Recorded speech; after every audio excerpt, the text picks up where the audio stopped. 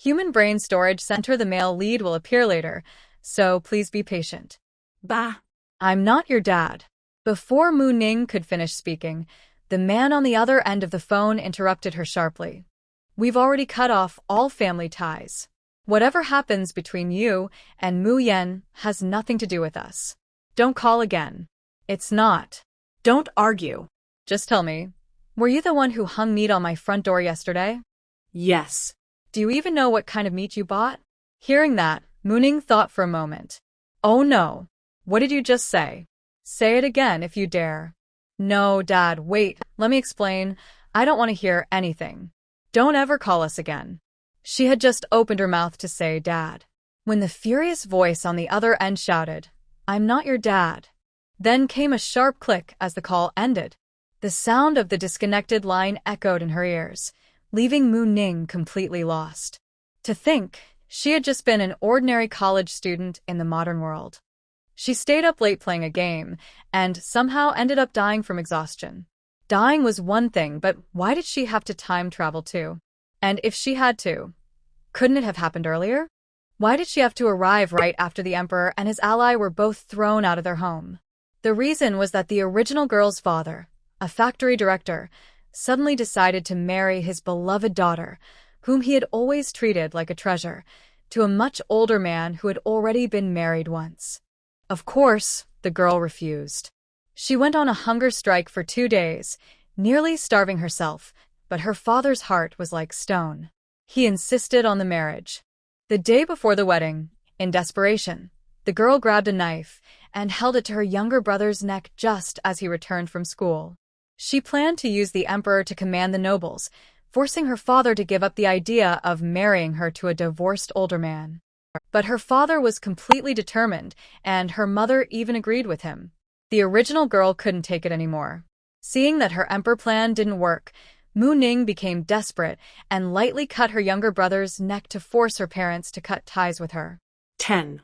At first, her parents refused, but she threatened them. If they didn't agree, they would have to guard against her all the time because she would fight them to the end. Her mother, standing behind her father, was so anxious that she burst into tears. Hearing her daughter's words, she was so frightened that she immediately agreed, ignoring her husband's dark expression. Seeing how quickly her mother agreed, Mu Ning became even more upset. She thought they treated her this way only because she was a girl. Her thoughts grew twisted. Why did they agree to cut ties with her so easily, but still care about her brother? So she demanded that they also cut ties with her brother, Mu Yen, or she would hurt him first. Her emotions got out of control, and the small wound on Mu Yan's neck deepened slightly. Her mother turned pale and quickly agreed, not daring to hesitate. Throughout the whole thing, Mu Yen said nothing. Even with a knife at his neck, he didn't show fear. In their father's eyes, it seemed that even both parents together couldn't compare to how much Mu Yen cared about his sister. After all, the 3 siblings hadn't grown up with their parents. Mu Ning and Mu Yen had only returned to live with them 2 years ago, after their grandfather passed away. Mu Ning thought her brother had followed her since childhood. If her parents didn't care about her, surely they would care about him. She believed this would make them change their minds. But unexpectedly, her mother agreed again. Seeing her father's furious face, Mu Ning completely lost hope.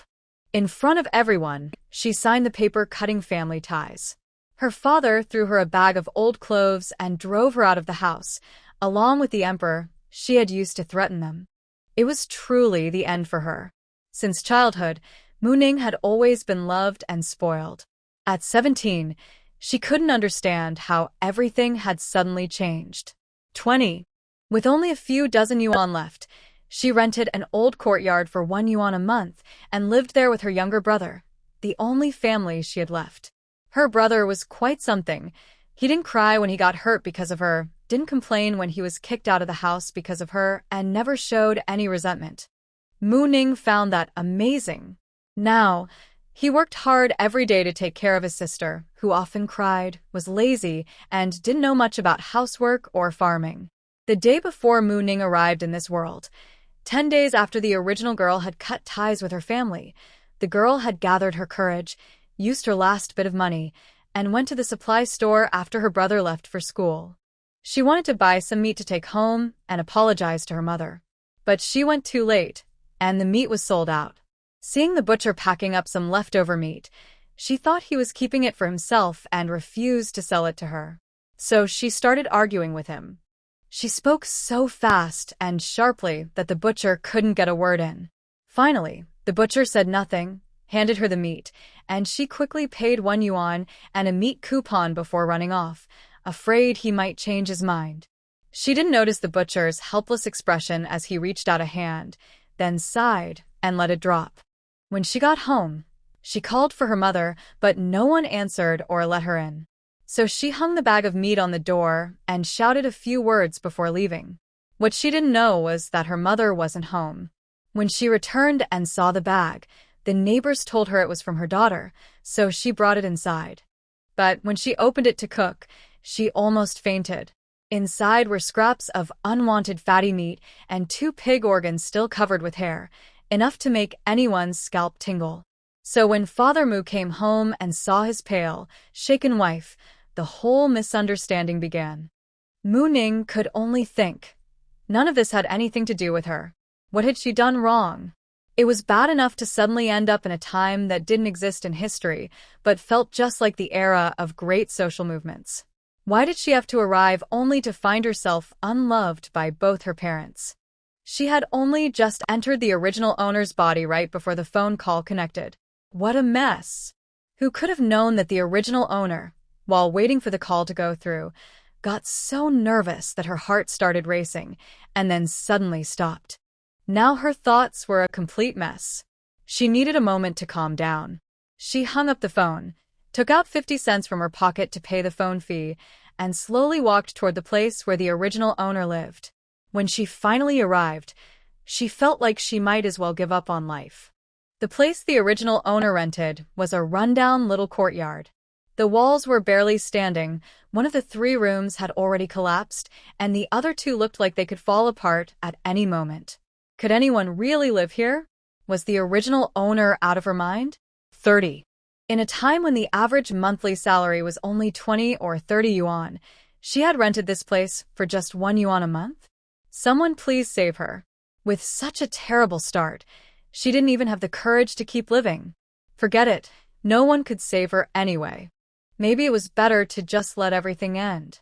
Her legs trembling, she walked into the house. She couldn't care about anything else now. She desperately needed some sleep.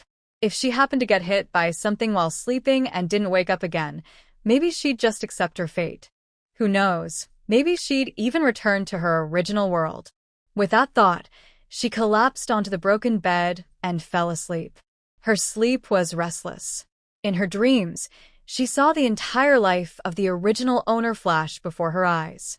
When someone finally woke her up, she was drenched in sweat, as if she had just been pulled out of water. "Sis, wake up. What's wrong?" A boy of about 11 or 12 was leaning over her, shaking her shoulder. Mu Ning forced her eyes open and slowly came to her senses. The boy in front of her was the original owner's younger brother, Mu Yan, 12 years old. He had a handsome, youthful face, a bit thin, but already nearly 1.7 meters tall. "I'm fine. Maybe I just slept too deeply," she said, sitting up on the broken bed. "Really? You were sweating so much, and I called you several times but you didn't wake up. You scared me." I'm fine. "What time is it?" Mu Ning asked, glancing at the dim light outside. "It's almost 8 in the evening. I've made dinner. If you're okay, come eat." He handed her a towel so she could wipe the sweat from her forehead. "Oh, okay." Mu Ning took the towel, wiped her face, then stood up and followed Mu Yan out the door. Although it was already autumn, the weather was still very hot. Mu Yan had set up a small wooden table in the yard. On it were 2 bowls of sweet potato porridge, a few corn buns, and a small plate of pickles. That was their dinner. After eating, Mu Ning asked her brother, Yan, "Do you blame your sister?" Huh. Mu Yan was stunned for a moment. When he realized what she meant, he said, "Blame you for what?" "Sis, you spent more time with Grandpa, learned more, and you're stronger than me. But that day, if I had really wanted to fight back, I would have had the chance."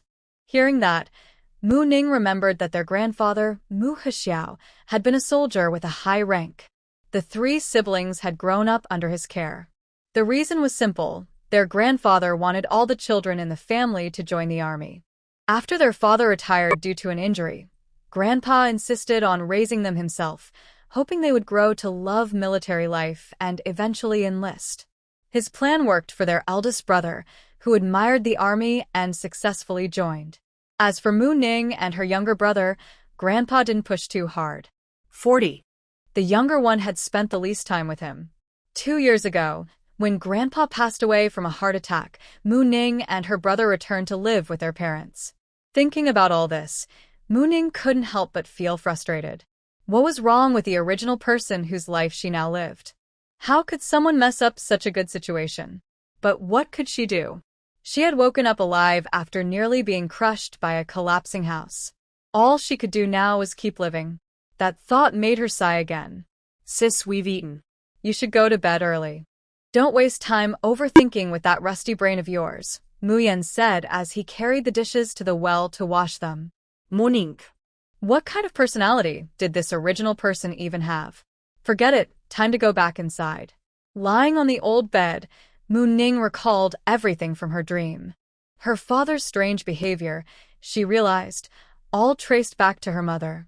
At that time, 2 political groups were in fierce conflict, and her mother's family had once been a very wealthy household. After the war began, her father devoted almost everything the family had to support the army, except for the dowry left to her mother. He provided everything from weapons and ammunition to food and medicine, and even sent his only son to the battlefield, where he eventually lost his life. Later, because her father, who was the factory director, couldn't stand the deputy director's bullying and mistreatment of the workers, he criticized him in front of others.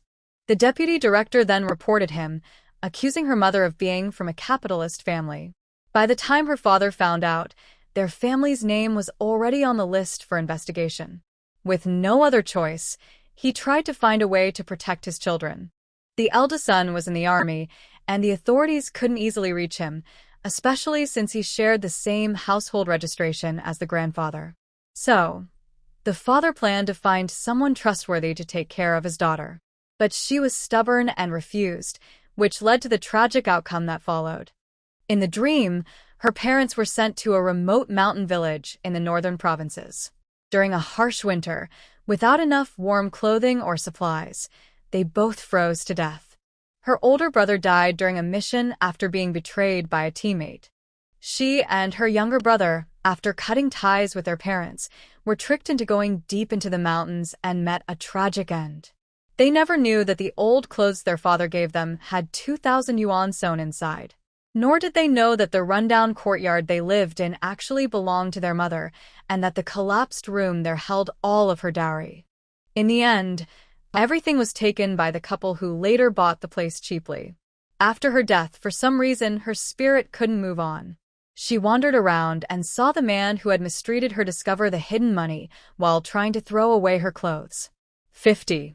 She also witnessed her younger brother's tragic fate in the same mountain village. Eventually, she drifted back to her birthplace and discovered the secret of the house, the very one they had lived in. Thinking about all this, Mu Ning felt she didn't want to deal with such a mess at all. Wouldn't it be better to live comfortably, being cared for by her wealthy partner and her generous brother? She sighed helplessly, wondering what kind of bad luck had brought her to this point. She had to bear things she never should have faced. Oh, original soul, can you please come back? But what could she do? She was already here and couldn't go back. She had to stay strong. Still, she couldn't help but wonder, why did everyone else who traveled through time have a special space, but she didn't? Unwilling to give up, she searched herself carefully to see if she had anything unusual. To her surprise, she found a jade coin with a carved mountain spirit hidden inside her clothes. Mu Ning held the jade coin and examined it closely, but it looked ordinary. Still, she bit her finger and let a drop of blood fall on it to test. Unexpectedly, the blood was absorbed, and the jade coin turned into a beam of light that entered her wrist. When she looked down, she saw a delicate carving of the same coin pattern on her left wrist, blending naturally with her skin. Then, she felt a faint connection with something. Following that feeling, she suddenly appeared on a patch of green grass. The land wasn't large, about the size of 3 football fields. It was covered in soft grass, with a spring bubbling nearby, but nothing else. Well, that was fine. At least she had something. She couldn't ask for too much. Since she could enter, maybe she could also bring living things in later. She decided to test that another time and left the space for now. When she stepped out of the room, her younger brother, Mu Yen, had already finished washing the dishes and was doing his homework. Forget it, she thought. She wouldn't tell him about what was going to happen at home yet. It wouldn't change anything right now anyway. She turned back to her room and found the bag of old clothes her father had thrown to her. Taking them out one by one, she carefully felt through each piece. When she noticed something unusual, she stopped, picked up a pair of scissors, and slowly cut along the seams. Reaching inside, she pulled out a thick stack of money, 2,000 yuan in total. She quickly stored it in her space, but then, the money fell onto the grass inside. Oh, it seemed she needed to build a small storage house and get some shelves and boxes to keep things organized.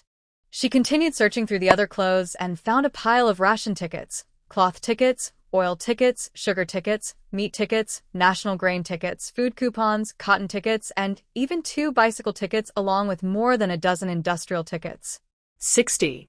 To her surprise, there were even over 10 foreign exchange coupons. She put everything into her storage space and piled it on the grass.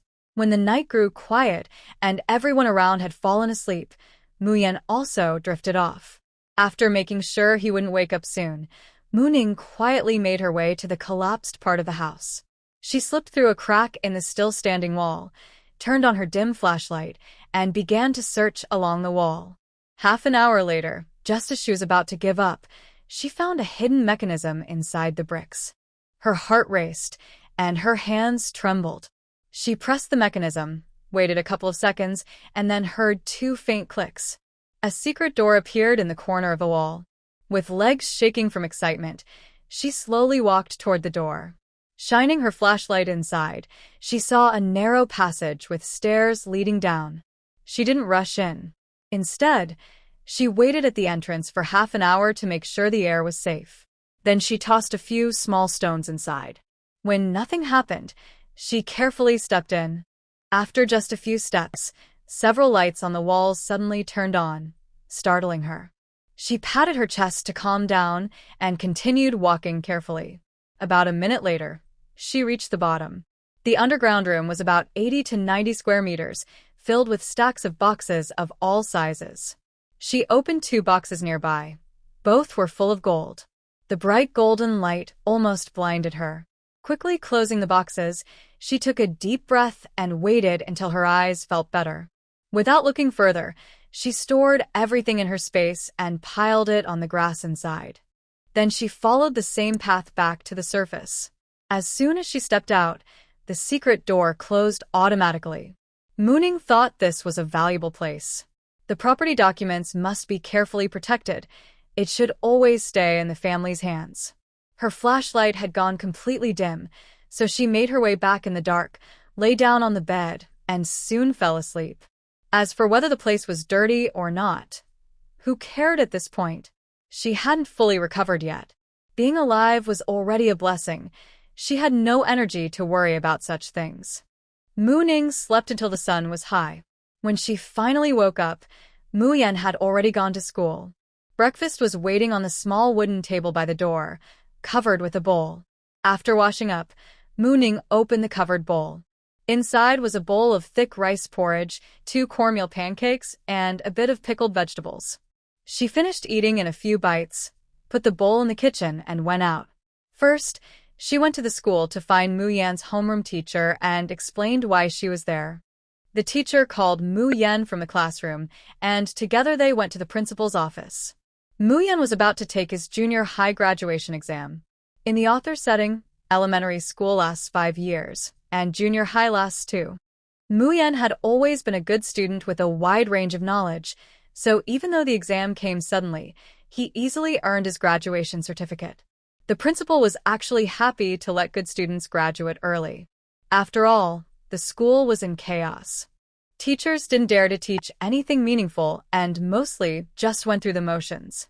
If they made even a small mistake, students might report or criticize them publicly. Holding the certificate signed by the principal, Muyan was still a bit confused, but since he could graduate early, he didn't think too much about it. By the time he got home, it was almost noon. He put down his school bag and was about to start cooking. Yen, don't cook.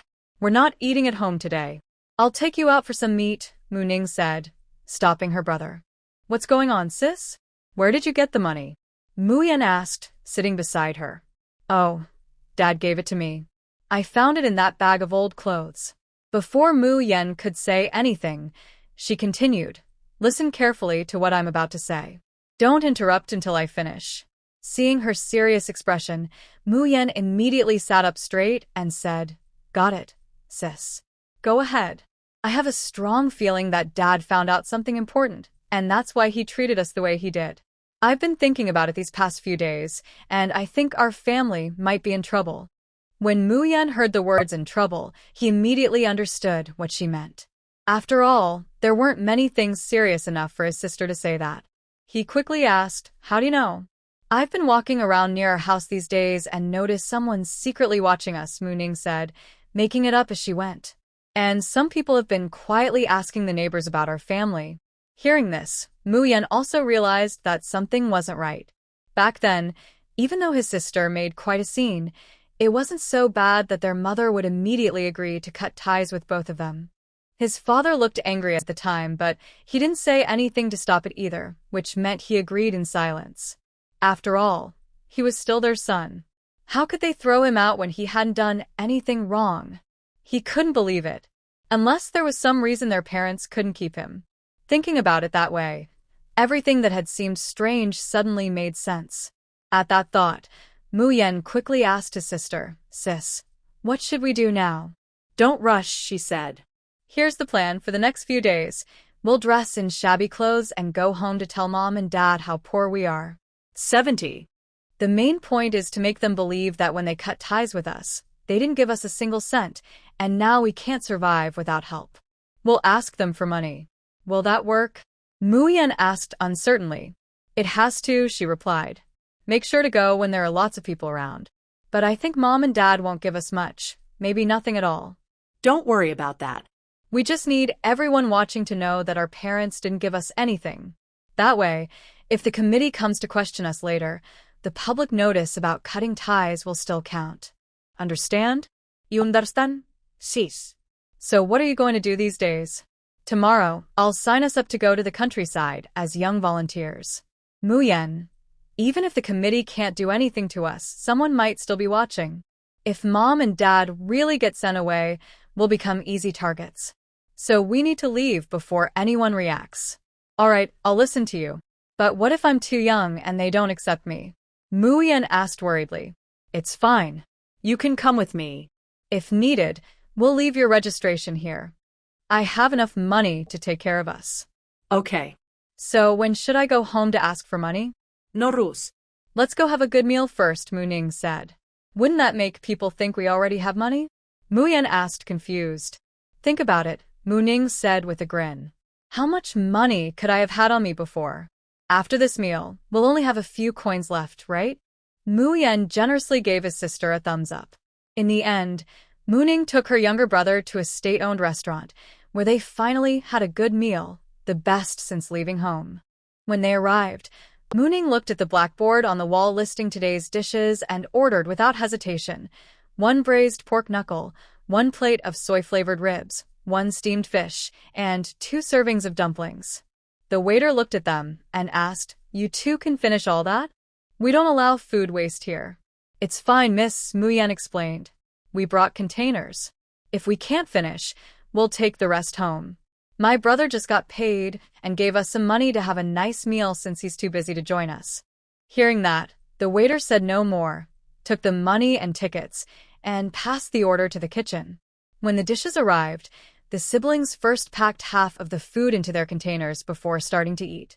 After just a few bites, Mu Ning heard someone calling her name. She turned and saw a girl in slightly worn clothes walking toward her. It took Mooning a moment to recognize her. It was Li Fongfong, a classmate from school. They had never gotten along well. Li Fongfong had always made snide remarks, mostly out of jealousy. Mooning's family was better off, and her parents treated her kindly, without favoring sons over daughters. Mooning, I've been calling you. Why didn't you answer? Without looking up, Mooning signaled her brother to keep eating. Are we that close? She replied calmly while eating. Li fan pausa. What's that supposed to mean? We were classmates for years, weren't we? Oh. That was all Mooning said. Li Fongfong's face darkened. She sat there feeling awkward. After all, they knew each other, yet the siblings didn't even ask if she wanted to join them. Mooning, it's just you and your brother eating here? Who else? If there were 2.5 of us, would that scare you? Mooning replied dryly, clearly uninterested in chatting. Li fan fronat. Mooning, since when did you start joking like that? How do you think I'm funny? You're the one who's really funny. Mooning asked with her mouth full, while chewing on a piece of rib. Li Fongfong thought to herself, this stubborn Mooning, nothing gets through to her. But as she watched the siblings eating with their mouths shiny with oil, she swallowed hard and said, I just mean, there are only 2 of you, and you ordered so much food. You probably can't finish it, right? Mooning pretended to be surprised. Huh? No, we can finish it. Li Fongfong was still daydreaming, hoping Mooning would say they couldn't finish, so she could help them eat. Without really hearing what Mooning said, she mumbled then. If you can't finish, I don't mind helping. Halfway through her words, she suddenly realized what Mooning had actually said. Seeing the siblings looking at her as if watching a show, her face instantly turned red, even down to her neck. You two. You're too much, she said, but she still sat firmly in her seat, showing no sign of leaving. She came from a family of 5 children, and she was the third, with 2 older sisters. Her parents clearly favored boys, though they hid it well and acted kind to their daughters in front of others. But in truth, no one would have guessed that the 3 sisters had never once eaten a full meal at home. All the good food and things always went to the 2 younger brothers. Growing up, she could count on one hand the times she had eaten meat. Her parents pretended to treat the girls better than the boys in public, but behind closed doors, all the housework fell on the 3 sisters. Her eldest sister was 23, the second 21. Neither was married yet, because their parents wanted to marry them off for a high bride price. Not long ago, a neighbor reported their family for having too many people and refusing to move to the countryside. After that, her parents hurriedly married off the 2 older sisters, taking large bride prices. But the men they married were much older, around 40, and known for being violent. 80. Their previous wives had died because of that. Everyone in the area knew about those men. Now, she was the only one left at home to do all the hard and dirty work, and even then, she was never given enough to eat. So when she saw the table full of meat, she simply couldn't bring herself to leave. Watching the 2 of them eat heartily, she let out a small sigh and continued, Mooning, it's been a while since we last met. Since we happened to run into each other today, shouldn't you treat me to something? Mooning looked speechlessly at the shameless woman beside her. Why should I treat you to a meal? Do you really think our relationship calls for that? What's wrong with it? Mooning didn't bother replying anymore and just signaled Mu Yen to hurry up and eat. She also sped up, then reached out and scooped the remaining dishes into their bowls. Seeing this, Li Fongfong was so angry that she felt her head might start smoking. You. How can you treat me like this? It was mealtime, and since Li Fongfong's voice was loud, everyone around turned to look at their table.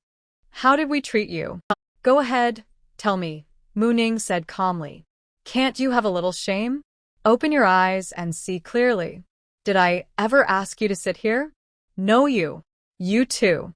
Li Fongfong stammered, pointing at Mooning in anger.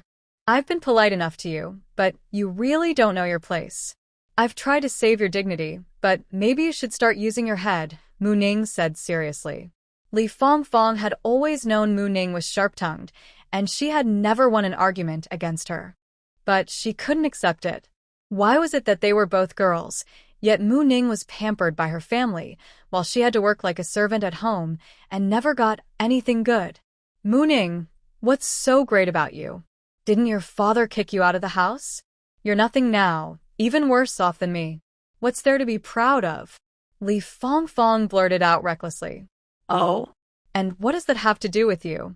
I still have food to eat, Mu Ning replied after finishing her last few bites. Let's see how long you can stay proud. Your parents don't want you, or your brother anymore.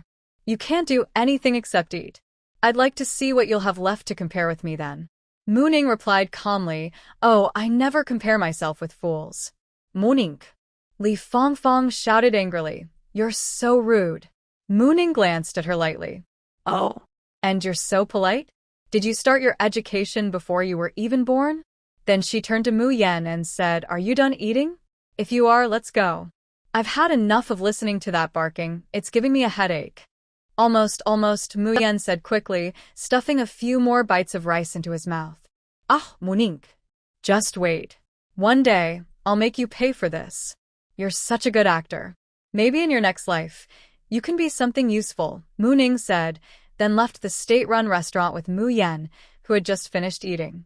Behind them, Li Fongfong was still shouting angrily, Mu Ning, You're bad luck. No wonder your parents didn't want you. Hearing that, Mu Yen wanted to go back and argue, but Mu Ning grabbed his arm. Cease. Don't bother with people who insult you. If a mad dog bites you, would you really bite it back? Mu Yen. Well, that makes sense. Mu Ning didn't speak loudly, but since they were still close to the restaurant door, Li Fongfong heard every word clearly. Mu Ning, you awful person, she yelled, grabbing a plate from the table and throwing it toward the siblings. Hearing the noise, Mu Ning and Mu Yen turned around and saw the broken plate not far from them. Then Mu Ning said calmly to the furious Li Fongfong, You know, every time I see you, I get a strange feeling, like the kind I have when I wake up from a bad dream. After that, she didn't look back again and walked away with Mu Yen. Li Fongfong was left fuming, while a restaurant worker came over to demand payment for the broken plate. Sis, what are we going to do now? Mu Yen asked, puzzled, as he looked at his sister, who seemed to be in a good mood. Of course, we're going home to sleep. What else? Mu Ning said cheerfully, humming a little tune as she walked ahead. Sleep? What else? It's noon, and all the workplaces are closed.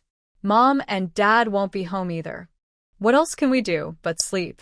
Then let's go home and sleep. And so, they happily decided to do just that. Before going to bed, Mu Yen carefully packed up the leftover food, tied it with a rope, and hung it in the well to keep it cool. That day, Mu Yen slept very soundly. When Mu Ning woke up, it was already close to 3 o'clock. Remembering that she still needed to register for the countryside program, she didn't stay in bed. After washing up, she went to check on Mu Yen.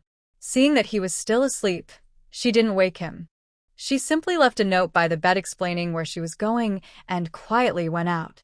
After asking around, she finally found the office in charge of sending educated youth to the countryside.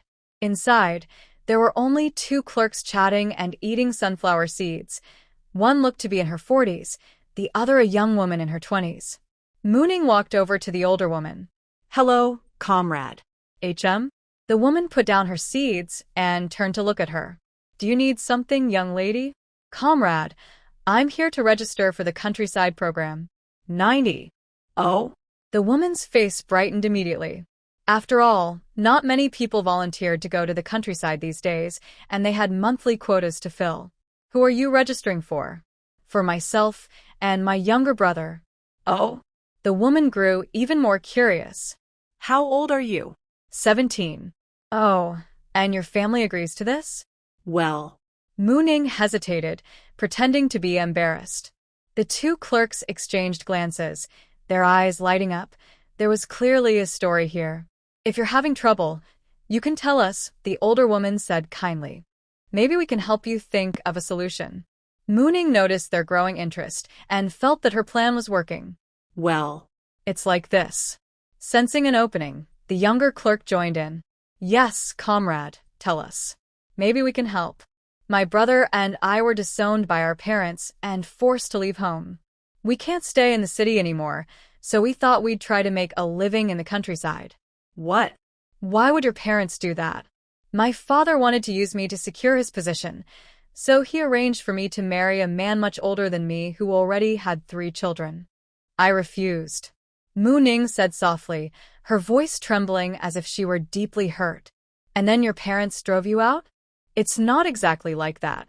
I went on a hunger strike for 3 days because of it, but my father still planned to send me to that man's house. I overheard their plan and made a scene. My parents thought I had embarrassed them, so in anger, they kicked me out. My younger brother ran after me. You never went back home? The young woman asked eagerly, her face full of curiosity. Seeing her reaction, the older clerk quietly tugged at her sleeve. Mu Ning pretended not to notice and continued hesitantly, that night, I actually wanted to go back. After all, my brother was still with me. But my parents wouldn't open the door. I took my brother to find a place to stay for the night, planning to go back in the morning, but what happened? The young woman leaned forward, eager to hear more. Before I even got home, I heard people on the street talking about a notice in the newspaper. I bought a copy and saw that it was really from my parents. I panicked and rushed back with my brother, but they wouldn't let us in. They just threw out a bag of old clothes and told us to leave. Your parents are really... The young woman started to speak, but was quickly stopped by the older lady beside her. Dear, my surname is Liu. You can call me Auntie Liu. Listen to me, you should try talking to your parents again. Auntie Liu, they already put it in the newspaper. Even if she goes back, what can her parents do now? The younger clerk said indignantly. I did go back, Mu Ning said softly, but they never let us in. They don't want to see me or my brother. Auntie Liu sighed. Don't be too sad, dear. Since your parents are like this, maybe going to the countryside with your brother is a good thing. It's a chance to start over. As she spoke, she began looking for the forms for the youth relocation program. The younger clerk helped her. Don't worry, we'll make sure everything is done properly. Work hard in the countryside. Maybe you'll have a bright future there. Mo ning notet grate shulli. Thank you, comrades. My brother and I will do our best. Auntie Liu handed her the forms. Fill these out first, dear. When she looked over the completed forms, she noticed that Mu Ning's younger brother was only 12 years old. Mu Ning richt. About your younger brother's age. I know he's still very young, but if I leave him alone, he won't survive. Aunt Liu, is there any way to help? Well, your brother is too young. Even if I arrange for you to go to the countryside, his household registration can't be transferred. Then don't transfer it. I'll take him with me. I'll work hard and earn work points. That's still better than leaving him here. Mu Ning sait pretending to hesitate. Seeing how determined she was to take her brother, the 2 clerks didn't try to stop her. After all, sending one more person to the countryside helped them meet their quota. Even though the registration couldn't be changed, they couldn't refuse since the guardian agreed. Thinking this way, they stopped trying to persuade her, though they still felt a bit sorry for her. One of them asked, Young lady, do you have a place in mind? If you volunteer to go, you can choose where to be sent. I was thinking of somewhere in Province X. My father once mentioned that a distant cousin of ours married there. Do you know the exact place? I can check if we can send you there. It's in Nanxiang County, in a town called Luli. I think the team is called Xiaolugago, but I don't remember which commune it belongs to. Mu Ning pretended to recall carefully, naming the place where her parents had been sent before. Wait a moment, I'll check. Thank you, Aunt Liu. After a while, the clerk said, Found it. It's under Lushui commune, and there's indeed a Xiaolugaga team. Then please arrange for us to go there. All right. Thank you, Aunt Liu, and thank you, comrade, Mu Ning said gratefully. When all the paperwork was done, the clerk handed her the documents. Keep these safe. When you arrive, give them to the local office. Mu Ning took the forms and thanked them again and again before leaving with the 100 yuan settlement allowance. Holding the papers, she felt much more at ease. 100. As she stepped out of the office, the sunlight was warm and bright. She closed her eyes, lifted her face slightly, and took a deep breath of the fresh air. Since she couldn't go back, she decided to accept her new life. From now on, She would protect this family well. It seemed that the original owner of this body was not coming back. Ever since she had arrived in this body, she hadn't felt any real discomfort except for being a little weak. The original owner had really left without hesitation. Thinking about her life before coming here, she had been an orphan, but that only started after her older brother moved in with his wealthy wife. Still, he had left her enough inheritance to live comfortably for the rest of her life. Sigh. It was a bit sad to think about. She hadn't even finished spending all her money. But when she thought about the things stored in her space, she felt better. She hoped the original owner would have a good next life. When she got back, she planned to tell Mu Yen the good news so they could prepare together for their move to the countryside.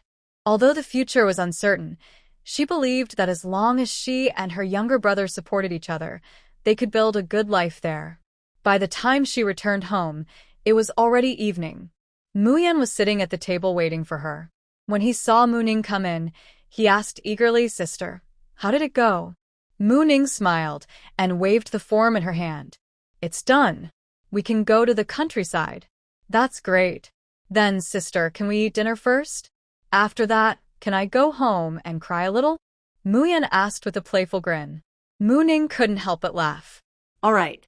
"Eat first. Crying takes energy." On the table were dishes they had brought back from the state-run restaurant at noon. Mu Yen had already reheated them before she came back, so they were still warm. The siblings ate and chatted. Mu Ning told Mu Yen about what had happened at the office and how they would use the 100 yuan settlement money. She thought that at 12 years old, Mu Yen might feel nervous or scared about moving to the countryside. After all, he was still a child. So she explained everything in detail, hoping to ease his worries. Mu Yen listened carefully as she talked about the youth office and their future life. After dinner, Mu Ning started to clean up, but Mu Yen stopped her. "Sister, you're not good at this kind of thing, so let me do it. You don't need to learn. I can take good care of you." Mu Ning was speechless. She almost forgot that the original owner had been someone who didn't like housework and didn't even know much about cooking. Of course, she couldn't admit that because she herself was actually quite good at cooking. In her previous life, when her parents were still alive, she used to travel with them and her brother during every holiday. She was actually someone who could live independently. "I can't stay useless forever. Besides, I'm really interested in this now and want to give it a try. When we go to the countryside later, I can't just let you do everything alone." Seeing that Mu Yen wanted to say more, Mu Ning spoke first. "I know you care about me, but I care about you too. Even though you're already a young man, your sister will always worry about you." Cease. Mu Yan's eyes turned red. "It's okay. Your sister is strong, knowledgeable, and smart. No matter what happens, I can make sure we both live well. So, Mu Yen, don't worry." Mu Ning put her arm around his shoulder and spoke seriously to the boy who was almost as tall as she was. "Sis, I'm not that afraid of going to the countryside anymore. As long as you're with me, I'm not scared of anything." Mu Yen looked straight at her, his voice full of sincerity. Mu Ning looked at him and gently hugged him. At that moment, she felt a warmth she hadn't felt in a long time. Although she had an older brother, his wife came from a wealthy family and was very capable, managing a large business on her own. Mu Ning had always been afraid of disturbing them, so she rarely contacted her brother. It had been a long time since she'd felt this kind of closeness. "Good brother. We'll face everything together. No matter what happens, I'll always protect you." They hugged for a while. Then Mu Ning let go, wiping the tears from both their faces. "All right, no more crying. Don't you still have to go home and see Mom and Dad? If you don't go soon, it'll be dark." Then. "I'll pack up and change my clothes before I go." Mu Yen looked a little embarrassed, his cheeks turning red as he avoided his sister's gaze. "Okay, go ahead." Mu Ning smiled slightly at his shy expression but didn't tease him. Then she turned around and began clumsily cleaning the dishes by the well. Mu Yen quietly watched her back, as if making an important decision. His eyes grew firm. After a while, he turned and went back into his small, shabby room. "Sis, are you coming with me?" When Mu Yen came out again, his clothes were worn, his spirit low, and his face pale, making him look pitiful. Mu Ning glanced at him and continued with her work. I'm not going. You can go by yourself. Just stay for a while, and if Mom and Dad don't talk to you, come back before dark. I'll pick you up then. Okay, sis, I'm leaving now. All right, be careful. Got it. With that, Mu Yen had already left the yard. At the Mu family home, the couple sat on the sofa, both looking worried and tired. Old Mu, how do you think Ning Ning and Xiaoyan are doing now? I just can't stop worrying, Mrs. Mu said anxiously. They're no longer our concern. Why are you still worrying about them? Do you want to go with them too? Mu Jiangwo, the father of Mu Ning and Mu Yen, looked pale and weary.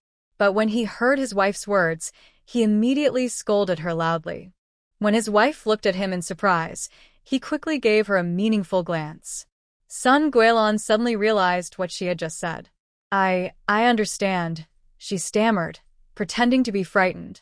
Mu Jiangwo sat on the sofa, looking dispirited, smoking one cigarette after another. Tell me, what is that awful Wei Daming trying to do? Why would he harm us? What good does it do him? Mrs. Mu said bitterly, her face full of anger. I didn't expect him to be so petty. From what I've heard, the higher-ups plan to transfer me elsewhere. I guess Wei Daming wasn't happy about that. Sigh. We still don't know what's really going on.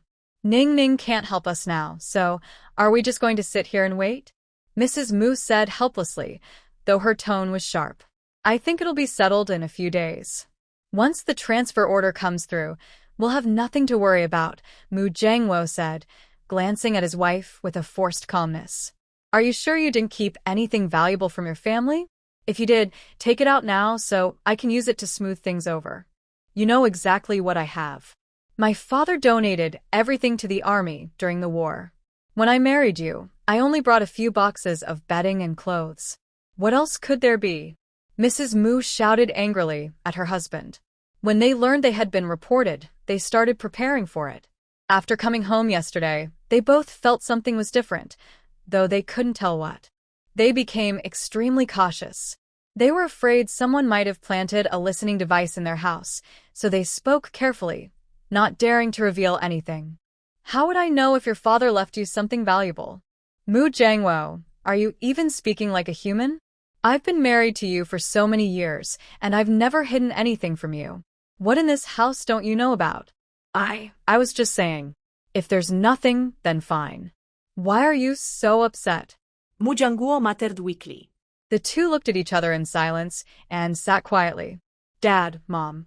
Dad, Mom. The couple froze when they heard the voice from outside the yard. Dad, Mom. Come out. Please. The couple exchanged a look. Why was their foolish son here? They carefully moved toward the courtyard, trying not to make a sound.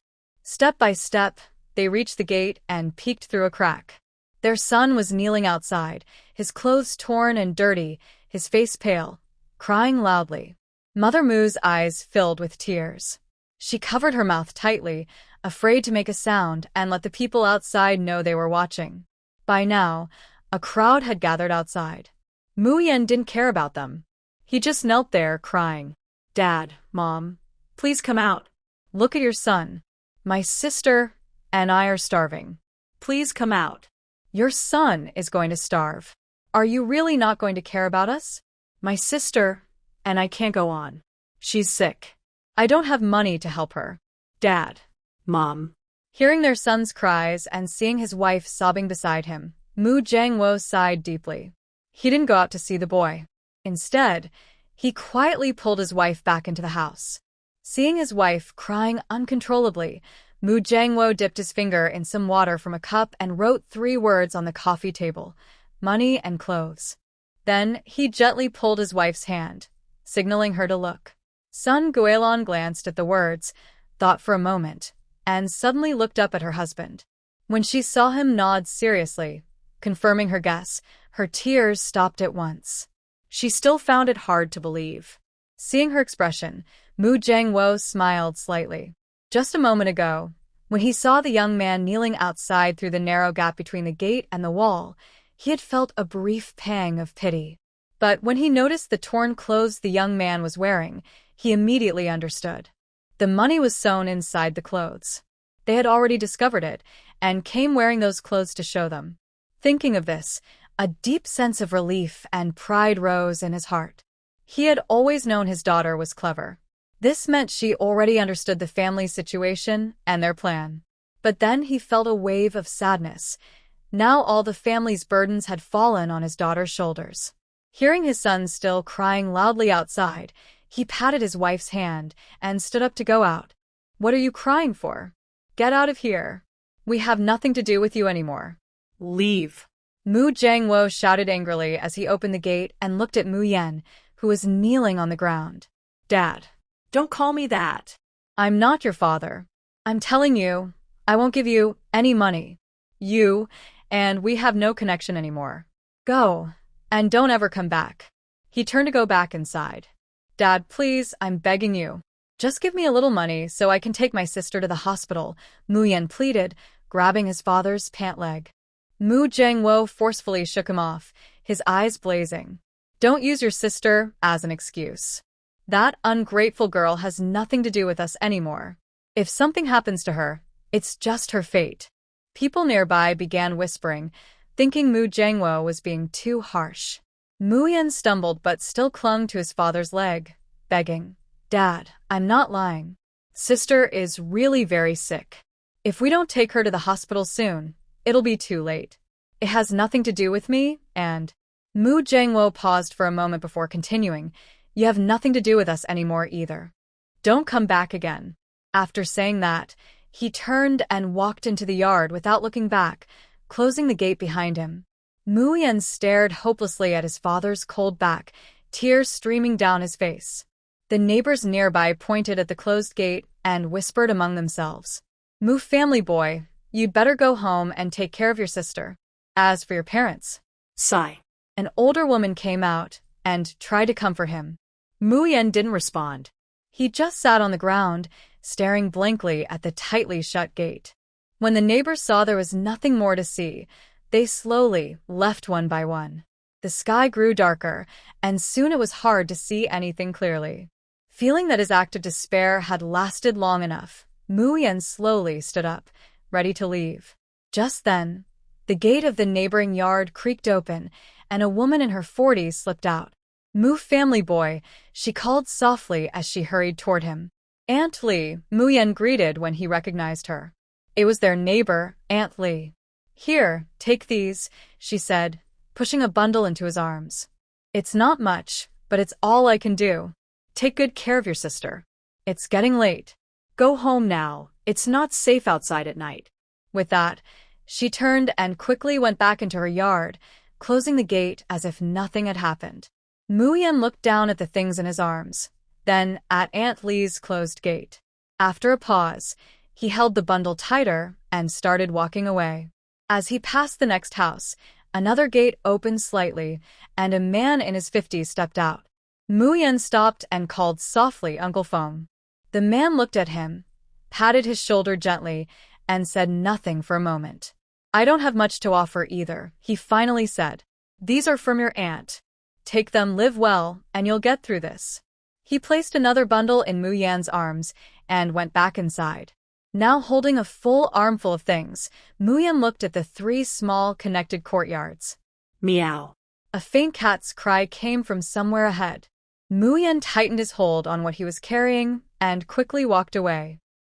Ayan. A clear but slightly cold female voice called out. A tall, slender woman with a long ponytail appeared ahead on the road. It was Mu Ning, who had promised to come pick him up. Cease. Hearing his sister's voice, Mu Yan hurried over to her. Seeing what her brother was holding, Mu Ning didn't ask much. She simply took one of the bundles from him. "Let's go home." Okay, Mu Yan replied softly. As they walked, he lowered his voice and told his sister where the things had come from. "Sis, when are we leaving for the countryside? You didn't check?" Mu Ning looked at him in surprise. "I didn't really notice. You gave me 2 papers, but my eyes were blurry, so I didn't read them carefully," Mu Yan said, scratching his head in embarrassment. "The afternoon after tomorrow.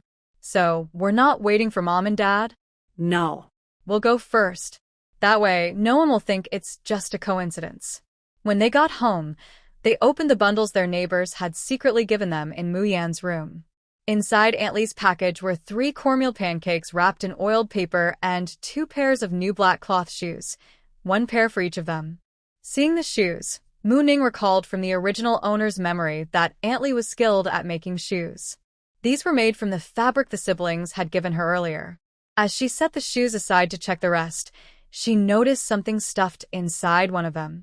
Mu Ning reached in and pulled it out. 3 yuan. She looked at Mu Yan in surprise.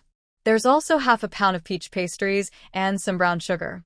Check that one too, Mu Ning said, pointing to the bundle beside Mu Yan. He obediently opened it. Inside were 3 feet of dark blue coarse cloth, 5 steamed buns made from mixed flour wrapped in oiled paper, a few packets of antibiotics, and a 10-yuan bill. The siblings stared at the contents, both deeply surprised. None of them expected Uncle Feng to give them so much money. In those days, when the average monthly salary was only 20 or 30 yuan, 10 yuan was already a big amount. Cease. This. What are you shouting about at the door? Mu Ning looked at her brother, Mu Yan, curiously. She couldn't help being curious. After all, it was quite a lot of money. I just said you were sick. And we didn't have money for medicine. Mu Yan stammered, not daring to meet his sister's eyes. Otherwise, what else could I say? Seeing his sister's expression change, Mu Yan quickly added, You. How can you be so silly? Mu Ning tapped her brother's forehead, looking both helpless and annoyed. Then tell me, what should I have said? What would have been better? That question left Mu Ning speechless. Forget it, let's not talk about that. What should we do with this money? Mu Ning looked at the bills in her hand, then at her clueless brother. I don't know either. After thinking for a while and finding no good solution, they decided to set it aside and talk about their plans for the next few days. Mu Yan, I'm going out around midnight tonight, to the black market. I need to buy some things. We have to get ready for going to the countryside. Cease. I know what you're going to say. Don't worry, I'll be careful. Before Mu Yan could finish, Mu Ning interrupted him. Stay home tonight and be alert. I'll come back as soon as I can. And tomorrow morning, go to the supply store and buy some extra food, get some candies, both white rabbit and fruit ones, and some pastries. I still have a few cigarette coupons. Take them and see if you can get some cigarettes. They'll be useful for making friends later. After thinking for a moment, she added, see if you can buy some meat. Any kind will do. Okay, cease. Then I'll bring breakfast from the state-run restaurant tomorrow too. That's fine. I'll give you the money and coupons. She went into the room to get them. When you go in the morning, buy more breakfast if you can. We'll take it with us when we go to the countryside, she said as she handed him the money and coupons. Won't it spoil if we buy that much? Don't worry. Your sister has a secret place to keep it safe. Thinking about the space, she suddenly remembered that she needed some shelves and a small house for it. Tonight, she planned to visit the black market to see if there were any suitable shelves. Okay. Mu Yan had complete confidence in his sister and never doubted her words. After deciding what to do the next day, the siblings quickly washed up and went to bed. Midnight when Mu Ning quietly left the house, the faint sound woke Mu Yan, who was lying in bed. He didn't get up to check. After making sure his sister had gone, he closed his eyes again, though he stayed alert. Earlier that evening, when Mu Yan had gone home crying, Mu Ning had already found out where the black market was. Now, she had disguised herself as a young man wearing a felt hat, a black jacket, and carrying a basket on his back. The black market was located in a remote, slightly run-down alley. When she arrived, a man was crouching in the shadows at the entrance, his face hard to see. When he saw her, he asked in a low, rough voice, buying or selling? Buying, she replied in the same low, rough tone. 2 cents. She handed over the money and quickly walked inside. On both sides of the alley, people were sitting with baskets, selling various goods. There were quite a few buyers and sellers, but the place was very quiet. Everyone moved carefully in the dark. Sellers didn't speak much. They simply lifted a corner of the cloth covering their baskets and shone a small flashlight so buyers could look. If someone was interested, they would ask the price and then whisper to each other. Some were selling old items. They sat by the wall with one or two small wooden boxes in front of them. When someone asked about the price, they would open the box slightly, making sure others couldn't see, and show the contents. If the buyer was satisfied, they would move to a quiet spot to discuss the price. Mooning wasn't there to sell anything. Her main goal was to see if she could buy cotton, cloth, food, seeds, things useful for life in the countryside. She walked up to a man who looked like an older uncle and quietly asked, "Uncle, what are you selling?" The man didn't answer. He simply lifted a corner of the rough cloth covering his basket and shone a dim flashlight inside. Two large roosters, their claws tied and wings bound, even their beaks secured, looked quite hefty. "Uncle, how much are they?" "3.5 each, no bargaining," the man replied in a deep voice. "All right, I'll take both." She pulled out 7 yuan from her pocket and handed it to the seller. After checking the money, the man lifted the 2 roosters, placed them into the basket on her back, and quickly left. Once Mooning made sure everything was secure, she continued walking while keeping an eye on her surroundings. "Auntie, what are you selling?" The woman showed her goods, just like the previous seller had. Mooning's eyes lit up with surprise. It was fine white rice, about 30 jin, and 2 bags of brown sugar. "Auntie, how much?" "Rice is 1 yuan per jin, and the brown sugar is 2 yuan a bag." Mooning looked at the sugar. Each bag seemed to weigh about 2 jin. After thinking for a moment, she said, "I'll take it all. The rice weighs 31 jin, but I'll count it as 30. The 2 bags of sugar are 4 jin total. Altogether, that's 34 yuan. Mooning counted out the money and handed it to the woman, who checked it, gave her the goods, and left with her basket. After wandering a bit longer, Mooning stopped in front of a teenage boy. He didn't look very old, but there was a sharp glint in his eyes. "Young man, I'm looking for some storage racks. Do you know where I can get them?" Mooning asked quietly. The boy glanced at her cautiously before replying, "What kind are you looking for? Can I see what kinds you have first?" The boy gave her a look. "Is that a problem?" she asked. He studied the woman disguised as a man in front of him. Did she even know what kind of place the black market was? "Forget it, just follow me," he said, turning to leave without waiting for her response. Seeing him go, Mooning quickly followed. They turned left and right through several narrow paths before stopping at the gate of a small courtyard. It was dark along the way, and she couldn't see clearly, but Mooning could tell they had probably left the main part of the black market. The boy knocked on the wooden door, 2 short taps, 1 long, then 2 short, and waited quietly. After a short while, the door opened, and a girl of about 10 came out. When she saw the boy at the door, her confused look quickly turned into a happy smile. "Brother Awang, come in," she said, opening the door wider.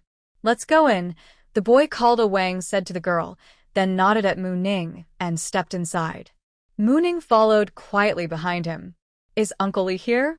Awang asked the girl. "Yes, wait a moment, I'll call him," she said, walking toward the back. The boy stayed silent, and Mooning stood quietly, carefully observing the small courtyard. It was already dark, so she couldn't see clearly. The yard wasn't big, 3 rooms, about 20 square meters, neat and tidy. She looked toward where the girl had gone. There seemed to be another small yard in that direction. Just as she was thinking, a man in his 30s came from the back. "Awang, what brings you here?" "Uncle Lee, this person came to look at the wooden shelves for storing things," Awang said, pointing at Mooning. "Oh." Uncle Lee looked at Mooning for a moment before saying, "Come with me." Then he turned and walked back. Awang didn't move, only waved for Mooning to follow. Mooning glanced at him, then decided to go after Uncle Lee. When they reached the backyard, Mooning realized it was much larger than the front one. Half of it was used as a simple storage area. The man turned on a flashlight, opened the warehouse door, and gestured for Mooning to look inside. "Everything's in here. See what you need and pick it out. We'll settle the price later." He stepped inside and handed her another flashlight. Mooning followed carefully. There were quite a lot of things inside. There were several kinds of wooden shelves, and she even saw a few rosewood display stands. After picking a few sturdy ones, she noticed 2 small wooden houses in the far corner of the warehouse. Each was about 10 square meters, a little over 2 meters high, with pointed roofs, now covered in a thick layer of dust. Thinking for a moment, Mooning asked, "Uncle, why do you have these little wooden houses? Are they for sale too?" When Mooning asked about the small wooden house, the man was stunned for a moment before replying, "It's for sale, but I don't deliver. As you can see, delivery isn't convenient." How much is it then? "If you want one, it's 20 yuan each. I made these for someone before, but they didn't want them after they were done, so they've just been sitting in the warehouse." After thinking for a moment, he added, "I'm not charging you extra. Honestly, they've been here for a while, but the wood is good quality, and they're very sturdy." As he spoke, he shook one to show its strength. "All right, no delivery is fine, but you'll have to move them out for me." Sure. "When will you pick them up?" "Move them out first. I'll come tomorrow, either in the morning or afternoon, to take them." "Okay." Good. "I'll look around a bit more," she said, heading back into the warehouse. With the small houses decided, she started buying decorations to match their size. In the end, she chose a small bed, several shelves, 2 wardrobes, and 2 large wooden tubs. For smaller items, she picked a pair of chopsticks, a few wooden spoons, some bowls, and 2 basins. She also noticed some wooden lunch boxes with lids in different sizes and took 10 of them. After thinking for a moment, she also took a few display shelves she had seen earlier. Then she picked 2 tall cabinets. 2 small houses cost 40 yuan, 2 wardrobes 30, 2 tall cabinets 20, 2 tubs 10, and 1 small bed 15. The 5 shelves were simple, 1 yuan each, totaling 5 yuan. The 3 display shelves were 3.5 yuan each, totaling 10.5 yuan. Altogether, everything came to 130.5 yuan. The smaller items like bowls, basins, and chopsticks were given to her for free. Mooning paid a 30.5 yuan deposit and told him she would pay the remaining 100 yuan when she picked everything up. The main thing was to have the 2 small houses moved to the yard by tomorrow morning, with all the items placed inside for easy loading. The man agreed and promised to move them out soon. After finalizing everything, they returned to the front yard together. Awang was still waiting there. When he saw Mooning come out, he greeted the man and then left with her. "Are you going back to the black market?" Awang asked. That question confirmed the suspicion Mooning had from the start. As expected, she had already left the black market. After looking around, she quickly figured out where she was. "I'm heading back, but I also want to buy some cotton. Do you have a way to get it?" "How much do you need?" "As much as you can get." "I need quite a lot. I have about 30 jin. Is that enough? If not, I know where to find more." "All right, let's get your 30 jin first, then you can help me find the rest." "Okay. My cotton doesn't need a ration ticket, but it's a bit more expensive, 1 yuan and 50 cents per jin. Is that fine?" "That's fine." "Then wait here for me. I'll be quick," he said, then ran off. Mooning had no choice but to wait. Luckily, there weren't many people around. After about 10 minutes, Awang came back carrying a large sack. Mooning checked the cotton and said, 1 yuan 50 per jin, 30 jin makes 45 yuan. And here's 3 yuan for your trouble today. How much more do you still need?" Awang asked as he took the money. "How much more can you get?" Mooning gusket. "I can probably get another 50 or 60 jin at most." "Then get it all. I'll wait for you here tomorrow morning at 10, all right?" All right. It's settled then. "I'll take these and won't go back to the black market. See you tomorrow." Mooning tied the sack to her basket and carried it on her back. "See you tomorrow," Awang said, watching her leave without looking back. Once she was out of his sight, Mooning walked a bit farther, made sure no one was following her, and then stored everything away in her hidden space. After wandering around for about another hour, she finally made her way back to the small courtyard. By now, the courtyard was completely dark, and it was clear everyone had gone to bed. She quietly slipped into the backyard, climbed up the wall, and looked inside. 2 small sheds had been moved out. She carefully climbed down, went up to the sheds, and saw that all the things she had bought were neatly placed inside. Nothing was missing. With a wave of her hand, the 2 sheds disappeared from the yard. After thinking for a moment, Mu Ning found 2 heavy wooden blocks, placed them where the sheds had been, and tucked the payment between them, leaving one corner of the money visible. After finishing everything, she quickly slipped back to the wall and jumped out, then hurried away. When she was a good distance from the small courtyard, Mu Ning looked up at the sky, estimating it was probably around 3 in the morning. She thought for a moment, found a place to change into different clothes, and then headed toward the black market. This time, her goal was very clear: to find fabric, baby formula, and malt extract. These items were not easy to find in the black market. She took nearly half an hour to discover someone selling fabric in a quiet corner. The fabric seller was a man in his 30s. Mu Ning bypassed the nearby stalls and stopped in front of him. "Comrade, how much for this fabric?" she asked softly. The man squatting in the corner looked up when someone approached and whispered back, "Comrade, look at what kind you want. I have 3 pieces of fabric like this." He then showed Mu Ning the 3 pieces of fabric in his basket. This light yellow floral cotton is a thin cotton fabric, a bit thicker than the other thin cotton. It costs 5 cents per yard if you have a ticket, or 4 cents if you don't.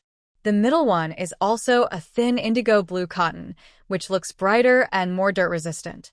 The last one is navy blue. Mu Ning liked all 3 colors of fabric. "I want half a yard of the floral one and the other 2 pieces, but I don't have a ticket. Can you give me a lower price?" The man saw she wanted quite a lot. "Then I'll sell it to you for 3.5 cents per yard." "Okay." Mu Ning didn't expect it to be so cheap. She saved 5 cents per yard. Since 1 yard is 100 feet, she bought 250 feet of fabric.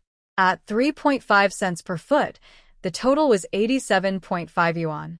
That was quite a lot.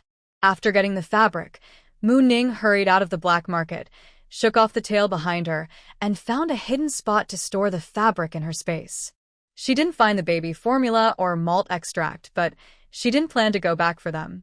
Instead, she carried her basket and quickly headed home. Inside, Mu Yan, who was half asleep, heard the door open and close. He sat up, tiptoed to the window, and looked outside carefully by the moonlight. At the gate, someone was carrying a basket into the yard. "Xiao Yan, go back to sleep." Hearing his sister's voice, he felt relieved. He slipped into his shoes, opened the door, and said, "Sister, yes. Go back to sleep quickly. It's almost dawn. If you can buy it tomorrow, buy it. If you can't, don't force it. You're still young.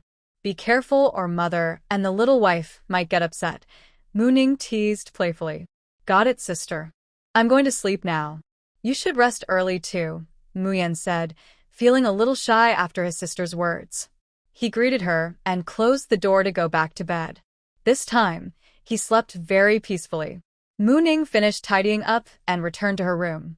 She closed the door, but did not sleep on the bed. Instead, she moved her mind and entered her space. Once she confirmed her body could also enter the space, she felt very happy. Inside the space, she looked at the boxes of various sizes on the ground and the 2 small houses on one side. First, she looked around to decide where to place the small houses. She controlled her thoughts to put the houses in the chosen spots. Then, she entered the small houses to start organizing them. One small house contained a small bed, a wardrobe, and 3 antique shelves. The other small house was filled with 5 storage racks, and seeing there was still space, she also moved in 2 large tubs. Next, she headed toward the large and small boxes. When she reached the boxes, she opened each one to see what could be placed on the antique shelves and what could go on the storage racks. She moved items inside one by one. Once the antique shelves were full and the storage racks were filled, she noticed many boxes on the grass still unopened. Not all open boxes had their contents taken out. Mu Ning looked around and started rearranging the boxes, filling them up and lining them along the wall of the small house. She saw that there were 3 large boxes of dried fish and 5 smaller boxes of dried fish, with the boxes being smaller than the large fish boxes. The remaining boxes included 8 boxes of jewelry and about 20 boxes of antiques, porcelain, paintings, and calligraphy. Finally, there were 3 small boxes of silver coins. She put the remaining small items like wooden bowls and chopsticks into a wooden basin, then placed them into a floor-standing cabinet. She also stored the newly bought fabrics in the cabinet. Seeing that there was nothing else urgent, she exited the space. It was almost dawn now.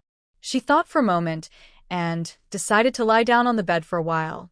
Last night, she had agreed with Awang to go pick up the remaining cotton at 10 a.m. today. Muyan got up early, tidied himself, and saw that his sister's door was still tightly closed, indicating she hadn't woken up yet. He quietly picked up a bamboo basket and left the house. Today, he still had tasks to do. He hurriedly went to the supply and marketing cooperative. When he arrived, he saw a long line at the meat counter, and the fabric counter was also crowded. It seemed that these two counters had nothing to do with him now. The tobacco and alcohol counter had few people, so he headed there first. At the counter, he said, "Annie, I want to buy some cigarettes." "Which cigarettes?" "Do you have a ticket?" the clerk asked calmly. "Yes, I have a ticket. I want a pack of peony and 2 packs of Dakiamin. Peony is 10 boxes per pack, 5 mao per box. Dakiamin is 3 mao 5 per box. That totals 8 yuan 50. Do you have the cigarette ticket?" Hearing the clerk's price, Muyan paid with his ticket, put the cigarettes into his basket, and covered them with a rough cloth. He then bought 2 jean of white rabbit milk candies, 3 jean of hard fruit candies, and 3 jean of brown sugar. He used up all his candy tickets. He also bought some local specialty pastries. When he went to queue for meat, there were fewer people there. When it was his turn, only a little lean meat and some large bones were left. He chose 2 jean of lean meat and 2 large bones. Seeing that the fabric counter wasn't crowded now, he used a few yards of fabric tickets and squeezed in. Looking at the fabrics, he chose durable blue coarse cotton cloth. After shopping there, he hurried to the state-run restaurant. "Big sister, I want 20 meat buns, 10 sweet pastry corners, and 10 plain steamed buns," he said, quickly taking out his tickets to pay. The clerk at the counter asked, "So many? Will you be able to eat them all?" "I will. Last night, my brother went back to the village. Grandma found out that my sister and I ate meat yesterday, so she asked my brother to bring her here tonight. All these are Grandma's orders, to take back for my uncle's family." Hearing this, the clerk felt a bit sorry for him. His brother's monthly salary couldn't be much, and with yesterday and today's expenses, there probably wasn't much left. They just got paid, and now they were spending it all. Who can resist that? Degree, but she didn't say much. When she saw he could eat, she took the money and started packing. When he left the restaurant, Muyan had almost no money left and only a few tickets. He carried a basket of goods home. When he returned home, the gate was locked. He knew his sister had gone out again. He took the key hanging around his neck from his collar, opened the door, carried in his things, then secured the door latch inside. He tidied up his belongings, ate a few bites of his bun quickly, and then went back to his room to rest. Muning had already arrived at the place she had agreed on with Awang last night. However, she was dressed differently now, looking like a woman in her 50s. She waited for a while and then saw Awang coming over with 2 full, bulging sacks on his back. When he saw that the person waiting was not the same as last night, he stopped suddenly, showing signs of wanting to run away. "Awang," she hurriedly called out to stop him. Awang paused, hesitant to come closer, and cautiously asked, "Annie, you?" "Oh, the person I made an appointment with yesterday can't come today, because of something. I asked to come and pick up his things, his family." "Okay." Awang still looked a bit doubtful. "Do you know if he also ordered furniture?" This morning, Uncle Lee hurried over and told him that the items the man ordered were gone by the time he woke up. Only the remaining money, pressed between pieces of wood, was left. He asked if he knew when the man took the things away. He said he didn't know, but he could help ask later. "Wasn't the furniture already taken back? Is there a problem?" Muning asked with a look of curiosity. "Oh, wasn't it supposed to be picked up today?" Awang asked. Then I don't know about that. "He didn't tell me anything." Awang said, "All right then. Can you carry these alone?" "No problem. I'm a bit older, but I still have some strength." "How much do they weigh?" Maybe she had disguised herself too well today, because Awang still didn't recognize her. The old woman in front of him was the same as yesterday. 48 Jean. I waited at home. Don't worry, no fake here. Okay, here's 72 yuan. Just give a nod, and if everything looks fine, I'll take the stuff and go. Mooning handed the money to Awang. He took the money, counted it, and confirmed it was correct. Mooning then carried the packed cotton sacks and left without looking back. Awang watched her leave and quickly ran after her. Mooning returned home, first listening at the gate to check for any movement inside. Hearing the sounds coming from the kitchen, I guess Muyan was probably cooking, so I reached out and knocked on the door. Soon after, Muyan came over and opened the door. Sister, I'm back. Yes, what did you make? Mooning asked as she closed the courtyard door. Glutinous rice with sorghum, stir-fried cabbage, and spinach soup. Mooning looked surprised. So simple? Muyan hesitated. All the ingredients I bought are in the kitchen. You can check. If you don't want to eat this, I also bought meat buns this morning. It's okay, I'll just eat this, Mooning said, then went to wash her hands by the well. When she finished washing, Muyan had already served the food on the table. She picked up her bowl, took a bite of the sorghum rice, and after a moment coughed. Mooning quickly moved her hand away. Is it that bad? She asked in disbelief. Muyan looked indifferent. You need to eat it slowly, or it might hurt your throat. Mooning looked at her. Really? She asked, still doubtful. Seeing Muyan's expression that said, that's just how it is, she hesitated, took another small bite, chewed carefully, and then suddenly stretched her neck. Struggling to swallow the bite, she said, Brother, I think I can't handle this hardship, but after going to the countryside, you might not get to eat this again, Muyan replied, giving her sister a gentle but firm reminder. Mooning felt like her world was collapsing. She looked at Muyan with disbelief, hoping for reassurance, but Muyan simply nodded firmly. No, I need to go back tonight and see if I can get some grain, Mooning decided, feeling overwhelmed. As a person born in a modern, wealthy era, she found it hard to accept this situation. Although there was a period in her homeland's history with similar hardships, she wasn't born then. Things that didn't happen to her personally could never truly be felt the same way. So, where was all this empathy coming from? Mooning's heart was full of despair. She wondered what the heavens had planned for her future. How would she get through the days ahead? But on her face, she showed no signs of worry, only kept eating with her neck stretched out. The stir-fried cabbage had hardly any oil, and the spinach soup was bland and tasteless. Muyan looked at her sister, who was eating with a deep look of resentment. He lowered his head and slightly curled his lips, then started eating too. After a few bites, yes, it really was not tasty. Finally finished eating. Big sister, everything is in the kitchen. You go clean up. I'll wash the dishes, he said, gathering the dishes and leaving quickly, not daring to look at his sister. Her sister's expression now was full of deep resentment. Mooning stood up and went into the kitchen, rummaging through the things Muyan bought. Cigarettes, candies, pastries, and a piece of cloth. And there was lean meat and big bones. He stored them in his space, using his mind to sort and place them on the shelves of the wooden house. Steamed buns, and sugar pastries? He also stored those, along with the flatbread and buns that the neighbors had given last night. Not sure if the space could keep things fresh, he also poured hot water into a cup and put it inside. When Muyan finished washing the dishes and came back, Mooning said, This afternoon you go to another state-run restaurant mainly to pack some food. I'll give you some cloth tickets. Then you can buy some cloth and 2 pairs of rubber shoes. If there are suitable clothes for the countryside, you can buy 1 or 2 sets. In the afternoon, take a small basket and go. Okay then, sister, are you going out this afternoon too? Yes, I want to see if I can find some things we need. She took out 10 large Unity tokens, counted 10, and handed a stack of tickets to Muyan. Muyan took them and asked, Sister, are you going out now? Seeing her sister carry the big basket, he hurriedly asked. Yes, when you go out, be sure to be careful. Avoid familiar people or acquaintances. I understand, sister. Rest for a while before going out. I'll leave first. Close the door properly, she said, then left. Time was tight. There was no room for delay.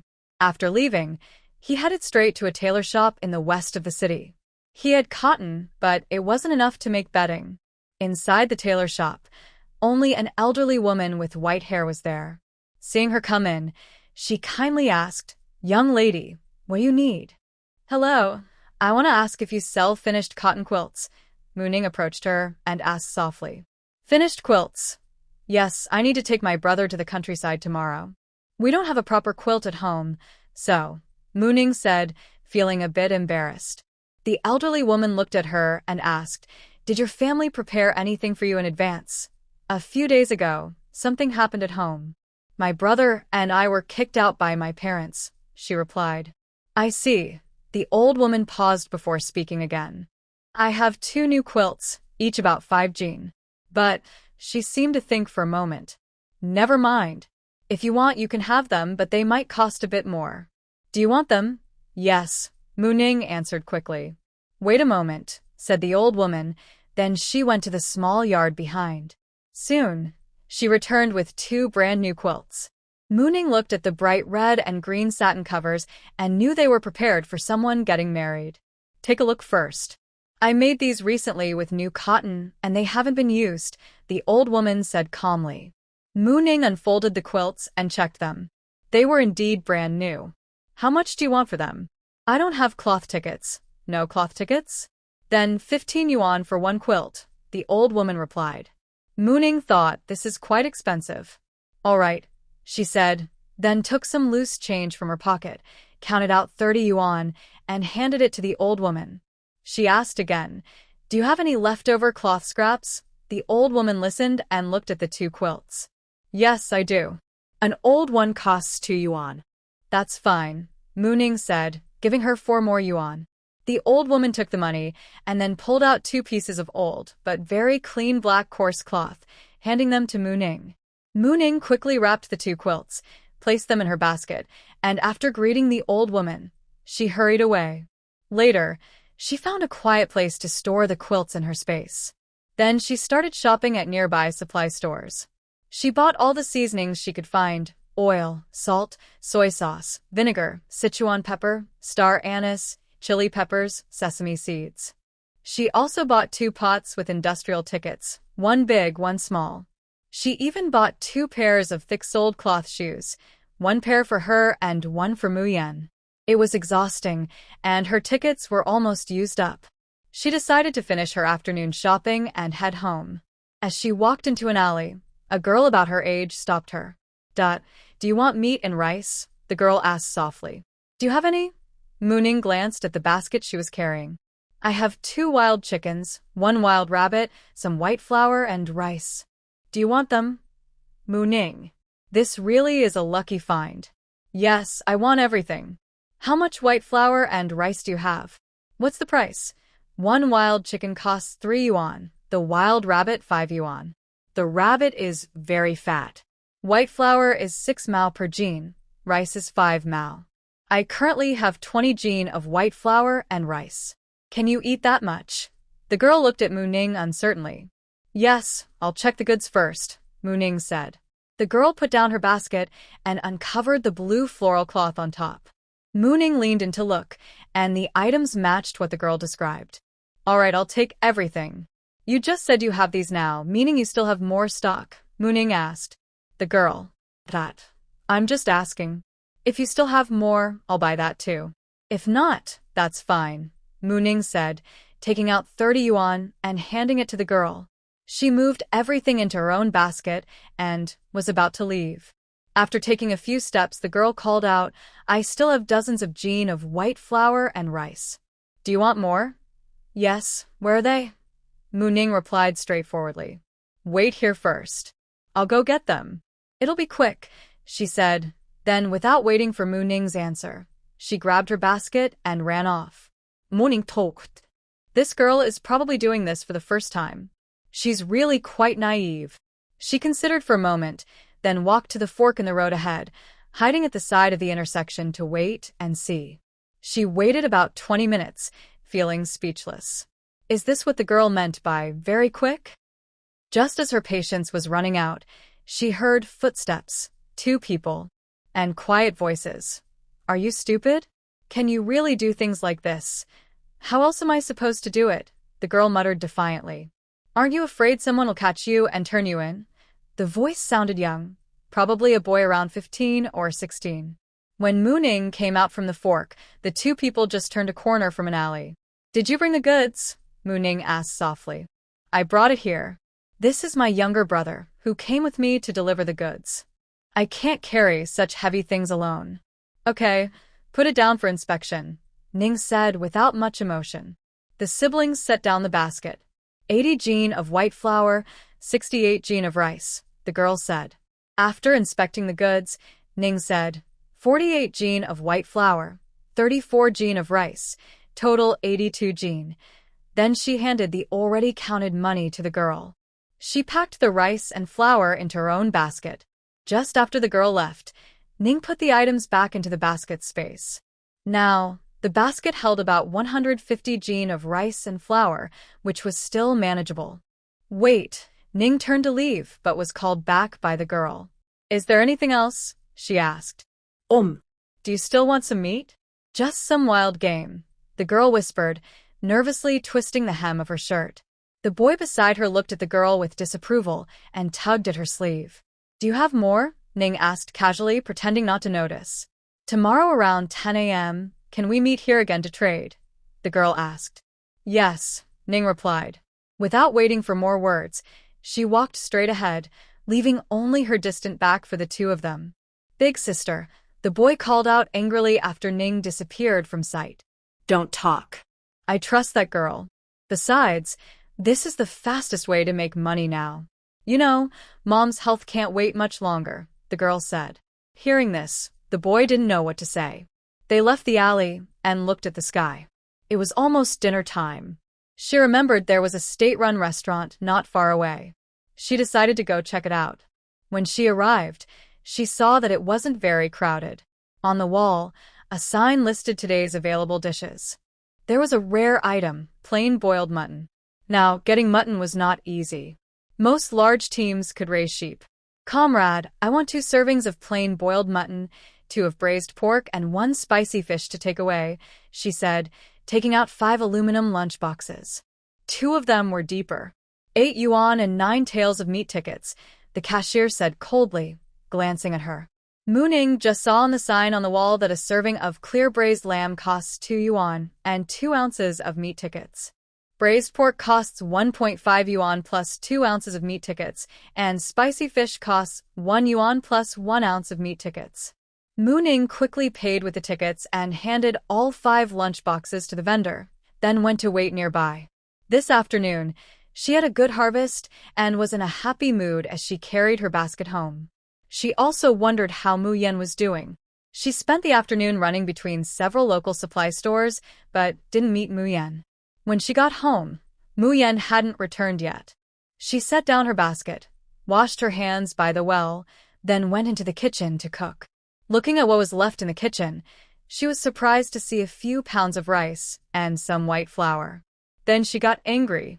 Was that why Mu Yan's lunch earlier seemed like a joke? The more she thought about it, the angrier she became. She decided to use up all the rice and flour to see what her brother would look like when he returned. She first rinsed about 3 pounds of rice and steamed it. Then she took out over 2 pounds of white flour, mixed it with some dough, and grabbed 2 eggs. She planned to make egg drop noodles for dinner.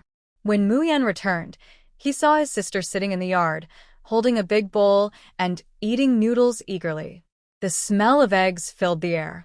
When he saw her, he angrily snorted at him and rolled her eyes.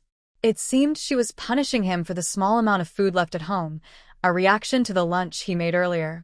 What could he do? Just go along with it. Is that your cooking, sister? It smells pretty good. Mooning turned her head away and snorted. Mu Yan asked, Sister, is there more? I'm hungry too, she replied with a grunt. Mu Yan could only see that his sister was really upset with him now. He put his basket away in his room and washed his hands by the well again.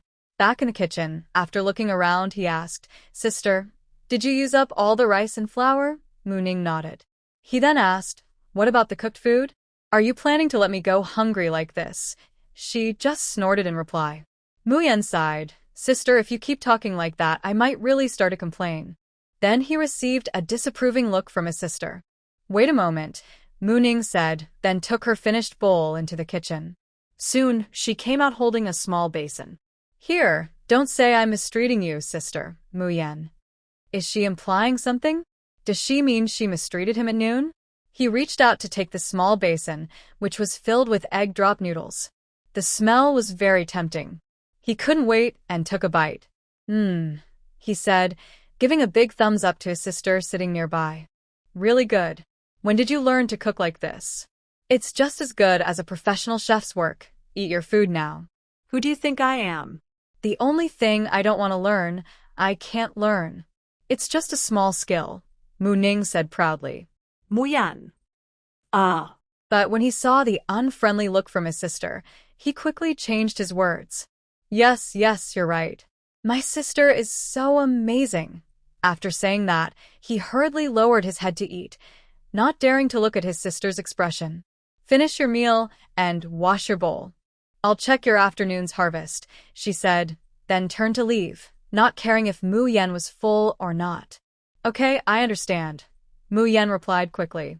Mu Ning went to Mu Yan's room. Earlier, Mu Yan had put his basket into his room. She entered, lifted the old coarse cloth covering the basket. She saw 5 neat wooden lunchboxes stacked on top, each tied with a few loops of rope to prevent the contents from spilling. She first stored these 5 lunchboxes into her space. The bottom layer also had 5 lunchboxes, which she checked for weight and then stored as well. She didn't open them, mainly because it was troublesome. She decided to wait until tomorrow to see the water's condition before deciding whether to open them. Below that was a layer of oil paper. She took it out, revealing what was underneath. 2 pairs of rubber shoes, with 2 different colored cloths underneath. One was plain black fine cotton cloth, the other was sky blue fine cotton cloth. At the very bottom, there were 3 neatly packed sets of clothes. 2 of them looked like hers, and one belonged to that mischievous kid outside. Her clothes included a light purple fine cotton top paired with navy blue fine cotton pants. She was wearing a thick, rough cotton outfit, with a blue top and black pants. Her own clothes were also made of rough cotton, with a black shirt and dark blue pants. Seeing this, Mu Ning couldn't help but smile a little. She carefully packed her things into her space and left Mu Yan's house. In the yard, Mu Yan had already finished eating and was washing dishes by the well. Tonight, I need to go out. You should rest early. Don't worry about me. I'll go find our parents, Mu Ning said as she approached Mu Yan. You're going back? Mu Yan was a bit tempted when he heard his sister was leaving. Around 11 o'clock. You shouldn't go back then. I'm just going to ask Dad for some money. Mu Yan, will Dad give you the money? You really want it? There are people watching at the door. I know, so I can't take you. I plan to sneak in, Mu Ning said casually. Mu Yan, what else can I say? Alright, be careful. Yes, I will be careful. I might come back very late tonight. Don't wait for me. I'll lock the door. Just remember to lock your door too, okay? Seeing him like this, Mu Ning crouched down to his level and patted his shoulder. Stop overthinking. It's useless. I know. I just miss Mom and Dad, Mu Yan whispered. But even so quietly, Mu Ning could hear him. She was kneeling right beside him. It's okay. There will be chances to see them. Just wait a little longer, she said before getting up and returning to her own house. Mu Yan felt that his sister probably knew something. Unfortunately, she wouldn't tell him. But that's okay. She said to wait a little longer, so he would wait. Around 10 o'clock at night, Mu Ning finished packing and climbed over the wall to leave. Mu Yan heard the noise, but didn't get up. He only closed his eyes and went to sleep after the sound disappeared. On her way home, Mu Ning was very careful. Near a corner not far from her house, she saw 3 people watching from different spots. After thinking for a moment, she gave up on the idea of entering from the front. But then she suddenly remembered that there was a small window on the back wall of her house, right by the stairs. Thinking of this, she quietly turned around and left, running to the back of the house. After careful observation, I noticed there was no one watching here. I reached the base of the wall, looked up, and saw that heaven was helping her. The window was not closed. I then checked the height of the window. I should be able to jump up and reach the windowsill. With a running start and a smooth jump, I hung steadily on the windowsill. Using my arms and legs, I easily slipped inside through the window. The house was dark inside, so it seemed my parents were already asleep. By searching through the original owner's memories, I knew she lived in a small second-floor apartment. The first floor had her parents' bedroom and her father's study, then the kitchen and living room. There were 3 rooms on the second floor. Each sibling had 1 room, which was just right. I first went upstairs and checked all 3 rooms. Her older brother's room was very simple, almost a bit shabby.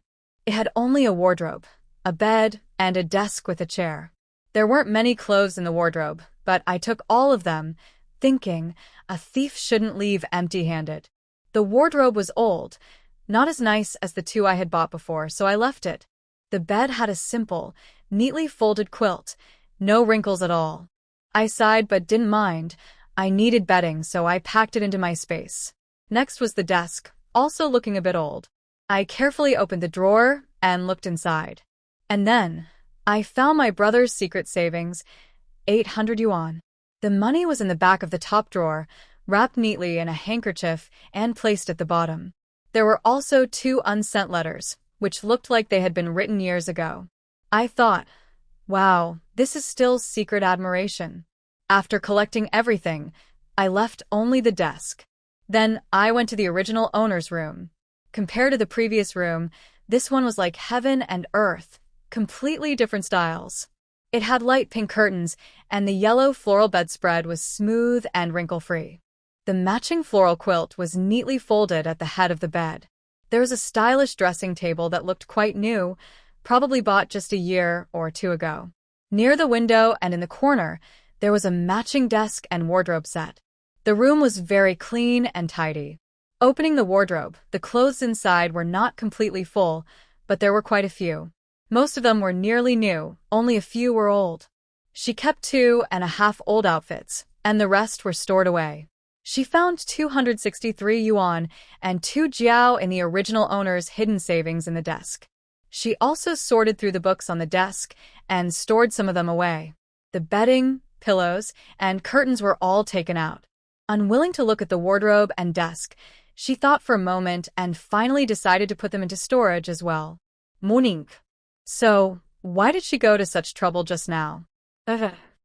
Thinking of this, she slapped her own forehead. As for the bed, should she keep it or not? She was very conflicted. Then, the bed disappeared from the room, and she decided not to bother with the others. But, She also decisively stored the remaining dressing table in the room. If she didn't need it, she could sell it later. It was still quite new. When she entered Mu Yan's room, she understood why the strange feeling she had earlier in the original owner's older brother's room was there. Mu Yan's bed was more feminine, and so was the desk, and they looked like matching sets with the wardrobe in her older brother's room. So, both of them used the clothes that the original owner no longer needed. In Mu Yan's room, there was only a small wardrobe, and Mu Ning saw that she had stored most of her clothes. She looked at the slightly old blue curtains, thought for a moment, and also stored them away. She also took the books, but didn't find Mu Yan's pocket money. Poor girl, why didn't she have a small treasure chest? She looked around and decided there was nothing else to store. Carefully, she tiptoed out of Mu Yan's room. She gently closed the door, slowly turned around, and just as she was about to head to her next destination, she looked up and saw her father quietly watching her at the staircase. 무장구어. He really wanted to slap this rebellious daughter now. She had stolen things and even brought them into their home. Mu Ning slowly lowered her feet and stood still, staring at her father with wide eyes, neither of them speaking. Finally, Mu Jiangwo silently raised his finger and made a harsh, slapping motion. He was half asleep and confused when he heard faint, rustling sounds at home. Carefully, he got up without waking his wife, afraid of startling her. Then he sneaked quietly upstairs. But what happened next? He found himself spying on his own daughter, breaking into his house late at night. Mu Ning guessed what was going on. Her family was really being listened to. Why? Just for that so-called dowry her mother claimed was uncertain and secret? Luckily, she was smart. She had thought ahead before leaving the house, so she took out a stack of paper from her chest, looked at it herself, then held it up to her father. Mu Jiangwo was surprised to see his daughter pull out the paper. But when he saw what was written, he really wanted to slap himself. The first sheet had 3 big words written in large characters. Mooning thought her father could see them clearly from where he stood. The words on the paper said "Don't make a sound," written in bold brush strokes. Very clear. Then she moved her small hand and peeled off those 3 words. Below, 2 more words appeared, making him want to scold her. The paper now had the bold words "robbery" written on it.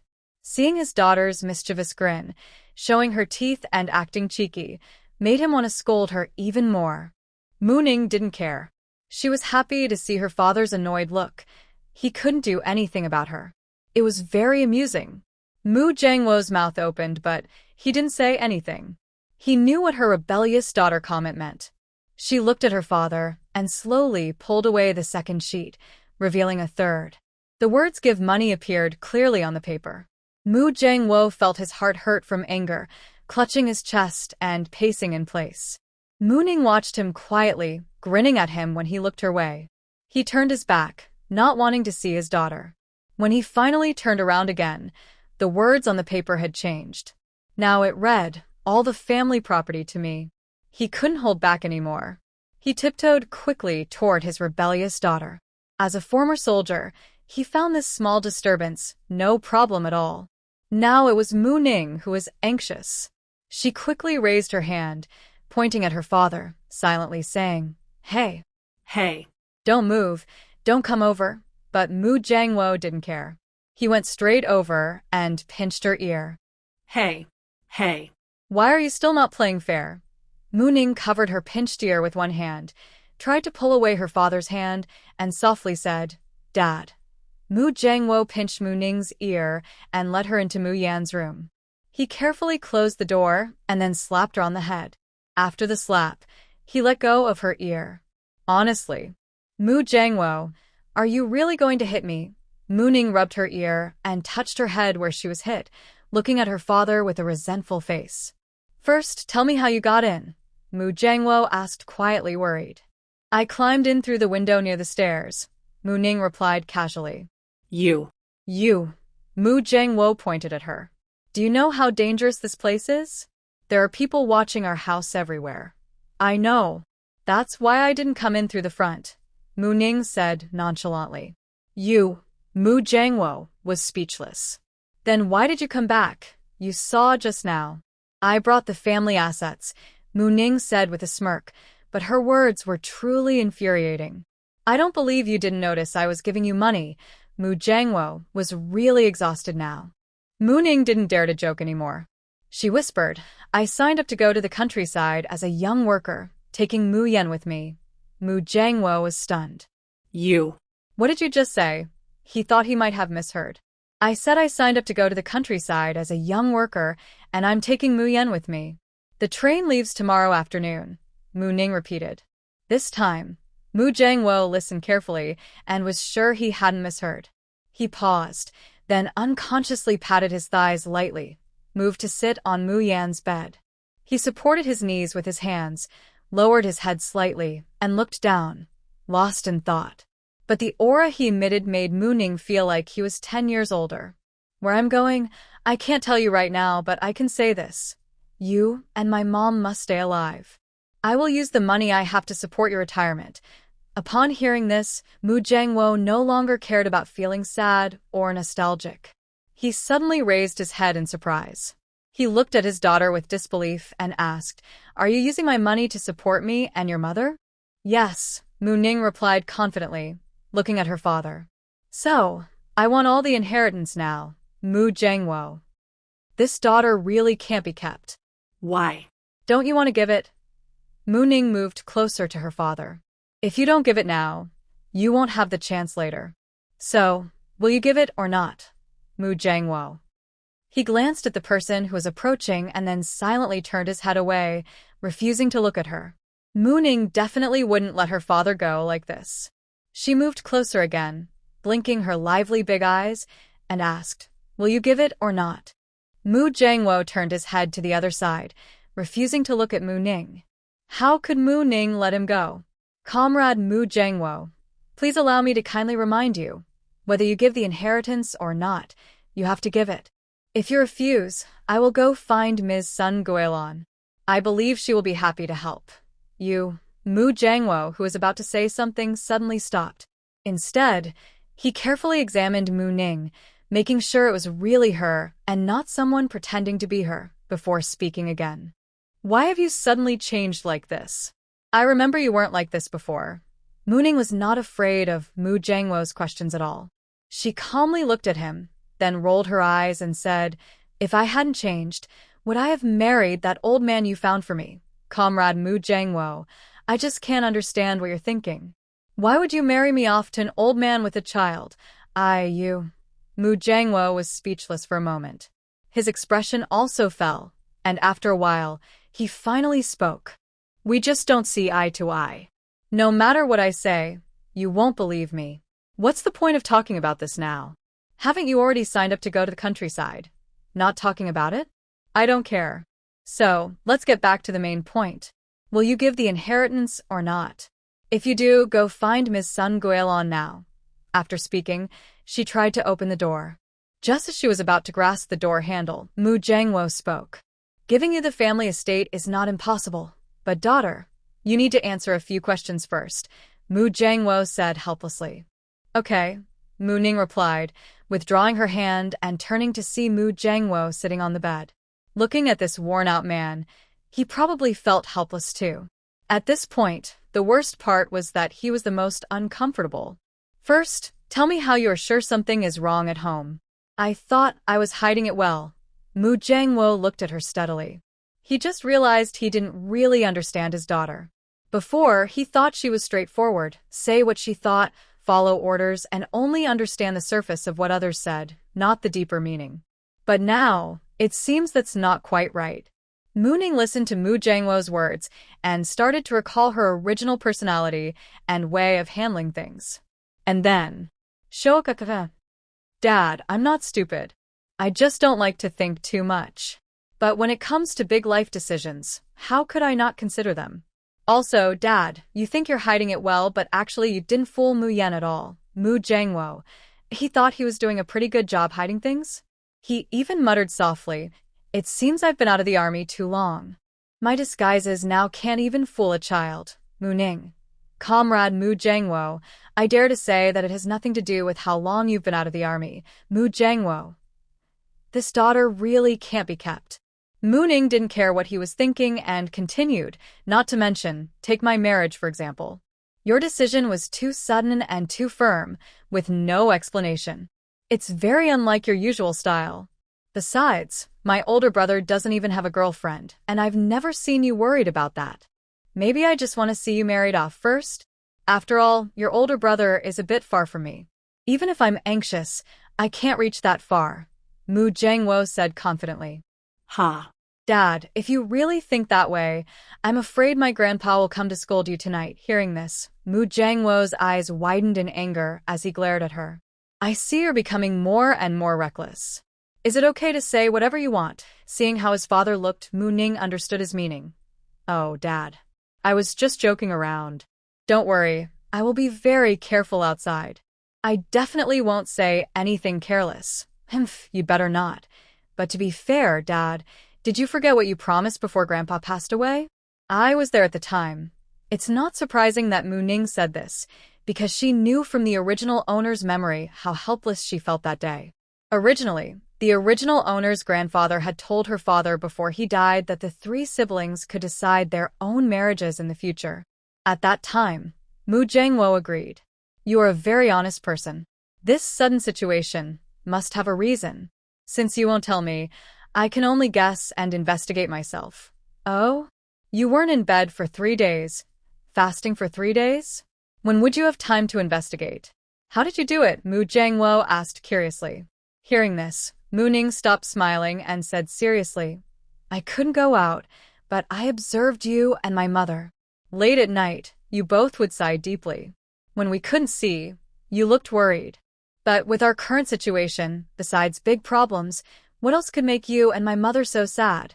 Mooning looked at Mu Jiangwo and added, but right now, the only big thing being talked about outside is the terrifying house search and exile.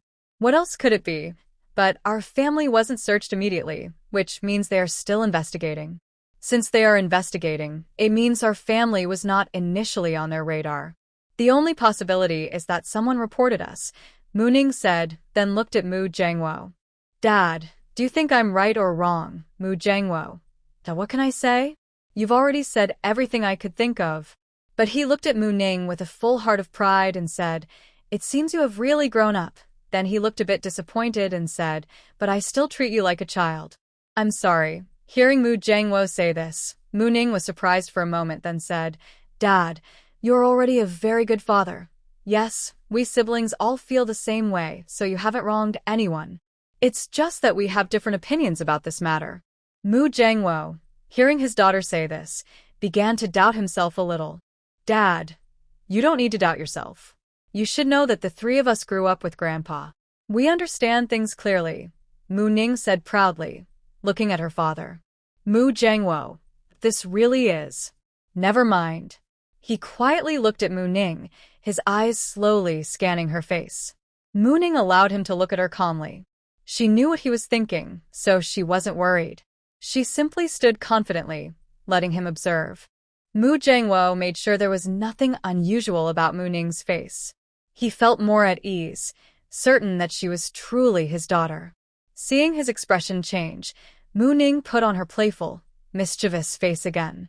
She ran back to her father, bending over so her face was almost touching his. Dad, what do you think? Am I your daughter? Cough.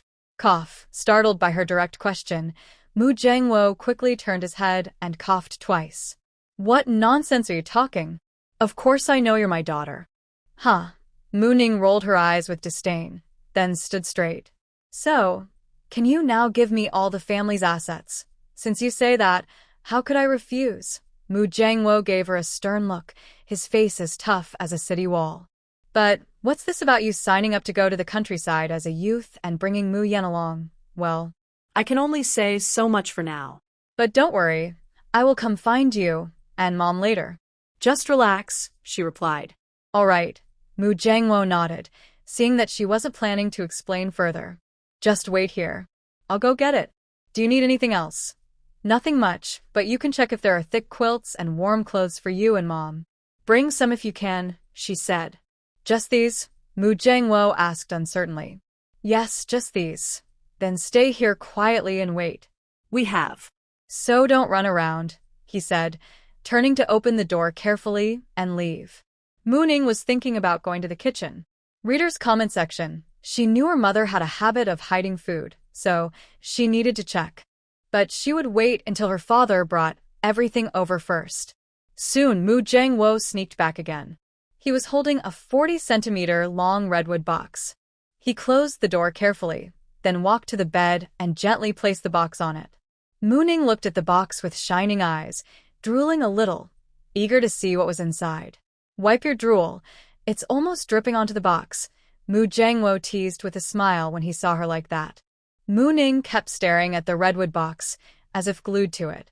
She didn't get annoyed at her father's teasing.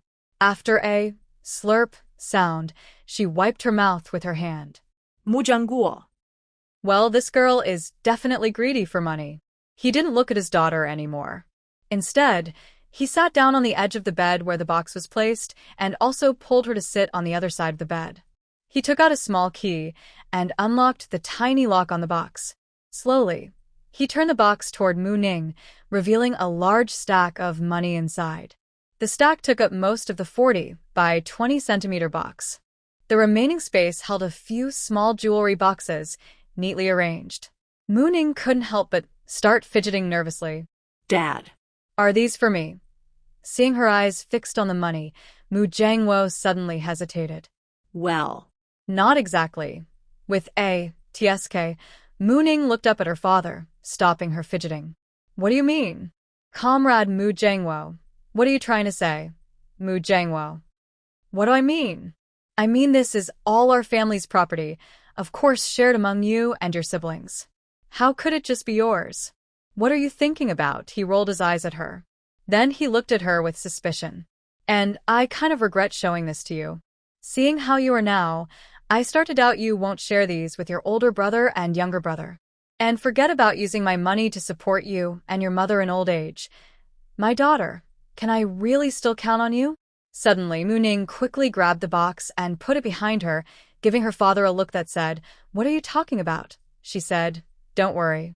I love money, but I know how to share with my older brother and younger brother. As for taking care of you and mom in old age," she looked at her father and asked, "Comrade Mu Jiangwo, I don't believe you haven't kept anything for yourself. There are rumors outside that my mom has a large dowry." Regarding the dowry, her father replied honestly, "I know about it, but I don't know where the items are or if they're still there." She asked, "I really don't know what your mom's dowry includes. Your grandfather directly coordinated with your maternal grandfather back then. Your mom should have a list of the dowry probably in that box behind you. Your grandfather should also have a copy, but neither I nor your mom know where the items are now." Mu-Ning was surprised. "Really? It can be like that?" she asked again. "So you didn't keep any for yourself?" Her father said straightforwardly, "Of course I kept some. Otherwise, what would we use to fool those people if they come to search the house?" He explained, "In this box I gave you, there are 18,000 yuan in cash, some old items, and a pair of jade bangles your grandma gave your mom. As for the rest, I don't know." He looked seriously at Mu-Ning and said, "The bangles and those old items are part of your dowry, prepared by me and your mom. Just keep them safe. As for the money, whether you give it to your older brother and younger brother or not, and how much, that's up to you. They are boys and can support themselves. You're a girl, and having some money will give you confidence in the future." He paused and added sadly, "As for me and mom." He took a moment before continuing, "It's all up to fate." Seeing her father like this, Mu-Ning felt very sad. From her memories of the original owner, she knew that she had always admired her father deeply. His image had always been tall and strong in her heart. "Dad, don't be so down. You have to believe in the country. And believe in me. There will always be a time when the sun breaks through the clouds and lights up the land," Mu-Ning said with a firm look. Her father felt a little more at ease. "All right, enough of this. Wait here, I'll go get some thick bedding and clothes," her father said, changing the subject so she wouldn't worry. This time, it took a bit longer, and when I returned, the things I was holding almost blocked my view. I placed the items on the bed and looked at my daughter. "How are you going to get rid of these things?" Mu-Ning looked at what her father brought over. There was a thick quilt, and it seemed to be a large size, about 2 meters by 2.4 meters. He and her mother had 2 sets of warm cotton clothes and pants, all nearly new. Don't worry about that. I have a way. Just do as I say, all right. And these too. You should pack them away, Mu Jiangwo said, pulling out an envelope from his pocket. Mu-Ning took it and opened it. Wow. It was full of receipts. There were quite a few in this envelope. She quickly stuffed it into her pocket and gave it a gentle pat.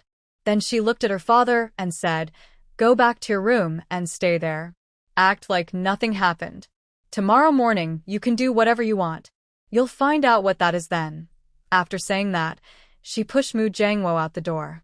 "Remember, after you go back, don't come out. Sleep well, and keep up the act tomorrow." At the door, she carefully and seriously said, "Dad, Mom, don't worry. We'll all be fine. Remember to wait for me." She then carefully opened the door and gently pushed Mu Jiangwo outside. Mu Jiangwo was pushed out and watched the door close little by little in front of him. He stared at the door for a while before turning around carefully and going back to his room to lie on the bed. Old Mu. Sun Guilin turned her head and softly called him, then didn't say anything more. She woke up when her husband first went out. Mu Jiangwo looked at her, but didn't speak.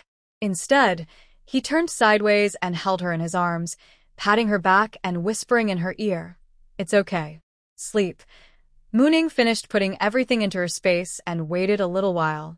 She thought her dad should be back, so she quietly opened the door and looked outside.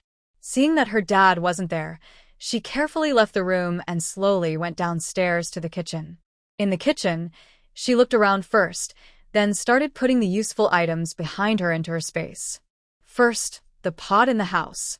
After putting it away, Only a big black hole remained on the stove. Then the grain in the jar. And various seasonings on the stove. After gathering all the visible items, including even the firewood, she finally moved to the grain bin. She gently lifted it and shifted it aside. It turned out that where the grain bin was placed, there was a hole big enough for a person to fit through. Reader comment section, if you like this, please click to encourage more updates. Mooning slowly crawled down through the hole. Inside, the space was small, about 10 square meters. There was a small ladder at the entrance for reaching inside. Mooning looked around this small cellar. The floor and walls were neatly repaired. There weren't many things inside, so she opened everything one by one. There were 2 big bags of cornmeal, each weighing about 100 jin. A small bag of millet, around 20 to 30 jin. 1 bag of rice, roughly over 40 jin. A bag of white flour, about 80 jin.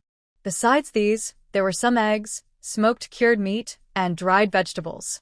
There were about 100 eggs, a few jin of smoked meat, and around 7 or 8 jin of dried vegetables. She had hidden all these things, and her mother was quite clever.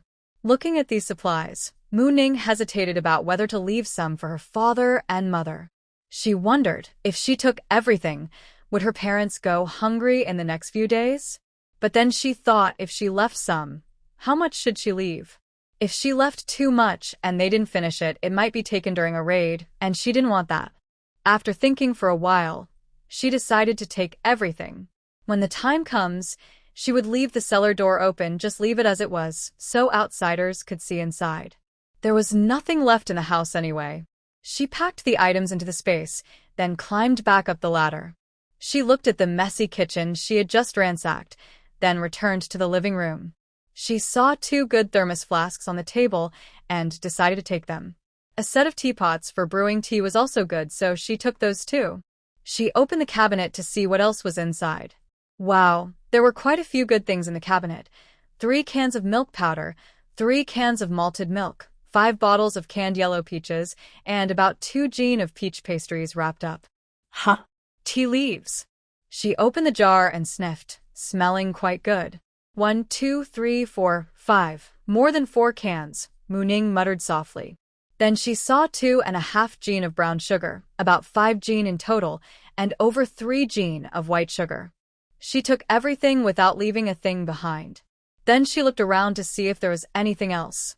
After looking around, she found only the sofa cover on the sofa that she could take. She then went to her father's study and searched around. She took away some books that involved sensitive topics and also found a jar of tea leaves. Seeing that there was nothing else worth taking, she decided to go back to the staircase area to leave. As she passed the kitchen, she felt like her eyes were briefly caught by a flash of shiny light. Huh? Did I miss something?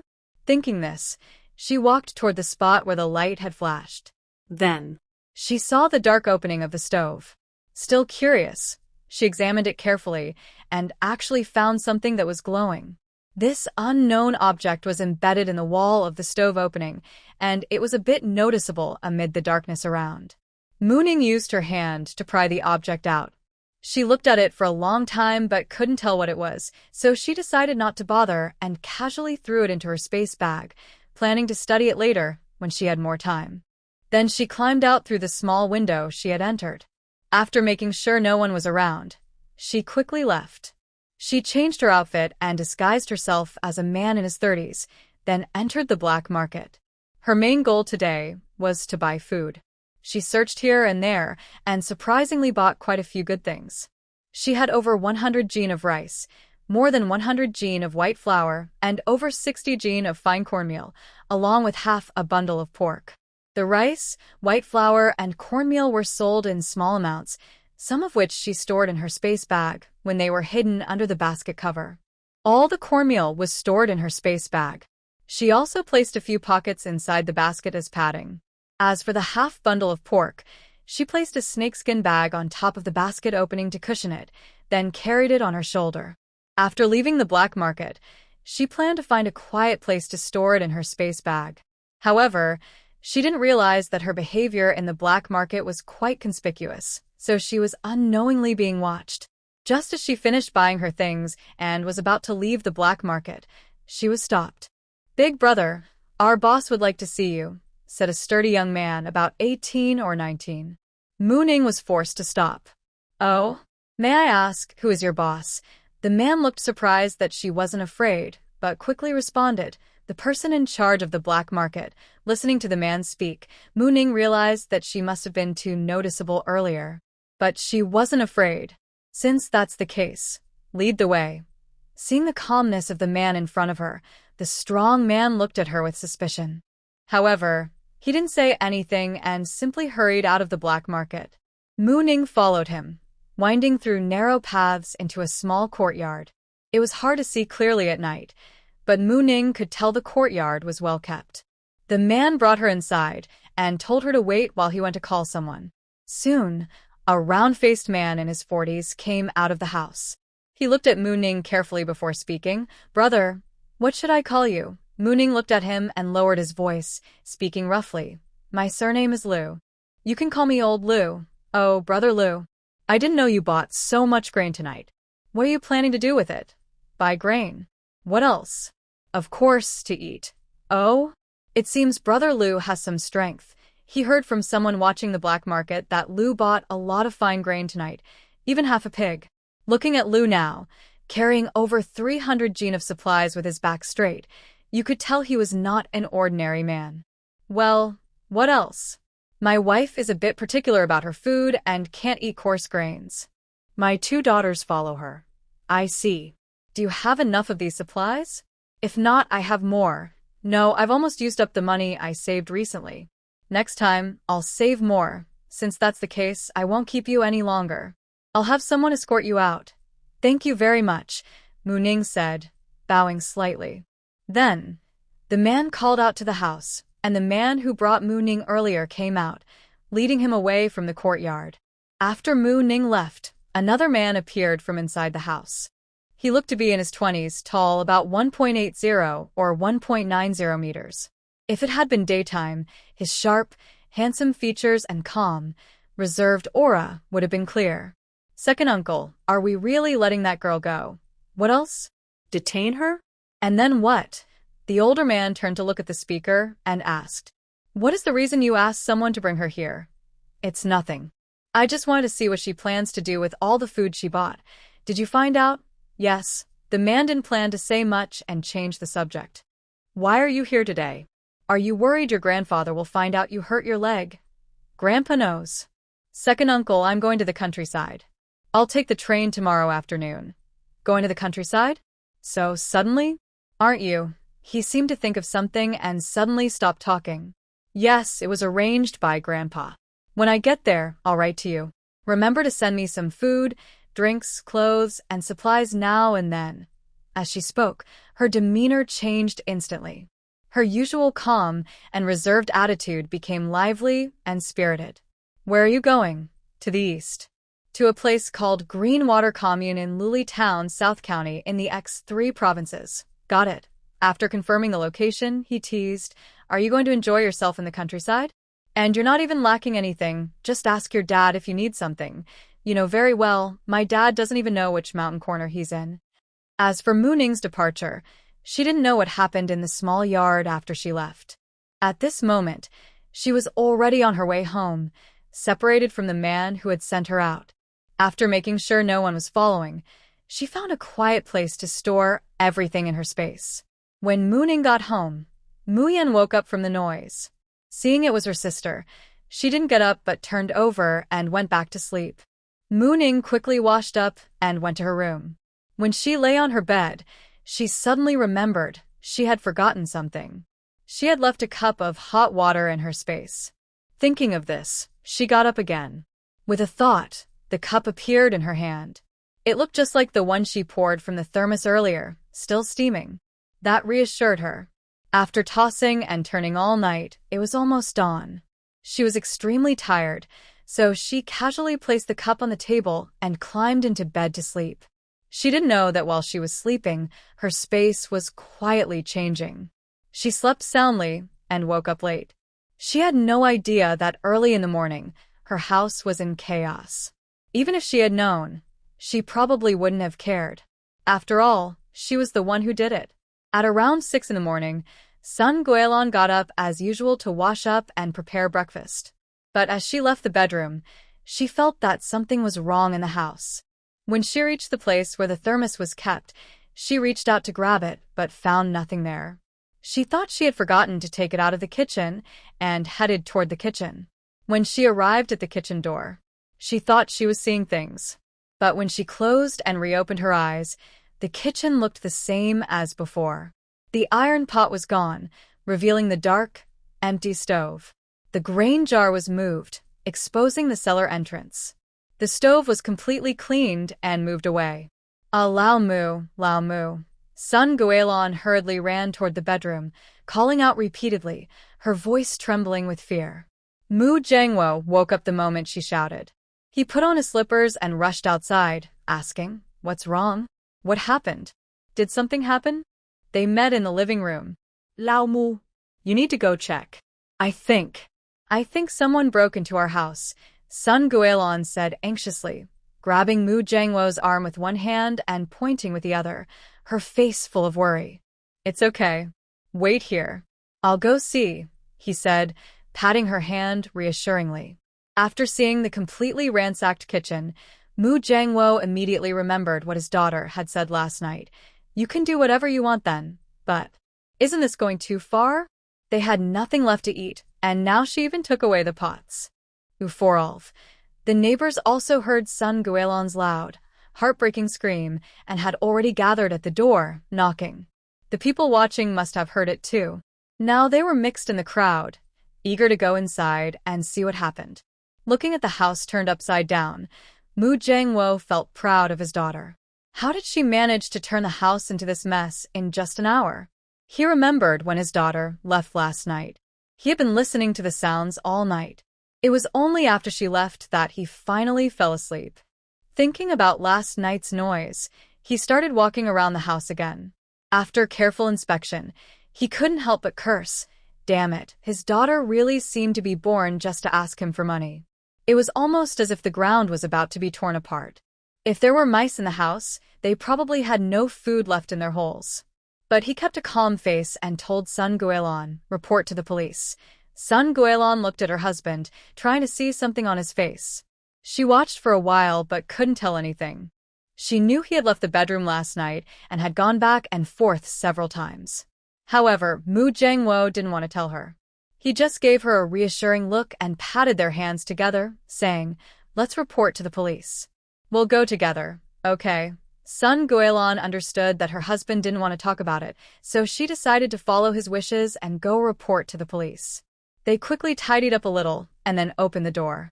The auntie standing at the top of the door fell inside as soon as it opened. Mu Jiangwo hurriedly stepped aside. The auntie staggered a few steps before finally stabilizing herself. Everyone else at the door was stunned by this surprise. Finally, the auntie who fell into the yard managed to speak. "Mu factory director, what's going on at your house this early in the morning?" Her question immediately snapped the people at the door out of their shock, and they pushed and stepped into the yard. Mu Jiangwo. Sun Goelon. "Don't push. We need to leave now, everyone out." Sun Goelon was anxious and didn't have time to explain. Hey. We're all just concerned about you. "How can you not appreciate good people?" One auntie, pushed out of the house by Sun Goelon, said irritably. "Are you worried about me? You probably just came to laugh at me," Sun Goelon said, feeling a bit angry seeing everyone staying inside without leaving. She was eager to find the police, but these women refused to leave her house. "Our house was robbed. We're anxious to call the police. If you don't leave now, when the police come, don't blame me for not warning you." "What? Your house was robbed," the auntie exclaimed in shock. What has been stolen? Oh dear. What did they steal from your house?" the aunt asked again. "Aren't you tired of this? We're busy reporting to the police. You should leave quickly," Sun Goelon shouted anxiously. Seeing her like this, everyone else also felt a bit embarrassed and all left her yard. But no one really left. They just waited at the door. Sun Goelon ignored them and hurriedly left with Mu Jiangwo, locking the door as they went toward the police station. In the crowd at the entrance, someone made eye contact and gave a subtle signal, then quietly slipped away. Mooning had already gotten up and was busy packing the luggage they planned to take.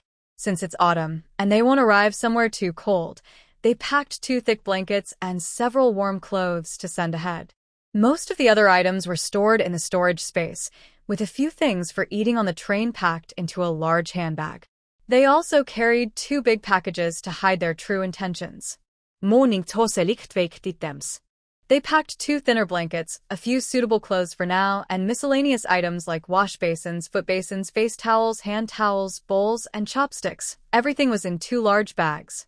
Once everything was packed, Mooning carried the items to the post office to send them.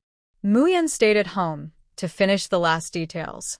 Because they had been disguising themselves these days, including now when Mooning was going to send the packages. In front of others, the brother and sister still looked poor and worn out, as if they had been kicked out and had no money. After sending the packages, Mooning went to a state-run restaurant to get some extra supplies and then hurried back home. The brother and sister left the house just as everyone was finishing work. At this time, the street was full of people heading home for dinner. Some saw them and looked curious. They noticed that both of them were dressed plainly, each carrying a bundle wrapped in worn cloth. "Where are you 2 headed?" asked a woman in her 30s. She lived nearby and had a vague impression of them. Mooning responded without needing her to ask further. "Hello, sister-in-law. My brother and I are going to the countryside," Mooning said. Hey. "Wait a moment, everyone," the sister-in-law hurriedly spoke, stopping them before continuing. "What are you thinking about going to the countryside? That place isn't easy to get to. Think carefully. If there's a way not to go, don't go." Hearing her, Mooning helplessly replied, "My brother and I can't live here. We have no jobs and no money. Staying here is impossible. We just want to go to the countryside to find a way to survive." After saying this, she said goodbye to her sister-in-law and pulled Mooyen away, looking sad and lonely. The people watching from behind also felt that their backs looked very lonely. "Ah," someone sighed as they watched them. Some whispered softly, "That girl looks about 17 or 18. If she married someone in the city, she could stay there." "You're talking nonsense. Didn't that girl say they have no jobs? If she gets married, what about her brother? No good family would marry her and also take care of her brother." Mooning and Mooyen ignored the gossip behind them and simply walked away. They had no one to see them off and no bicycles, so they had to walk. Luckily, the local office organized a group to leave together, and a big truck took them to the train station. The ride in the train was bumpy for about an hour, and Mooning almost felt like vomiting from the jostling. Mooyen didn't feel much better. When the staff from the youth work office came over with their tickets, they started handing them out and loudly told them some rules for the train. Many people were leaving with them, but not everyone was going to the same place. After Mooning received her and Mooyen's tickets, she saw that there was still an hour before the train arrived, so they looked for a quiet place to wait. "Big sister, are you sure Mom and Dad will be sent to the place where we're going?" Mooyen asked uncertainly. "They will. You have to trust your sister," Mooning said seriously, looking into Mooyen's eyes. Mooyen looked back at her sister and didn't say anything. After a while, Mooning started to feel better from the discomfort of riding in the truck. She asked softly, "Little Yen, how do you feel now? Are you still uncomfortable?" "I'm much better." "Good. Do you want to eat something?" "No, I don't feel like eating right now." "Then drink some water first." "I think it's about time. The train should be arriving soon." She handed Mooyen an old military-style water bottle. Mooyen took a sip from the open bottle and then covered it. "Let's go inside first. It will be crowded when we get on the train later." "That's a good idea." The 2 of them took out their luggage, checked their tickets, and entered the platform. There weren't many people on the platform now, but it was still quite busy. Ticket checks aren't very strict right now. Some people try to skip the fare by rushing into the crowd when the train arrives. Looking at the old-fashioned platform, Mooning could imagine how outdated the train must be. She had tried riding an old green train once before, but that was after many upgrades.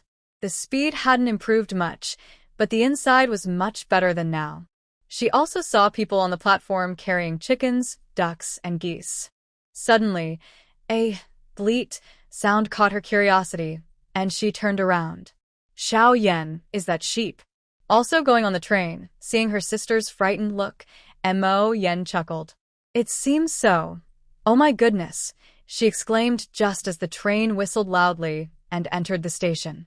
The number of people at the ticket gate increased quickly.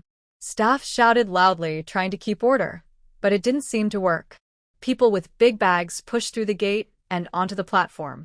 On the platform, staff also shouted to be careful of their footing and not to fall off. Seeing the chaos, Mo Ning quickly picked up her bag from the ground and pulled Missouri Yan close, protecting her tightly. When the train stopped and the doors opened, the scene became even more chaotic. People inside wanted to come out and those outside wanted to get in, pushing so hard that some almost lifted off the ground. Staff at the entrance kept shouting to maintain order. Mo Ning watched the scene and estimated how difficult it was for them to get in. They were still a little away from the door, but now they were being pushed so close that they almost pressed against the train. Suddenly, someone jumped down from above. Mo Ning looked up and saw a young man jump out of the train window. "Stop looking or you'll never get on," the young man joked, not forgetting to pull Mo Yan out of her arms and pick her up. "Little one, step inside." Mo Ning was startled by his action, but seeing Mo Yan already inside, she didn't hesitate. She quickly reached out and handed her luggage to Mo Yan inside. "Big sister, you're almost up too," Mu Yan said as she took the luggage, still urging her. Mu Ning felt a bit embarrassed. Although she was now about 165 centimeters tall, it was still a little difficult to climb through the window. "Come on, I'll make a small step for you. You step on my hand, and I'll help you up," the young man said. Okay, that would be helpful," Mu Ning replied. She was worried about her sister going in alone, especially since the train was quite messy right now. She stepped on the man's hand, and with a little force, Mu Ning was lifted halfway up. When she saw she could get inside, she quickly climbed in. Just as she was about to turn around and thank the man, she heard his voice from behind. "Make way to the side." She didn't have time to turn around and hurriedly moved a piece of luggage aside. Suddenly, she heard a heavy object fall. She looked back and saw the man had come back up, now closing the window. Today was also the day of the train. As soon as Ling Xiao squeezed onto the train and sat down, he saw the girl and boy pressed close to the train window. The girl's face looked familiar, but he couldn't remember where he had seen her before. When he saw her bright, lively eyes, he suddenly remembered. This girl was the one he saw at the black market when he went to find his second uncle. She was the girl disguised as a man in her 30s, being taken away by someone. So this was what she looked like. Thinking this, his body moved on its own. He pushed open the window and jumped down. "Check your tickets to see where your seats are," he said to the two. "Okay." Mu Ning quickly looked down at her ticket. Mu Yan already spoke up. "Sister, you don't need to look. It's right here." Then she looked at the man who had helped her earlier and said, "Big brother, thank you so much just now." Ling Xiao listened to her words, his eyes slightly raised, thinking, "We really are destined to meet." He kept his expression calm and said, "You're welcome." Note: Ling Xiao is not the main character, not the protagonist. Mu Ning checked her ticket again after confirming it was indeed her seat. She didn't bother to thank the person across from her and quickly started placing her luggage. She put her bag on the small table first, then reached through Mu Yan's armpits and gently lifted her up. Mu Yan was still holding their snack bag, but her sister pulled her up without warning. Before he could say anything, he heard his sister say, "Lower your head, pull in your legs." He quickly followed her instructions. When his sister finally let go of him, he had already switched places with her. Now he was sitting by the window, and she was standing in the aisle. Mu Ning picked up the luggage behind Mu Yan's seat and said, "You sit first." She then reached up and placed the luggage into the overhead compartment. Ling Xiao looked at the girl across from him, effortlessly lifting a younger brother who was about her height. His curiosity about her grew even more. Mu Ning finished stowing both large bags, let out a long breath, clapped her hands, and sat down. She looked at the person across from her, who had been watching her closely, and said, "Thank you so much just now." She then took a handbag from Mu Yan, opened it, and took out an orange, placing it on the table in front of him. "This is a small gift to thank you for your help." Ling Xiao nodded and said, "I'll accept it gladly." No need for more thanks. He picked up the orange and gestured toward Mu Ning. Mu Ning smiled at him, but didn't say anything. She then took out another item from her bag and handed it to Mu Yan. Seeing Mu Yan's face turn red from head to neck, she asked with concern, "Little Yan, what's wrong?" "It's nothing," Mu Yan stammered, lowering his head and avoiding her gaze. Mu Ning looked at him with confusion, then at the person across from her, her eyes full of questions. Suddenly, Ling Xiao quickly covered his mouth with his hand and chuckled. Mu Yan looked up sharply at the person across from him, eyes full of resentment. "I'm sorry." "I didn't mean to," Ling Xiao hurriedly explained, trying to hide his amusement and sincerely apologizing to Mu Yan. Mu Ning still looked puzzled. "What's going on? Little Yan, are you eating the orange?" "Big sister," Mu Yan said shyly, holding the orange she handed him. Can you not carry me like that in the future?" Mu Ning looked at him in confusion. Then she seemed to realize something and said seriously, "Sorry, that was my fault. I won't do it again." "That's good.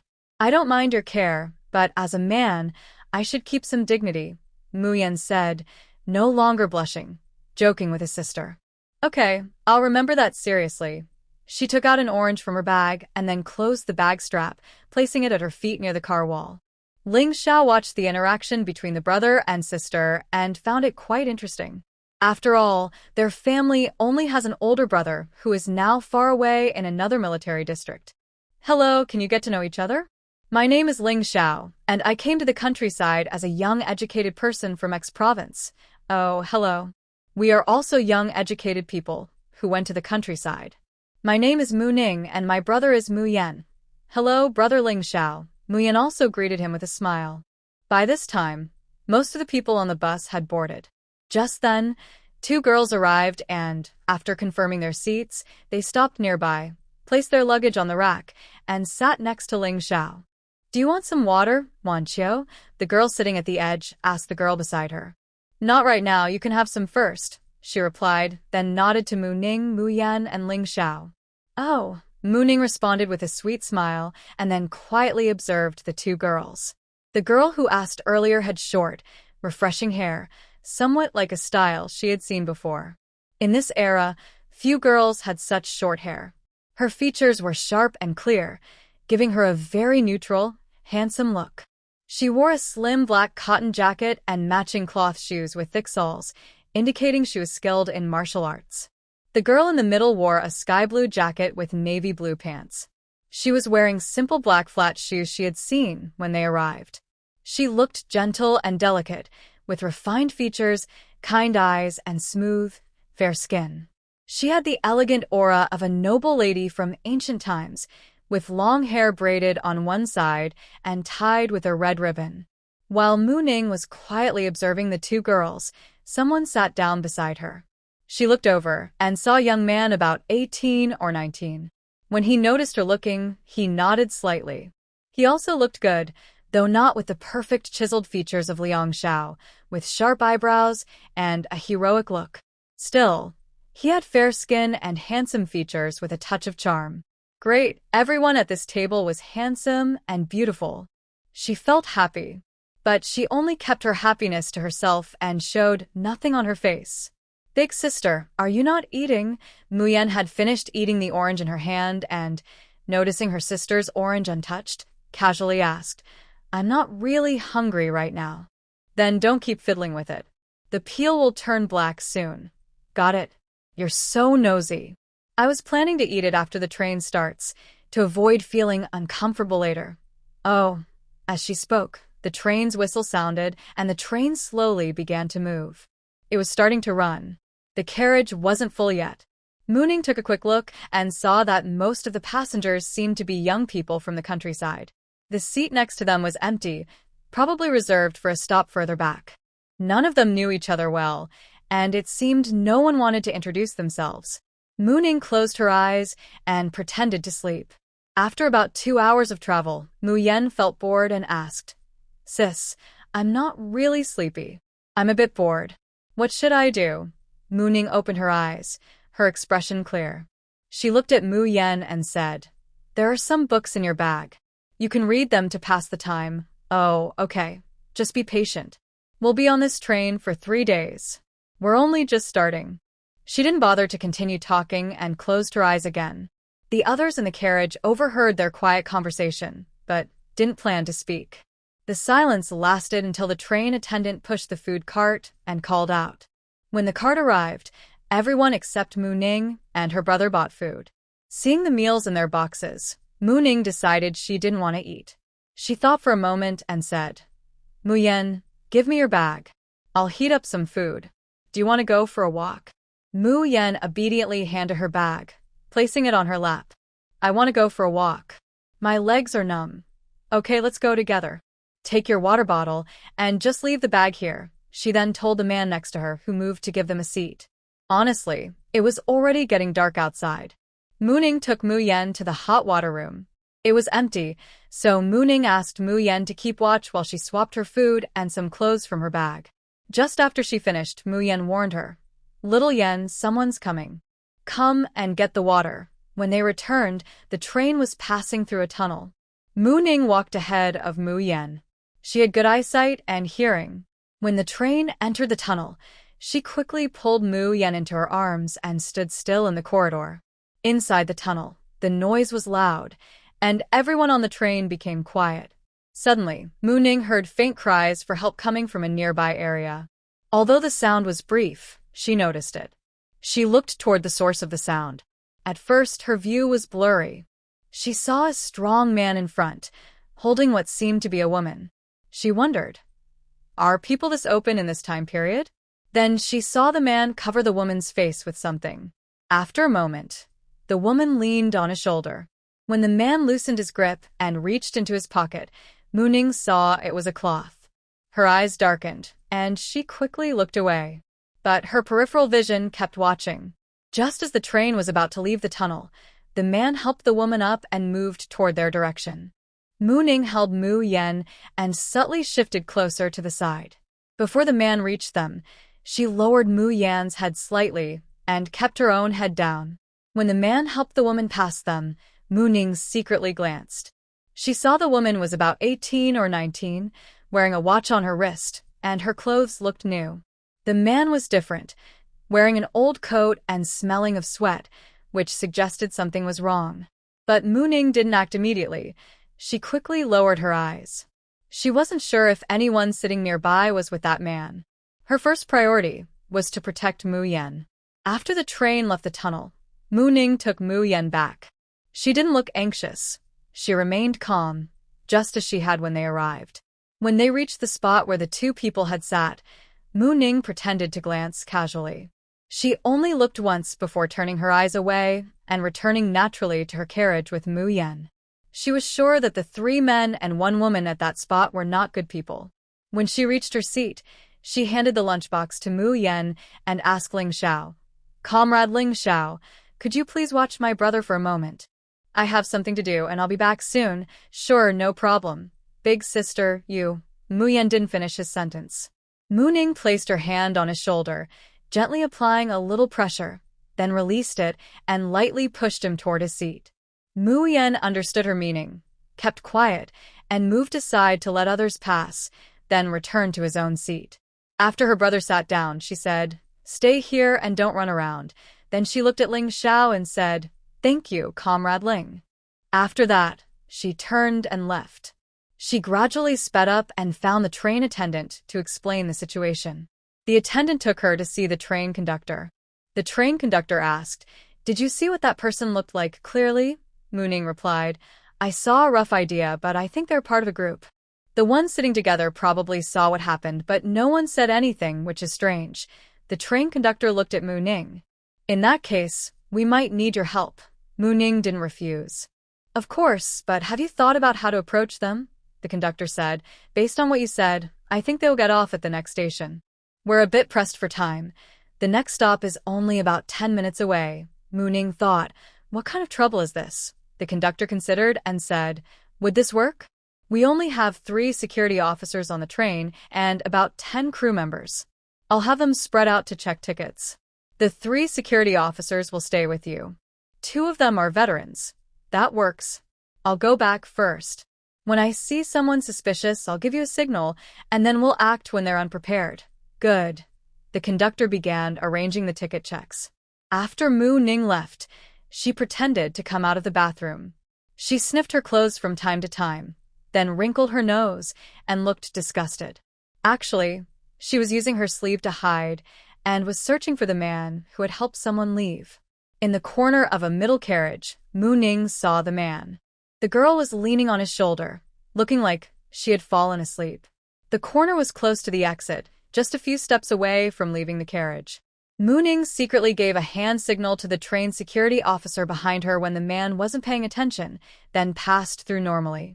Later, the security officer and his colleague also signaled to each other and passed through without issue. Finally, the last security officer stayed in the back carriage and began checking tickets. At this moment, the second security officer arrived at the carriage where the human trafficker was and started checking tickets, subtly approaching the man. Mu Ning and the first security officer slowly moved toward their own carriage. After passing one carriage, Mu Ning saw the group of people sitting together. They were now seated separately, two men near the ends of the carriage and a woman sitting in the middle, signaling to the security officers. But she noticed one person was missing.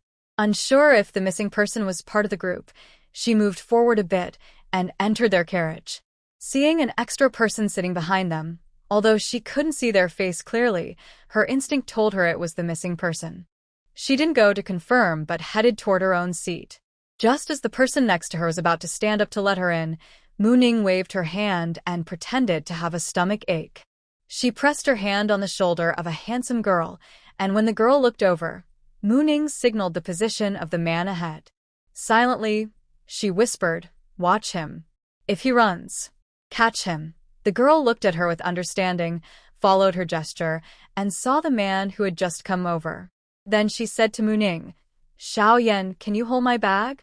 My stomach really hurts, and I need to go to the bathroom again." Ling Xiao had already noticed Mu Ning when her hand was on the girl's shoulder. Seeing their silent exchange, he also understood. So, shortly after Mu Ning left, he used the excuse of going to the bathroom and went out.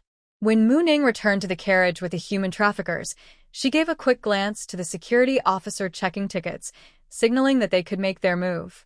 Since the train was about to arrive at the station in a few minutes, the security officer understood her signal, found a chance to look back at the security officer in the next carriage, and exchanged a glance. Once the message was clear, they began their action. The security officer at the back, who was last, started moving toward his colleagues at the front after receiving the signal. As they approached the man with the girl, he suddenly seemed to sense something, helped the girl up, and prepared to leave.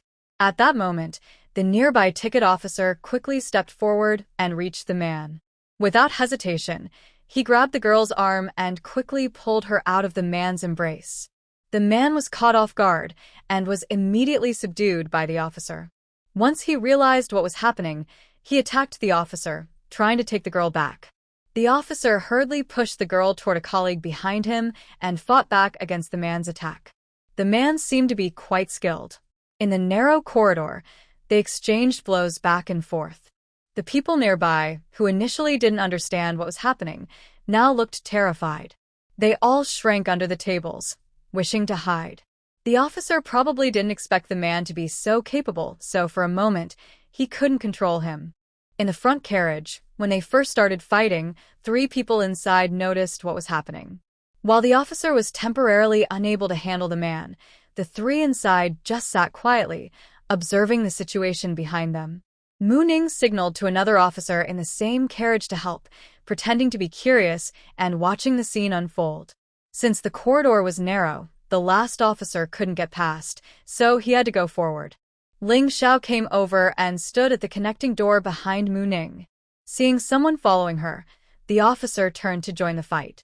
"What's going on?" Ling Xiao whispered to Mu Ning.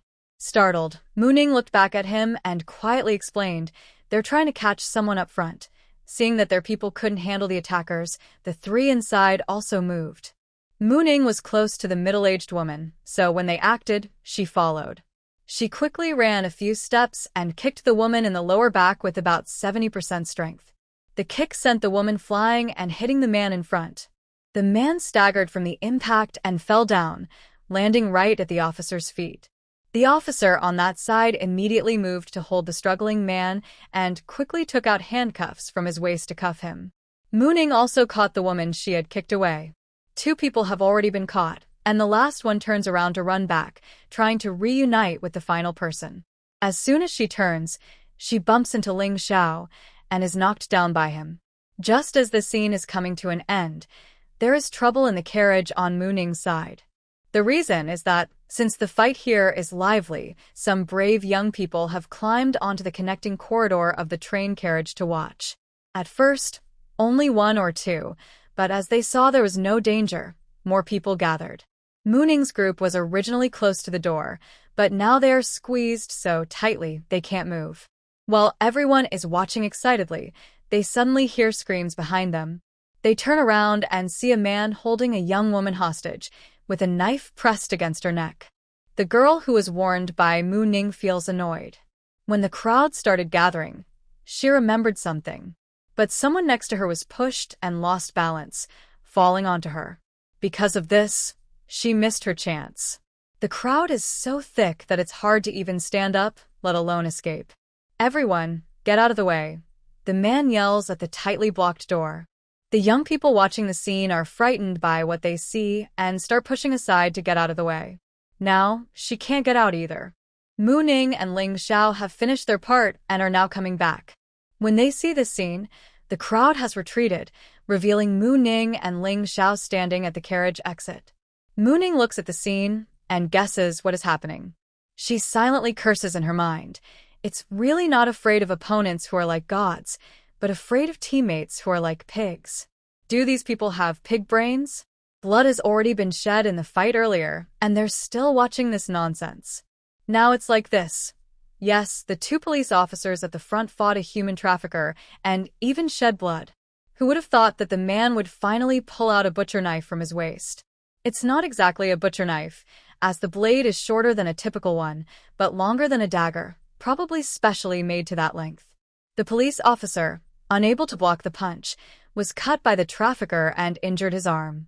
When the trafficker saw an opportunity to grab a hostage, Mooning rushed over and punched him in the shoulder where he was about to grab someone. The human trafficker immediately let out a cry of surprise, and his arm went limp uncontrollably. Then he waved a knife and swung it back at Mooning. Behind him, Ling Xiao saw this and quickly handed the trafficker a handheld knife. The trafficker immediately weakened and collapsed. Ling Xiao dropped the person and quickly ran toward Mooning. Mooning was ready when the other person swung the knife. Just as the knife was about to cut her, she quickly turned sideways, grabbed the attacker's wrist holding the knife, pulled him forward, spun around, and threw him over her shoulder. The man was thrown flat onto the ground. Ling Xiao, behind Mooning, stopped running and was helping the police officer handcuff the man. The police officer on the other side, who was holding his arm, was also watching her. They both knew how strong this man was because they had fought him before. Otherwise, it would have been hard to subdue him. Now this girl had knocked him down like this. Why are you just standing there? Come over and help cuff him. Oh, okay. The police quickly cuffed the man and then helped Mooning cuff him as well. Once he was restrained, Mooning let go. At this moment, Ling Xiao also brought the man over and handed him to the police. The police officer told them that when the train stopped, they might need to give a statement together. Then they were allowed to go back, but who knew they would come back to this scene?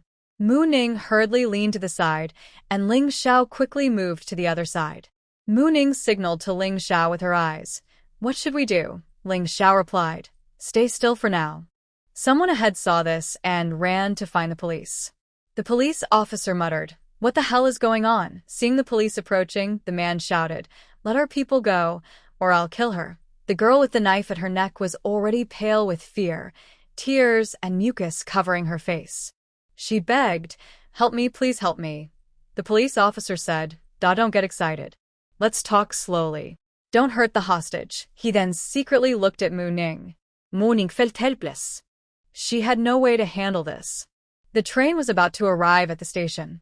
The other side had a hostage and was standing inside, making the situation impossible to resolve. She looked at the crowd pushing from both sides, watching the scene. She thought, these people are really crazy. They're not afraid of dying. Everyone inside, get out first. The train police could only quietly remind the people inside who were still watching the scene. When the people inside heard the noise, they quickly pushed their way out. Mu Ning and Ling Xiao were pushed into a photo-like position. Darn expletive, comma. They thought these people are really just a bunch of mindless pigs. Everyone stop right there. Don't move, the man shouted when he saw most people had already run away. Seeing no one listening to him, he reached into his pocket and pulled out a fuse and a match. Mu Ning saw this and thought, damn. Ling Xiao's eyes narrowed as he stared closely at what the man was holding. Everyone stay still. If anyone moves, I will blow up this train car, the man shouted, silencing the crowd. But now, only a few people remained inside. They looked scared and didn't dare to run out loudly anymore, but they slowly moved toward the exit one by one. Mu Yan and a few others were still inside. Mu Yan was sitting quietly, watching his sister closely. Mu Ning pretended to glance casually at him, then looked away, but before doing so, she peeked under the table. Mu Yan understood her meaning instantly. She wanted him to crawl under the table. Thinking this, he slowly slid down in his seat.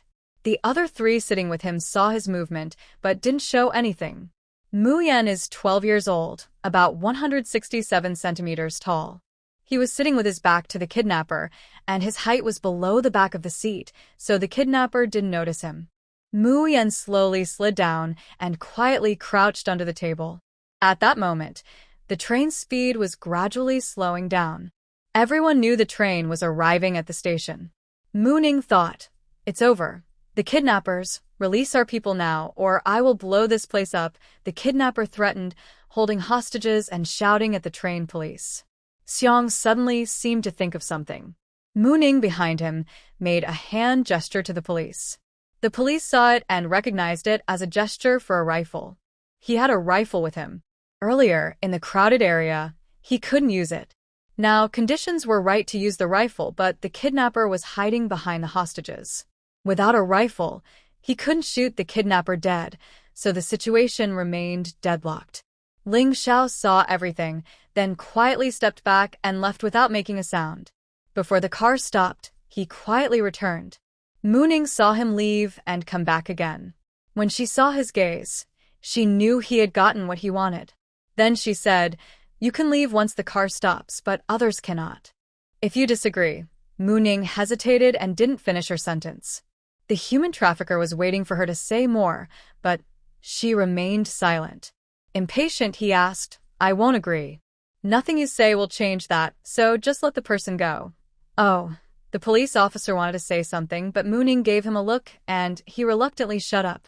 Then forget it, Mu Ning said casually. As soon as she finished speaking, not only the police officer and the people around were stunned, but even the trafficker looked up in disbelief, thinking he must have heard wrong.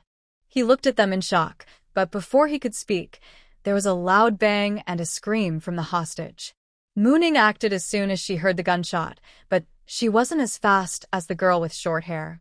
When Mu Ning arrived, the girl with short hair had already grabbed the hostage and thrown him out. The trafficker's firecracker was also in the girl's hand. The girl who was thrown out was caught by a police officer behind her. Mu Ning immediately reached out and tore open the trafficker's clothes to see where the explosives were. She muttered, damn. The girl with short hair looked over, and her expression was, well, quite something. Mu Ning looked at the dead trafficker in her hand, and then at the half-cut fuse in her hand. She held the fuse, looked at Ling Xiao and the two police officers who had come over. Then she let go of the trafficker and dropped him with a loud thud, kicking him twice. Ling Xiao and the police officers also rushed over, and then it was a complicated situation. Damn, we've been played, one police officer said, unable to hold back. There was no real explosive on the trafficker, only the half-cut fuse in Mu Ning's hand. By now, the train had stopped. One police officer took off his coat and covered the trafficker's head, who had been shot in the head. His colleagues came over to help, and the two carried the unconscious trafficker away. The train conductor also came with some crew members, who arranged for the hostage to be checked. Ling Xiao returned the gun to the train conductor. "Thank you all for your hard work and for helping us. We have already contacted the train station and reported the incident to the police. Soon, the police may ask you to come with me to give a statement," the train conductor said apologetically. "Can we still catch this train?" Mu Ning asked. "Probably not, but the police should arrange something for you later," he replied. "I also have a younger brother to take care of. Can he come with us?" she asked, pointing to Mu Yen, who was crawling out from under the table. The train conductor looked at Mu Yen and said, "Yes, he can." "Please wait a moment. We need to get our luggage," Mu Ning said. She went to grab her bags from the luggage rack. After she finished, Mu Yen carried her small bag and stood next to her sister. While Ling Xiao was getting his luggage, a girl with short hair asked the train conductor, "Conductor, I didn't help much. Can I go first? I also have friends waiting for me." She pointed to another girl nearby. The train conductor looked at them and asked, "Are you all going to the countryside? Where are you headed?" The short-haired girl answered, "Yes, we are going to Lushui Brigade in Luli Town, Nanshire County in the southern province." Mu Ning looked at her and said, "We are going there too." Ling Xiao nodded, "Me too."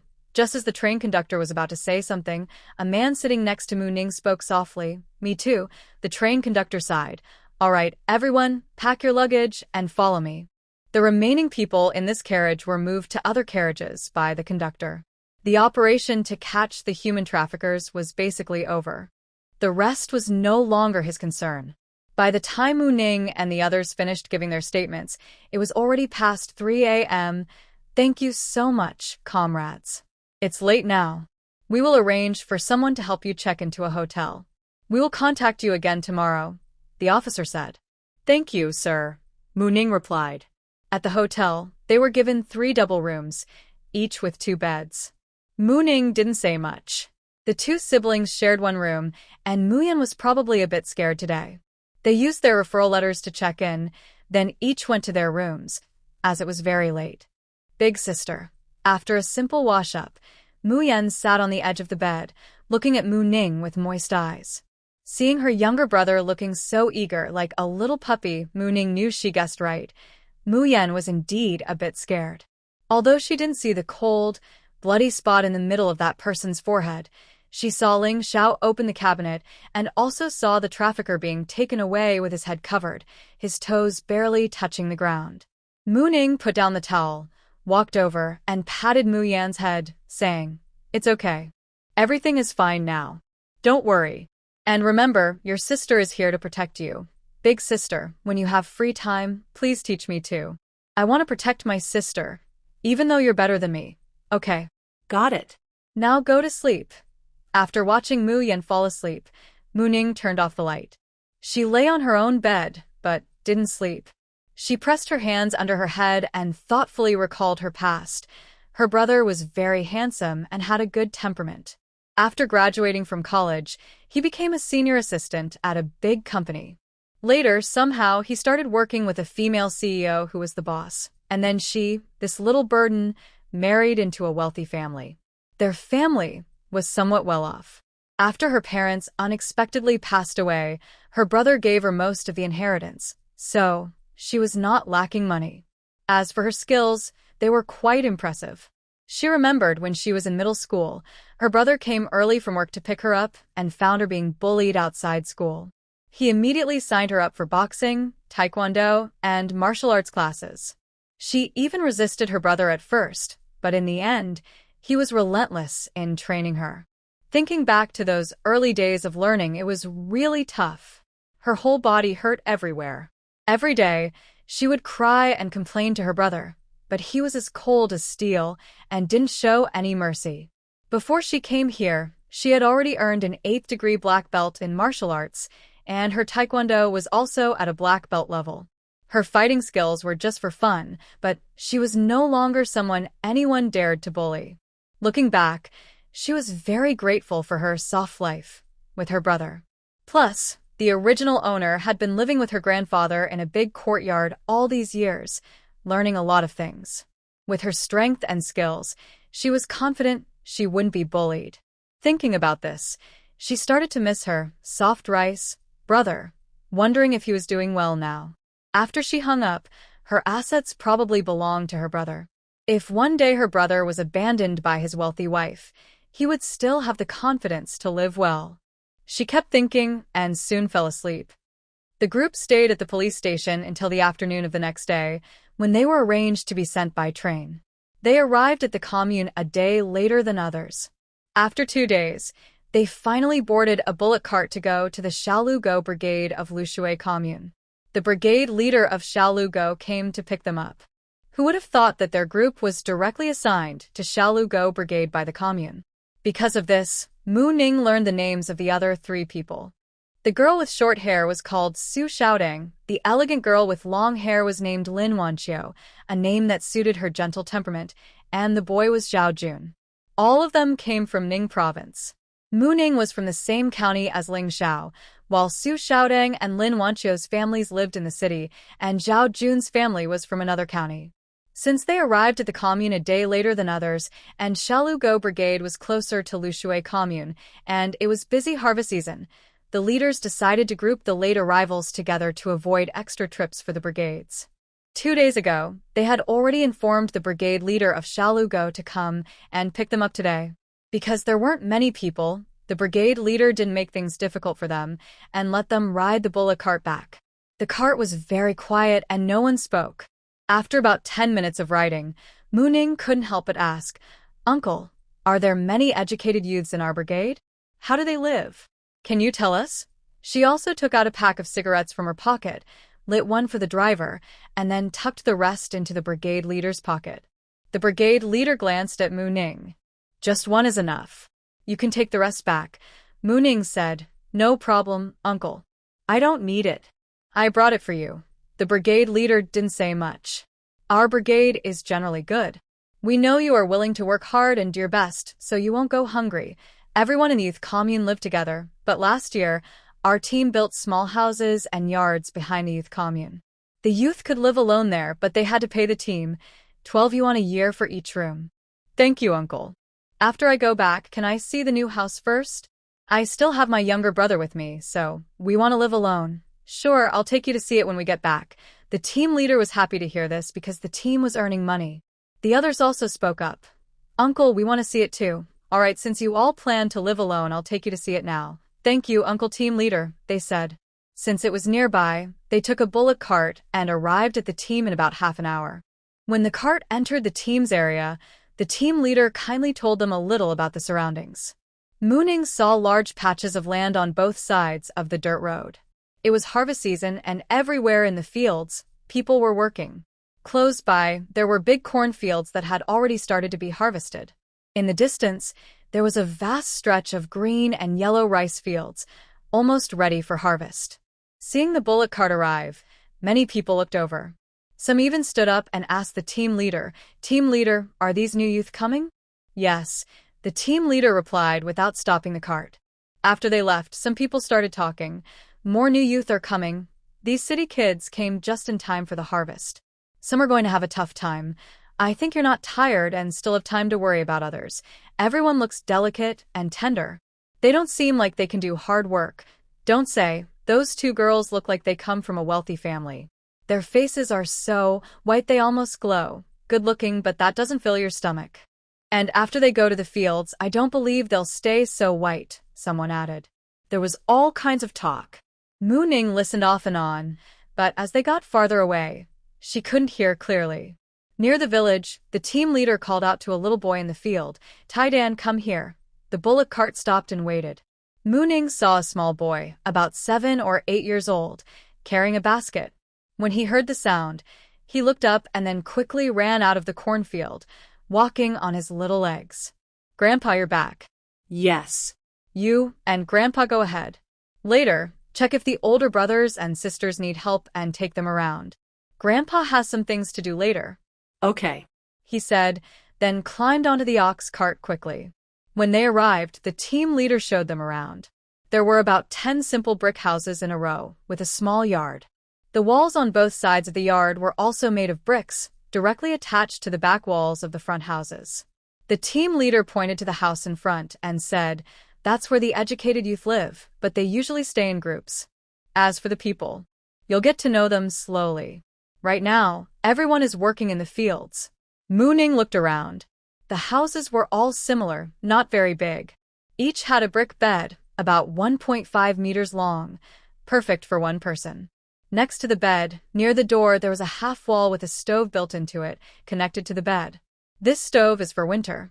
It's connected to the bed, so when you light it in winter, the bed will be warm. Now, you can set up a shelter outside to cook, the team leader explained, pointing to the stove inside. After seeing the houses, Mooning chose the 2 rooms at the back, next to each other. Ling Xiao chose the one beside them. When they arrived, Lin Wanqiu and Su Xiaotang went last, followed by Zhao Jun. They all took over half of the houses. Seeing they had chosen, the team leader said, "At noon, go to the team office to get your grain and pay rent. Since the harvest is over, each person gets 30 jin of coarse grain, which is borrowed from the team. After the harvest, it will be deducted from your share."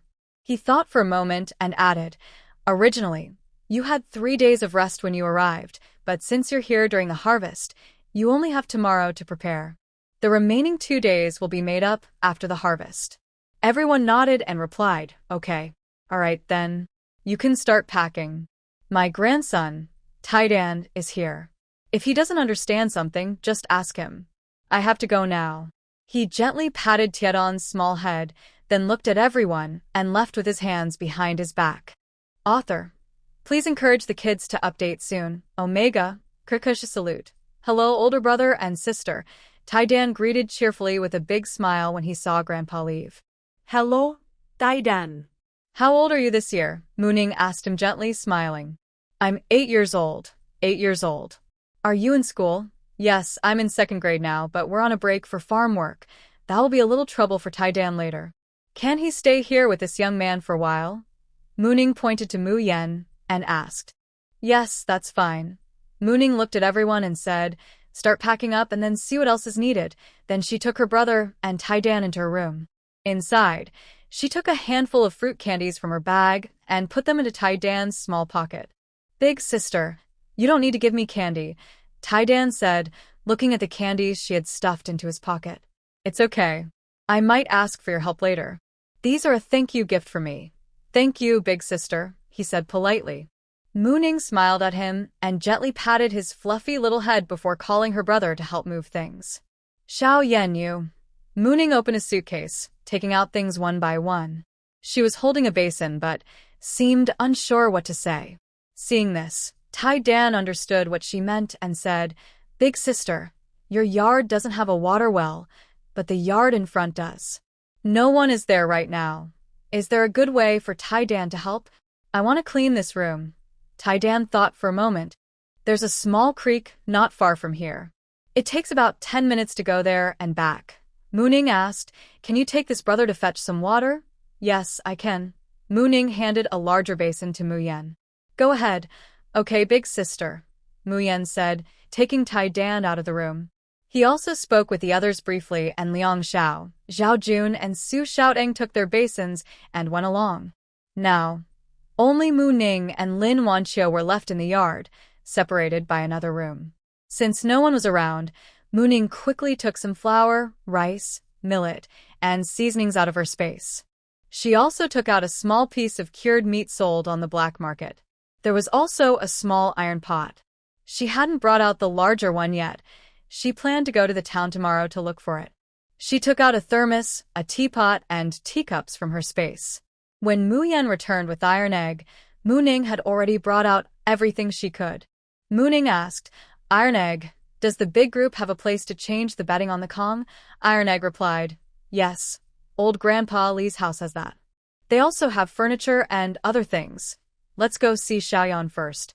I just tidied up our room a bit. Once we get the straw mats back, we'll lay the Kong. Okay, sister. Mu Yen placed the basin on the ground, and the 3 of them left the house. Mu Ning gave Mu Yen a copper lock and locked the door herself. Mu Yen went to call the other 4 people. Mu Ning and Iron Egg waited in the yard. Soon, all 4 came out one after another. Let's go. With Iron Egg leading the way, they quickly arrived at a house.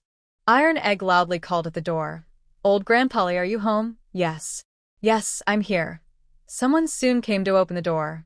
Grandma Lee, these brothers and sisters just arrived today as educated youth. I brought them here to exchange furniture. An elderly woman with gray hair opened the door. Oh, come in quickly. Come and see. She didn't forget to open the big gate. Inside the yard, they saw it was quite large. There was a big shed with some wood, assembled racks, and various sized water tanks.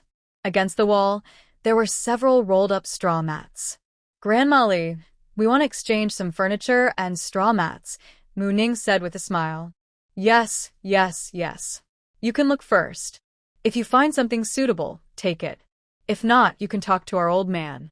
He can make new ones for you, she said, leading them into a room. Inside, Mu Ning saw that the room was filled with finished furniture, including Kong cabinets, floor cabinets, bowl cabinets, small stools, and wooden basins. In the end, Mu Ning chose 2 3-layer Kong cabinets and 2 floor cabinets, not wardrobes, but cabinets that open from the top, kind of like oversized boxes. She saw that there was space next to the foot of the Kong to place a floor cabinet. She also took 2 small bowl cabinets, each about 60 centimeters wide and 1 meter high, with 2 shelves.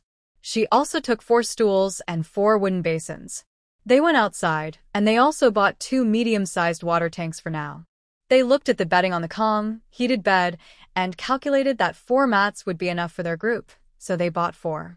Mu Ning asked, Grandma Lee, can I ask something? Besides the bedding and mattresses, is there anything else on the Kong? Grandma Lee looked at the young girl and replied, some families put a layer of animal skin on the Kong in winter. If they don't have skins, they use more ula grass to cover it. Grandma Lee, do people here use felt? Mu Ning remembered from her previous life when she traveled in the Northwest. The local beds had felt on them. The old woman looked at Mu Ning and said, you mean sheepwool felt, right? Some people do use it here, but it's expensive, so not many use it. Really? Does your family have any? No one in my family can make it, but some families in the brigade can. I'll ask Taidan to take you to see if they have any suitable. Okay, thank you, Grandma. In the end, the others ordered the same items as Mu Ning had chosen. Mu Ning thought to herself, how can you, silent ones, be so shameless? The others replied, we don't know how to talk to people. They calculated the total, and Mu Ning paid 32 yuan and 80 cents. Each of the others paid 16 yuan and 40 cents. Grandma Lee said that since they ordered many things and it was hard to carry, her son would come with a cart at noon to deliver them. Ling Xiao saw the cart at her house and said they could push it back themselves, but they needed to borrow Grandma Lee's cart. Grandma Lee happily agreed. She could tell that these young people weren't short of money. In just a short time, she had collected 98 yuan and 40 cents. After giving 80% to the brigade, her family still had over 10 or 20 yuan. How could she not be happy? First, they pushed the water tanks back. They did that twice, and also took some small stools and wooden basins. Mu Ning asked Mu Yen to carry 2 rolls of bedding and go back first. She herself carried a Kong cabinet straight home. This scene left the others who hadn't gone out yet stunned. Grandma Lee exclaimed, oh my goodness. Xiao Taidan stared with wide eyes. Remember, all these are solid wood. Mu Ning didn't care how the others looked. She hurriedly carried the Kong cabinet back. When a few people had carried the items back in carts, Mu Ning had already finished tidying up most of the things. On the way, she remembered they still needed water buckets, so she went to exchange 2 more and also helped them move the cabinets onto the carts. Watching Mu Ning carry things back again and again, the others started to feel numb. Mu Ning went back with Mu Yen to carefully wipe the 4 mats, then hung them outside to dry. After that, Mu Ning carried the mats inside, while Mu Yen helped wipe with iron egg. By the time Ling Xiao and the others pushed the last cart back, Mu Ning had already brought the dried mats inside and started tidying up the bedding. Ling Xiao and Su Xiaotang were okay, but Zhao Jun and Lin Wanqiu were exhausted and gasping for breath. Seeing Mu Ning do all this without even panting made them admire her very much. Zhao Jun gave Mu Ning a thumbs up. Mu Ning, you're really amazing. Lin Wanqiu took the water jug that Su Xiaotang brought out and said, it's just, I feel so tired right now. I have natural strength and I also keep exercising, so it's normal. It's just a small thing, Mu Ning said as she carried the mats to make the bed in Mu Yan's room. Everyone, wow, very impressive. Mu Ning silently boasted a little and was happy inside. She could imagine the expressions on their faces outside. Haha. When they finished tidying up, it was almost noon. Mu Ning helped Lin Wanqiu clean up, while Mu Yan took Iron Egg to help Zhao Jun, Ling Xiao, and Su shouting, "What? Are we not good enough?" When the bell signaling the end of work rang, everyone took a short break, then locked the door and went to the village committee. Iron Egg heard the bell and ran off, saying he would come after eating to take Mu Ning to find the place where they exchange mats. The accountant and the village head were already waiting for them. Seeing them, they called them in. "The grain has already been weighed for you.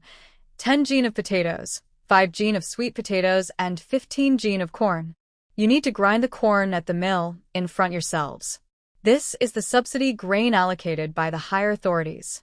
It's harvest season now, so work hard. When the grain arrives, you'll get quite a bit." "Uncle Captain, does the team still have fine grain? If yes, can you sell some to us?"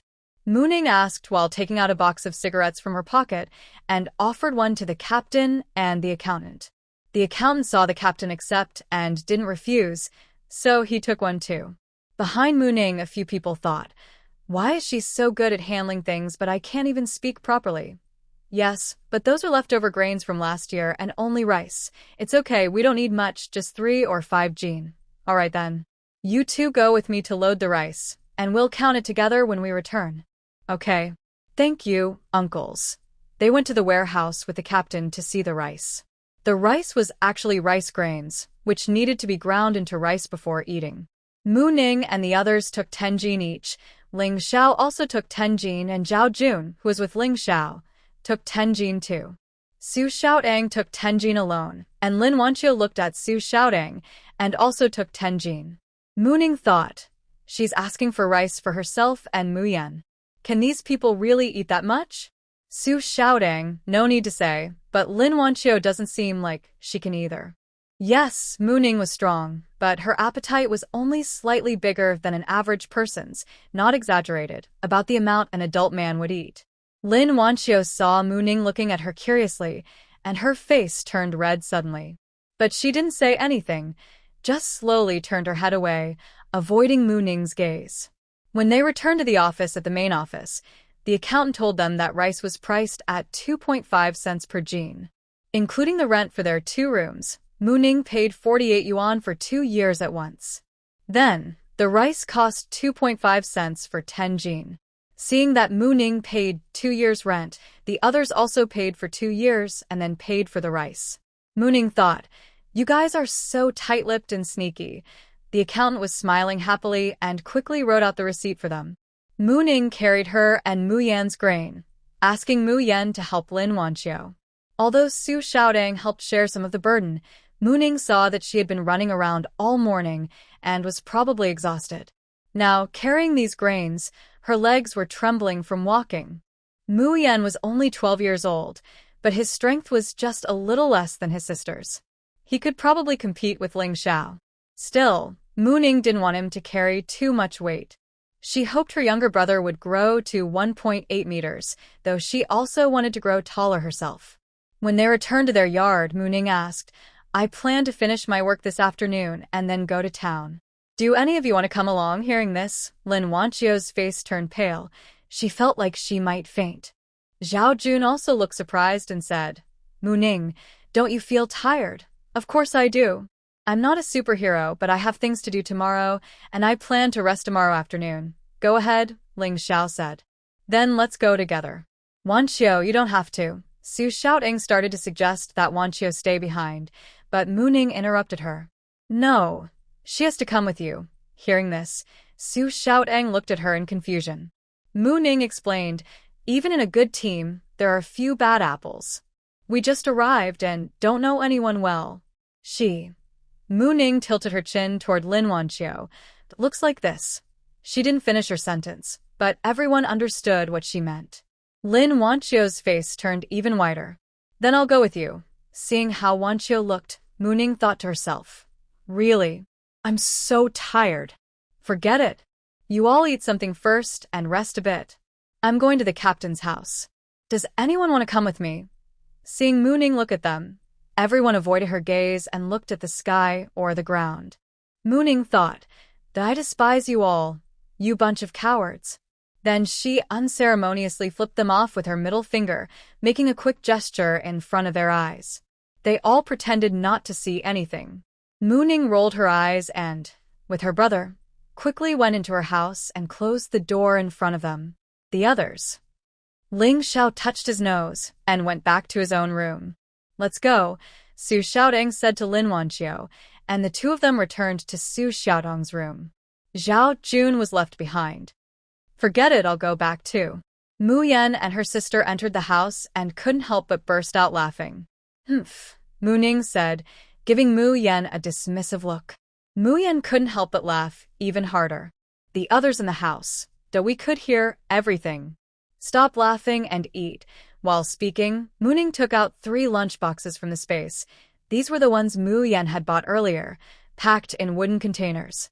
When opening the lunchboxes, there was a box of rice with braised pork, a box of dumplings, and a box of egg noodles. Mu Ning looked at Mu Yan and then at the 3 portions of food on the shelf. What's wrong? Mu Yan asked. Oh, nothing. I just didn't expect you to buy noodles, Mu Ning replied. Which one do you want to eat, sister? Dumplings, please. Hearing his sister mention dumplings, Mu Ning picked up some noodles and started eating.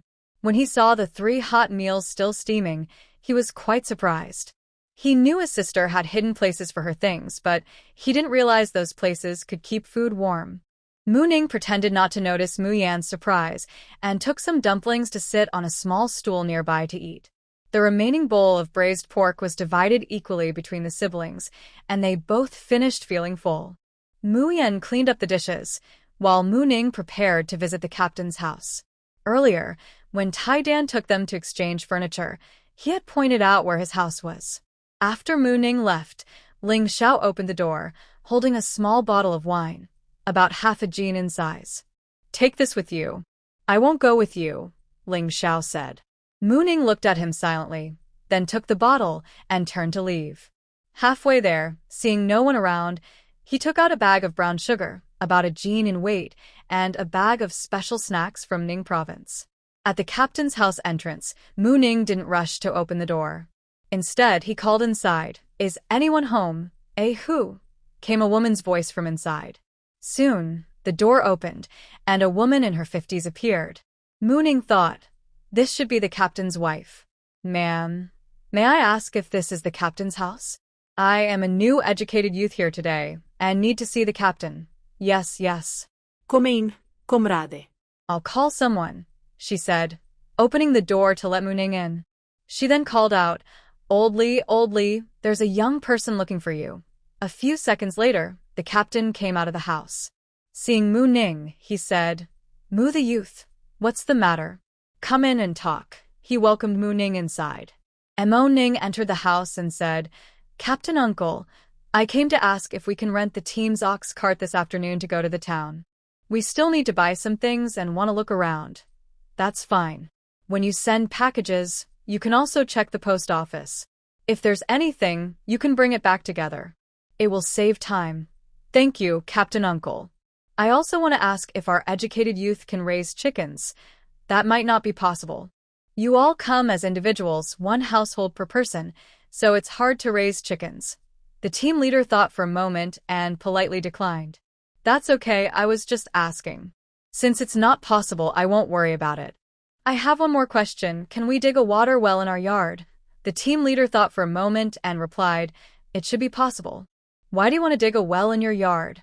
That costs quite a bit. I have that idea.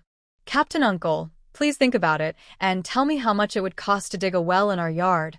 Mo Ning asked. The youth's yard is near the team, but the location is good. If you want to dig a well, it should take 3 or 4 people 2 or 3 days to finish. The total cost for labor and materials would be at least 100 yuan, the team leader said silently to himself while talking to Mo Ning.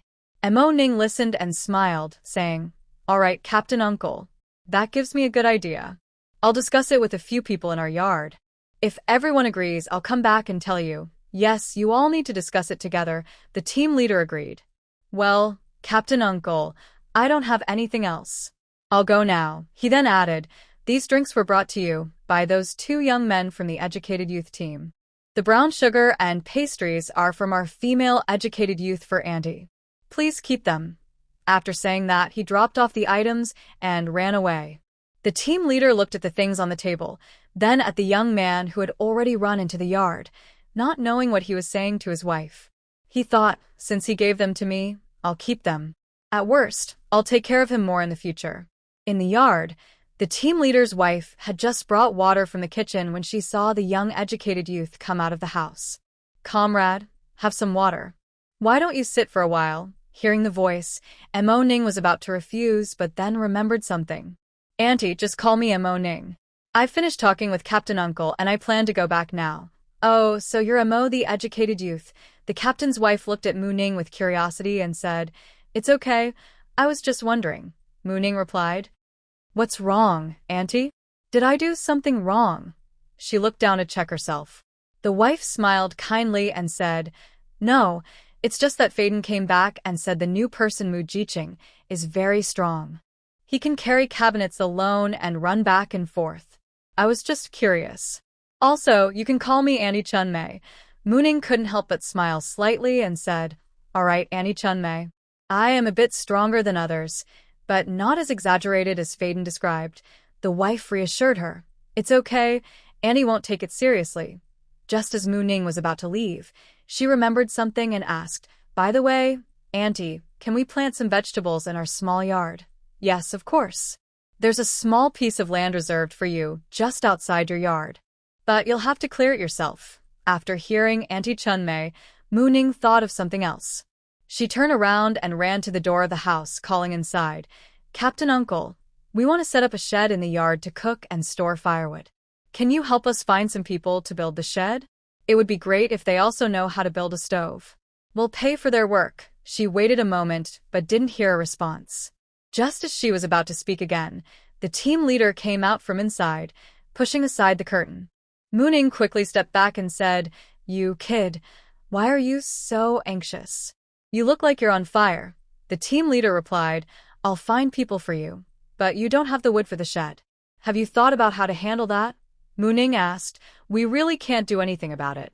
Uncle Captain, do you have any ideas? The team leader glanced sideways at someone nearby and thought, This girl is definitely clever and resourceful.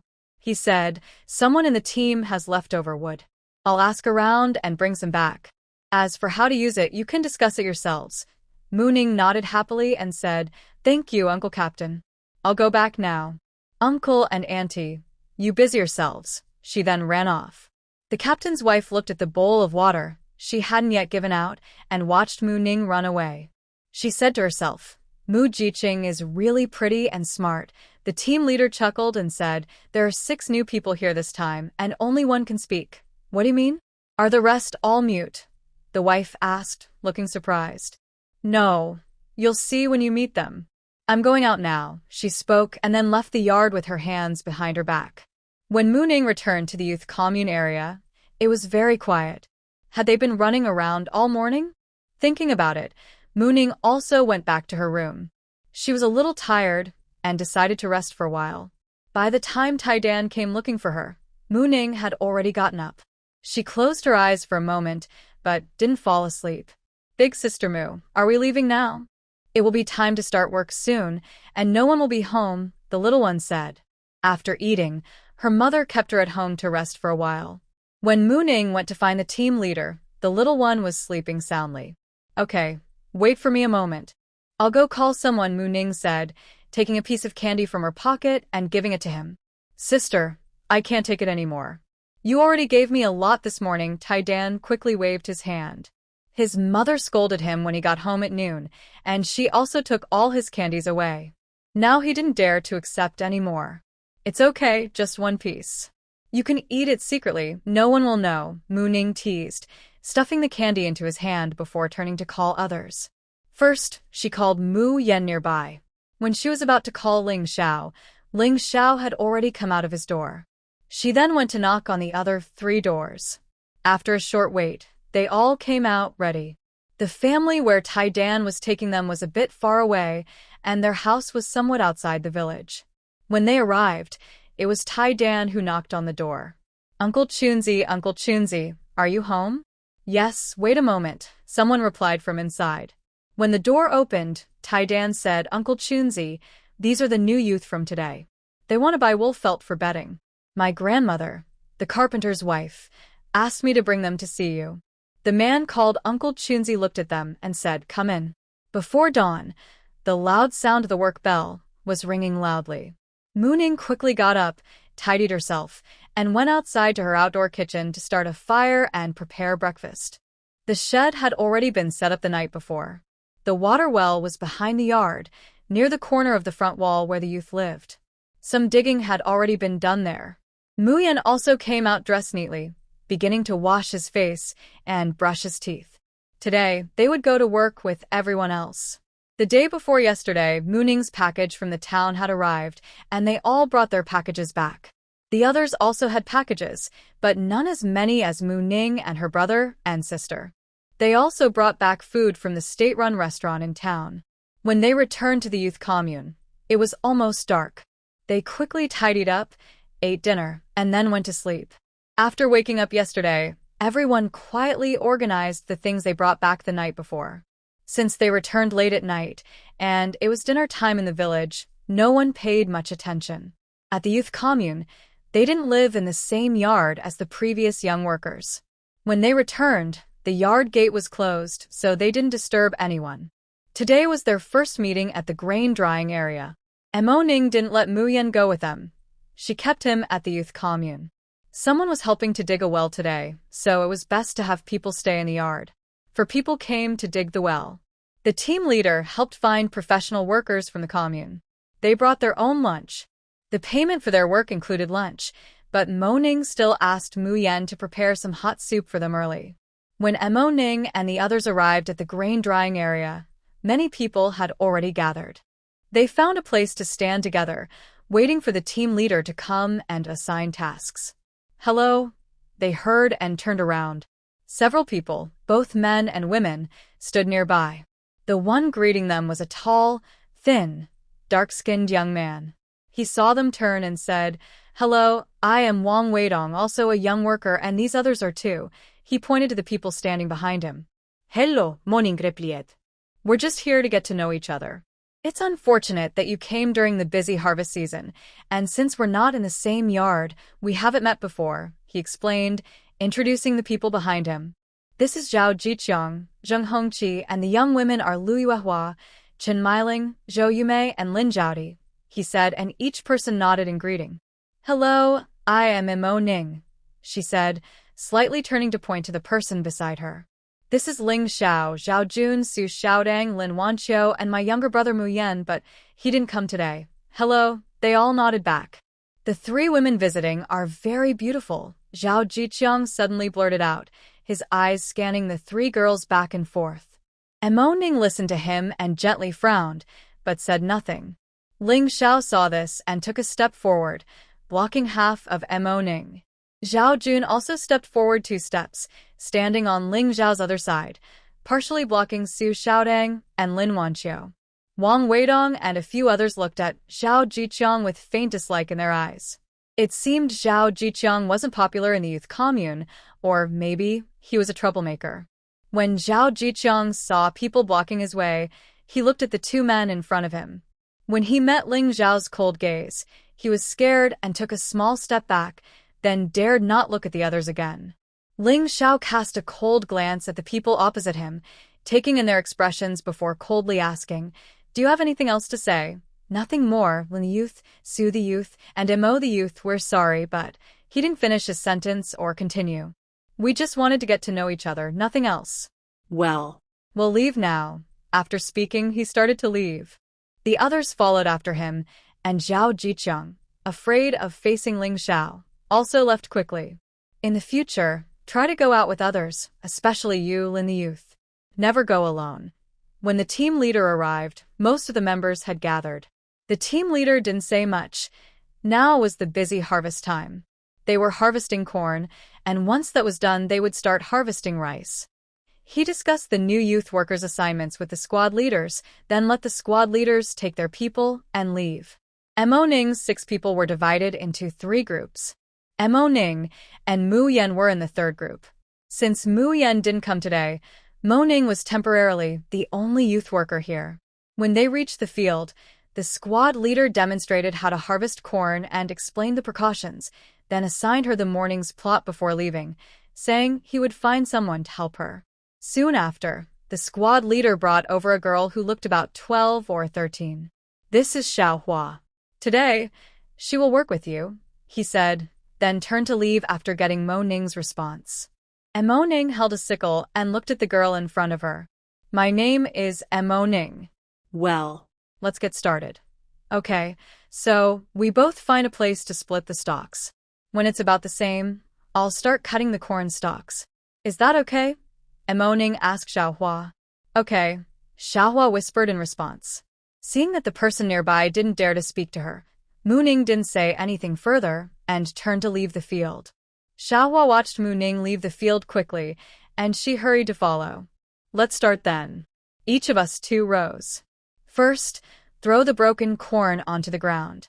When we have 2 or 3 piles, we can load them up," she said, setting aside her sickle and beginning to pick corn. After 3 minutes, Mu Ning looked at the scratches on her hands from the scraping and then glanced around. She noticed that only she and Xiao Hua were close by, so she turned slightly to avoid Xiao Hua's gaze and reached into her side pocket of her clothes. She had taken out a pair of thin gloves from her space and put them on. After tossing about 3 or 4 piles, Mu Ning asked Xiao Hua to go pack the bags. She then went to cut down the remaining corn stalks with her sickle. She could tell that Xiao Hua was hardworking, but her speed was much slower than hers. The busy morning passed quickly. Mu Ning was sweating all over her face and head. Only she had enough strength. Otherwise, she would have been exhausted long ago. Just look at Lin Wanqiu and Zhao Jun to see how tired they were. At noon, when they finished work, everyone came out of the cornfield, all drenched in sweat. The cornfield was stuffy and hot, with no breeze. Their clothes were soaked from the inside out all morning. Lin Wanqiu was in the worst condition. Her hair stuck to her face, and her face was unusually red. She was supported out by Su shouting. "What's wrong?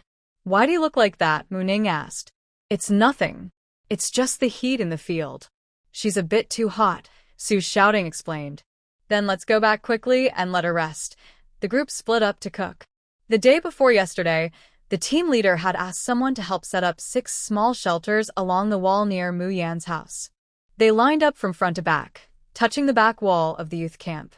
3 were for cooking, and 3 were for storing firewood. Mu Ning, without hesitation, ate with her brother. Su Xiaodang and Lin Wanqiu ate together, while Ling Xiao and Zhao Jun ate together. They chose 2 adjacent rooms for their side. The firewood had already been gathered from the mountains yesterday, and they exchanged some vegetables with the team leader's wife, enough to last them a few days. "Yesterday, I cleared the small vegetable plot outside, just waiting for the sun to shine on it, so I can start planting vegetables." This was something Aunt May from the village committee told us yesterday. Now that it's autumn, we can only plant things like radishes and cabbage. When Mu Ning returned home, Mu Yan had already prepared their meals. She simply cooked cornmeal noodles, with 2 eggs in each bowl, and secretly hid 2 pieces of braised pork at the bottom. After starting work in the afternoon, Mu Ning felt much more comfortable. This was partly because of her own strength. By the end of the day, Mu Ning and Mu Yan earned 7 work points. Getting 7 work points on the first day of work was quite good. Only their brother and sister, along with Ling Xiao, managed to earn that many. Zhao Jun earned 5 points today, Su Xiaoding earned 6, and Lin Wanqiu only earned 3 after the whole day. By the afternoon, after finishing work, everyone was so exhausted they looked almost dead. The team leader was frightened and quickly went to find the captain. He firmly told the captain that their team couldn't keep her because she was too scary. The captain also came to see her. After seeing Lin Wanqiu, he had nothing to say. "How about you and the children go gather pig grass? If you gather enough for 3 baskets, you'll get 3 work points. What do you think?" "No." Su Xiaodang immediately refused before Lin Wanqiu could say anything. "Why?" the captain asked confused. "She has to stay with me." She doesn't care about work points, but she can't go alone, Su Xiaodang said firmly. The captain. Seeing Lin Jiqing's expression, he decided to leave it be. Fine, do as you like. But you must watch her carefully. Don't let anyone faint in the fields. Yes, Captain. I will watch her. After the captain left, they also went back home. Since Mu Yan returned a little earlier than them, Mu Ning found that Mu Yan had already prepared most of the meal when she arrived. For dinner, Mu Yan made cornmeal buns, steamed sweet potatoes, and cooked scrambled eggs and stir-fried eggplant. Sister, what do you want to eat? Mu Yan asked, holding the buns and sweet potatoes. Just the buns. Take the sweet potatoes to the field tomorrow, Mu Ning replied. Okay, Mu Yan said, starting to serve the rice. The other people looked at the brother and sister who had already finished their meal, and they couldn't help feeling very jealous. After eating, Su Xiaodang went to find Mu Ning. Mu Jiqing, she called. Yes? What's wrong? Mu Ning was squatting in the yard washing her face. When she heard the call, she responded. I just want to ask, next time you come back early to cook, could you also bring back wanqiu? Su Xiaodang asked shyly. Is that all? Sure, when we have someone coming back to cook, we'll go and call in Jiqing. Thank you so much. No problem, it's nothing. Mu Ning dried her face and poured out the water in the basin. I won't bother you anymore. Rest early. Okay, you too. After returning to her room, she locked the door and pulled the curtain. The curtain hanging in their room was still the one she brought from her home, originally from Mu Yan's room. It was a bit long here, but she had to make do for now. After the harvest, she planned to find someone to fix it. As for fixing it herself, she decided against it. Mu Yan had already tidied up and gone to sleep. Mu Ning thought about how she hadn't entered her space since leaving, so she decided to take a look. She didn't turn on the light, just lay on the bed and entered the space directly. When she entered, she was a bit stunned because she was standing in a small courtyard. At first, she was confused, but then she opened the courtyard gate and looked around, realizing this was indeed her space. Before, her space only had a few grass fields the size of football fields, a spring that sometimes gushed water, and some boxes and cabinets she had prepared herself. But now? The space had expanded a lot, and there was also a small courtyard inside. She stepped into the courtyard. In the courtyard, there was a main house and 3 side rooms on each side, all made of mud bricks with thatched roofs. There was also a small vegetable garden. In the garden, lush green vegetables were growing, and bright red and green peppers hung from the vines. There were also many cucumbers climbing on the trellises, looking fresh and juicy, very appetizing. A bunch of tomatoes, some red and some green, hung in clusters. A purple eggplant, long beans like arms, and pumpkin vines crawling on the ground, covering half the yard. Between the leaves, you can see various sizes of orange and green pumpkins, along with all green oval-shaped pumpkins. Unconsciously, she walked over and found several watermelon vines among the pumpkin vines. She followed the vines and found more than 10 big watermelons. Mu Ning stared at the watermelons, almost drooling. But she didn't forget the changes in the space. She didn't know what caused the space to change like that. So, she reluctantly took her eyes away from the watermelons and turned to look at the room in the small yard. There was only one main room, but after entering, she found it was actually 2 rooms. One room had a very old-fashioned bed. A traditional wooden bed? Mu Ning was a bit surprised. Is this the kind of thing that should be here? She touched the bed repeatedly, looked at it carefully from all sides, and finally confirmed that the bed was real. She grinned widely and jumped onto the neatly made bed. So comfortable. After rolling around for a while, Mu Ning carefully made the bed again, smoothing out the fancy-looking bedding. Then, happily, she hummed a little tune as she walked to look at the other room. Inside, she found a study. There was a large, heavy purple sandalwood desk with a matching wooden pen holder on it. The pen holder held several brushes of different sizes and materials. Mu Ning didn't know much about brushes, but she could tell these were special. Next, there were 2 eye-catching white jade rulers. Mu Ning, can white jade be used for rulers? I don't really know, but they look very impressive. On the desk, There was also a complete set of inkstones and ink sticks. Mooning didn't understand much about these, so she didn't pay much attention. What really caught her eye was the bookshelf behind the desk. The bookshelf was filled with many ancient books. She wanted to pick one up to look at it but couldn't seem to get it out. Just as she was puzzled, she heard a snap sound. Turning around, she saw a thin blue book falling to the ground. She picked it up and saw 4 large characters on the cover, Flying Shadow Step Technique. Curious, she opened it to take a look. Most of the pages inside were illustrations, with brief descriptions written next to them. Mooning carefully looked at the 2 pictures and realized that this is a practice method to speed up walking. It is probably similar to the shadowless kick or flying fast legs she saw on TV before. She didn't have any particular thoughts at the moment. She casually placed the book on the desk, intending to look at others, but found that none of them could be taken out. Losing interest in exploring, she turned around without looking back and left the main room, not even glancing at the book still lying on the desk. Later, she went to the east and west side rooms. She found that the food she collected was neatly arranged in the west room, grain in one room, cooked food in another. The room with cooked food had a row of shelves neatly organized, with the cooked dishes placed on the shelves. Another room was empty, with nothing inside. In the 3 rooms of the east house, one was also neatly stacked with various sized boxes she brought from the secret chamber. One room contained cabinets she either brought from home or bought from the black market, along with a desk. There was also an empty room. After checking everything, she pushed open the courtyard gate and went outside. She found that this small courtyard was about 10 meters from the spring. The spring was still the same, but the small creek flowing from it had widened a bit. The grass was still the same, just larger in area. On the opposite side of the creek, a few peach trees had grown, and the peach blossoms were blooming perfectly. She didn't know if they would bear peaches later or just stay in bloom forever. The 2 small wooden houses she had previously moved in were now on either side of the courtyard. She checked inside and found everything was arranged as she had left it, nothing more or less. But she still didn't notice any change in the space that could be a trigger. The glowing small ball she took from the stove at home had long been forgotten by her.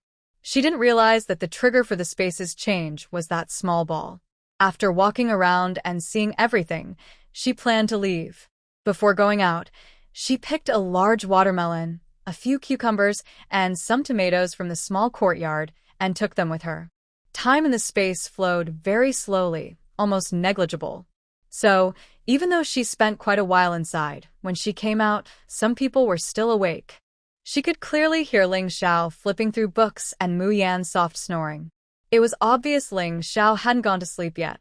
Looking at the cloth curtains she had hung by the stove, she thought, after I finish my work, I should go see who can weave bamboo or grass curtains. This cloth curtain isn't very good. She decided to turn off the light and get ready to sleep. Ling Xiao only turned off his light and went to sleep after hearing Mu Ning's light go out.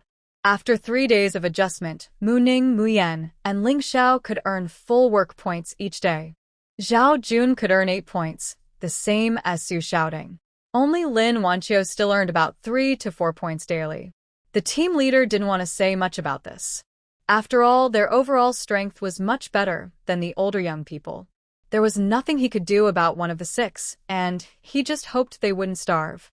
That evening, Mu Ning went home early to cook. She asked Lin Wanqiu to come with her. She thought that during this time, they hadn't had a chance to go to town. Eating eggs every day wasn't a big problem, though sometimes they secretly hid a piece of meat at the bottom of their bowls, but it wasn't enough. Every day, they mostly cooked together. Since they only went to town once when they first arrived, they hadn't had time since. If they could eat meat, people might become suspicious. But during the tough harvest season, not having meat was really hard. She thought for a moment and took out some dried meat she had stored earlier. She planned to boil it and make dried meat rice, then prepare an egg soup. When the dried meat was cooked, she looked at the meat on the cutting board and asked Lin Wanqiu if she wanted some. The dried meat she took out was about 2 jin, around 1 kilogram. Lin Wanqiu wasn't good at chores, but she was good at cooking. Mu Ning had already smelled the meat when she was boiling it, but She didn't want to bother her to exchange for some. After all, it's not easy to have a meal with meat now. When she came to ask, Lin Wanqiu followed her to see, and in the end, she took about 1/3 of the meat. Mu Ning then looked at what was left in her hand. She decided to cook rice for Ling Xiao and the other two, and when they returned, they could return her the grains. Thinking this way, she did just that. When Ling Xiao and Zhao Jun came back and heard Mu Ning had cooked their rice too, they quickly expressed their thanks. Knowing that Mu Ning had made dried meat rice, they hurried to their rooms to bring some fine grains and money. Mu Ning didn't pretend. She directly took the money, stuffed it into her clothes, and filled 2 large bowls with dried meat rice for them. Do you still have bowls? I also made egg soup. Do you want some? Yes, yes, yes, I will go back now to get a bowl. Before Ling Xiao could speak, Zhao Jun hurriedly responded and took the bowl filled with smoked meat rice to get another one. After all, the 2 grown men could only make do with the food they cooked, just to avoid starving. Lin Wanqiu saw Mu Ning making smoked meat rice, and also came over to learn how to make it. She didn't know how before, but Mu Ning said it was very simple, so she wanted to try. The delicious smell of the rice that day attracted Zhao Jiqiang from a front yard. When everyone was sitting in the yard, happily eating their bowls, they suddenly heard the gate being knocked. They were surprised because, since moving in, this was the first time the gate had been knocked. Ling Xiao put down his bowl and went to open the door. When he opened it, he saw Zhao Jiqiang standing outside. Zhao Jiqiang saw Ling Xiao opening the door and took a step back. Is there something? Ling Xiao didn't plan to let him in, so he only opened a small gap in the gate. Hey, Ling Jiqing, what are you guys eating today? It smells so good, Zhao Jiqiang said, still tiptoeing to peek inside. What's that got to do with you? Ling Xiao asked coldly, not answering his question. Hey, Ling Jiqing, we're all educated youths. Even if we don't live in the same yard, it doesn't stop us from building some friendship, right? I just smelled your delicious food and wanted to come and strengthen our bond, Zhao Jiqiang said shamelessly. Ling Xiao's eyes turned cold at his words, and he snapped, "Get lost." Zhao Jiqiang was so frightened by Ling Xiao's icy stare that he stepped back again. When he wanted to say something, he saw Ling Xiao's cold eyes like a blade, and he couldn't speak. Ling Xiao gave him a cold glance, then shut the gate and went back to eat. The others in the yard heard the noise and knew who had come, so they didn't ask further. I plan to work through tomorrow noon without a break and finish early to go to the town. Do you want to come along or need to bring anything? Mu Ning asked the people who were eating. Big sister, I want to eat braised pork, Mu Yan quickly said when he heard his sister was going to the town. He didn't know how much he had been craving meat these days. Although his sister sometimes gave him a few pieces of meat at the bottom of her bowl, it still wasn't enough for him. Okay, I'll see if I can catch the meal time at the state-run restaurant. Mo Ning also wants to eat meat. Then I will go with you later, Su Shouting said, then looked at Ling Xiao and Zhao Jun. We won't go.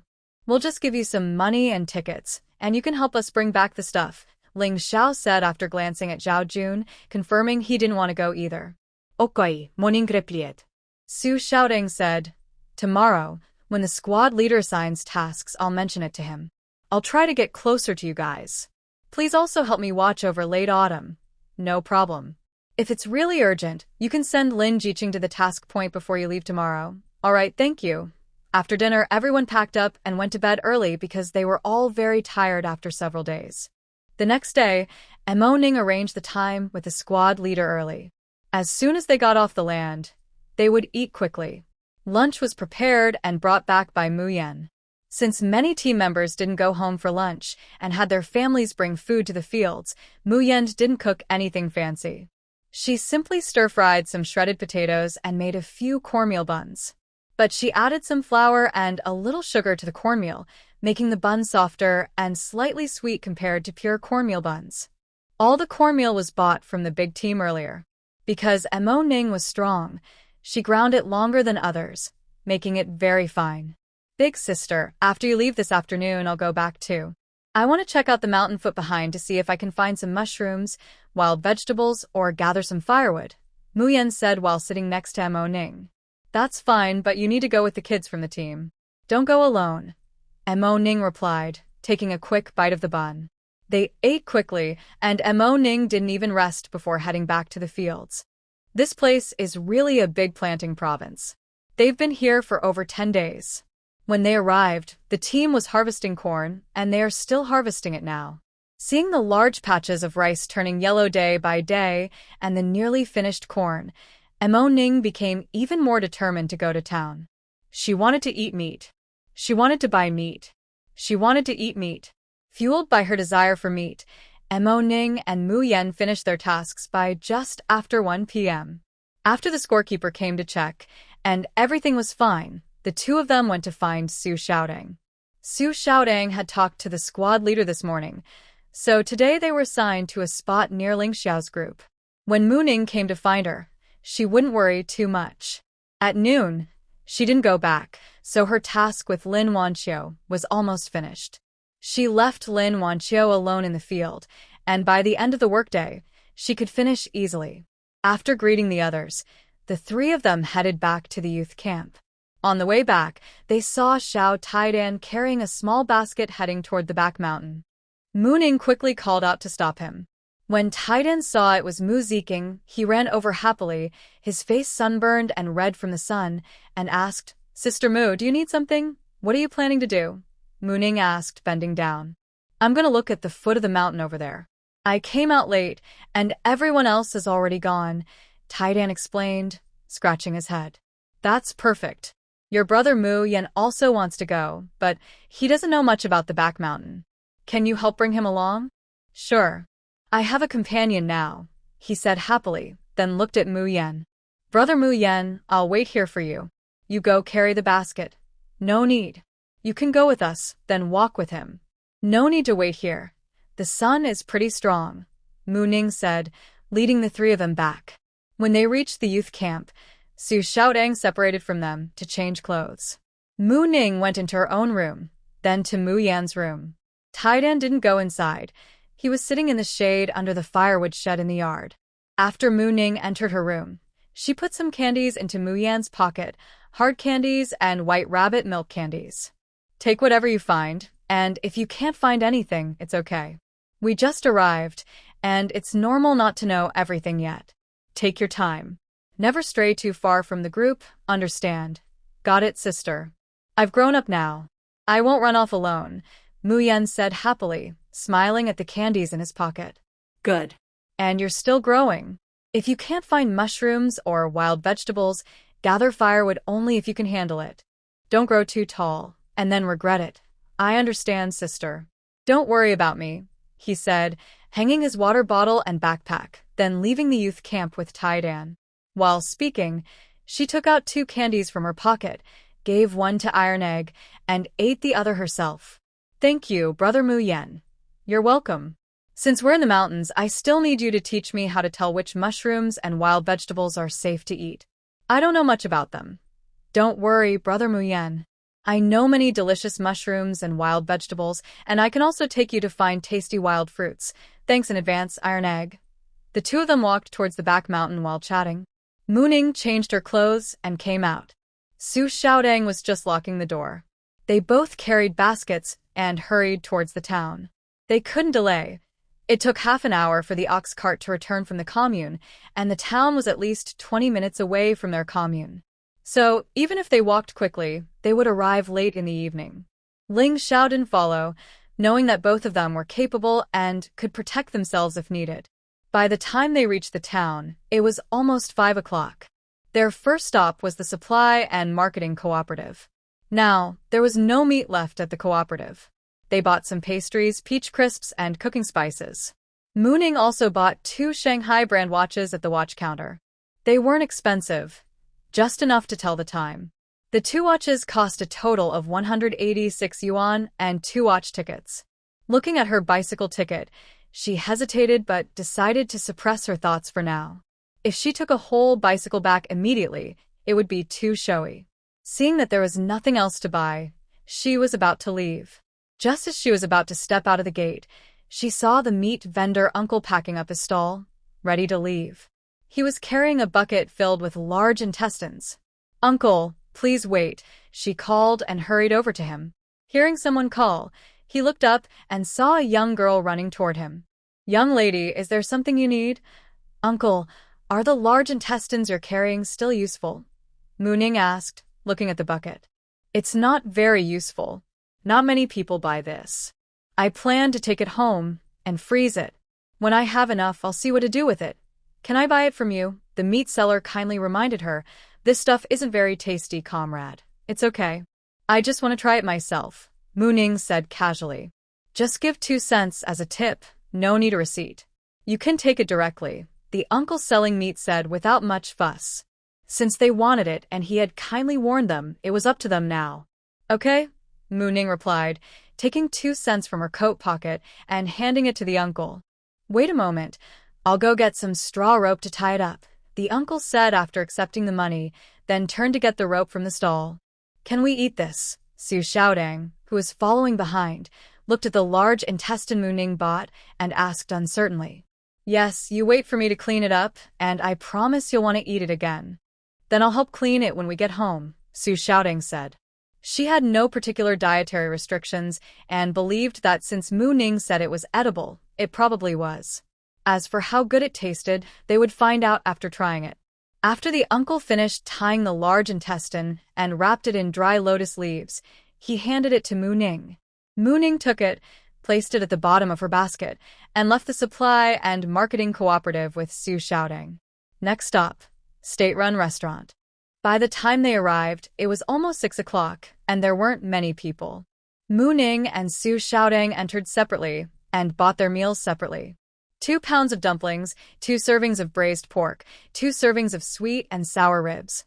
They also ordered 2 fish dishes and 20 meat buns. The waiter, watching Mooning order so many meat dishes, almost rolled his eyes.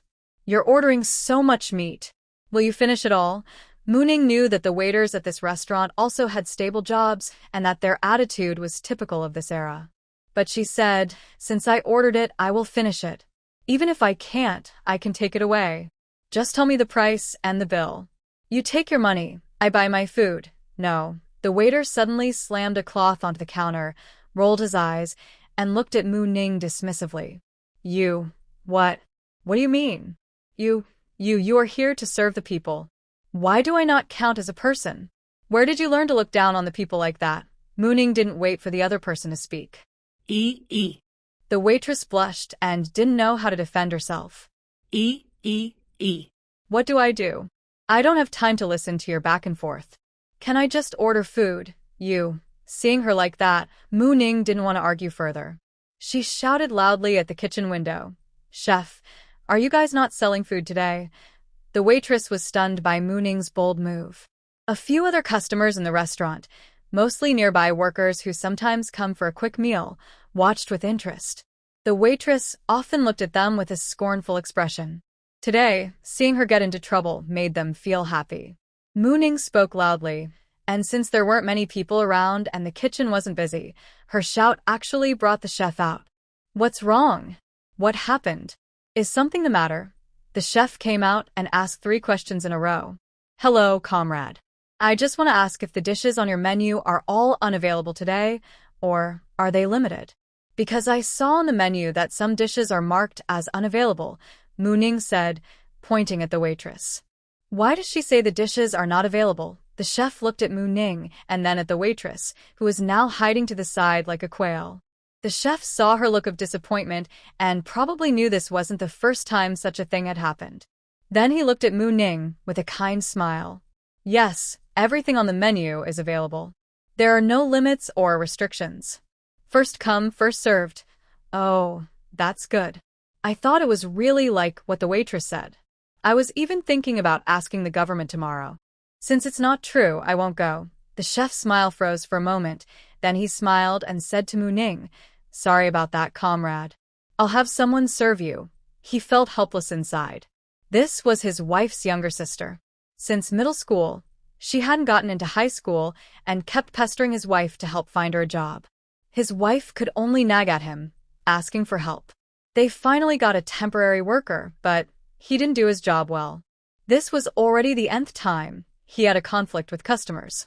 No, today I will tell his wife that her sister's big favor can't be used anymore. If she keeps using it, he will be gone soon. I heard someone say they are going to ask the government about it. After apologizing to Mu Ning, he also gave a subtle signal to the nearby waiter, who was acting like a scared quail. Mu Ning didn't hold on to it. She took out the lunch boxes from her basket one by one and handed them to the waiter, along with money and tickets. When she finished serving the food, Su Xiaodang was still sitting at a nearby table. Mu Ning signaled to her, and Su Xiaodang hurried over to get a lot of dishes, mostly meat dishes. The waiter didn't dare say anything more now. When Su Xiaodang came out from inside, Mu Ning said, "I have some things to do. I'll be a little while before I can go back.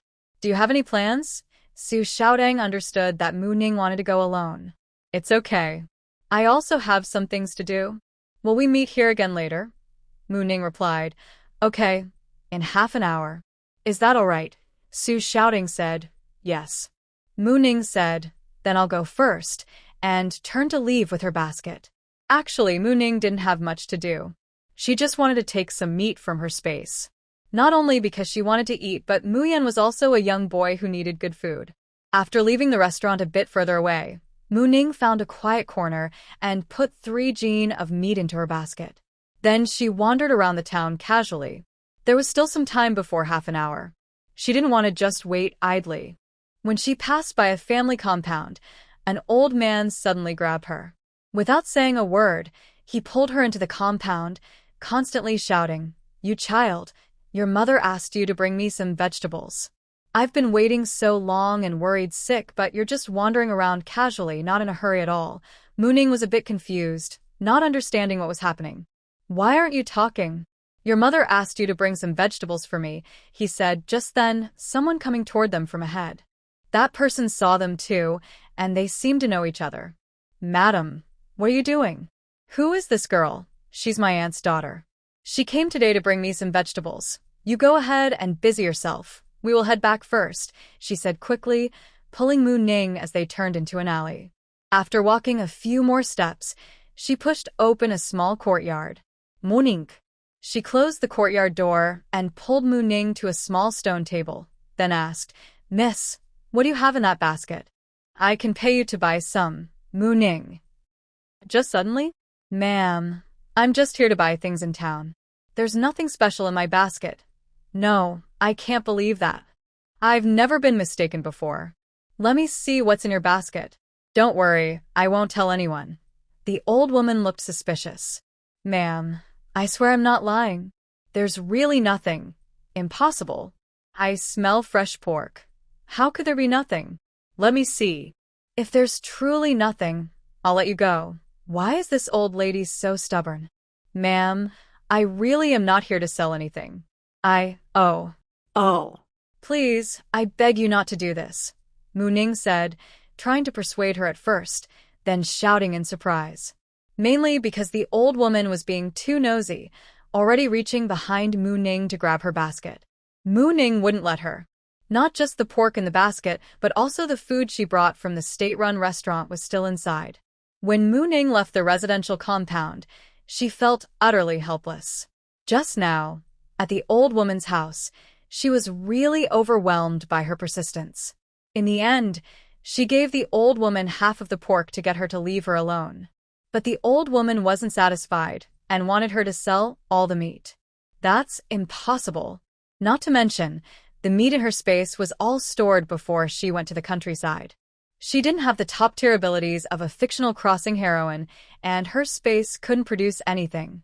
These few things would be very useful later. In the end, she gave the old woman 1.5 pounds of meat for 3 yuan, then hurriedly left her house. The old woman was a bit too frightening. It wasn't that she couldn't run, but she was worried about accidentally hurting someone. Now, she didn't dare wander around anymore. She found a quiet spot, put 2 more pounds of meat into her basket, and headed straight to the restaurant to wait for Su Xiaodang. I didn't make her wait long. Su Xiaodang also arrived, and the two of them didn't delay much. They quickly walked back together.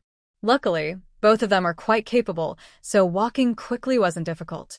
However, today they needed to bring her younger brother, Zhao Jun or Lin Wanqiu, one of the 3. By the time they returned to the team, it was probably midnight. When they got back, it was completely dark outside. Only a few houses still had faint lights shining through the windows. Most families had already gone to sleep. They didn't take the village road, but instead took a small path outside the village back to the youth farm. At this time, Mooning didn't plan to knock on the door. She took a few running steps, used her hands to push off the wall, and easily climbed over the wall. This surprised Su Xiaodong, who was right behind her. Seeing Mooning disappear over the wall, Su Xiaodong quickly ran up and climbed over as well. Inside the yard, for people sitting there watched silently as the two jumped over the wall and landed on the ground. The four. Mooning turned around and saw the people sitting in the yard. She was momentarily surprised. Ahem. Why aren't you asleep yet? Su Xiaodong, who had just jumped down, followed behind her. Zhao Jun said, "We were waiting for you too." He then got up, picked up a small stool, and said, "Since you're back, there's nothing more. I'm going to bed now." He went back to his room. Ling Xiao said, "Then I'll go back too." In the end, only Mu Ning, her younger brother Mu Yan, Su Xiaodong, and Lin Wanqiu looked at each other awkwardly. "Well, everyone, go to sleep now," Mu Ning said, pulling Mu Yan into her room and closing the door. "Xiaodong," Lin Wanqiu whispered, and Su Xiaodong also stepped over. "Yeah, go back and sleep. No need to get up early tomorrow. I brought some steamed buns." "Oh, okay. You should also rest early," they said, each returning to their own room. In Mu Ning's room, Mu Ning put down her basket and gave Mu Yan 2 meat buns. "I brought some food. Have you eaten yet?"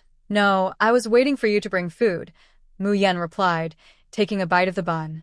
She took out a plate of braised pork, which she had brought from her space. The food in the basket had already cooled down by then. She gave the braised pork to Mu Yan and took a plate of sweet and sour ribs for herself. After finishing their meal in Mu Ning's room, Mu Yan returned to his own. The next morning, Mu Ning woke up and saw Ling Xiao washing up in the yard. After he finished, she handed him a plate of braised pork, a fish, and 10 meat buns. Ling Xiao took the food and handed her some money. "I bought a set of pig offal. Can you and Zhao Jun help wash it at noon? When I come back in the evening, we can all have dinner together." "Okay, send it over first. I'll tidy up a bit." "All right." Mu Ning went inside, took the pig offal, and handed it to Ling Xiao. Su Xiaodong also came out of her house and divided some of the things she bought yesterday between Ling Xiao and Zhao Jun. Today, the sky was gloomy. The corn had been harvested yesterday, and today they started harvesting rice. Harvesting rice was more tiring than harvesting corn because it required bending over all the time. After a while, their backs and waists would ache. The team leader didn't come to the fields today. He only distributed the work to each squad in the morning, and then was not seen again. In the late afternoon, just before finishing work, people saw him driving a bullock cart back, pulling along several people dressed in tattered clothes, looking exhausted. Mu Ning overheard their conversation and guessed that the people who had been sent down had arrived. Both she and Mu Yan could think of this. He had been here for more than half a month and was quite worried about his parents at home. When he heard people whispering, he couldn't help but walk quietly to his sister and call softly, "Sister." Mu Ning was still cutting rice and didn't stop. She whispered back, "It's not the time now. Keep working. I'll go check later in the evening." "Okay." Holding the rice in his arms, Mu Yan turned and continued tying the rice into bundles behind his sister. Before they could finish work, the village loudspeaker announced, "Ling Xiao, Ji Qing, Mu Ning, and Su Xiaodong, come to the brigade office quickly." When the villagers heard that 3 new young workers were being called, they started whispering among themselves. Mu Ning, Ling Xiao, and Su Xiaodong found it strange that they were being summoned, but then they quickly thought of something. As the time for work was nearing its end, Mu Ning called the record keeper. After the record keeper checked everything, she and Mu Yan each received 8 work points before they left. Ling Xiao also greeted Zhao Jun and left first. Su Xiaodong took Lin Wanqiu with her.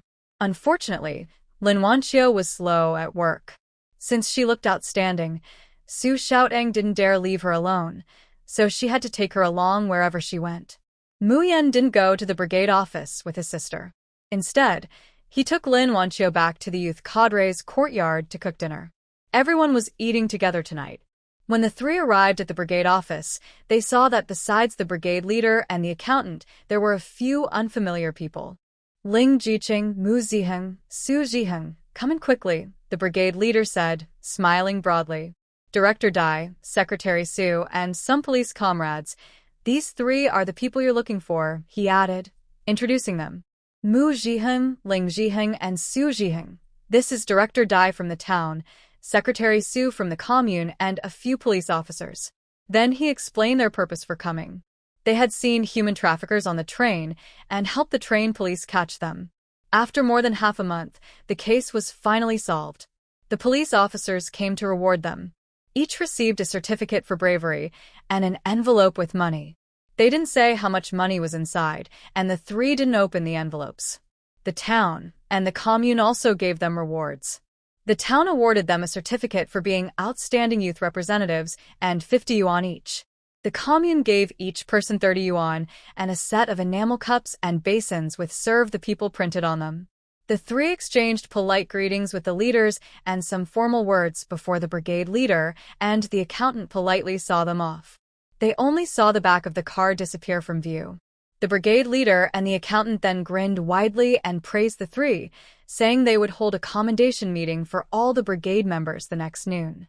Ling Xiao and Su Xiaodang didn't speak, but Mu Ning kept talking to the brigade leader for a long time. Still, it didn't change their plans. In the end, Mu Ning had to leave with the certificates, prizes, and money, pushed out of the brigade office by the brigade leader. Mu Ning looked at the two people behind her and said, "It seems you both enjoy standing in front of everyone and being looked at like monkeys, Ling Xiao and Su Xiaodang. Don't talk nonsense, don't spread rumors. We didn't do that. We just didn't know what to say." Mu Ning looked at their difficult expressions and snorted, then turned and walked away. When they returned home, the work in the fields had finished. Zhao Jun was helping them cook. Seeing the three of them come back and noticing what they were holding, he looked curious. "What's going on? Is there news about the train incident?" "Yes, this is a certificate and some prizes sent by someone," Mu Ning said, waving what she was holding. "Then why do you all look like that? Shouldn't getting an award make you happy? Why do you all look so serious?" Hearing this, Mu Yan and Lin Wanqiu came out from the side kitchen to look at them. Mu Ning, hearing his question, looked at the two behind her with a sad face and said, "Ask them." Then she went back inside to put away her things. She still needed to prepare the pig offal she had cleaned up for lunch. The three of them then looked at Ling Xiao and Su Xiaodang. Finally, Su Xiaodang spoke up. "Captain said he'll hold a recognition meeting for us tomorrow noon." "A recognition meeting?" Zhao Jun was confused. "Isn't that pretty normal?" Ling Xiao said, "Mu Jiqing doesn't want to do that. She hasn't asked the team leader or the accountant to do it." "Why not?" Zhao Jun asked. Su Xiaodang replied, "She said it feels like being a monkey in front of everyone." Ling Xiao added, "The team leader said she will gather everyone tomorrow noon." Zhao Jun hesitated. That does sound a bit awkward."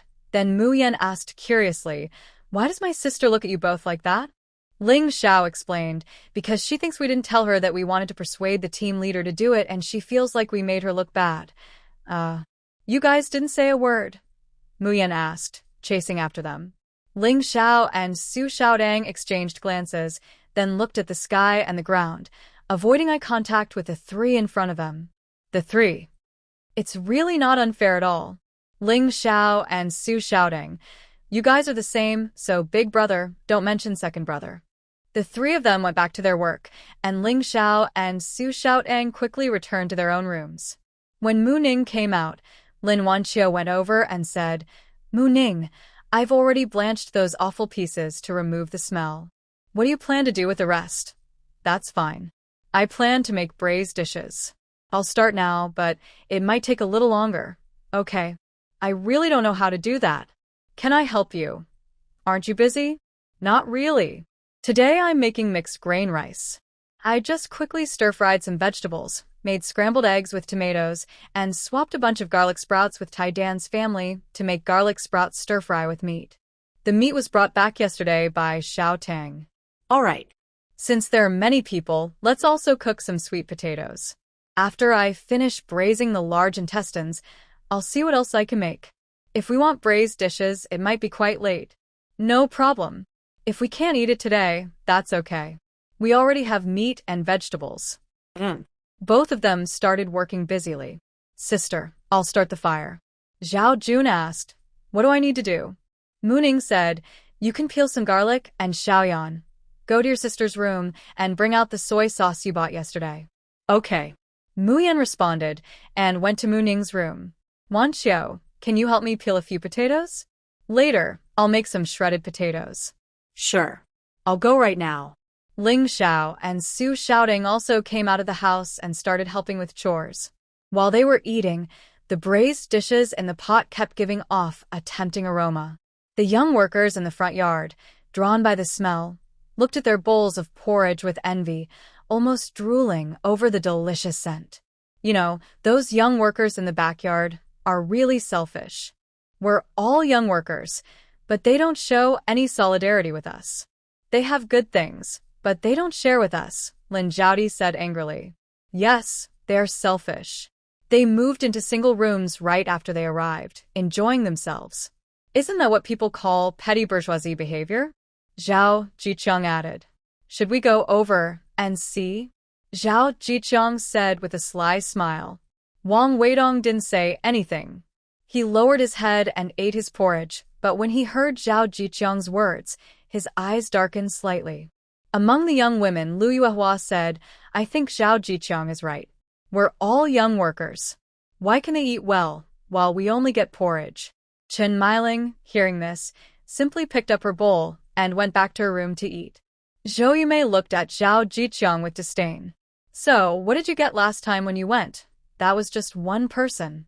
This time, we can go together, he replied, not forgetting to look at everyone present. Don't include me.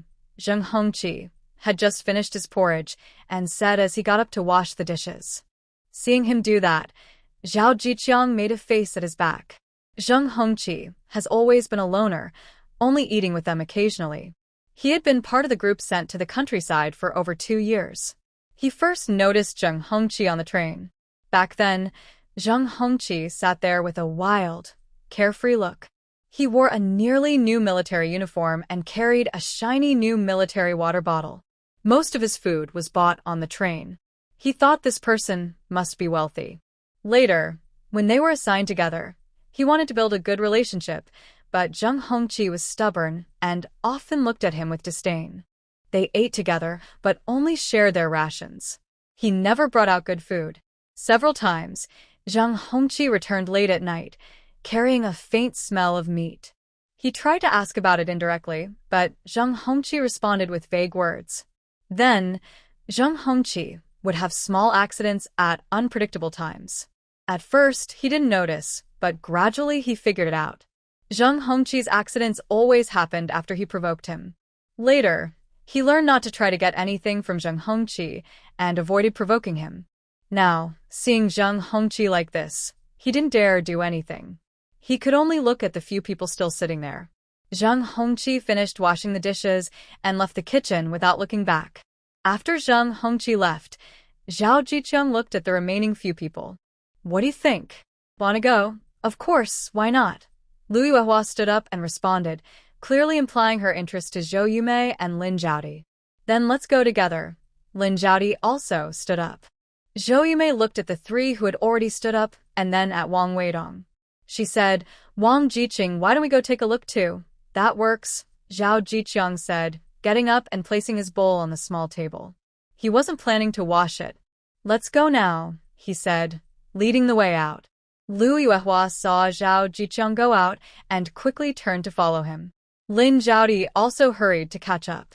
Wang Weidong and Zhou Yumei watched the 3 leave, then slowly got up after a while. Mu Ning and the others were enjoying their meal, unaware that someone in the front yard was already unable to hold back and was coming over. When the door was knocked, they had almost finished eating. Hearing the knock, Mu Ning was momentarily surprised, then looked toward the bubbling braised dishes. The others also looked at Mu Ning, as if she was the leader of their group. Seeing Mu Ning's gaze, they all looked in the same direction and saw the fragrant braised dishes cooking outside, which made them understand the visitor's intention. Muning. Su Xiaodang called her. It's okay, just open the door, Mu Ning said calmly. No one could take advantage of her here unless she allowed it. Zhao Jun stood up to open the door. Ling Xiao was a step slower, helplessly mouthing something but not making a sound. As Zhao Jun opened the door, several people rushed in. Zhao Jun was pushed slightly off balance by their pushing. Mu Ning sat still, and the others didn't know what to say, so the scene became a bit awkward. Zhao Jun didn't close the door again, and stood beside Ling Xiao silently. The visitors didn't ask about their purpose, and seemed unsure how to start the conversation. Finally, Zhao Jiqiang raised his hand to his nose and said, well, we just smelled the nice aroma from your yard, and wanted to come see what you're doing. But she didn't hear any response from the other side. Mu Ning stared quietly at them without speaking, and Ling Xiao and the others also looked at them silently. Zhao Jiqiang and the others, followed by Zhou Yumei and Wang Weidong, who had just entered behind the three. So, what's going on here? Perhaps overwhelmed by the pressure, Lu Yuehua spoke up. What's your attitude? We're just here to take a look. Seeing her like this, Mu Ning guessed that Lu Yuehua's family must treat her well, or else her proud and commanding attitude wouldn't make sense. But she still didn't speak. Instead, her gaze shifted from Zhao Jiqiang to Lu Yuehua, remaining calm and emotionless. Lu Yuehua. I didn't feel it just now, but suddenly I find this person's eyes very unsettling. You. What are you looking at? Although she didn't dare to meet Mu Ning's eyes directly, Lu Yuehua stubbornly pretended not to be scared and tried to act brave. But. Mu Ning sneered with disdain. Now that you've looked, can you leave? The others were caught off guard by Mu Ning's blunt words. They didn't expect her to be so rude and not care about giving them face. What do you mean by that? Lu Yuehua was provoked. She had never met someone so disrespectful to her before. Mu Ning slowly stood up. What do I mean? You ask me? Since you're here uninvited, do you want some recognition? Do you need us to welcome you properly? Mu Jiqing, we just think that since we're all educated youth, we should help each other, so. Lin Zhaodi started to speak but couldn't finish. Oh? So, you're here to ask for help? Or, do you want us to help you? Mu Ning looked at Lin Zhaodi with curiosity. Lin Zhaodi, why is this person always so unpredictable? Why is it so hard to say? Mu Ning asked again when Lin Zhaodi remained silent. Wang Weidong spoke from behind. They just came because they smelled the good food here and wanted to see, nothing more, he explained. But his words were clear to Mu Ning. It was obvious they had no resources and wanted her to share her cooked meat with them, but they didn't want to ask directly. They wanted her to offer. It's really wanting to have the best of both worlds. Mu Ning sneered and looked at Wang Weidong. If I'm not mistaken, there should be a tradition among the old educated youth to welcome the new ones privately, right? You all came together, didn't you? There must have been such events before, right? Why haven't we had one since we arrived? When Mu Ning asked this, the faces of the people opposite stiffened. There are some rules privately, but when they arrived, they went straight into the backyard alone and didn't invite them to eat. So. I thought of giving them a warning, but they adapted quickly without their help. Wang Weidong wanted to speak, but forgot to make an excuse during the busy harvest season. Mu Ning looked at him coldly and said, Don't talk to me about busy harvest. We went there before we even moved in. Since we never planned to get along well from the start, let's just accept this way of living together. Why do you always want to take the good or get some benefits? What do you mean? We are all educated youth. We should share what we have with everyone. Your way is uncooperative and shows a capitalist attitude, Lu Yuehua said confidently. Haha, you really have a lot of nerve. Saying we have a capitalist attitude. What? Not sharing your things with us means you're capitalist? Then maybe you should share your stuff with us first to show your team spirit. After all, we are all from the same group. Don't pretend you have nothing. Lu Yuehua got upset. She didn't want to share her good things with them. Why should I? So, you mean we should unilaterally unite with you? Mu Ning looked at Lu Yuehua with a face that said, You're really shameless. Of course. You're the newcomers, Lu Yuehua said as if it was obvious, looking proud and expecting her to understand. Mu Ning thought, This is just a fool. How fresh. May I ask how many faces I can ask for? Your face is so thick. A few more layers probably don't matter, she said sarcastically. Mu Jining, that's a bit serious. Wehua didn't mean it on purpose. Besides, you do eat meat quite often. Zhou Yumei, acting like a caring older sister, came over and patted Lu Yuehua's arm to comfort her, showing disapproval. Mu Ning didn't listen to her finish and immediately retorted, whether we eat meat has nothing to do with you. Looking into Zhou Yumei's eyes, she seemed to be acting like a cunning fox, playing a game of strange tales.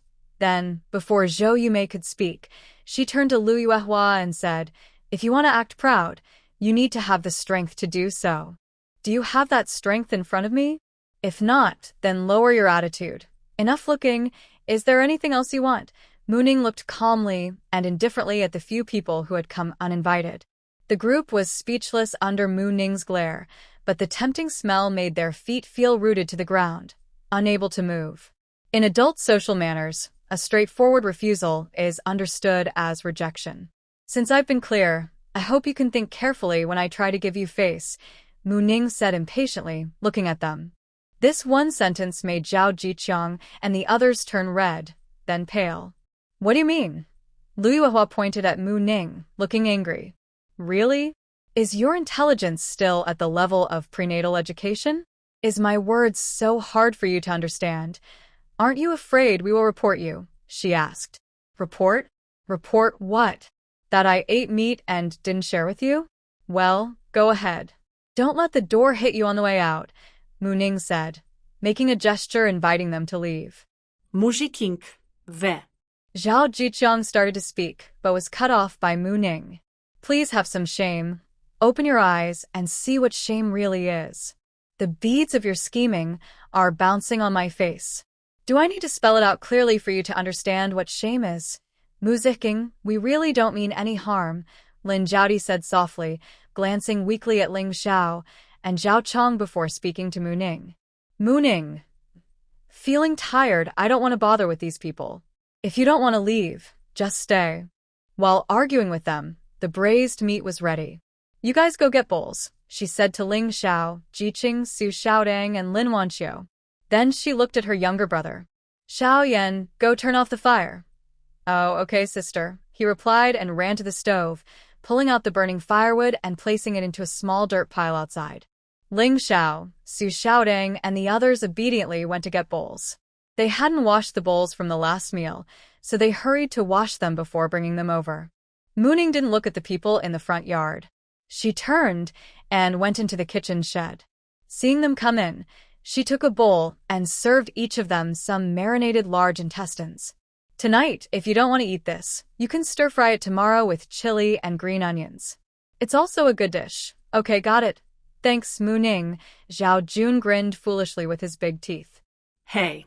I thought none of you would talk. Mu Ning looked at these four people, feeling really tired. We just don't know what to say to people we don't know well, Lin Wanqiu whispered. Mu Ning looked at her and said, how can you not talk? Just ask questions. When you see someone much older, call them Andy. When they're not much older, call them sister or sister-in-law. The team leader and accountant are around that age, so call them uncle. When you meet people on the road, just ask, what are you busy with? Where are you going? Have you eaten? Remember to include the proper titles. Okay, I understand, Lin Wanqiu whispered back. Mu Ning thought to herself, I really misjudged her.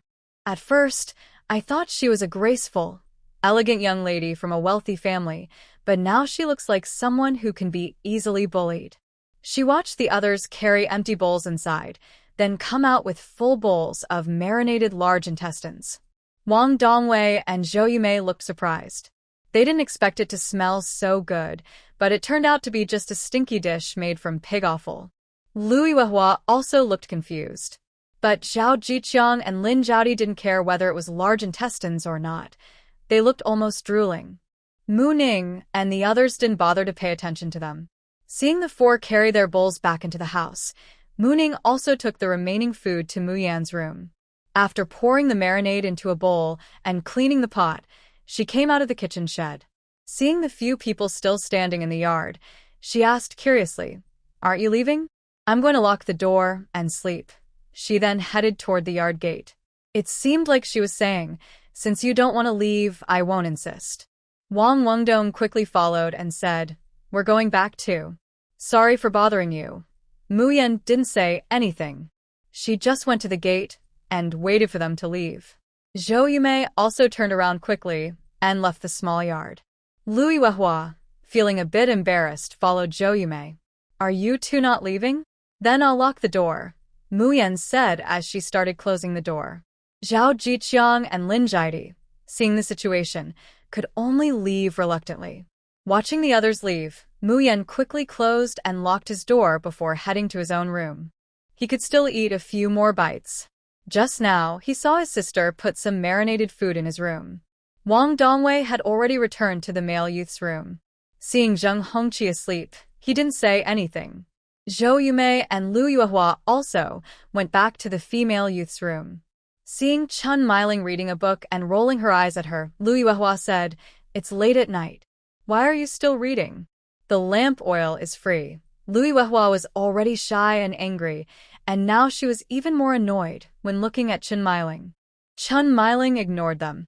She had already tidied up and her small kerosene lamp was hers. Hearing Lu Yuehua's comment, she simply turned off the lamp and went to sleep. The room suddenly became pitch dark. Lu Yuehua, who was about to drink water from a cup, was furious again. She turned around and shouted at Chun Miling on the bed, Chun Miling, are you crazy? Didn't you say the lamp oil was expensive? Why are you shouting? But you can't just turn off the lamp like that. It's my lamp. I can turn it off whenever I want. What does it have to do with you? You. Lu Yuehua didn't know what to say for a moment. Miling, we're all in the same room. There's no need to argue so much. Also, Yuehua was just angry and couldn't hold back. Don't be mad at her.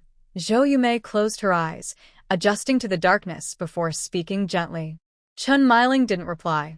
Zhou Yumei thought she had listened and continued, Miling, can you turn the lamp back on? We haven't washed up yet. Whether you wash up or not has nothing to do with me, Chun Miling replied bluntly. You. Zhou Yumei was speechless. When Lin Jiadi returned, Zhou Yumei and Lu Yuehua had already fallen asleep. Seeing the room completely dark, Lin Jiadi's expression turned dark and vicious. Over on the male youth side, Zheng Hongqi had already fallen asleep before they returned, so no one dared to make any noise.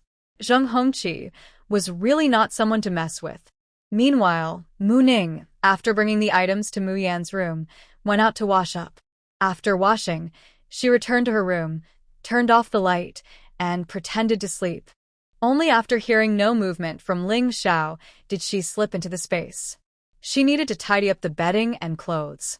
Last time she bought felt, she bought 4 sheets, claiming she liked it thick. Actually, she bought it for her parents who would come later. Now, she plans to cut an old piece of clothing to patch the felt. After tidying everything, she left her space and rested for a while. Around 2 a.m., she opened her eyes, took a deep breath, and quietly got up. Listening to the steady breathing of Ling Xiao and Mu Yan, she knew they were asleep. She carefully got out of bed and left the room. In the yard, she moved like a thief to the wall, carefully climbing over without making a sound. She had previously observed the location of the cow shed, so she didn't need to look for it again. She carefully avoided places that might reveal her presence and headed toward the cow shed. When she saw the cow shed, she took out a bunch of things from her space. She carried what she could on her back, held what she could in her arms, and carried what she could in her hand. Then she slowly and carefully approached the shed. The cow shed was very quiet. The 3 cows inside were peacefully sleeping on one side. She didn't know exactly how many people the team leader had brought back today. She carefully set down her things and checked each of the 3 rooms nearby. Next to the cow shed, there were 3 old mud brick houses. Mu Ning listened at the door of each. Inside the house on the far left, she heard 2 breaths, one heavy and one faint and shallow, not like Comrade Guoguar. She moved to the middle house, listened, and confirmed it was empty. Then she went to the last house. Inside, she heard 2 breaths that didn't sound like young people's, more like older people, with a breathing rate of about 16 to 18 times per minute. There was also a breath that sounded like a child's. She was sure it wasn't this house. She carefully returned to the first house, planning to check inside. The door was locked from the inside. She found a sturdy stick, slowly inserted it, and took some time to pry open the latch. She gently opened the door and slipped inside. After closing the door behind her, she was about to turn around when she felt a cool breeze brush her back of the head. She quickly stepped to the side, turned sideways, and grabbed the wooden stick that was coming at her. She pulled hard, using her arm to drag it back, and then raised her free hand to catch the person's neck, who was pulling the stick toward her. At first glance, it was really her father, but he looked much more tired and thinner. He loosened his arms slightly around her neck, so it wouldn't be too uncomfortable. Comrade Mu Jiangwo, are you just hitting your daughter straight on? Going all out? If I can't dodge you, does that mean I won't have a daughter anymore? Just as she was about to resist, Mu Ning was stunned to hear her father's voice. Sun Guilon, hiding in the corner, was also surprised. Seeing that her father didn't react, Mu Ning shook his arm around his neck and said, Dad, what's wrong? Say something, big daughter. Mu Jiangwo quickly grabbed Mu Ning's arm that was around his neck and straightened up. He turned around and grabbed Mu Ning's shoulder. Why are you here? Where's Mu Yan? Sun Guilon also reacted and hurriedly ran out of the corner. She stood in front of Mu Ning, quietly crying and calling out, Ning Ning. Surprised, right, Comrade Jiangwo? Mu Ning said proudly.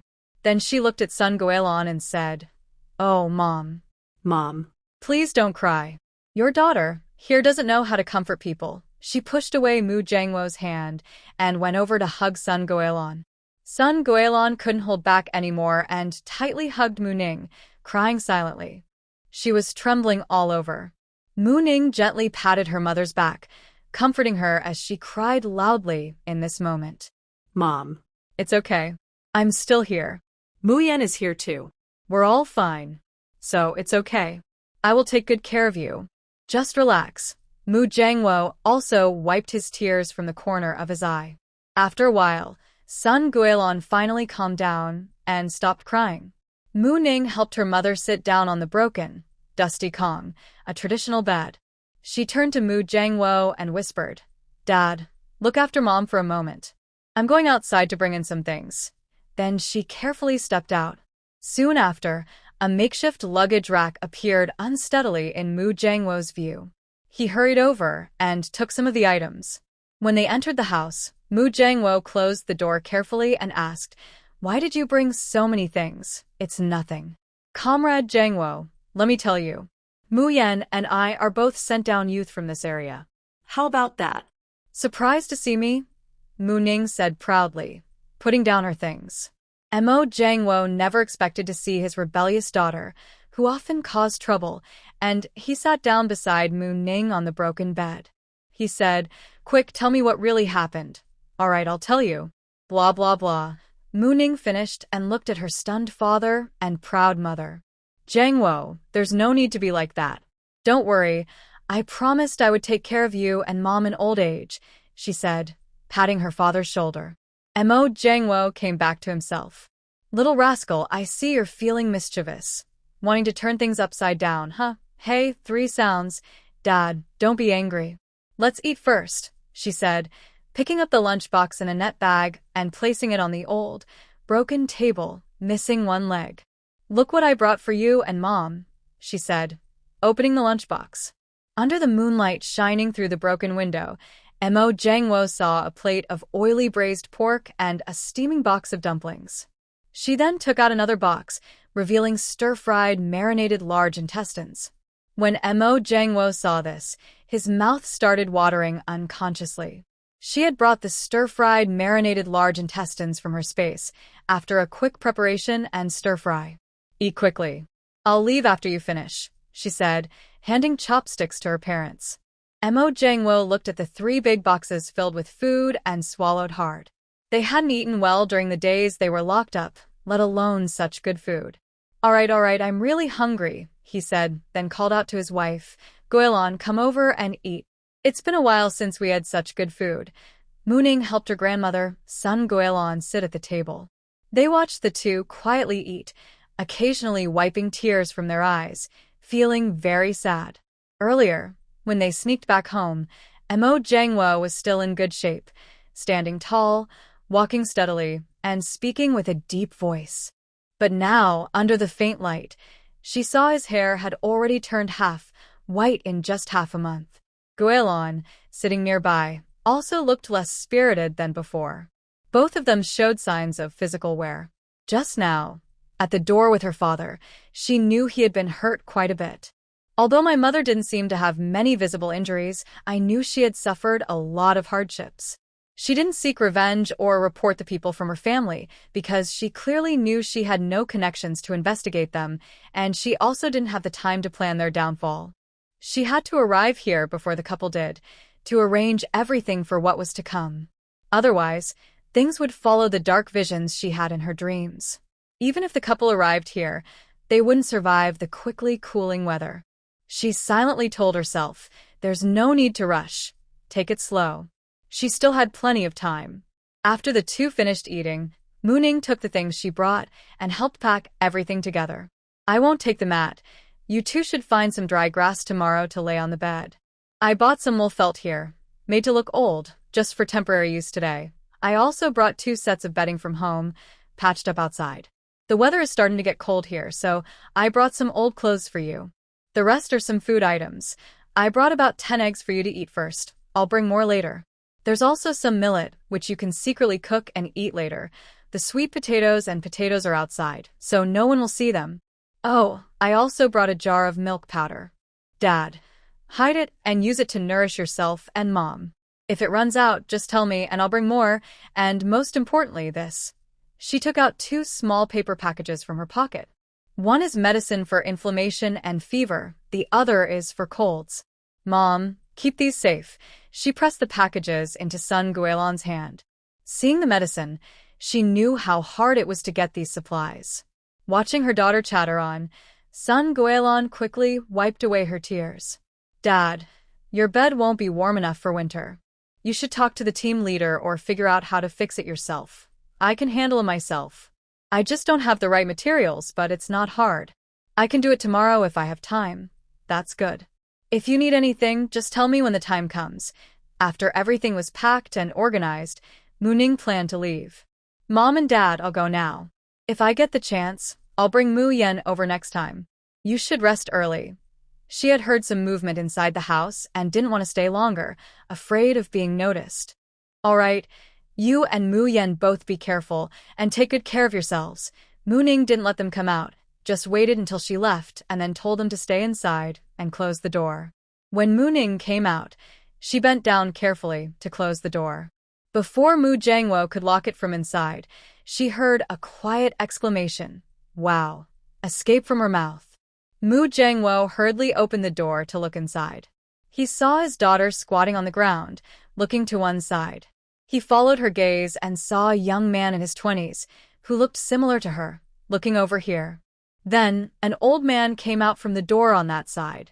Mu Jiangwo and the old man made eye contact, then both turned to look at their daughter squatting on the ground. A voice called out, "Xiao Ning," which made Mu Ning suddenly come to her senses. She quickly straightened up and asked the man opposite, "What are you doing?" The old man patted the shoulder of the person squatting, and the man also stood up. "I'm here to see my grandfather." "Oh, this is my dad and mom," Mu Ning said, pointing to the 2 behind her. Then she turned to her parents and said, "Mom and Dad, this is Ling Xiao, a young person from our courtyard who came with us." She then looked at the old man opposite. "Hello, sir. I'm also a young person from this area. My name is Mu Ning."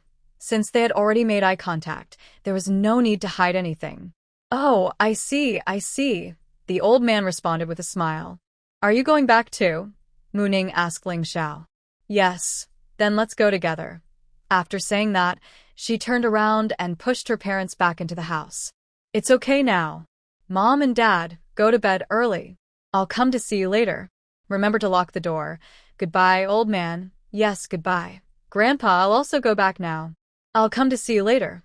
"All right, go back and be careful." Watching the 2 walk away, the old man looked at the room nearby and then closed the door again.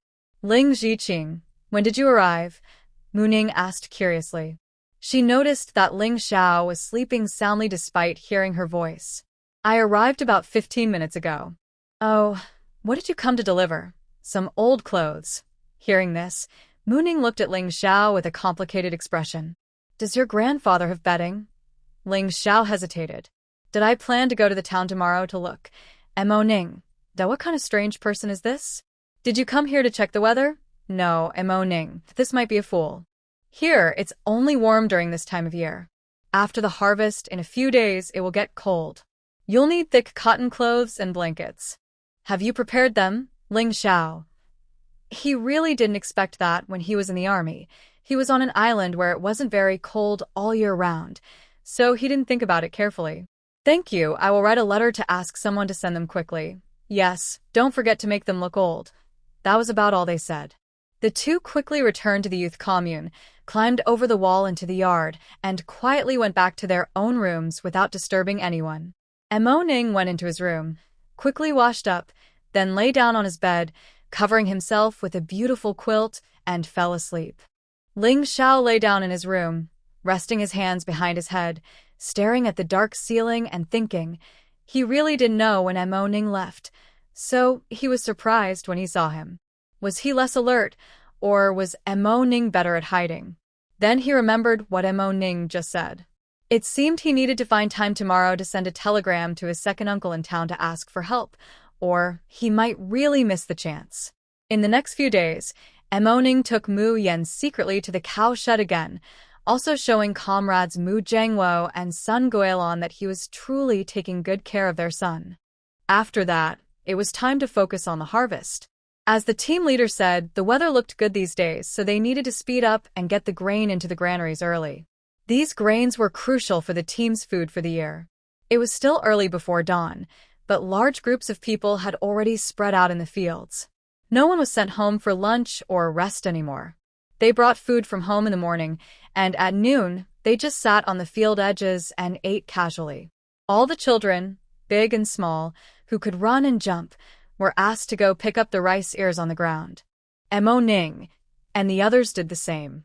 They cooked their food the night before, so in the morning, they just reheated it. Big sister. I'm so tired. When will this busy work be over? Mu Yan was sitting with his sister, holding a bowl and eating in their own room. At this moment, he truly felt pain all over his body. Mu Ning watched the young boy sitting on a small stool eating. He had been very tired lately. Although he kept sneaking some meat, it wasn't enough to satisfy him. His body was clearly thinner and weaker. Tomorrow, you don't have to get up so early. Captain, and I will take half a day off for you. Rest well, big sister. Don't speak. I know what you're going to say, but you're only 12 and still a child. You don't need to worry so much. I will take care of our family. You know I can support us without relying on those work points, so don't worry. But, sister. Mu Yan looked at his sister's tearful eyes. He knew she was worried about him, but he also cared about her. It's okay.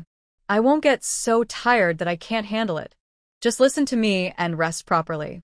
You're still young and shouldn't tire your body. Okay, I will listen to you. Mu Yan wiped his tears with his sleeve and lowered his head to continue eating. Captain, my younger brother isn't feeling well today. I kept him at the Youth Education Center to rest. He won't be working today, Mu Ning whispered to the captain. The captain glanced at the young girl beside him. Really? You care about your brother? Yes. My brother is still very young, only 12. I don't want him to tire his body. Besides, I want him to grow taller. Mu Ning smiled confidently at the captain. The captain looked at Mu Ning with a side glance. You're almost grown up. Then he saw her stuff a handful of hard candies into his pocket. Got it. Hurry up and go now, he said impatiently, waving her away. All right, Captain. You busy yourself, Mu Ning said happily, seeing the captain relax. She finished talking to him, and then happily left. The captain watched Mu Ning run away with a smile. Mu Yan really didn't get up early as his sister asked. When he woke up, it was already past 10. His sister had left a bowl of braised pork and rice on the stove. Seeing the full bowl of meat and rice, Mu Yan's eyes turned red again. He lit the fire, warmed up the food, and started eating eagerly. No one knows how anxious he felt inside after something happened at home. Now, he remembers every little act of kindness from his sister very clearly. He knows his sister is a free-spirited person. Seeing her like this makes him feel very sad. It was still early after dinner, so he decided to go to the back mountain to see if he could find anything. Recently, because of the harvest, few people go into the mountains. The Jiqing courtyard is a bit remote, so when he left with his basket, he didn't see anyone from the village. It's autumn now, and many mountain foods are ripe. Everyone is busy harvesting in the fields.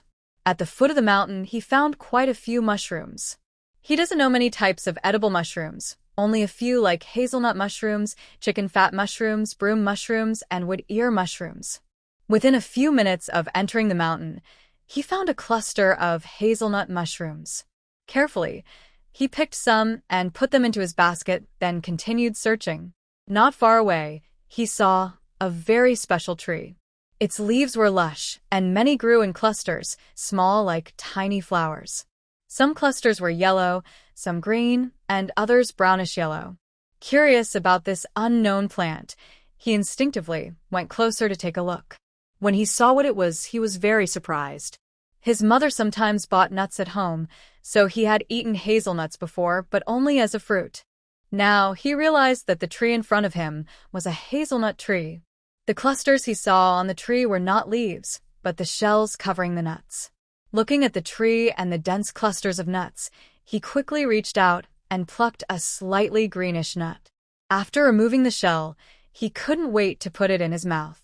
He had heard before that hazelnuts can be eaten fresh, and this was probably what he had just discovered. With a crunch, he bit into the hazelnut, took out the nut meat, and chewed it. The nut meat is crispy, sweet, and fragrant. Muyan liked it very much. He then put down his basket and started collecting hazelnuts. He threw handfuls of nuts into his basket. Soon it was full. Although he knew there were hardly any people in the village, he still carefully bypassed the village with his basket and returned to the Jiqing courtyard. He didn't dare to dump his harvest in the yard but carried the basket into his own room. I poured the hazelnuts from the basket onto the ground outside the door.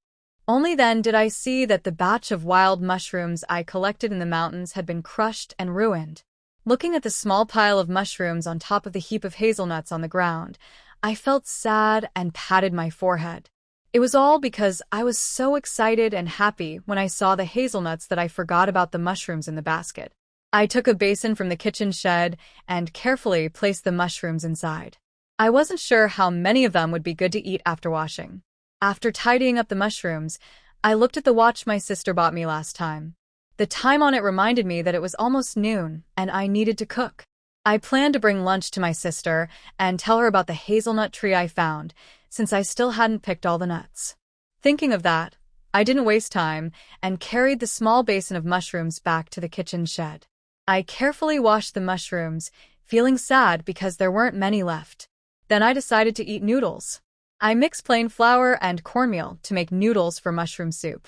Hurrying as fast as I could, I carried the lunchbox and water bottle to the field. By then, my sister had already eaten 2 small bowls of the noodles. "Sister, I brought you some food." "Here, have this," I said, sitting next to her and handing her the lunchbox. My sister, Muning, didn't like eating with others because people often asked what she was eating. So, she usually sat alone on the edge of the field, not in the shade, because there were often many people there. To her, sitting under a big straw hat was the same anywhere. Watching my sister sit down beside me, I reached out and took the lunchbox from her. I opened it and said, "Mushroom noodles. Did you go to the back mountain?" "Yeah, I just wandered around at the foot of the mountain." "Don't worry, I didn't go inside," I said happily, watching her eat her noodles with her head down. "Sister, you won't believe what I found at the mountain's edge," I said proudly. Huh? "What good thing did you find?" Mooning asked, taking a sip of her noodles and looking at me. "Well, sister, I found a hazelnut tree. The nuts on it are ready to pick. I brought back a basketful, and there are still many on the tree," I said excitedly. "That's great," Mooning exclaimed, her eyes wide with surprise as she listened to me. "You don't need to come to the fields this afternoon. I already told the team leader in the morning that you can go back and rest first. When it's not so hot, you can go again if you want. You can pick as much as you can carry. If it's too heavy to bring back, find a place to hide it first. I can carry it back later. Seeing Mu Ning's face, Mu Yan knew what he was thinking, so he didn't plan to hide the fact that he would rest for a day. I understand, sister, Mu Yan said happily when he heard his sister's words, and quickly agreed. All right, I've finished eating too. Take your lunchbox and go back. Remember to go out again when it's cooler, Mu Ning advised. Sister, I trust you. Don't worry about me. I'll go now, Mu Yan replied. Okay, go back, Mu Ning said. Some people had already started working in the fields. After watching Mu Yan walk away for a short distance, Mu Ning also went to work in the fields. While cutting rice, the team leader said each person could earn as many work points as they could based on their ability, with no limit. So Mu Ning usually earned about 18 to 20 points every day. After the space changed, a small, thin water jet appeared next to the spring. It didn't merge into the spring but stood out suddenly on its own. The water from the jet seeped directly into the ground. Once, she saw a patch of grass that looked very strange and realized something was wrong. Seeing the lush grass, full of life and more vigorous than elsewhere, Mu Ning, feeling bold, took a cup to collect water. She spent more than 10 minutes collecting only half a cup and then drank it all herself. About 10 minutes later, she was covered in dirt and emitted a strong, unpleasant smell. Without hesitation, she rushed into a nearby creek and washed herself clean. When she came out of the water, she felt much lighter and her spirit was refreshed. After sensing her body's change, she knew that tiny water jet was not ordinary. She then placed a large ceramic jar there, which still hadn't filled up to this day.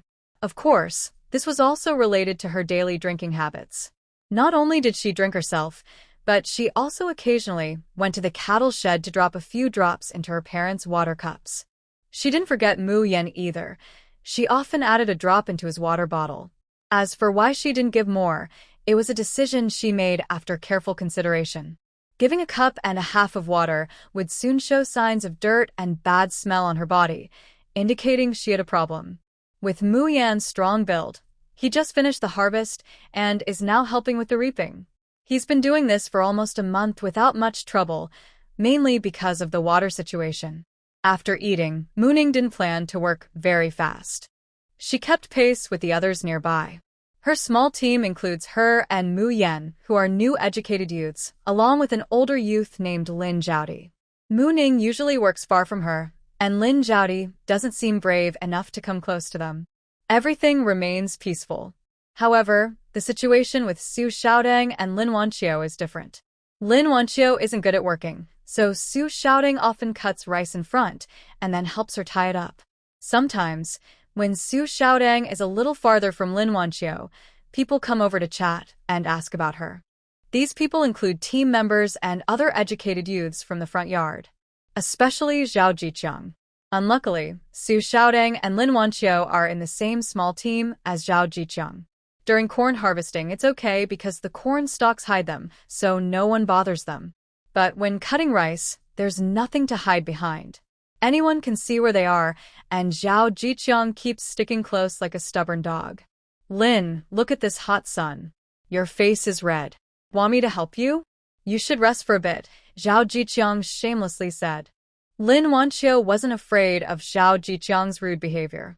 She doesn't know martial arts and isn't very strong, but she has people. She said, Zhao, I advise you to leave quickly or... Before she finished, Su Xiaodong came over. Without saying a word, Su Xiaodong grabbed Zhao Jiqiang's shirt and threw him out. She watched coldly as Zhao Jiqiang rolled twice in the field before getting up. Su, what do you mean by this? Zhao Jiqiang asked, standing up and brushing off the rice and mud on himself, his face red with embarrassment as he shouted at Su Xiaodong. Get lost. If I see you near Lin Wanqiu again, I won't just throw you out, Su Xiaodong replied calmly. Zhao Jiqiang said, I'm not looking for you. Why can't I be here? Su Xiaodong is usually quiet and doesn't argue or fight. When Zhao Jiqiang finished speaking, she didn't reply but stepped closer to him, showing her strong attitude. People working nearby to harvest rice had already stood up and were watching the lively scene. Zhao Jiqiang looked at Su Xiaodong walking toward him step by step, feeling a bit scared. You. What do you want to do? I'm telling you. This field is full of people. Recently, Su Xiaodong had been annoyed by the people surrounding Lin Wanqiu. Now that Zhao Jiqiang was recklessly approaching her, she couldn't let him go, this foolish guy who kept bothering her. As for why Su Xiaodong has always protected Lin Wanqiu, it's best to start from her childhood. Lin Wanqiu's family has many soldiers, so she is a true third-generation military family. Su Xiaotong's father was also a soldier, a subordinate of Lin Wanqiu's father. But when Su Xiaodong was 5, her father went on a mission and never returned. When she was 10, the army brought back his ashes in a box. It turned out that when Su Xiaodong was 5, her father took on a secret mission. Near the end of the mission, a traitor who was a comrade in arms betrayed him and cruelly killed him. Her mother was overwhelmed with grief and couldn't handle it, so she also passed away, leaving Su Xiaodong as a 10-year-old orphan. Since neither her father nor her mother had other relatives, Su Xiaodong became an orphan. Finding a place for her was difficult, but later, Lin Wanqiu's mother adopted her. Lin Wanqiu's mother was very busy, so both she and Lin Wanqiu were raised by Lin Wanqiu's grandmother. The grandmother was a noble lady, but not old-fashioned. When she learned that Su Xiaodong had been practicing martial arts since she was 5 and listened to her own ideas, she continued to support her training. They always treated each other well. When the grandmother passed away, she left many good things for Su Xiaodong. By then, Su Xiaodong and Lin Wanqiu were in their first year of high school. The family had no objections to the grandmother's decision. Su Xiaodong kept this in her heart. When turmoil arose in the Lin family, she learned that Lin Wanqiu had secretly signed up for rural work, so she also signed up to go. As for why Lin Wanqiu chose to go to the countryside, it's because of her family background. Her grandfather was a founding general, and by the time her father was born, there were only 3 brothers, all of whom joined the army. Her second uncle unfortunately died during a mission before he was married. Remaining are uncle and Lin Wanqiu's father. Lin Wanqiu has 3 older brothers. 2 are in the army. The eldest is a regimental commander, the third is a deputy battalion commander, and 1 works in the government. Their second brother is a secretary to the city mayor. Uncle's family has 2 sons in the army, so some people can't stand their good fortune. After Grandpa Lin passed away, they started plotting against the Lin family. Lin Wanqiu's parents worried that someone might scheme against their daughter, so they wanted to find her a good support. However, she secretly signed up to go to the countryside, hiding the fact that her family's 3 children had not gone. She knew this was a way for others to criticize her family, so she quietly signed up. When the Lin family found out, it was already too late. Everyone was worried, but they felt relieved when they learned that Su Xiaodong was going with her. They were very grateful to Su Xiaodong. Su Xiaodong is not very talkative, but she remembers all the kindness from the Lin family. Over the years, she's been like a sister to Lin Wanqiu. They couldn't just leave her alone to face difficulties. Now, Su Xiaodong approached Zhao Jiqiang and punched him twice in the stomach. Zhao Jiqiang doubled over, clutching his stomach in pain, unable to speak, and fell to the ground. When the squad leader arrived, Su Xiaodong had already gone back to continue harvesting rice, looking calm. Lin Wanqiu quietly followed behind, tying up the rice she had cut. The others in the team saw the squad leader coming and hurriedly bent down to continue working. Only Zhao Jiqiang was still lying on the ground, crying out in pain. Seeing the squad leader, Zhao Jiqiang wanted to complain and ask him to judge the matter, but the squad leader ignored him completely. After years on the team, the squad leader knew what kind of person he was. He scolded him a few words and told everyone to get back to work. As for Zhao Jiqiang, who kept shouting about seeing a doctor, the squad leader paid no attention. Mooning had already earned 10 work points early that morning. In the afternoon, after earning enough 8 points, she called the scorer to record her points, and then went back. When she returned to the youth commune, Muyen hadn't come back yet. She took a basket, locked the door, and headed to the back mountain. When she found Muyen, he was still lowering his head, filling a sack with hazelnuts.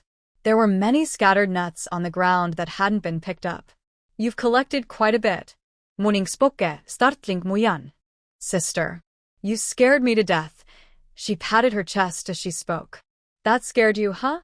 Looks like you still haven't practiced enough, Mu Ning said with a sigh. So, how much did you pick? She looked at the fruits on the tree, which were already gone, and asked Mu Yan. I mostly knocked the fruits off the tree. Only a few are left on the ground, and I've already filled a basket and a sack. They're right over there, she said, pointing to her hiding spot. All right, let's leave this basket here for now. I'll carry these two back, Mu Ning said as she checked the basket and sack Mu Yan had hidden, then set the basket down. Okay, sister, take your time, Mu Yan said without being polite. She picked up her sister's basket and continued collecting hazelnuts. Mu Ning carried her things away. After a while, she put them into her space. She saw Mu Yan still nearby, so she quickly slipped into her space. Inside, she found a small stool and a basket, then started shelling the hazelnuts, removing their outer shells to reveal the round nuts inside. She had already shelled many nuts from the basket and sack, dividing them into 4 baskets to dry in the yard. She also picked 2 tomatoes and 2 cucumbers from the vegetable patch before leaving her space with the basket. Mu Yan was still busy over there, so Mu Ning didn't bother her. She turned and headed into the mountains. It was about 5 in the afternoon, so she didn't need to go too deep. She walked along, looking for anything interesting. She stopped and picked many mushrooms, found over 10 wild eggs, caught 4 wild chickens, and gathered a dozen wild rabbits, 3 big ones and 4 small ones, all tied up and put into her space. Seeing it was about time, she started heading back to find Mu Yan. When she found her, Mu Yan was just about to carry her basket and sack home. Mu Ning put the half-filled sack on the ground, took Mu Yan's basket onto her shoulder, and exchanged her basket with Mu Yan. Mu Yan took her basket and grabbed the sack from Mu Ning's hand. Morning didn't treshulse. When we get back, you can cook. I'll tidy up these things. The team is still harvesting, and it wouldn't look good for us to be messing around. After I finish, I'll leave a bowl for you in your room. If you want more later, just ask your sister. Okay, sister. Back at the youth commune, it was almost dark and almost time to finish work. Mu Ning and Mu Yan put their things into Mu Yan's room. Mu Yan went to cook, while Mu Ning left a small gap at the door and started sorting the hazelnuts they brought back.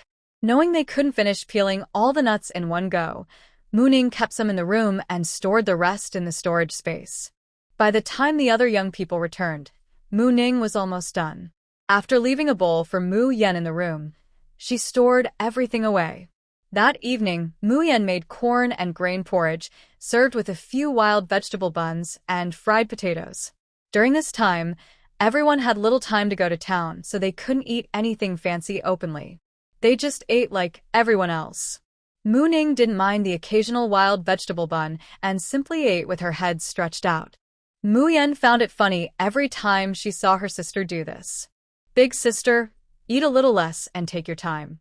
You'll feel much better, Mu Yan said, shaking her shoulders. The other 4 people washing up nearby watched Mu Ning with amusement. Morning, teving. Chewing.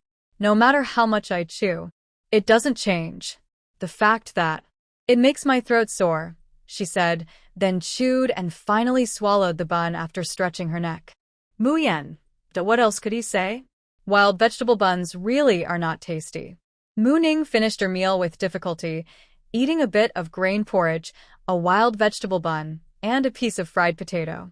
Today, the team leader said that in 2 days, everything will be finished and we won't be forced to work anymore. Zhao Jun sat at the door of the cooking shed he shared with Ling Xiao, picking wild vegetables from the ground and talking to everyone in the yard. Really? That's great. I was about to give up, Lin Wanqiu, sitting at the door of the shed built by Su Xiaodang, said tearfully when she heard Zhao Jun. Her voice was choked with emotion. Today it was Su Xiaodang cooking. When she heard Lin Wanqiu's voice, she took some freshly cooked eggs from the pot and handed a bowl to Lin Wanqiu. Lin Wanqiu looked at the bowl handed to her and then at the person holding it. Xiaodang, Su Xiaodang saw her expression and simply shoved the bowl and chopsticks into Lin Wanqiu's hands. She turned back to continue cooking and said as she left, You asked for it. Then Lin Wanqiu suddenly burst into tears, crying out loud and scolding Su Xiaodong. How could you do this? Su Xiaodong ignored her and continued quietly cooking. Nearby, Zhao Jun was sitting, and Mu Yan and Mu Ning, who was washing dishes behind, were in the yard. They thought, why is she still crying? A minute later, Su Xiaotong's cold voice came from the stove. Shut up and eat. They saw Lin Wanqiu, who was crying earlier, wipe her tears and respond, oh, okay. Then pick up her chopsticks and start eating the eggs in her bowl. Soyun, Muning, and Muyan. So this is how she really is. When they started eating, Muning went back to her room. She stayed outside and occasionally chatted with Zhao Jun. Muning closed her door and entered her space. Tonight, she planned to visit Zhang Wo and Guilin, as she hadn't seen them for a few days. She wanted to bring them some things. I'm not sure how well this is written, but I hope all the readers can give some good or constructive feedback. Please, dear readers, help the author by encouraging more updates. Night Muning carefully opened the door, looked around to make sure everyone was sleeping soundly, then quietly climbed over the wall and ran toward the cowshed. Ling Xiao heard a faint sound when Mu Ning was climbing the wall. When he heard the thud, he knew Mu Ning had gone to the cowshed again. Mu Ning gentlik knocket on Yangwok's door. Inside, Zhang Wo heard the knocking and got up to open the door. Hi, comrade Zhang Wo. Mu Ning saw her father opening the door, and she playfully waved her paw and greeted him. Come in quickly. All you do is fool around every day, Zhang Wo said softly, pulling Mu Ning inside. He peeked out to check for anything suspicious, then carefully closed the door. What did you bring? Zhang Wo asked, then pushed aside the sleeping son Guilin. Wife, your eldest daughter is here. What else could I bring? Of course, good things, Mu Ning said as she took some items out of her basket. Son Guilin also woke up at this moment. Ningning is here. Yes, Mom. I brought sweet and sour ribs and chicken soup. Come and have some. Mu Ning has now taken out the bottom clay jar from her basket, along with 2 wooden lunch boxes. The chicken soup was made from a wild chicken she caught earlier, cooked in her space. She built a small earthen stove at her courtyard and often cooks there when she has time, preparing food in advance. Ah. Okay. Son Guilin responded. Mu Zhangwo helped her up, and they arrived just in time for the harvest. Although the team leader didn't bother them, the regular work was still tiring for 2 people used to office work all year. Even though Mu Ning occasionally brought good things to help them, they were still quite exhausted. Sun Guilin's legs were so tired she could hardly lift them these days. They sat down at a nearby table. Mu Ning took out 2 bowls from her basket and poured each of them a bowl of chicken soup. Mom and Dad, when you work, you should learn to be a little clever. You can't be too honest or you'll just get more tired. Yes, we understand. It's just that working so hard all at once is a bit too much. We'll feel better once we rest, Mu Zhangwo explained. Yes, today some fellow villagers told us that the team leader said the harvest will be finished in a couple of days. When that happens, you should take some time to rest. Okay, I will arrange that. After the harvest, I'll find time to bring you some firewood. Dad, you and Mom shouldn't tire yourselves out too much. In a few days, I'll bring over 2 thick quilts. Good. I plan to talk to the team leader soon about fixing the Kong heated bed. I've already prepared everything I need. That's fine. I really can't help with that. I don't know how to do it. I can handle it myself, no problem. All right then, Mu Zhangwo said, glancing at the clay jar of chicken soup. That jar is quite full, Ningning. Maybe, he didn't finish his sentence, but Mu Ning understood what her father meant. You're so worried. Just eat your food. I've prepared something for the other side, she said, then looked at Sun Guilin. Mom, Dad, you eat first. I'll deliver the stuff over there. Okay, be careful, they replied. After responding, Mu Ning bent down and took out another clay jar from her basket, then quietly left the house. Knock, knock, knock. Soon Mu Ning heard rustling sounds from inside the house, indicating someone was opening the door. She waited quietly.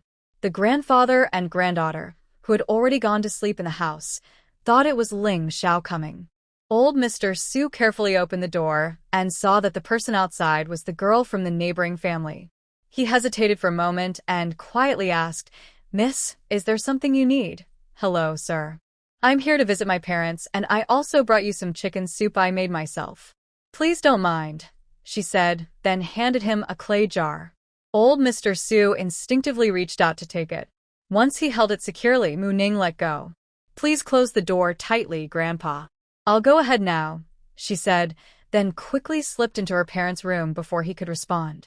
Old Mr. Su looked at the hot, slightly warm jar in his hands, and then at the closed door next to him. His heart was full of mixed feelings. Since the incident, he had seen many examples of human kindness and coldness, the changing ways of the world. Still, he carefully held the jar and closed the door. Grandpa, a small boy of about 8 or 9, wrapped in a quilt, sat up on the worn-out Kong bed. Is that my cousin? Not exactly. It's the girl from next door. She brought us chicken soup. Grandpa will serve you a bowl. You can eat it on the bed, he replied. Okay. Meanwhile, Mu Ning finished her parents' dinner, packed her belongings into a basket and said, Mom, Dad, you should go to bed early. I'll come back to see you in a few days. All right. Be careful on the way home, Sun Guilon said, carefully seeing her off to the door. Mom, Dad, don't come out. It's a bit cold outside. I'll go now. Mu Ning waved goodbye to the two inside and quickly disappeared into the darkness. On the way, she kept thinking she should find time to visit the town and see where the black market is. Her parents in the barn looked very worn out and needed a good rest. Although she had some space water to help, she didn't dare give too much at once, as too many changes might not be good. 2 days later, the team leader announced that the autumn harvest was officially over. The day after tomorrow, they would start collecting the grain, but they left some time for everyone to rest properly so they wouldn't delay the grain collection. After the harvest, Mu Ning and a few others decided not to work anymore. They started going into the mountains with the other villagers to look for mountain goods and gather firewood for winter. Mu Ning took Mu Yan with her. They didn't plan to join a team. The two of them slowly moved away from the crowded areas toward quieter places. Unknowingly, they could no longer see anyone around, so the two of them slowed down and started to look around. Perhaps because this area is rarely visited, they quickly found many mushrooms. Mu Yan was holding a stick, occasionally tapping the grass beneath his feet. With a sweep of his stick, a flapping sound came from the grass, and then a beautiful wild chicken with a long tail flew out. Seeing this, Mu Yan hurriedly waved his long wooden stick at the chicken's neck. He didn't hit the neck, but struck its wing instead. The chicken fell back into the grass. Mu Yan quickly ran over, grabbed the struggling chicken, and asked his sister, Sister, what should we do? Keep it alive or kill it? Turning around, he asked Mu Ning. Let's keep it alive for now. Put it in a sack. Mu Yan twisted the chicken's wings together, took a sack from his backpack, and put the chicken inside. He then went back to the place where he first found the chicken, hoping for some unexpected gains, but he was disappointed. That place wasn't the chicken's main habitat. They were just foraging there, so he didn't find anything special. Mu Yan wasn't disappointed. He continued hitting the grass with his stick and occasionally squatted by a big tree to collect edible mushrooms into his backpack. The brother and sister didn't plan to go back for lunch, so they weren't in a hurry. They walked slowly and looked around. By now, their backpacks were already half full of mushrooms. Mu Ning also secretly put some into the space. By noon, the siblings had gathered 2 backpacks of mushrooms, more than a dozen wild chickens, and about 20 wild rabbits. Mu Ning also found a large mushroom about the size of a fist. Let's rest here for a bit. I saw a pond over there, she said, pointing to her left. It looks clear and has fresh water. Okay. Mu Yan found a flat spot to set down his backpack. Sister, what should we eat for lunch? Should I roast some wild chickens? No, I brought some rice. You can drink some water first, then we'll rest a bit before eating, she replied, handing Mu Yan a water bottle. Mu Yan didn't think much and sat down on the ground nearby, taking several big sips of water. When he tried to hand the water bottle to his sister, no one took it after a while. He turned his head and saw that his sister was several meters away from him. Big sister, why are you standing so far away? It's nothing. Little Yan just put the water bottle on the ground. Remember, there's a water pond over there with fresh water, She pointed in the direction of the pond. Mu Yan looked at his sister with confusion, but he didn't have to wait long for an answer. Less than 2 minutes after he put down the water bottle, he faintly smelled a bad odor. He looked around but couldn't find what was emitting the smell. He wanted to ask his sister, but when he turned his head, he saw she had moved even farther away. "Big sister, what are you doing?" As he spoke, the smell grew stronger, making him feel dizzy. He was about to ask her again when he felt something sticky and greasy on his face. He reached up to touch it. Suddenly, he almost vomited the breakfast he had digested that morning. He realized the increasingly foul smell was coming from himself. He understood what his sister meant about the water pond. He quickly got up and ran toward the pond. Mu Ning saw him run and called out, "Your spare clothes are by the water pond." Mu Yan heard her, but was too overwhelmed by the smell to ask anything else. He was about to faint from the stench. A few minutes later, when the smell had mostly dissipated, Mu Ning returned to the place where she kept the baskets. She sniffed both baskets carefully to make sure the mushrooms hadn't been contaminated by the foul smell, then she stored them in her space. She took out 2 empty baskets. She also stored the wild chickens and rabbits in her space. She wasn't planning to raise them there for now, but luckily, her storage had a preservation function. She tied up the wild chickens and rabbits and placed them in a corner of the yard. When she had time, she planned to make some dried wild chicken and rabbit. The reason she brought Mu Yan into the mountains today was to take advantage of the cool water to help strengthen his body while he could still bathe. She estimated the time and started looking for dead trees nearby. When she found one, she kicked it over. After the tree fell, she used her axe to split it into logs, which she then stored in her space, bundle by bundle. During their search, Mu Ning saw several large lingji mushrooms growing on a moss-covered dead tree stump. Excited, she went over to examine them carefully. After confirming they were indeed lingji, she took out a small wooden box from her space, lined it with soft cotton cloth, and carefully placed each mushroom inside. When Mu Yan returned with the washed clothes, he saw his sister sitting by a small fire, roasting 2 skewers. He looked at the fire and saw little smoke, which made him admire his sister even more. He thought, "I can't do that, big sister." Mu Yan approached and sat opposite her, casually placing the wet clothes on a large leaf. "Yes, I caught a few doves when I saw them. They're almost ready," she said, pulling out 2 large lunchboxes from her backpack and handing one to Mu Yan. "Eat this first." Mu Yan took the lunchbox and asked eagerly, "Sister, aren't you going to say anything?" "Explain what?" "There's nothing to explain. Just eat your food," Mu Ning replied simply, not giving him a glance. Mu Yan knew his sister wasn't planning to tell him anything, so he didn't ask further. Just as he was about to open the lunchbox, he noticed the 2 empty baskets. The baskets filled with mushrooms had disappeared. His hand froze slightly, then he calmly opened the lunchbox and started eating. Morning didn't mind. When she told Mu Yan she had a place to hide things, she never intended to hide it from him. She could feel Mu Yan's dependence and trust in the original owner, and now it was her. Halfway through their meal, Mu Yan suddenly stiffened, stopping his chewing. Mu Ning sensed something was wrong and looked up, asking, "What's wrong? Why do you look like that, big sister?" Mu Yan turned stiffly to look at her, swallowing his food. "Did we forget something?" Mu Ning thought for a moment, but didn't think they had forgotten anything. She asked, "Did we forget something?" Brother," Mu Yan stammered. "Oh, big brother." Mu Ning finally reacted after a moment, her voice rising in surprise. Yes, Mu Ning remembered Mu Yan mentioning their big brother. She also recalled that the original owner had 3 children, and they had a brother serving in the army far away in Province X. "So, what do we do now?" Mu Yan asked her. "Morning. Forget it. When we go to town later, I'll send a letter to my older brother. It's been so long, a few more days won't matter. Is that really true?" After that, the 2 of them stopped talking about it. They ate their meal and changed the subject.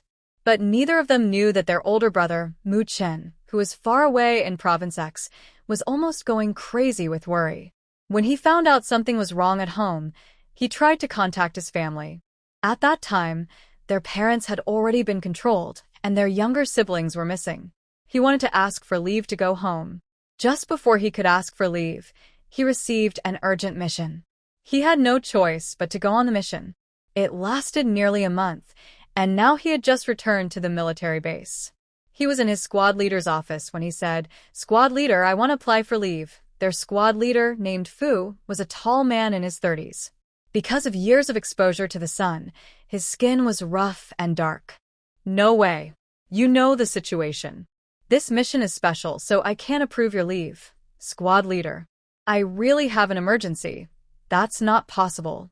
At least, not this week. You must follow the rules and undergo psychological counseling," the squad leader said, patting Mu Chen's shoulder. "I also know a little about what's happening at home. I've secretly asked around during your mission, but there's no news yet. So, going back now wouldn't help. It's better to wait for my updates. But my younger brother is still small and my sister is only 17. I'm worried." The squad leader looked at him with a strange expression. "What? What's wrong, squad leader?" Mu Chen asked, unable to keep from questioning. Fu looked at him and said, "You don't know, Mu Chen?" "Know what?" "Fu, your sister, because she refused to marry the man your father arranged for her, took your younger brother hostage to force your father to agree. But somehow, things went wrong, and she ended up threatening your parents by cutting off her and your brother's family ties in the newspaper." Mu Chen listened quietly, feeling completely stunned. Otherwise, how could he have heard the team leader say that his father found a man to take care of his sister? How is that possible? His father, who is very protective of his daughter, finding a divorced man to take care of his sister? And forcing her to get married? What? Is his father going crazy? And what else was there? Oh, right. His sister holding hostage his younger brother, who is very close to her and acts like her loyal follower. Holding hostage that loyal younger brother? Did he hear some unbelievable story? None of this is even the most shocking part. The most shocking thing is that his sister threatened their parents to publish a notice in the newspaper cutting off her and her brother's family ties with their parents. Mu Chen felt like he must be dreaming right now. It just couldn't be real. Then, Captain Fu looked at his soldier, who was standing there dazed, as if he was dreaming. "Captain, I think my hearing might be messed up. I'll go back and rest for a while. When I feel better, I'll come find you," he said, then mechanically walked out. On the way, some people saw Mu Chen and looked at him strangely. They greeted him, but he ignored them. Mu Chen returned to his dorm. He felt he really needed to sleep. He was a bit out of it, so he just collapsed onto his bed, closed his eyes, and fell asleep. Meanwhile, Mooning only returned to the youth farm with her brother around 6 p.m., carrying 2 baskets of hazelnuts and 4 bundles of firewood. Yes, for bundles. 1 bundle was on top of Mooning's basket, and she was holding 2 bundles in each hand. Mu Yan was carrying 1 bundle on top of her basket. When they arrived, only Su Xiaodang and Lin Wanqiu were in the yard. Ling Xiao and Zhao Jun hadn't come back yet. Mu Jiqing is back. Lin Wanqiu and Su Xiaodang sat in the yard, sorting the mushrooms they had collected, and greeted the siblings. Su Jiqing, Lin Jiqing, you did pretty well. Not bad. We just got back too. After greeting each other, Mu Yan, with his sister's help, put down his basket. Then he helped his sister set down her basket and hurried to wash his hands and face. As he washed, he said, "Sister, I'll cook later. What do you want to eat?" Mooning took the firewood into the woodshed and said, "Just make whatever you like." "Then I'll make sorghum rice?" Mu Yan said seriously. Mooning. Or "Maybe make something else? Like millet porridge." Or "I can do it." Poof, poof. Su Xiaodang and Lin Wanqiu looked at Mu Ning when they heard Mu Yan's words. Seeing her pause, they almost laughed, and when Mu Ning spoke again, they burst out laughing. "Forget it, I'll do it. We didn't catch a wild chicken. How about I make chicken soup for you? Let's make small chicken with mushrooms." "I don't really want chicken soup today. We found quite a few mushrooms and we can add some corn cakes. All right, sister, take your time. I'll go catch a wild chicken." "Okay." Mooning also took a basket and came over to Su Xiaodang and Lin Wanqiu, starting to gather hazelnuts. "Hey, Mu Jiqing, is this hazelnut you found?" Lin Wanqiu asked, looking at the pile Mu Ning was pouring out on the ground. Yes. "Didn't you find any?" Mu Ning wondered why they didn't. Lin Wanqiu looked a bit embarrassed and said, "We couldn't compete with the team members. Shouting didn't dare take me too deep into the woods, so..." Mu Ning, "All right, that is indeed a problem. Once Ling Xiao and the others come back, we'll discuss it. This can't go on. Winter is still long here." Lin Wanqiu saw Mu Ning looking at them with a resigned expression, and her face turned even redder. I'll also go cook. Shouting caught a wild chicken today, she said, then ran off. Mu Ning watched her run away, then looked at Su Shouting. "You guys, it's okay. Wanqiu is just a little timid. Anyway, she won't go hungry." Su Shouting also looked at Lin Wanqiu running away. "You giving me that feeling. How should I put it? Like you're very fatherly. Like you're raising Lin Jijian as your daughter." When Su Shouting heard Mu Ning say, "very fatherly," she was so shocked that she stopped what she was doing, staring at Mu Ning with wide eyes. "Fatherly?" she asked uncertainly. "Yes, like someone who loves his daughter very much," Mu Ning explained. The reason she knew was because Mu Jiangwo was like that to the original owner. No matter how skilled or strong she was, Mu Jiangwo always thought his daughter was fragile and couldn't carry anything. He would do everything himself, taking care of her.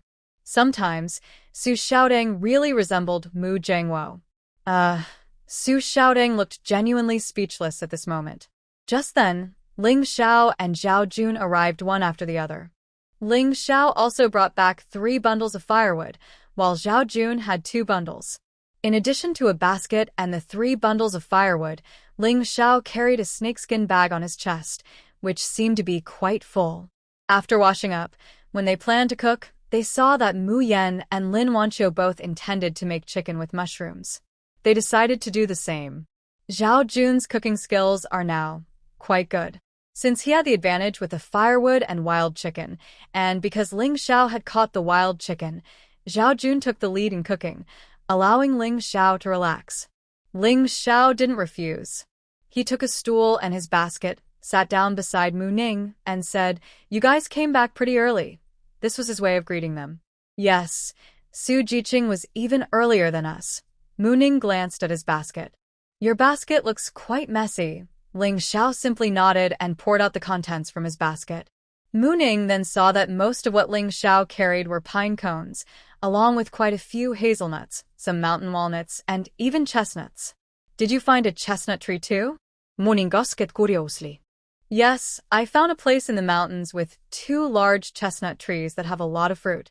Tomorrow we can all go together to pick chestnuts." "How about that?" Ling Xiao finished speaking in one breath. Mu Ning and Su Shouting looked at him after hearing his plan. This person can talk so much at once. That's a bit inconvenient. "Those are your own finds. I won't need much myself. Those 2 trees are quite big, but the road is a bit far. Are you going?" Hearing this, Mu Ning naturally agreed to go. However, Su Shouting hesitated. She wanted to go too, but when she heard Ling Xiao say the road was a bit far, she worried about Lin Wanqiu's stamina. Mu Ning saw her thoughts and thought for a moment before saying, "Tomorrow, let Lin Wanqiu follow Mu Yan. I don't plan to take him deep into the mountains tomorrow. Just let him and Lin Wanqiu look around the mountain's edge." Mu Ning indeed didn't plan to take Mu Yan into the deep mountains tomorrow. The reason they went today was to find a quiet place where Mu Yan could drink the spiritual spring water she had stored in her space. Otherwise, Mu Yan, only 12 years old and still a young boy, might get exhausted if she wasn't careful, which would be a loss. While Mu Ning was speaking, Lin Wanqiu came out of the kitchen shed to get something and heard, "Great." Shouting, "You can go with them tomorrow. Mu Jiqing's younger brother, and I will just look around outside. If we can't find anything, I'll gather some firewood to bring back." Hearing Lin Wanqiu say this, Su Shouting agreed to go into the mountains with them. Later, Mu Ning exchanged some chestnuts with Ling Xiao using hazelnuts. The chestnuts Ling Xiao brought back still had their fuzzy shells. Mu Ning carefully removed the fuzz and then scored each shell with a small cut, planning to boil and peel them in the kitchen shed. Seeing Mu Yan boiling water for the wild chicken, Mu Ning took the opportunity to add some chopped wild chicken from her space to the pot without Mu Yan noticing. She then told Mu Yan about it. Once the chicken was blanched, She boiled the chestnuts in salted water for 5 minutes to peel them, then added them to the chicken to stew together. Mu Yan agreed. He didn't notice his sister adding chicken to the pot. He only thought the amount of chicken seemed to have increased after boiling, but he wasn't sure and thought he might be mistaken. He scratched his head and continued with his work. As the aroma of the meat drifted from their side to the front yard, the young workers there suddenly felt that the wild rabbit meat didn't smell as good anymore. Today, Zheng Hongqi brought back a wild rabbit for everyone to cook and eat together. They were quite happy at first, but once they smelled the delicious aroma coming from the backyard, their mood changed. Especially Zhao Jiqiang and Lin Zhaodi. Seeing their expressions, Zheng Hongqi bluntly asked, "Why don't you want to eat anymore?" "Then I will. Eat, eat, eat. We didn't say we wouldn't." Zhao Jiqiang and Lin Zhaodi quickly responded and hurriedly scooped some meat into their bowls. Zheng Hongqi saw this, but only withdrew his hand from the basin, saying nothing. Apart from Zheng Hongqi and Chen Meiling, the others really showed what they were thinking on their faces. Only Wang Weidong and Zhou Yumei couldn't hide it, and thought they were doing a good job of hiding their feelings. But if they had to go to the backyard again, they were actually a bit afraid of Mu Ning, because Mu Ning's mouth was really sharp and could argue with anyone. After dinner, it was already very dark. Mu Yan put the leftover hazelnuts that Mu Ning hadn't finished into a basket and carried it into his own room. Su Xiaodang and Ling Xiao also put away their unfinished work into their own rooms, turned on the lamps, and tidied up. Mu Ning went to Mu Yan's room. The brother and sister sat on small stools, lighting a kerosene lamp, and sorted the remaining hazelnuts. "Big sister, tomorrow can I not follow you?" he asked while listening to her cooking, but he didn't hear clearly. "Yes, tomorrow everyone will probably dry the things they collected today in the yard. You, and Lin wants you, will just walk around the back mountain area. Sometimes you should come back to check on the yard so no one steals anything." "Okay, sister." After a pause, he asked, "Sister, can we write a letter to Big Brother? The team has to deliver grain the day after tomorrow. We can go to the commune then, and also send a letter to Big Brother." "All right, then find time tomorrow to write the letter. The day after tomorrow, we'll go to the commune together to send it." Late at night, Mu Ning secretly went to the cow shed with the chicken and mushroom stew Mu Yan made today. Seeing her parents happily eating, Mu Ning mischievously said, "Comrade Zhangwo and Comrade Guilon, do you feel like you forgot something?" Hearing this, Mu Zhangwo and son Guilon paused their chopsticks and thought for a moment. They looked at each other with puzzled expressions. Did they forget something? How could they not know? Then they both looked at Mu Ning. Mu Ning thought, well, she can't be blamed. After all, her parents didn't remember him either. "Mu Chen, am I someone unimportant? Our entire family belongings are yours. We haven't kept anything for ourselves," Mu Zhangwo said, looking at his daughter with a helpless expression. "Yes, I know. That's not what I mean," she replied. "What else is there?" Mu Zhangwo felt that now, with everything as it is, there shouldn't be anything left to worry about. "Oh, don't you think you forgot your son?" Mu Ning looked at her parents with a teasing smile. "Forgot our son? How could we? You and Xiao Yan are both in. Sun Guilon spoke softer and softer until she stopped. Mu Zhangwo also suddenly remembered. The couple exchanged glances. Oh, they forgot they had an older son. Mu Chen, kropka haha. Remembered now? Have you not contacted the boss? Mu Zhangwo still held his bowl and looked at Mu Ning, his tone uncertain. Actually, he understood that these two probably hadn't thought of contacting the person, but he still wanted to hear a different answer. Seeing his unreliable parents, Mu Ning thought, "See, it's not her fault. Even her real parents didn't remember how good their eldest son was. Why are you all just staring at me? Isn't that your son? How would I know if you haven't contacted him?" she said casually. Then Mu Ning was chased angrily by Mu Zhangwo, who was furious. "You little brat, I think you just want to get beaten." "How dare you say that?" "You little thief, I wish I could move the whole family out after one visit. In the past few days, your mother and I were just thinking about how to get some food, so we wouldn't starve first. Later, we were taken away and detained, so there was no time to contact your brother." Mu Ning felt embarrassed and said no more. "It's not my first time doing that kind of work, right?" Next time, I promise to leave some relief food for you. Hey, you little girl, you want a next time? And another one, he said, then strode quickly to catch up with Mu Ning, giving her 2 pats on the head. Can't you just go to a restaurant to eat? Mu Jiangwo, don't fool me. You must have kept some money or ration tickets. Otherwise, those house searchers wouldn't let you leave the house intact. I know a bit about this. That's why I didn't take everything from you. Well, Mom, you and Dad eat slowly. I'm leaving first. I have work tomorrow, she said, grabbing her basket and rushing out the door before Jiangwo could stop her. Mu Jiangwo didn't chase after her. He just stood by the table, watching his daughter run out, still remembering to close the door behind her. He and his wife looked at each other, both feeling a bit guilty. They knew that after their daughter secretly took the house, life wasn't as hard as they made it seem. They just didn't want their eldest son to know what was happening at home. Later, they really forgot. They said that to avoid seeing their daughter's proud face. Cough, let's eat. Let's eat. Mu Jiangwo cleared his throat and sat down, urging his wife to continue eating. Not far from the pigsty, Mu Ning met Ling Xiao. It seemed Ling Xiao was waiting for her on purpose. Seeing him, Mu Ning stepped forward and asked, "When did you come out?" "Just came out from inside," Ling Xiao said, giving a subtle gesture towards the pigsty with his eyes. "Did you wait here on purpose? Is there something you need?" "Yes, my grandfather said you went to deliver chicken soup to them."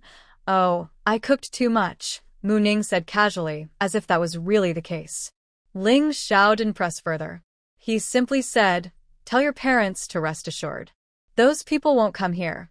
Mu Ning quickly looked at Ling Xiao and asked seriously, "Are you sure?" "Yes, I'm sure." They all knew who Ling Xiao meant by those people. Mu Ning was initially worried. After the harvest, some people would be free and might cause trouble, especially the Red Guards, who liked to criticize others. Seeing Mu Ning's serious face, Ling Xiao explained again, "Your parents were sent here by accident, but my grandfather was arranged by our family. No one like them will be sent here again. Just be careful not to have too much contact with the team members and avoid being noticed here, and there shouldn't be any problems." Mu Ning's pupils shrank at Ling Xiao's explanation, but she quickly recovered and showed no emotion.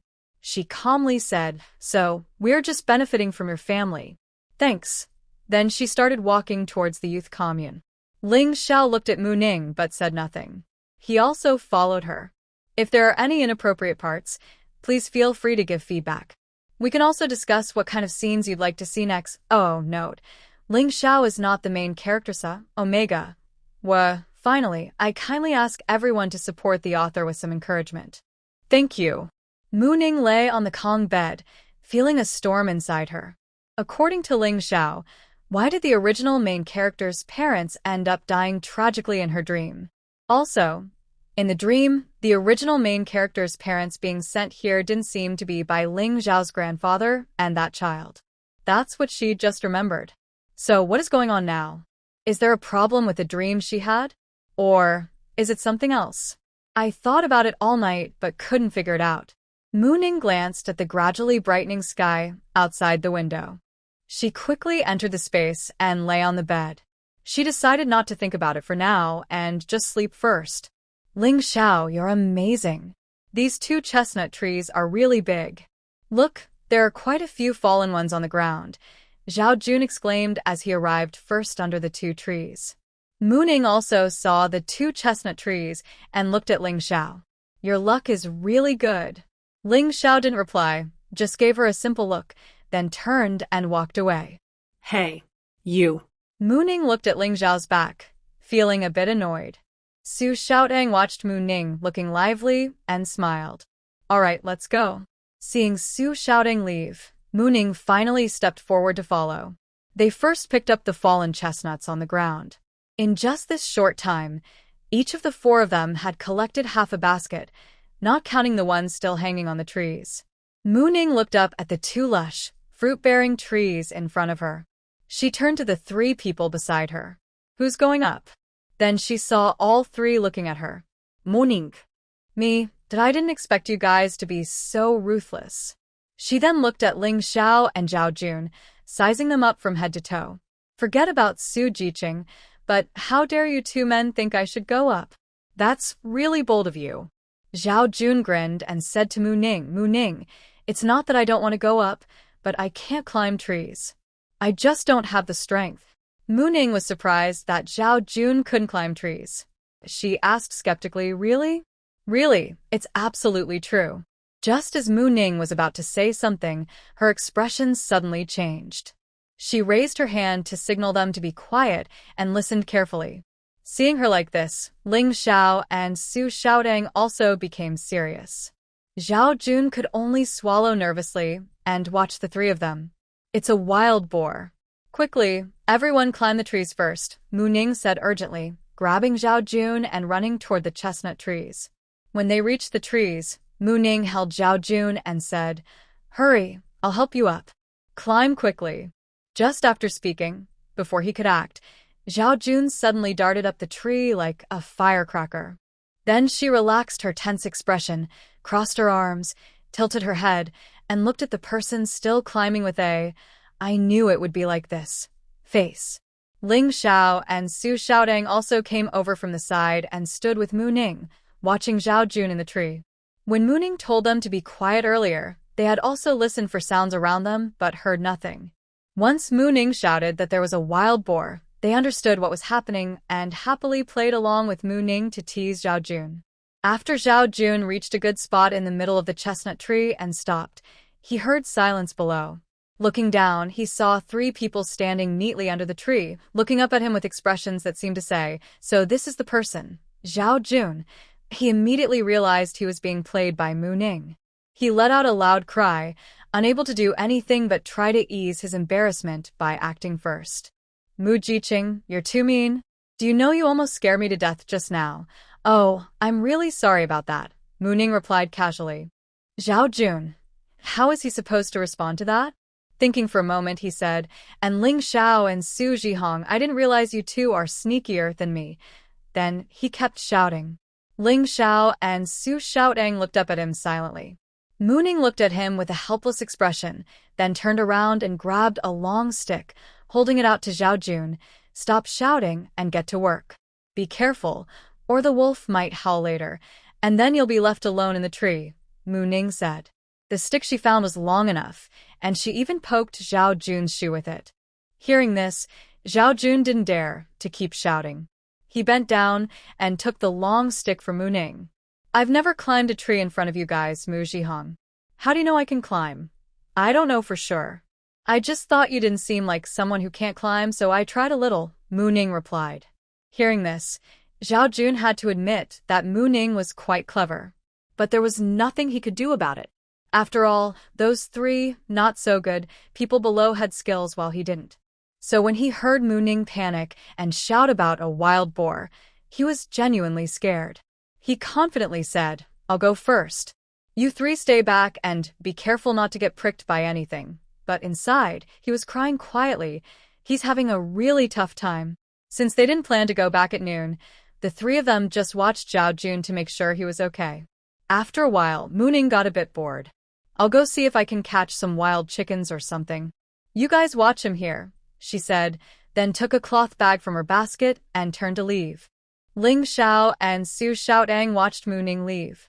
Su Xiaodang also told Ling Xiao, you keep an eye on him. I'll look around nearby for mushrooms or something. Then she took a small basket and went in the opposite direction from Mu Ning. Ling Xiao was left silently watching Zhao Jun in the tree. Mu Ning didn't walk far before she found a patch of hazelnut mushrooms. Looking at her bag, she thought it might not be suitable for collecting mushrooms.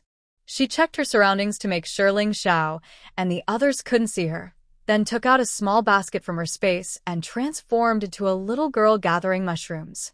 After finishing this patch, more than 10 minutes had passed. Her small basket was quite full. During her gathering, she also found a few broom mushrooms under some dry leaves. She remembered the kids in the village said they were tasty, so she happily collected those too. When she stood up, she put the small basket into her space or carried it in her hand if there was no space. She didn't delay much this time. After finding a flock of wild chickens and catching 5 of them along with 20-some eggs, she headed back. Since they were 4 people out together and the main task was collecting chestnuts, She didn't want to get distracted. When she returned to the chestnut tree, Zhao Jun had already come down from the tree. The three of them were squatting on the ground, picking chestnuts. Mu Jiqing is back. Come quickly, there are so many, Zhao Jun called out excitedly when he saw her return. Almost there. I caught 5 wild chickens.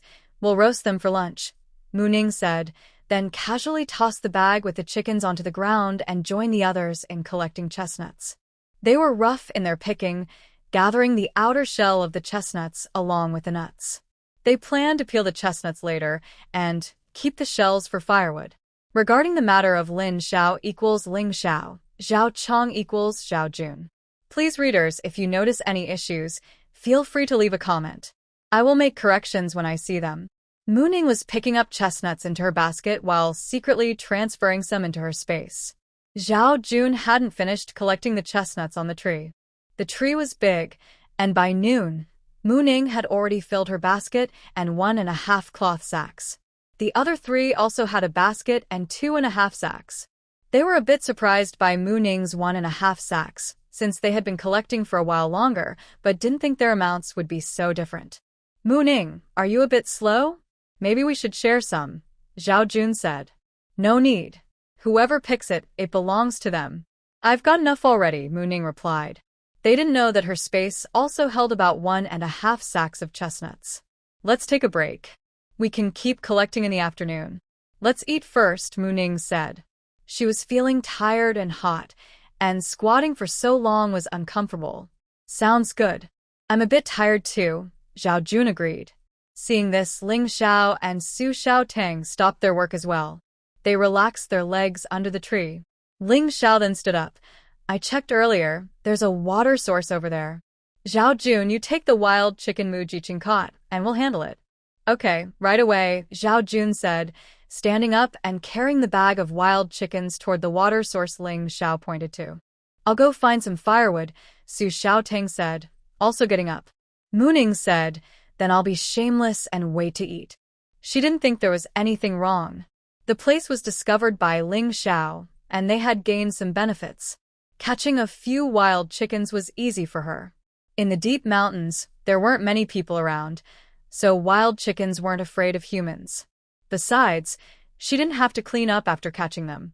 As for what the other 2 were thinking, she didn't care. Sit and rest, Su Xiaotang's voice came from nearby. There's plenty of firewood here. Just pick some up. Mu Ning leaned against a large tree trunk and closed her eyes to rest. Soon, she sensed someone watching her. When she opened her eyes, she saw a creature that looked like a deer but wasn't quite one, blinking with big, round, clear, and somewhat silly eyes at her. Mo Ning, is this what others call a silly roe deer? Is it really that foolish? Thinking that she picked up 2 fuzzy chestnuts from the ground and held them in her hand, she reached out her hand to the silly roe deer. She wanted to see if this silly roe deer was really as foolish as others said. Then she watched as the creature saw the food in her hand and slowly, uncertainly, took a hesitant step closer. When it reached Mo Ning and bent down to eat the chestnuts from her hand, she unexpectedly punched it and knocked it out. Su Xiaotang heard the noise and hurried back. When she saw Mo Ning reaching out to call a deer, she stopped and thought it was very sweet that Mo Ning was feeding the deer. But Mo Ning didn't keep her good feeling for long.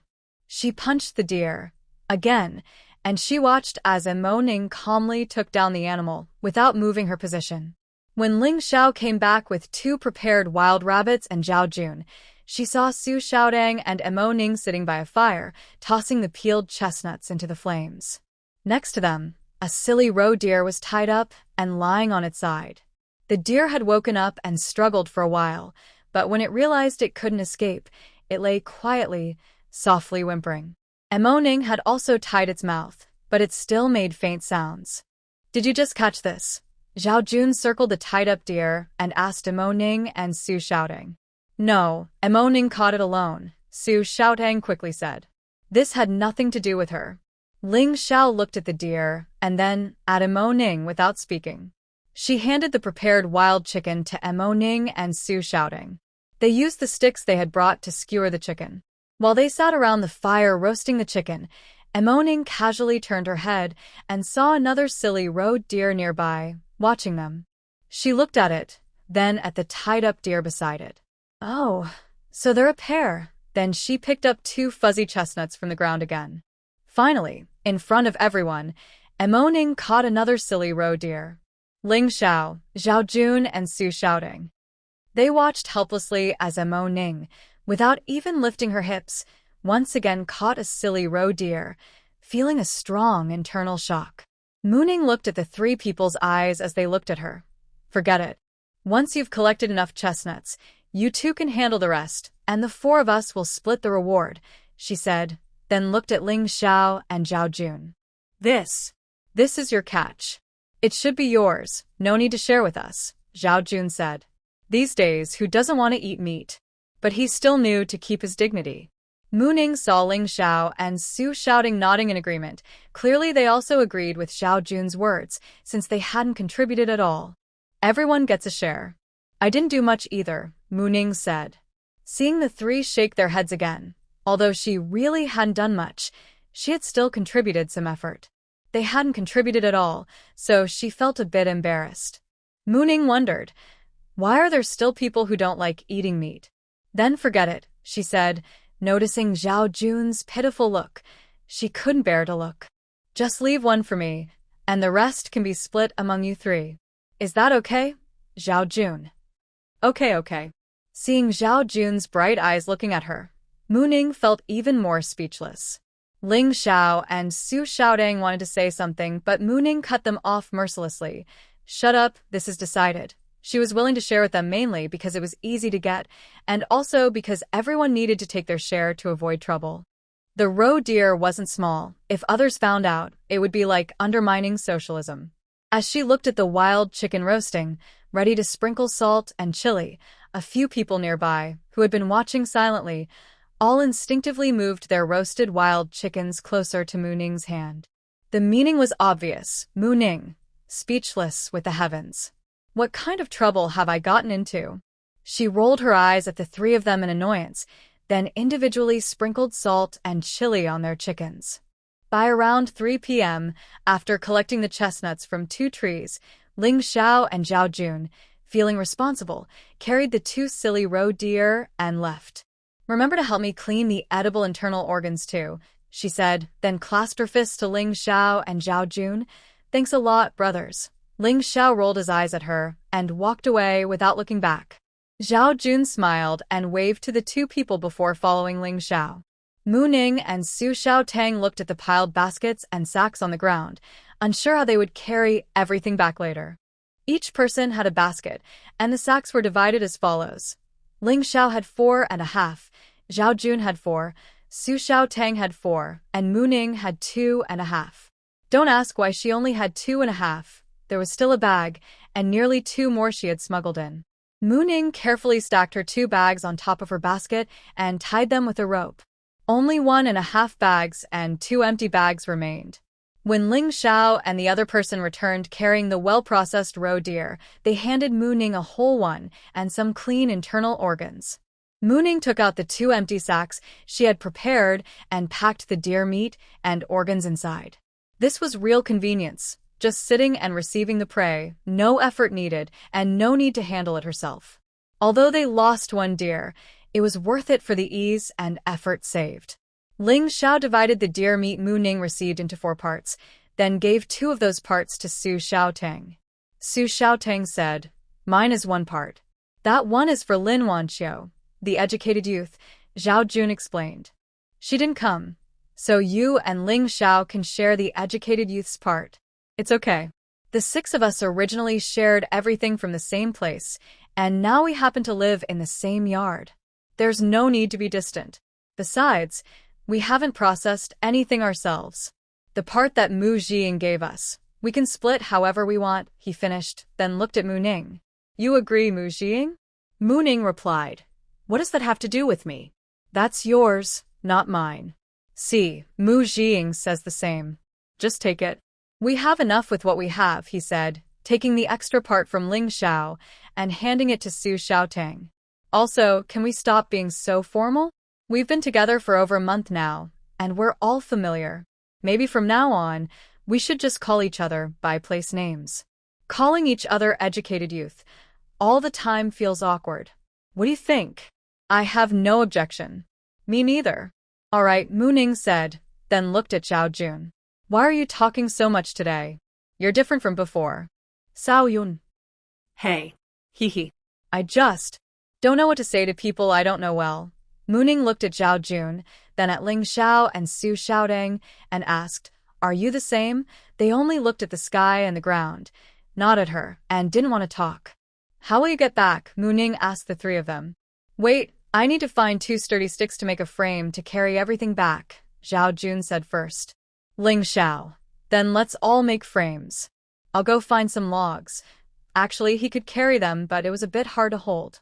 The 3 went to cut logs. Mu-ning stayed where she was. She didn't plan to put anything else into her space. After all, these 3 weren't easy to fool, and these things were nothing to her. When the 3 returned with the frames, they tied snake skins to the frames, then put ropes over their shoulders and carried baskets on their backs. Then they started walking back. On the way, they saw a few wild chickens, but didn't bother to catch them. They walked and stopped, and by the time they reached the foot of the mountain, it was already dark and they couldn't see anything. Big sister, is that you? Mu-yan's quiet voice came from ahead. Yes, it's us, Mu-ning replied softly. Then they saw 2 figures running toward them quickly. The people were Mu-yan and Lin Wanqiu. Why are you 2 still waiting here so late? Mu-ning asked. We were worried because you hadn't come back and it was getting dark, so we came to wait for you. We just arrived and saw you. Mu-yan took the bag from Mu-ning and said. When she felt what was inside, she threw half a bag of chestnuts onto her back and carried the other one in her hand. Meanwhile, Lin Wanqiu hurriedly took the basket from Su Xiaodong. Xiaodong, how are you? Why do you have so much? Are you okay? It's fine. The road was just difficult. Took some extra time, but I'm not hurt, so don't worry, Su Xiaodong said softly, rubbing her shoulders where the rope had hurt her. All right, let's go back quickly. Your rack started making loud rubbing noises against the ground after a while and couldn't be used anymore, Mu-ning said. It's okay. We'll unload it up front and make a few more trips to carry everything back, Zhao Jun said, catching his breath and wiping sweat from his forehead with his sleeve. When they reached the front, the 3 carefully took apart the rack. Mu-ning helped Su Xiaodong carry a bag and also helped Zhao Jun with another bag, then took Mu-yan and headed back first. Soon, Ling Xiao also returned. After putting down his things, he went out again. Mu-ning told Mu-yan to go with him. A little while later, everyone was back. They were too tired to tidy up everything now, so they each dragged their things into their rooms. After a quick wash, they ate a few bites of the meals prepared by Mu-yan and Lin Wanqiu, then went to sleep. Before sleeping, Mu-ning made sure to store the roe deer meat and internal organs in her space. Soon, the yard was quiet. Everyone was very exhausted today. Mu-ning felt she hadn't slept long when suddenly the big team's gong sounded loudly, shaking the air. She knew it was time to organize the grain collection. The team leader had said before that only the strong men from each household needed to go to deliver the grain. Besides Mu-yan, all the male youth in the youth camp had to go. Mu-ning was too sleepy to join the hard work at this time. When she heard some movement near Ling Xiao, she took out her watch, squinting to see clearly, but gave up. She simply put on her coat, took out a pack of Peony brand cigarettes from the cabinet, opened the door, and stepped outside. Just then, Ling Xiao also came out. Ling Qiao, morning kalet. Without waiting for a reply, she handed him a cigarette and said, Take this to the team leader, then went back inside, closed the door, and entered her space to sleep. Ling Xiao looked at the cigarette in his hand and at Mu-ning's closed door, but didn't say anything. When Zhao Jun called him, he left together. When Mu-ning woke up again, she found herself in her space, still wrapped in a blanket. After her memory returned, she left the space and lay back on the bed to continue sleeping. Big sister, wake up quickly, Mu-yan's voice came from outside, along with knocking on the door. Mu-ning opened her eyes. Although her sleep had been a bit chaotic, she had slept well. I'm getting up right away, she responded to Mu-yan, then quickly got up, dressed, and opened the door. Big sister, today there are no carts to take us to the commune, so you need to hurry. Otherwise, we'll have to walk there. I've already written a letter to our older brother. Have you finished yours? Mu Yan was clearly very excited today. Mu Ning didn't discourage him and said, Yes, I have. By the way, do you have the phone number for our brother's unit? Maybe we can call him once we get to the commune. Yes, I have it. Can I really make a call? Mu Yan was so happy hearing this that he almost jumped with joy. Mu Ning looked at Mu Yan and felt quite pleased. All right, first let me wash up, okay? Okay, sister. You go ahead and wash up. I'll go get breakfast, Mu Yan said, then ran toward the kitchen shed. After washing up, Mu Ning ate her breakfast. Before leaving, she went alone into her space. She spent quite some time making 2 dried chickens and dried rabbits. She learned how to make these from a food blogger in her previous life. She tried making them herself and thought they tasted pretty good. She also roasted some hazelnuts that had been drying in her space. The chestnuts she brought back yesterday, she planned to mail them as they were, so her brother could find a place to cook them. Then she made a lot of mushroom and meat sauce, using wild rabbit meat. She didn't have any other ingredients at the moment, so she didn't prepare more. After packing the items to be mailed into her basket and changing into a different outfit, she opened the door. Mu Yan was already dressed and waiting outside. When he saw his sister come out, he hurried over, took the basket from her hand, and slung it over his shoulder. Sister, are these the things you're mailing to our brother? Yes. Mu Ning locked the door and was about to leave with Mu Yan when Su Xiaotong's door suddenly opened from inside. Seeing their outfits, she asked, Are you going to the town? No, today the whole team went to deliver grain. We're planning to visit the commune and send a letter to my brother. Are you going out today? Mu Ning replied. Su Xiaoting said, Yes, but a bit later. We're heading straight to the town. Mu Ning said, All right, we're leaving now. Try to go early and come back early too. Su Xiaoting nodded. Okay. When they arrived at the commune, they found it was very lively. It was truly crowded with people. Seeing the long lines waiting to deliver grain, they thought the scene was quite spectacular. 2 people kept weaving through the crowded crowd. Finally, they saw the post office and entered it. Inside, they could still hear the noisy sounds from outside clearly. They spoke loudly with the postal workers. Mu Yan didn't mention calling their older brother. After sending a letter and a package, they came out. But if you looked carefully, you could see he still seemed a little disappointed. Looking at the crowded street, both of them hesitated at the post office entrance. They didn't know how to push their way out.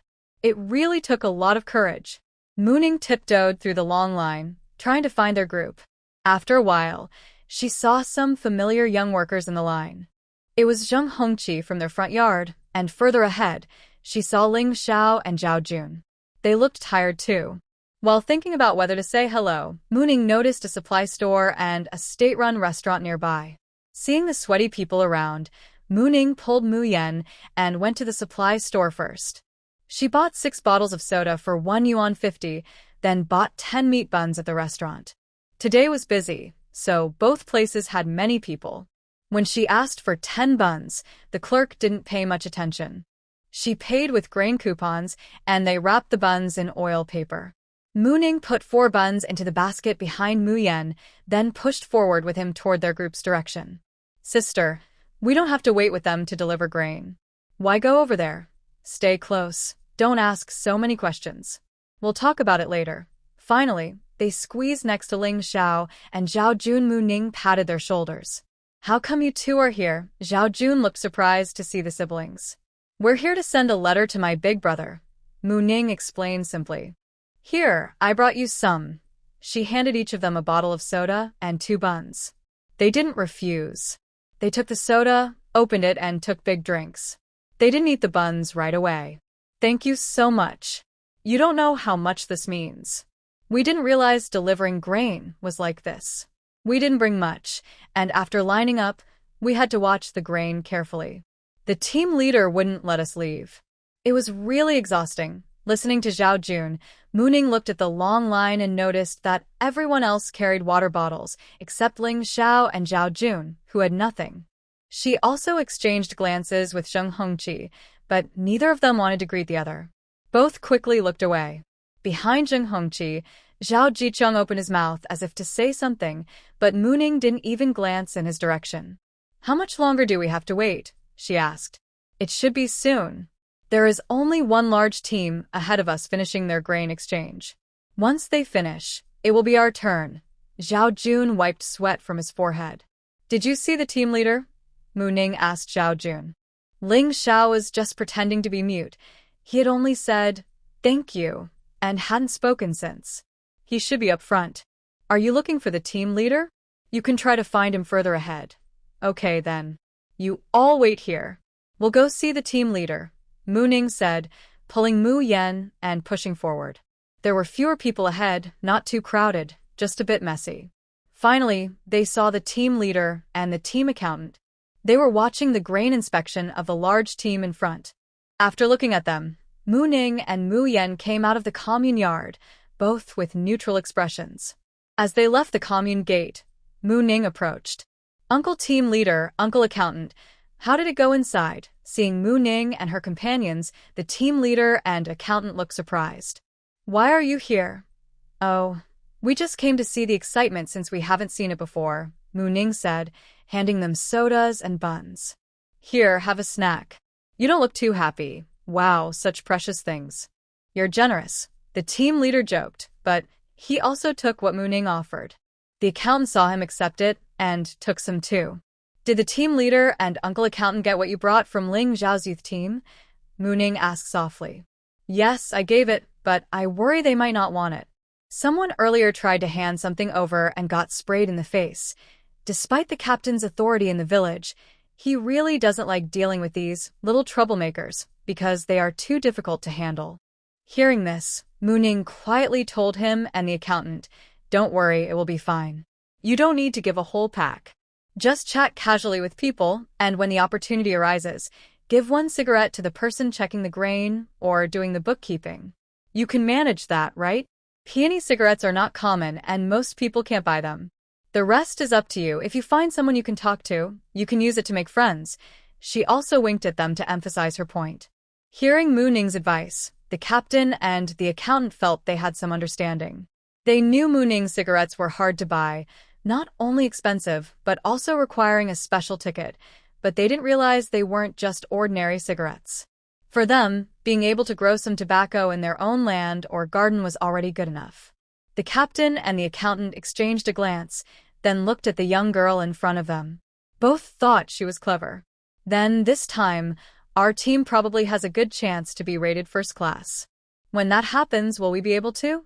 The accountant didn't finish his sentence, but everyone understood what he meant. It was just about being able to make requests to the commune. Mu Ning didn't have much more to do, so she just told her brother and the captain and accountant that she was leaving for the commune. "Let's go straight to the town. You said you wanted to call your older brother, and there probably aren't many people in town," Mu Ning said to Mu Yan. "Maybe we should just send a telegram. That's faster," Mu Yan suggested, looking at his sweaty sister. Mu Ning's sweat was from squeezing through the crowd in the heat. "It's okay. We can just call from the town. Telegrams are expensive and only one way. It's not worth it. While we're there, we might as well see if there's anything to buy." "That works," they agreed, and then headed toward the town. By nearly 11 o'clock, Mu Ning and Mu Yan went to make the call. She didn't mind, but since she was thinking of Mu Yan, she decided to call first. At the provincial military district, when someone came to inform Mu Chun that he had a call, he was surprised.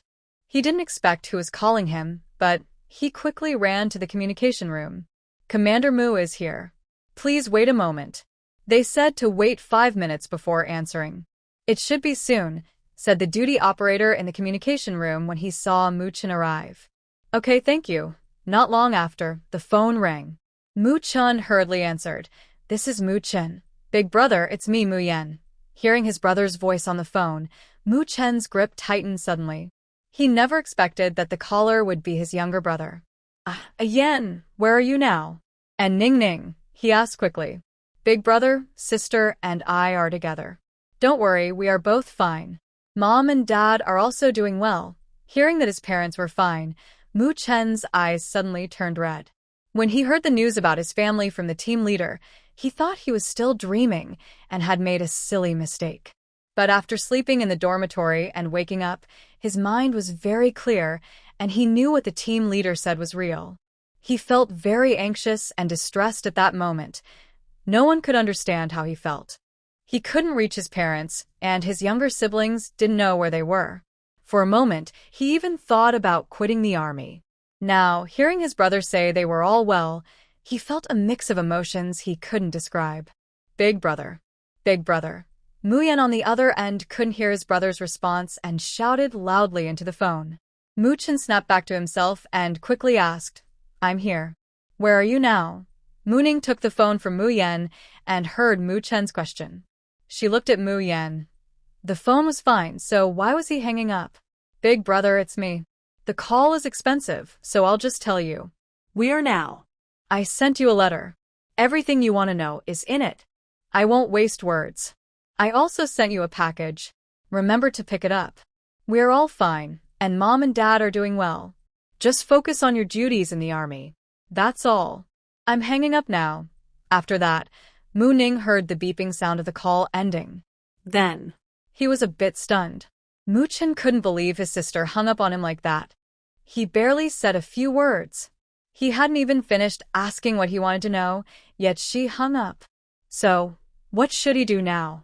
These two guys are trying to turn things upside down. He didn't even know his sister was already turning things upside down. He had no inheritance left to claim. Big sister. You just hung up like that? Muyen also looked incredulous. Yeah, what else could I do? Are you going to ask us why we contacted him only after he reacted? What will you say then? That we forgot? Think about what you'll face next time you meet him. I am trying to help you, you know? Muyen listened to her sister's questions one after another. Thinking about how harsh her brother was when he scolded him, she suddenly felt that her sister was right. Yes, sister, you're right.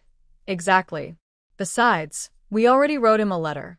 When he receives the letter and the package we sent, do you think he might feel that he's being used and might let you go? Hearing her sister's words, Muyen felt more convinced. Yes, sister, you're right. Thank you for saving me. Seeing Mu Yan being easily fooled, Mu Ning felt a little guilty. She hadn't spent much time with Mu Chen and was a bit afraid of saying too much and making mistakes. All right, we've made the call. Let's go eat, then visit the local supply store, Mu Ning said, patting her brother's shoulder. Okay, sister, I want to eat fish, Mu Yan said. Then let's see if the restaurant has fish today. If they do, I'll buy some for you, her sister replied. The two of them left the post office chatting. Mu Chen returned to his dorm from the communication room. It was the third day since he completed his mission, but he still hadn't finished his psychological counseling, so he didn't need to train for now. He sat at his desk, carefully thinking about the phone call just now. Then he realized why his sister did what she did. Hey, little girl. Not bad at all. Meanwhile, the brother and sister didn't care about their brother's reaction.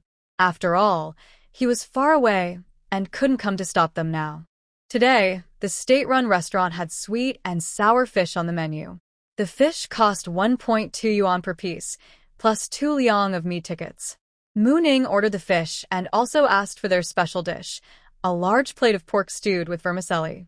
She also ordered 2 jin of pork and leek dumplings, some cold vegetables, 2 bowls of rice, and 6 plain steamed buns.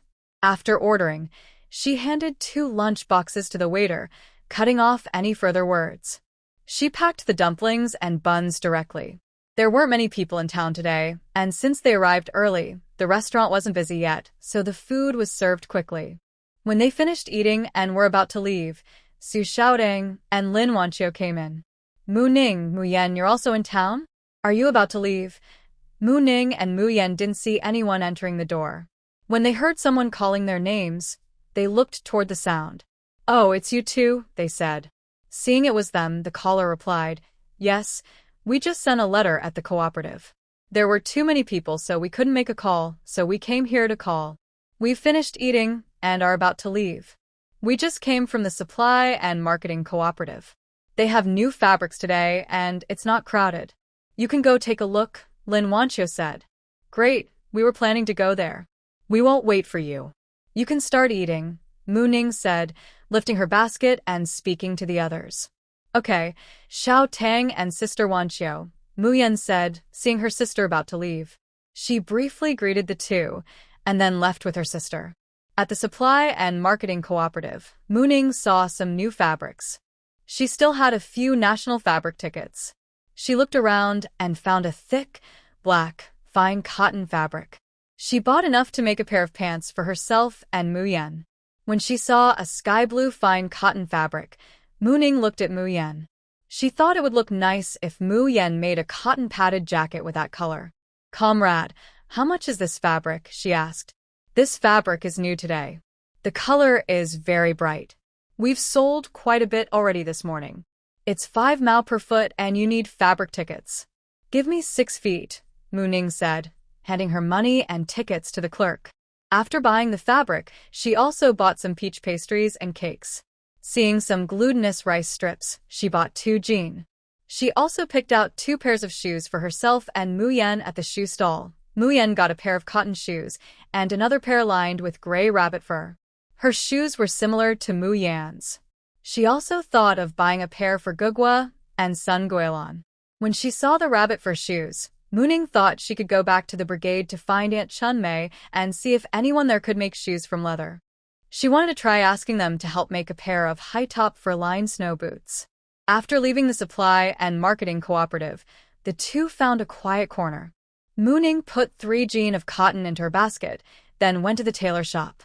She measured Mu Yan's clothes, using the fabric she just bought. She took out some cotton and asked the tailor if it was enough for a coat. The tailor looked at the cotton Mu Ning brought out and said it was enough. But making a coat also needs lining fabric. He asked if they had any. When he learned they didn't, he quietly asked if she still had cotton. He could exchange some with them because he had lining fabric. She also told Mu Ning that the cotton clothes made from 3 jean of cotton might be a bit thin for going out after heavy snow. Finally, Mu Ning went out once more. When she returned, she brought back 10 jean of cotton fabric with small floral patterns, a piece of pale yellow fabric, and a piece of black fine cotton cloth. She exchanged 2 jean of cotton with the tailor for the lining of 2 thick cotton jackets. She made one for herself and one for Mu Yan, both warm and sturdy. She also asked someone to make the jackets a bit longer. She took the note from the tailor, agreed to pick up the clothes in 3 days, and then left. After that, the two of them started heading back. They didn't meet Su Xiaodang and Lin Wanqiu in town, so they thought the two had already gone home. Su Xiaodang and Lin Wanqiu had indeed started heading back a little earlier than them. But just outside the town, they ran into trouble. They were surrounded by 5 big men. The leader was very strong and tall, with a fierce look that made him seem unapproachable. The other 4 were not as tall or strong as him, but still quite sturdy. Which team are you two from? We haven't seen you before, the leader asked. When they approached, Su Xiaodang pulled Lin Wanqiu behind her. We don't know you, please step aside. Oh. Look at this. This little rascal seems pretty fiery, the leader said, turning to tease the others. Yeah, girl, you better be smart. If our brother Wei likes your sister, that's your good fortune. You should cherish it because our brother Wei has plenty of money, said a flashy young man next to him, giving a nasty look at Lin Wanqiu hiding behind Su Xiaodang. Exactly, we just want to get to know you. You don't have to be so scared. Our brother Wei is well connected, they said. Hearing their bragging, the leader looked proud. How about this? I invite you two to watch a movie. What do you think? He stepped closer to Su Xiaodang and Lin Wanqiu. The other 4 slowly moved back, tightening their circle. Su Xiaodang held Lin Wanqiu tightly behind her. When the man reached out to pull Lin Wanqiu from behind, Su Xiaodang kicked him, making him stumble back 2 steps. This kick, Su Xiaodang used about 70% of her strength, but she didn't expect the man to only step back twice before stabilizing himself. After regaining his footing, the man looked at the shoe print on his chest, then with a mischievous smile, he lightly brushed the dust off his clothes. When he looked at Su Xiaodang again, his expression changed to one of fierce anger. He said harshly, You woman, I am lucky to have noticed you. I didn't expect you to be so ungrateful. Don't blame me for being harsh. Then he turned to the 4 men nearby and said, Go on. Give this tomboy a lesson. How dare she kick me? When we're done, I'll reward you. Just be careful not to hurt the girl behind her. After speaking, the 4 men rushed towards Su, shouting. She had to watch out for the attackers while also protecting Lin Wanqiu. It was difficult to fight back, especially since these men were strong, and some had fighting skills. When Mu Ning and Mu Yan arrived, they saw Su Xiaoting being kicked back several steps by a burly man, her face bruised and battered. Lin Wanqiu was still tightly held in Su Xiaotong's arms, her hair messy and tears streaming down her face. She looked very miserable. Mu Ning slapped her own face in frustration. Did Lin Wanqiu not realize how much attention she was attracting from men like this? Big sister, what should we do? Mu Yan whispered. Stay out of it, Mu Ning replied sharply and rushed forward. Luckily, Mu Yan had been carrying the basket all along, or else everything inside would have been knocked over by Mu Ning's sudden movement. With a loud bang, Mu Ning kicked the man who was reaching out to grab Lin Wanqiu, sending him flying. She then stood in front of Su Xiaodong and Lin Wanqiu, protecting them, and asked, What's going on? They tried to harass Wanqiu, Su Xiaodong said. Just as she finished, a few men, stunned by Mu Ning's sudden attack, turned angry. The leader shouted, You brat, I advise you to mind your own business, or next time, your father might get involved too. He pointed at Mu Ning with a furious face. As soon as the man finished speaking, Mu Ning's figure appeared in front of him. She raised her hand and punched him in the stomach. The man cried out in pain. When he bent over to clutch his stomach, Mu Ning delivered 2 more quick punches. The man was hit so hard he could only whimper and whine in pain.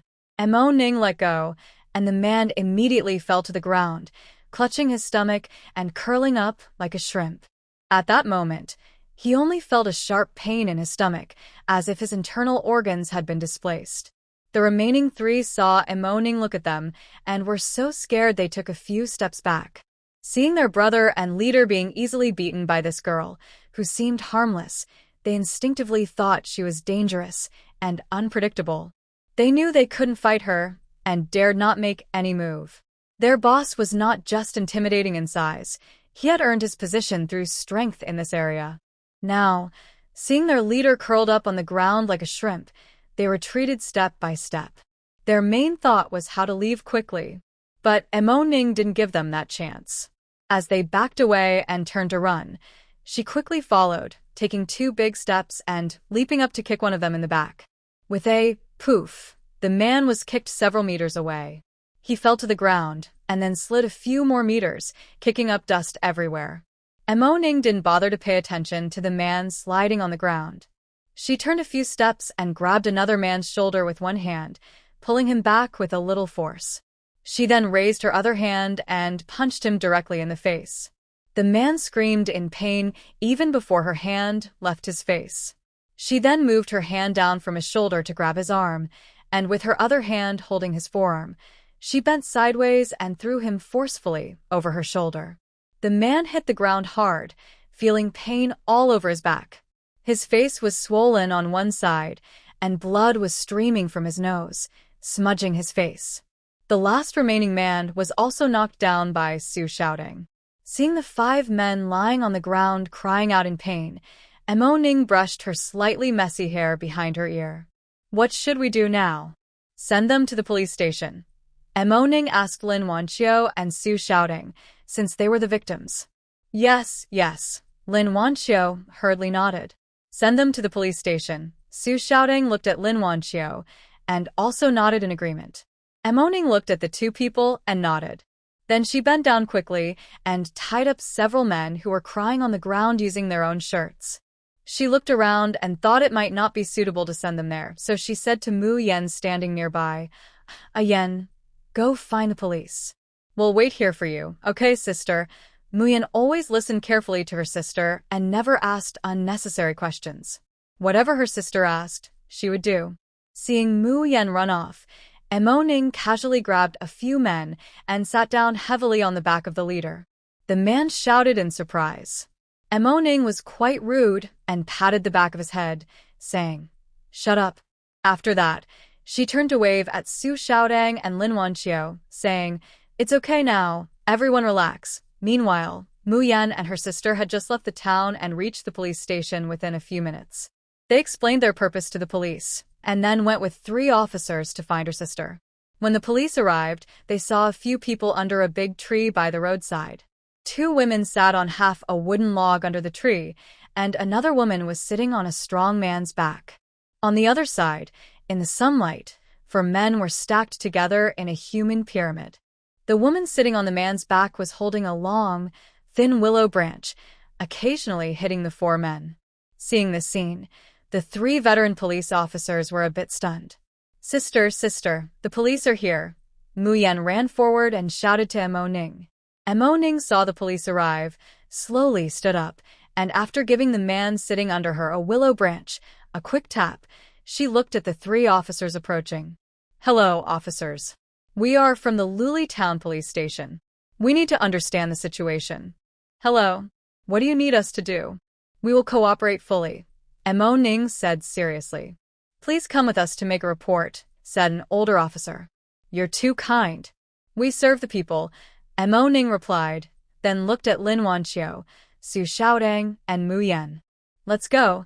Sister, do you think we'll get a certificate this time?" Mu Yan asked Mo Ning beside her. "I don't know, but the police said they would apply for a reward after the case is closed." "Oh, but I still really want a certificate. Let's go quickly, it's almost dark," Mu Ning said, then looked at Lin Wanqiu. "Wanqiu, are you okay? Did you get scared?" "I'm much better now.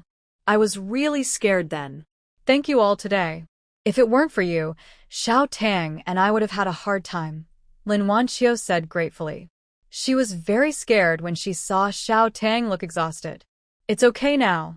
I think those people won't come out for a while. If they find out they have a criminal record, they probably won't get out. You don't need to worry too much." "Yes, I don't think I will come to the town again for a while," Lin Wanqiu said. She now has some psychological shadow over Lulu Town. "In the future, when you go out, you can try to dress a bit more plainly," Mu Ning joked. "Huh? I can do that? Why didn't I think of it?" Lin Wanqiu suddenly saw the idea and thought it was worth trying. "But I'll wait a bit longer before deciding. I think I'll wait until this case is closed." Su Xiaodang saw that Lin Wanqiu looked much better and felt relieved. "Mu Ning, Mu Yan, thank you so much today. If it weren't for you, even if I could protect Wanqiu, it wouldn't have been easy. We're all from the same village, all young people sent to the countryside. Helping each other is what we should do. No need to thank her. It's just a small thing," Mu Ning said casually. To her, it was just a matter of convenience.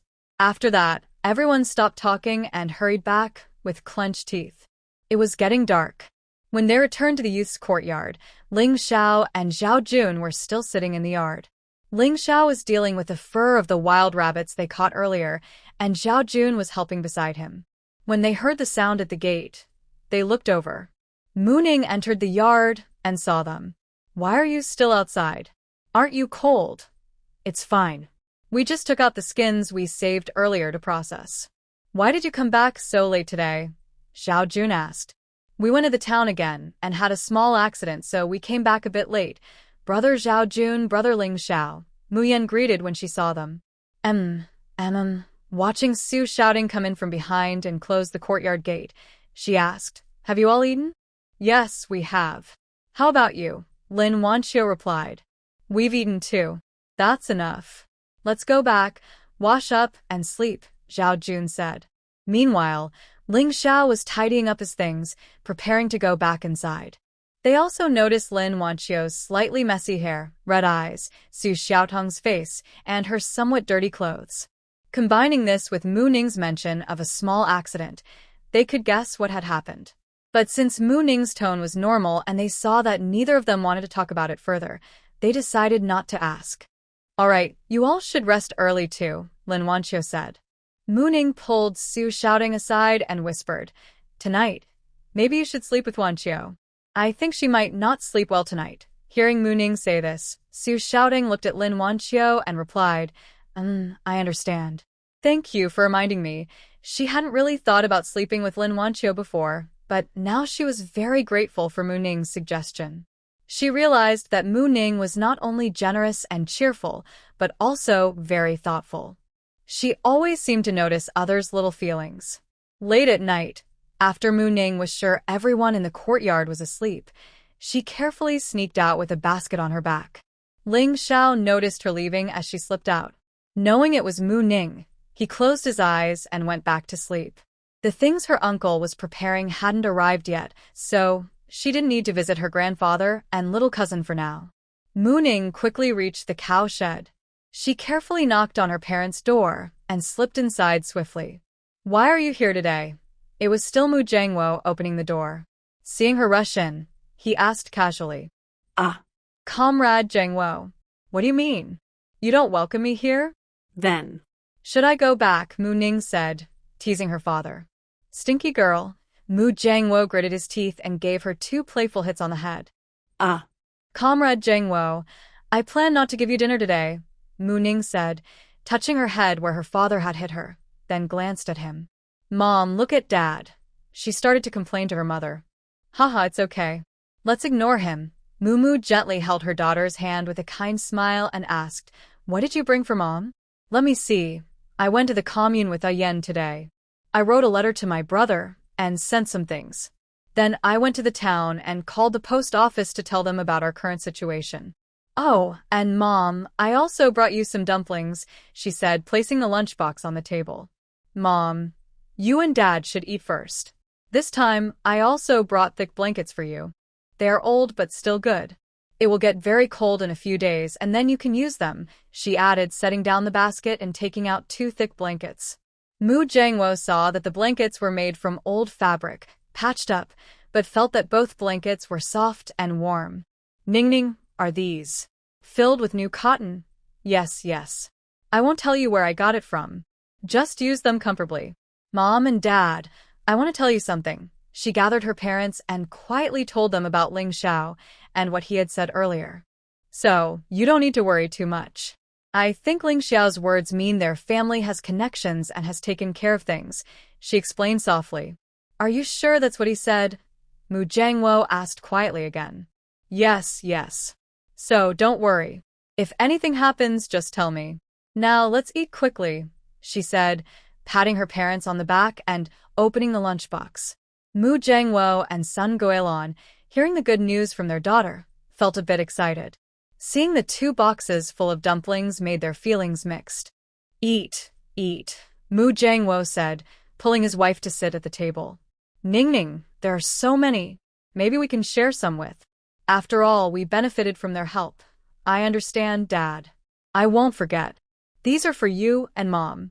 Just eat without worry. I also prepared some for later, and I will send them over when I leave, she replied. Knowing her daughter had prepared everything, Mu Jiangwo stopped worrying and started eating happily. Looking at her parents, whose hair was turning gray, Ning felt a deep emotion. She remembered when she had sneaked back home before. Mu Jiangwo was not like this then. She hadn't seen Sun Goilan at that time, but she knew she wouldn't be like she was now. She turned around and took the eggs from the bottom of the basket. She also brought about 3 jin of raw deer meat. She was still thinking that she needed to go to the town in the next few days to look around, find the black market, and get some supplies to help the elderly couple improve their health. I have seen everyone's comments and messages. I have also reviewed the suggestions for improvements and made small changes where they do not affect the main plot or storyline. Thank you all for your questions and feedback. I hope your comments help me grow as a writer. I also hope that readers who enjoy this story can help by giving a good rating. Those who do not like it or feel indifferent, please be kind. Thank you all. She talked with the 2 people and told them she would bring firewood tomorrow, so they didn't need to worry about that. Mu Jiangwo also told her that he planned to start redoing the bed tomorrow. He had everything ready. It would only take a day to finish. After that, he would let it dry, then burn some incense to make it ready to use. They could just stay in the room in the middle for a day or 2. Mu Ning just nodded in response. After they finished eating, she packed up and was about to leave. Before going, she knocked on the door next door. When someone opened it, she slipped a still warm lunchbox into the elderly person's arms and then left. Old Sue looked at the lunchbox in his arms and then at the girl who had already walked a short distance away. He carefully closed the door. "Grandpa, what's wrong?" "Who was knocking?" asked the little boy on the bed, half-closed eyes. It was the sister from next door bringing us some food," the old man said, placing the lunchbox on the table and opening it. Inside, he saw round, plump white dumplings. "Xiao Bai, sit up under the quilt." That sister brought dumplings. "Grandpa will give you a few," he said. "Okay, Grandpa," the boy replied, sitting up and wrapping himself in the quilt. The boy was Xiao Bai, the younger cousin of Ling Xiao. His full name was Su Chongpu. He was the son of Ling Xiao's uncle. Ling Xiao's grandfather, Su Filin, came from a family of traditional Chinese medicine. They had an ancestral medical practice, and their family had served as imperial doctors in the past. But by the time it reached his mother's generation, neither her brother nor her mother had the talent for medicine. Her brother eventually chose to study abroad for scientific research. When he returned, he was married to his classmate who had also studied abroad. At first, Grandpa and the two others could still occasionally get in touch, but gradually they lost contact. Now, it has been over 3 years since they last communicated. After my cousin was born, he was sent back to be raised by the elderly, and now he is 9 years old. This time, there was no real problem. Old Sue is well known and respected by the leaders. The trouble was that my uncle and aunt couldn't be reached. Both of them studied abroad, and the relocation was the best outcome the family could get for Grandpa. My cousin could only go to the countryside with Grandpa because, due to his parents' sensitive status, he couldn't stay behind in Ling's family with Ling Xiao's mother. After confirming Grandpa's relocation place, Ling Xiao applied for early retirement and arrived here ahead of time to become a young worker.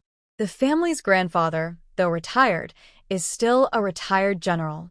His father and younger brother both joined the army. His father and younger uncle are in the military, but the second uncle is rebellious and refuses to join. He is out on his own doing his own things. Grandpa often gets angry at him and calls him a rebellious son. Ling Xiao has a brother who also joined the army, now a regiment commander. Ling Xiao himself joined the army 2 years ago. When Grandpa had an accident, someone from the family had to come here to take care of him and reassure his elderly mother. In the end, Ling Xiao retired. Grandpa didn't say much about it. As Grandpa put it, their family is now quite prominent, and going to the countryside isn't necessarily a bad thing. It's a way for the family to support the country's policies and to keep things stable. That's how Ling Xiao and Mu Ning ended up meeting in the cattle shed. Mu Ning quickly left the cattle shed and hurried back to their courtyard. She was getting tired day by day and just wanted to lie down and sleep.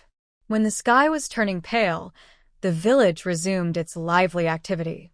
First, the sounds of roosters crowing and dogs barking filled the air, then smoke rose from the chimneys of each household. Gradually, people's voices and children's laughter could be heard. Yesterday, the village's grain quota was fully delivered. Today, the village head and accountant were counting and sorting the remaining grain. The seeds had been set aside before the grain was delivered, and some would be stored for next year's planting at the commune. Today's task was to count and sort the grain to see how much could be kept for the family's use. The counting would be done today, and the grain would be distributed tomorrow. Starting today, Mu Ning and others began collecting firewood and mountain produce. They needed to gather enough firewood before the snow fell to last through the winter, and they also went into the mountains to find mountain goods to prepare for the cold season. When Mu Ning took Mu Yan into the mountains, she met Aunt Chunmei from the team at the foot of the mountain. Seeing her, Aunt Chunmei smiled and walked over. "Mu Jiqing, are you also planning to go into the mountains?" "Yes, Auntie. We plan to go a little further inside." "Are you also heading into the mountains?" "Yes, there's not much work at home, so I came out to take a look." After a moment, she seemed to think of something and asked, "By the way, when do you plan to start pickling vegetables at the youth courtyard? Do you need to exchange some large cabbages or radishes?" "You should prepare early." Mu Ning realized she had forgotten about this. Oh, yes, they still needed to pickle vegetables, or they wouldn't have any in winter. "Thank you for reminding me, Auntie. I almost forgot about it. Do you know which families in the team have extra vegetables?" "Yes, I know. When you have time, I can take you there." But try to go early or most of the vegetables will be exchanged already. Okay, Annie. After tomorrow's grain distribution, I'll come to your house. Do you think tomorrow works? Sure, why not? I'll be waiting for you at home tomorrow. She patted Mu Ning's hand gently before letting go. Go ahead and get busy. I'll just stay outside and walk around, not with you. Thank you so much for the timely reminder, Andy. Otherwise, we might have forgotten about the pickling. Here, I grabbed a handful of fruit candies from my pocket and put them in your coat pocket. Consider it a thank you gift. Please don't dislike it. Oh, you're so polite. I only mentioned it casually. The team leader's wife looked a bit embarrassed. She really didn't expect Mu Jiqing to give her anything. I'm happy to give you this, Auntie. We'll go now. We'll come to see you tomorrow, Mu Ning said, then quickly led her brother into the mountains. The team leader's wife watched the two run away and smiled. Oh, these kids are really good. Mu Ning and Mu Yan hurried along, avoiding crowded places and heading to more remote areas. Today, they didn't stay with others from the youth courtyard. Their main goal was to gather firewood, so they didn't go too deep into the mountains. In a remote place, seeing two withered trees, Mu Ning stopped. She looked around and found no danger, then said to Mu Yan, Yan, I'll cut down these two dead trees. You stay here and look around to see if you can find anything. Remember not to go too far. Call me if you need anything. Okay, sister. I understand, Mu Yan replied. He took his basket and went to look for forest goods. After a few steps, he found some large mushrooms under a bush. He remembered this from when he was with Lin Wanqiu and others outside the main group, told by a kid from the team. He also found some mushrooms earlier, cooked and ate them with his sister. They were very tasty. Now that he found more, he was very happy. He quickly bent down and pulled the mushrooms out of the bushes. Mu Ning looked at Mu Yan and saw he was busy, so she didn't bother him. She took out her axe and started chopping trees. She was strong, so chopping was easy. With a few strikes, the dead trees fell down with a loud thud. After cutting down both trees, she started chopping off the branches and tying them into bundles. Finally, she split the trunks into firewood. She also looked at Mu Yan to make sure he hadn't gone too far before continuing her work. They collected a lot of firewood from the two trees, bundled it up, and stored it in their space. She then turned to look where Mu Yan had been. Seeing no one there, she searched around and found him. Mu Ning didn't rush over but paused for a moment, took a sip from her water bottle, and relaxed. Yan, how did it go? Did you find anything? Mu Ning asked as she approached him. Sis, I found quite a few large mushrooms and some other mixed fungi, Mu Yan said, holding out his basket to show her. That's great. Annie said these large mushrooms can be sliced and dried. We can gather more to keep for winter. Yes, yes. Sister, you finished chopping the trees. Should we move to another place? It's okay. You rest for a bit. Drink some water. Your lips are dry and starting to peel. While speaking, Mu Ning handed a water bottle to Mu Yan. When they came out, both of them had water bottles, and she was giving him the one she had set aside. Mu Yan saw that his sister's basket was empty when she approached, and she wasn't carrying any bundles of firewood. But he didn't ask about it. He knew his sister had secrets, but he wasn't ready to ask yet. He wondered if she would tell him later. As for the strange and unusual things, he didn't think about them at all. His sister was just a sister, the kind sister who always took good care of him. Let's go, sister. Which way should we go next? Mu Yan asked as he caught his breath. Over there, Mu Ning pointed in a direction. I think I saw something on that tree trunk, yellowish. Let's go see. Mu Yan looked where Mu Ning pointed and seemed to see it too. He picked up his basket and started walking. Okay. Watching Mu Yan eagerly walk ahead, Mu Ning smiled and followed behind. Mu Yan hurried toward the yellow spot, walking faster and faster. Mu Ning, however, was walking at a steady pace behind him. Sister, hurry up. There are so many yellow elm mushrooms here, Mu Yan called excitedly in front of a tree. Mu Ning looked at Mu Yan's excitement and smiled. She quickened her steps a little. Got it. When she reached him, she was surprised by the sight of the yellow elm mushrooms. On one side of a large tree trunk that two people could hug, Many yellow mushrooms had grown densely from bottom to top. Mooning looked at them. These should fill their basket. Most of the mushrooms on the tree trunk grew in clusters, all golden yellow. The stems were white to light yellow, looking like beautiful golden flowers. Very pretty. What are you waiting for? I'll leave my basket with you. You can pick these yourself. I'll look around for some dead trees, Mooning said, admiring the golden big flowers and then turning to Mu Yen, who was still staring at the mushrooms. Oh, okay. Mu Yen snapped out of his daze, took out a small knife, and started picking the yellow mushrooms. He looked at the mushrooms and couldn't help but say, "They look so beautiful." Mooning smiled and said, "Stop looking. I'm leaving now. Hurry up." She put down her basket and walked away. Today, her goal wasn't just the mushrooms. She needed firewood and wanted to gather as much as possible. After walking for a while, she saw a half-burned, blackened tree. Looking at this unusual tree, Mooning circled it a few times before whispering softly, "A lightning-struck tree." Once she confirmed it was indeed struck by lightning, her mood brightened. In her previous life, she had loved fragrant woods and had spent quite a bit of money on agarwood, sandalwood, and rosewood bracelets, pendants, and necklaces. Seeing such a large piece of lightning wood now made her extremely happy. She reached out to touch it, thinking that if she could store it in her space and plant it on the grassy field there, it would be wonderful. Just as she finished the thought, the wood under her hand disappeared. Startled, she quickly entered her space with her mind and saw the lightning-struck tree standing upright on the grass beside a small stream. On the lush green field, the dark, charred tree stood quietly. Seeing this scene, Mooning exited the space, humming a cheerful tune as she began searching for more firewood nearby. Along the way, she also caught a few wild rabbits. After cutting down 2 more dead trees, she stored them in her space. Glancing at her watch, she realized it was almost noon. She decided to stop looking for more wood and have lunch instead. Since no one else was around, it was just her and her younger brother. Mooning planned to catch a few wild chickens and rabbits to roast for their meal. When she returned, she found Mu Yen had already finished picking the yellow elm mushrooms. A large basket full of them sat nearby, while he was searching for something else not far away. Mooning stored her basket in her space, took out an empty one, and walked toward him. Yen, how's it going?" she called out before she reached him. "Big sister." Mu Yen turned around with a smile. "Pretty good. There are lots of big mushrooms here, and I also found some oily ones. Look, my basket is almost full." Mooning walked up and glanced at his basket. It really was nearly full. "Are you done here? It's almost noon. How about we roast some wild chicken and rabbit for lunch?" "Sounds great. I was just thinking about roasted chicken.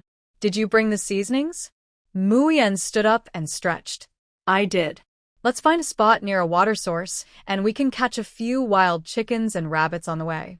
Watching Mu Yen prepare to carry the basket on the ground, she reached out and took it. "This is for you," she said, handing the empty basket to Mu Yen. She then picked up the nearly full basket herself. "Okay, sister. Do you know where the water source is?" Mu Yen asked as he took the empty basket. He didn't ask why the basket was empty. He just wanted to see when his sister would tell him her secret. "Yes, I observed it. We should go in this direction," she said, pointing to a certain direction. "It should take about 10 or 20 minutes to find water. Then let's go," Mu Yen said, and the two headed in that direction. On the way, Mooning caught 3 wild chickens and 2 wild rabbits. When they arrived, they saw a small creek and further ahead, a small waterfall. It looked nice. "Sister, can we light a fire here?" Mu Yen asked. "Yes," Mooning replied, putting down her basket. It no longer contained mushrooms, but had the wild chickens and rabbits. "Then, sister, I'll go pick some branches to start the fire," Mu Yen said, also setting down his basket. "Okay, I'll prepare the wild chickens and rabbits," Mooning said. After that, they divided the work and each did their part. When Mooning finished preparing the wild chickens and rabbits, Mu Yen returned carrying a bundle of firewood. "Sister, I saw a small pine forest over there. I saw some pine mushrooms inside. Can I go check that out later?" he asked. "Sure, but after we finish eating." Let's rest for a while first, Mu-ning replied. Mu-yen started the fire. Mu-ning took various seasonings from her bag and began applying them to the wild chickens and rabbits. Once the fire was ready, she also prepared everything. They skewered the wild chickens and rabbits on sticks and slowly roasted them over the fire. This time, they roasted 3 wild chickens and 3 wild rabbits. They planned to leave 1 chicken and 1 rabbit for their parents. While roasting, they chatted. Sister, how long do you think it will take for Big Brother to receive the letter we sent him? Mu-yen asked. I don't know, but it takes about 2 days by train from here to Province X where Big Brother is.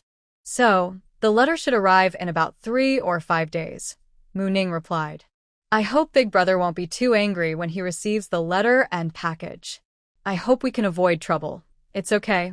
When Big Brother gets the letter and package, even if he's still angry, he won't come over. After a while, he will stop being mad.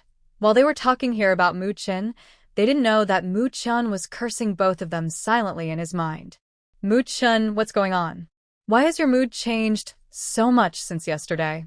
Asked Yuan-yi, who shares the same dorm and works with Mu-chin. Oh. Nothing. Mu-chin was lost in thought.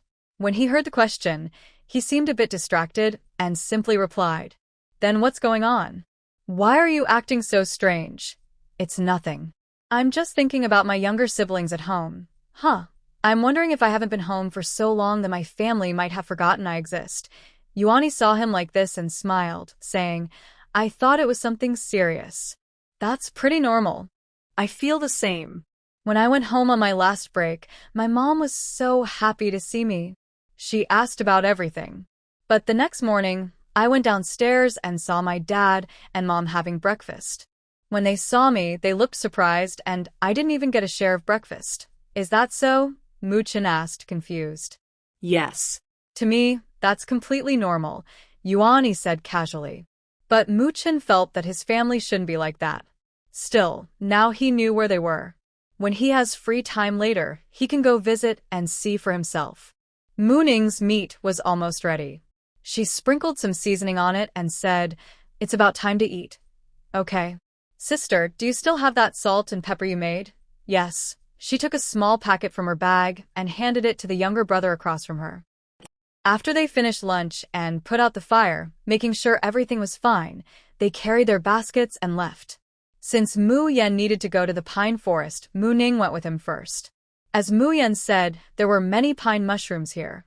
These mushrooms are thick and tender, with a fresh and smooth taste. They had found some before, but not many. Sister, are there a lot?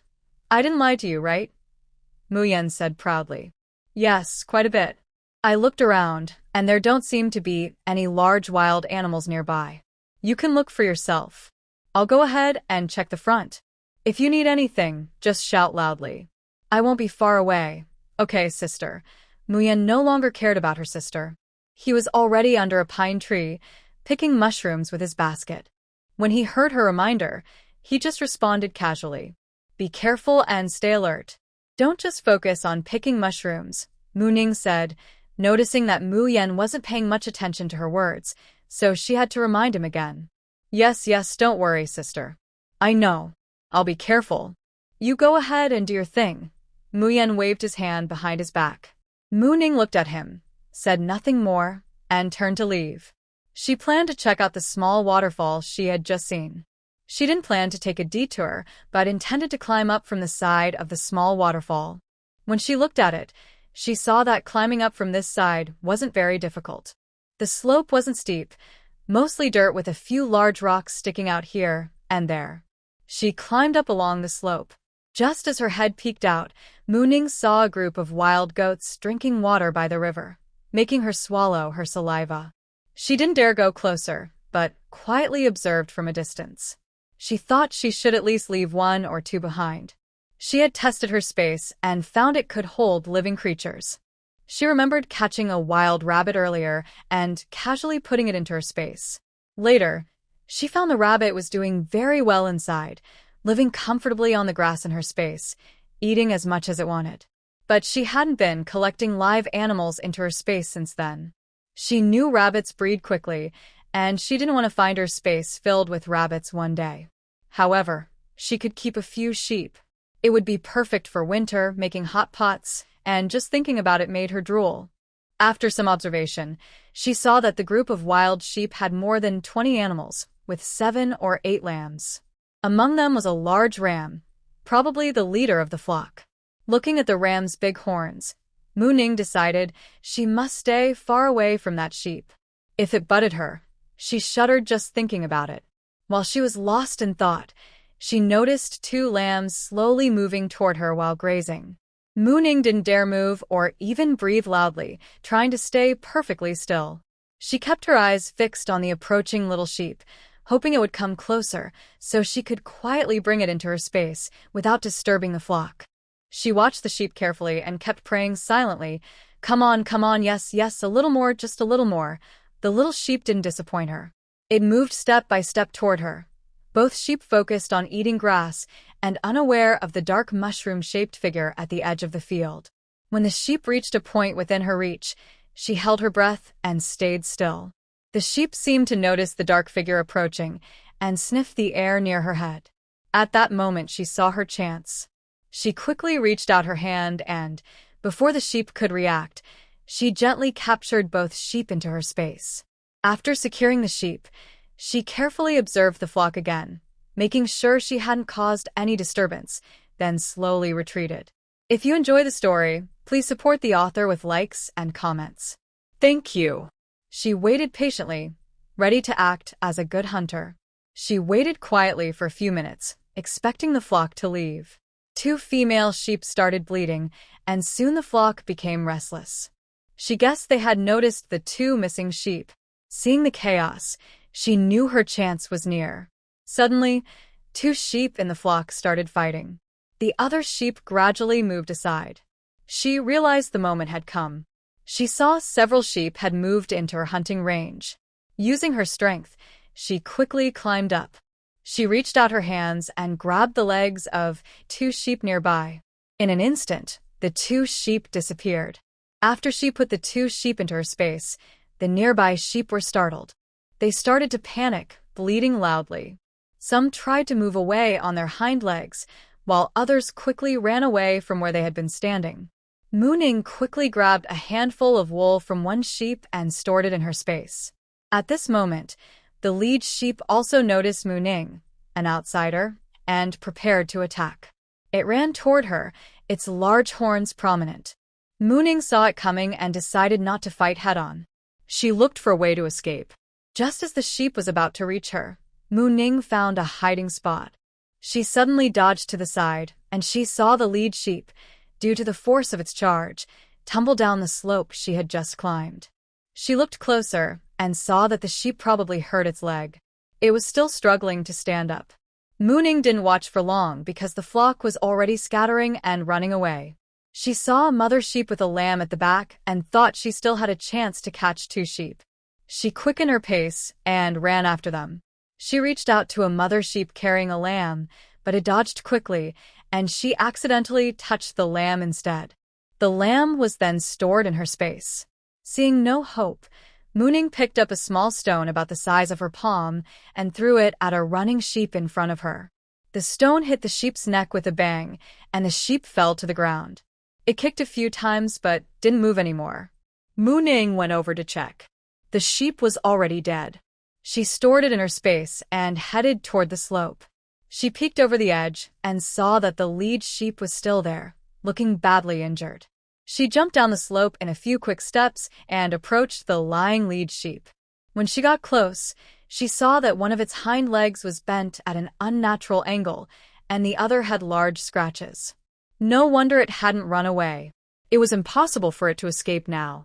Mu Ning thought for a moment, then took out her knife and knocked the sheep out. She put it into a basket and carried it on her back. She didn't store this sheep in her space. Instead, she placed it in the basket and carried it with her. She headed toward Mu Yan's location. She had been here for a while and planned to visit Mu Yan first before checking other places. Ah Yan, she called out as she entered the pine forest. While carrying a basket and running around in the pine forest, Mu Yan heard her sister's call and quickly responded, "Sister, I'm here. Mu Ning followed Mu Yan's voice and found her. Sister, look, I found quite a few pine mushrooms and I also saw many pine cones on the trees. Mu Yan was proud to show her sister when she saw her. After saying that, she noticed something not very white in her sister's basket. She turned to look. Sister. Is that a sheep? Such a big sheep. How did you catch it? Mu Yan was very surprised. Oh, I climbed up the small waterfall over there and saw a flock of sheep drinking water. When one of the sheep saw me, it tried to attack me. I dodged to the side and it fell down the slope. That's how I got this sheep for free. Listening to her sister, Mu Yan was a bit stunned. Was her sister's luck really that good? Seeing her brother's expression, Mu Ning found it funny. What's wrong? Why do you look like that? Nothing, just a little jealous of your luck. Hearing Mu Ning smiled and said, your luck isn't bad either. Look at how many mushrooms you've gathered today, and you also found so many pine cones. That's true. Maybe our luck is just different, Mu Yan said happily. Well, so, are you done here? If it's just pine cones, we can tell everyone and come back tomorrow to gather more. What do you think? Mu Ning asked Mu Yan. Sounds good. There are quite a few here. Just the two of us can't gather them all, Mu Yan said, not minding if everyone came to help. After all, they couldn't gather everything alone. But sister, I haven't finished picking the mushrooms here. Should I come back tomorrow and gather with everyone? Mu Yan asked. Just see for yourself. If you want to keep them, keep them. If not, keep looking, Mu Ning replied. I want to finish gathering this patch. These mushrooms are very tasty. I want to pick them all, pack them up, and hide them for you. We can eat them slowly later or make mushroom sauce to send to Big Brother, Mu Yan whispered. Of course. Since you found them, you get to decide what to do, Mu Ning said, patting Mu Yan's fluffy, chestnut-colored hair and smiling. Mu Yan also smiled after hearing her sister. Sister. Now. This. Then just keep going. I looked elsewhere to see if I could find suitable firewood, but I wouldn't be too far from you. Okay. Thank you, sister. Go ahead. Mu Ning watched Mu Yan carry a basket and run to one side before she took a step out of the pine forest. Honestly, when she just arrived, she saw a cypress tree with a thick trunk. She felt a little tempted because she liked the smell of cypress. How should I say? She thought that incense made from cypress was very refreshing. That cold, clean scent made people feel very safe. She used to like it a lot, but she realized that the tree she found was still alive. She felt a bit reluctant to cut it down, so she quickly moved away from that tree. This time, she went to the other side of the pine forest. There was no stream here, and the trees were mixed with wider gaps. There were also many mushrooms, some edible. She saw a walnut tree and a large chestnut tree, which had many fruits on them, but she didn't rush to pick anything. As long as she knew the items were here, that was enough. This place was in the deep mountains, and not many people would come here. Her task today was to chop firewood. As for these other things, she planned to call her friends to come back and pick them together later. After walking for a while, she saw two trees that had already withered. Both were quite thick. She took out her axe, which was tied to her waist, and started swinging her arms to chop at the dead trees with loud thuds. It took some time this time because both trees were so big that she couldn't wrap her arms around them. Mu Ning collected the fallen trees into her space. She planned to cut them into smaller pieces when she got back. After putting the dead trees into her space, she estimated that about half an hour had passed since she left Mu Yan. She decided to go back and check on Mu Yan. She didn't carry her basket when she came out. She left it in the pine forest. When she returned to the pine forest, Mu Yan was already sitting and resting where she had left her basket. Did you finish looking here? She asked. Yes, sister. Look, I've already filled quite a bit in the basket. Mu Ning glanced at it. That's quite a lot. I also found many mushrooms over there. Can you still walk? Mu Ning asked. Yes, I can. I also found a walnut tree and a chestnut tree over there. I plan to ask them if they want to come back with us today. What do you think? Sounds good. I don't have any strong opinions. The chestnut tree Brother Ling Xiao found earlier was the one we all went to see, right? Mu Yan said casually. Yes, do you want to go there now? Let's go. Mu Yan stood up, carrying the basket filled with half a backpack of pine mushrooms on his shoulder. Then let's go. Mu Ning also packed the sheep's basket before leading Mu Yan toward the area where they just found the mushrooms. Look, there are quite a few mushrooms here too. Yes, there are. Sister, do you want to stay here with me, or? Mu Yan didn't finish his sentence, but Mu Ning understood what he meant.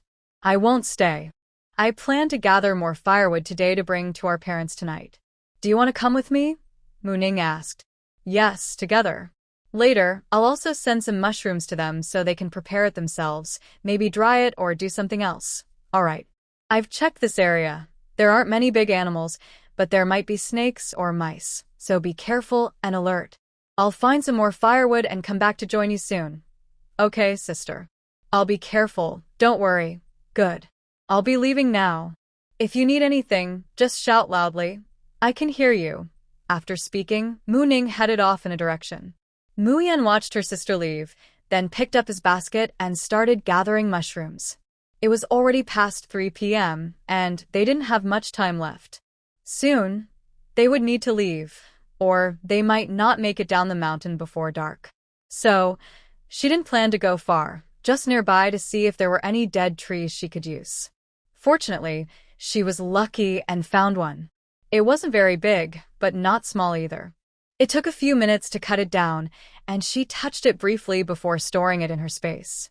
After that, she didn't go far but took a basket out of her space, continuing to gather mushrooms while heading toward Mu Yan's location. When they met, Mu Yan's basket was already full, and he had gathered almost everything around. Mu Ning suggested they start heading back, checking for any other harvests along the way. While Mu Yan turned around to pick 2 mushrooms at his feet, Mu Ning swapped his basket for a smaller empty one and stored the nearly full basket in her space. Mu Yan got up to put mushrooms into his basket and noticed that his basket had been changed again, but he didn't say anything.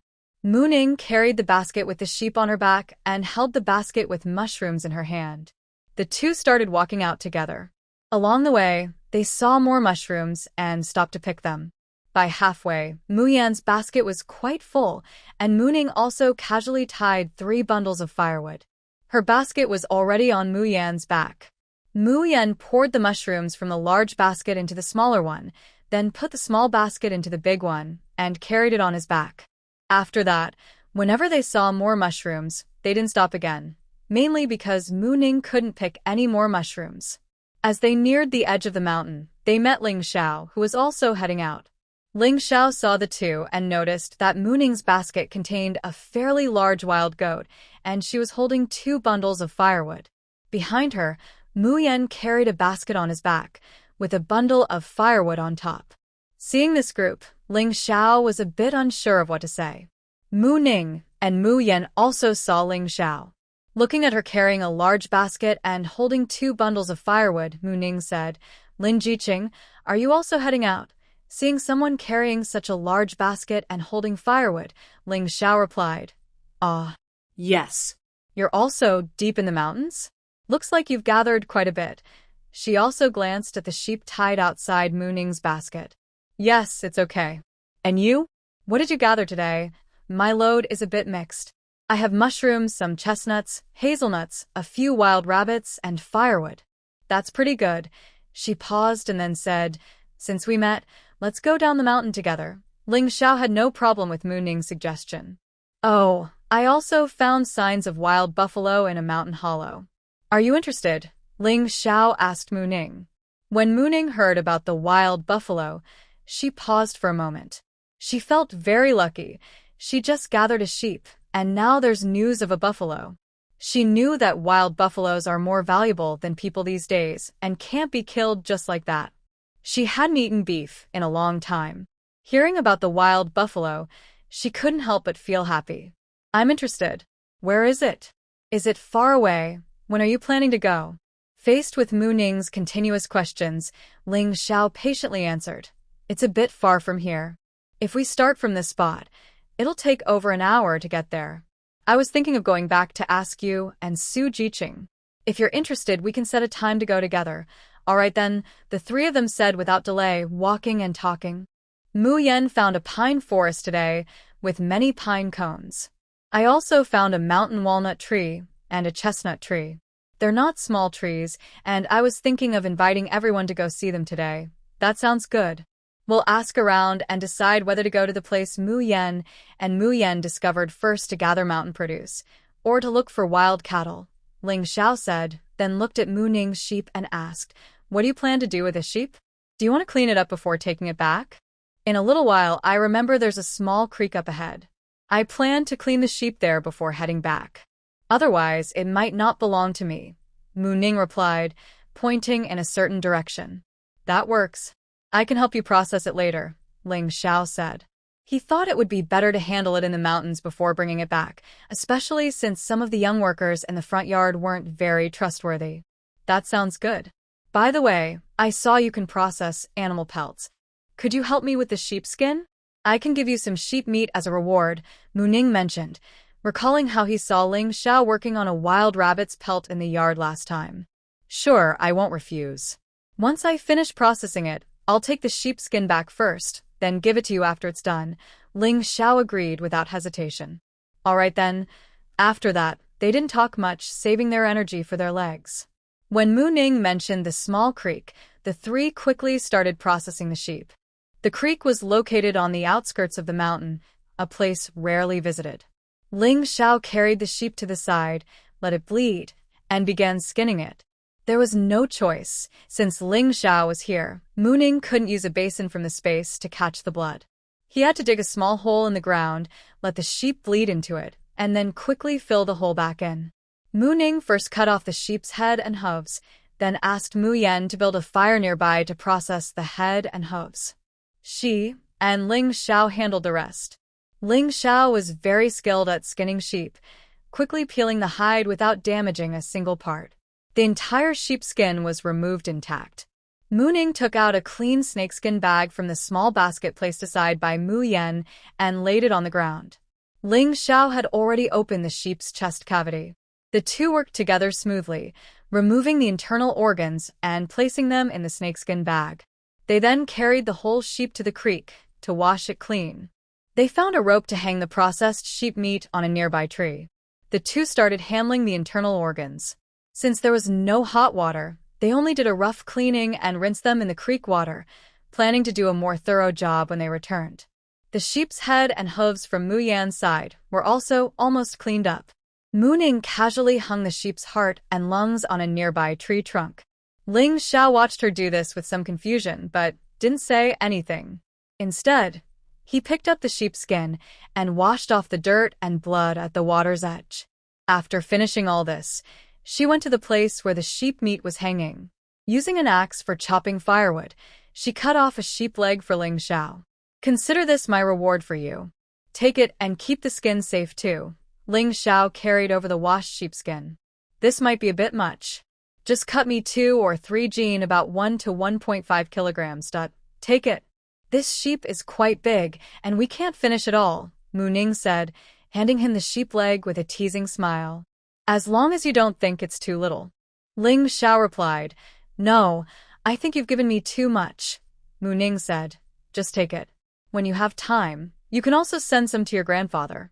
Sheep meat is good for older people to strengthen their health. Then I won't be polite, Ling Xiao said, accepting the sizable sheep leg with a smile and chatting with Mu Ning. By the way, my father should be on the Kong, a heated brick bed, today. If you have time, you can go see if your grandfather needs to rebed it. Otherwise, winter will be very hard. Okay, I'll go see tonight. Thanks for reminding me. I hadn't thought of that. Mu Ning looked at Ling Xiao in front of her. But aren't you here to take care of your grandfather and that little kid? How come you don't know anything? Mainly because my grandfather always says he has everything he needs. I really don't know how to take care of the elderly. I just want to make sure they don't go hungry and eat better. Hearing this, Mu Ning didn't know what to say. She thought Ling Xiao seemed a bit not very smart. Ling Xiao, no, I didn't mean that. I just didn't think it through carefully. The three of them packed away their meat. Mu Ning also wrapped up the sheep's head and hooves that Mu Yen had prepared and put them into her small basket. She checked the fire pit Mu Yen had buried, made sure everything was fine. Then they carried their things, hugged, and headed down the mountain. When they returned to the Jiqing courtyard, It was already very dark, almost impossible to see. The three entered the yard. Zhao Jun was eating, while Su Xiaodang and Lin Wanqiu sat outside cracking sunflower seeds. Seeing the returning trio, Su Xiaodang and Lin Wanqiu quickly stood up and went over to Mu Ning. Zhao Jun also set down his bowl and went to help Ling Xiao put down her things. "Why did you come back so late?" Su Xiaodang asked as she helped Mu Ning take her basket off her back. Lin Wanqiu also helped Mu Yan with her basket. "It's nothing, just that we went a bit far. We met Lin Jiqing when we left, so we came back together," Mu Ning said, rubbing her shoulders. "Carrying heavy loads all the way was a bit tiring. As long as it's okay, we've already eaten. I cooked some rice for you and your siblings and for Lin Jiqing," Lin Wanqiu said. "All right, thank you. We'll wash up first, then give you some food," they replied, each going to wash up. When they started eating, Mu Ning finally had time to tell them about her discoveries today. "I caught a sheep today. I've asked Ling Jiqing to help process it.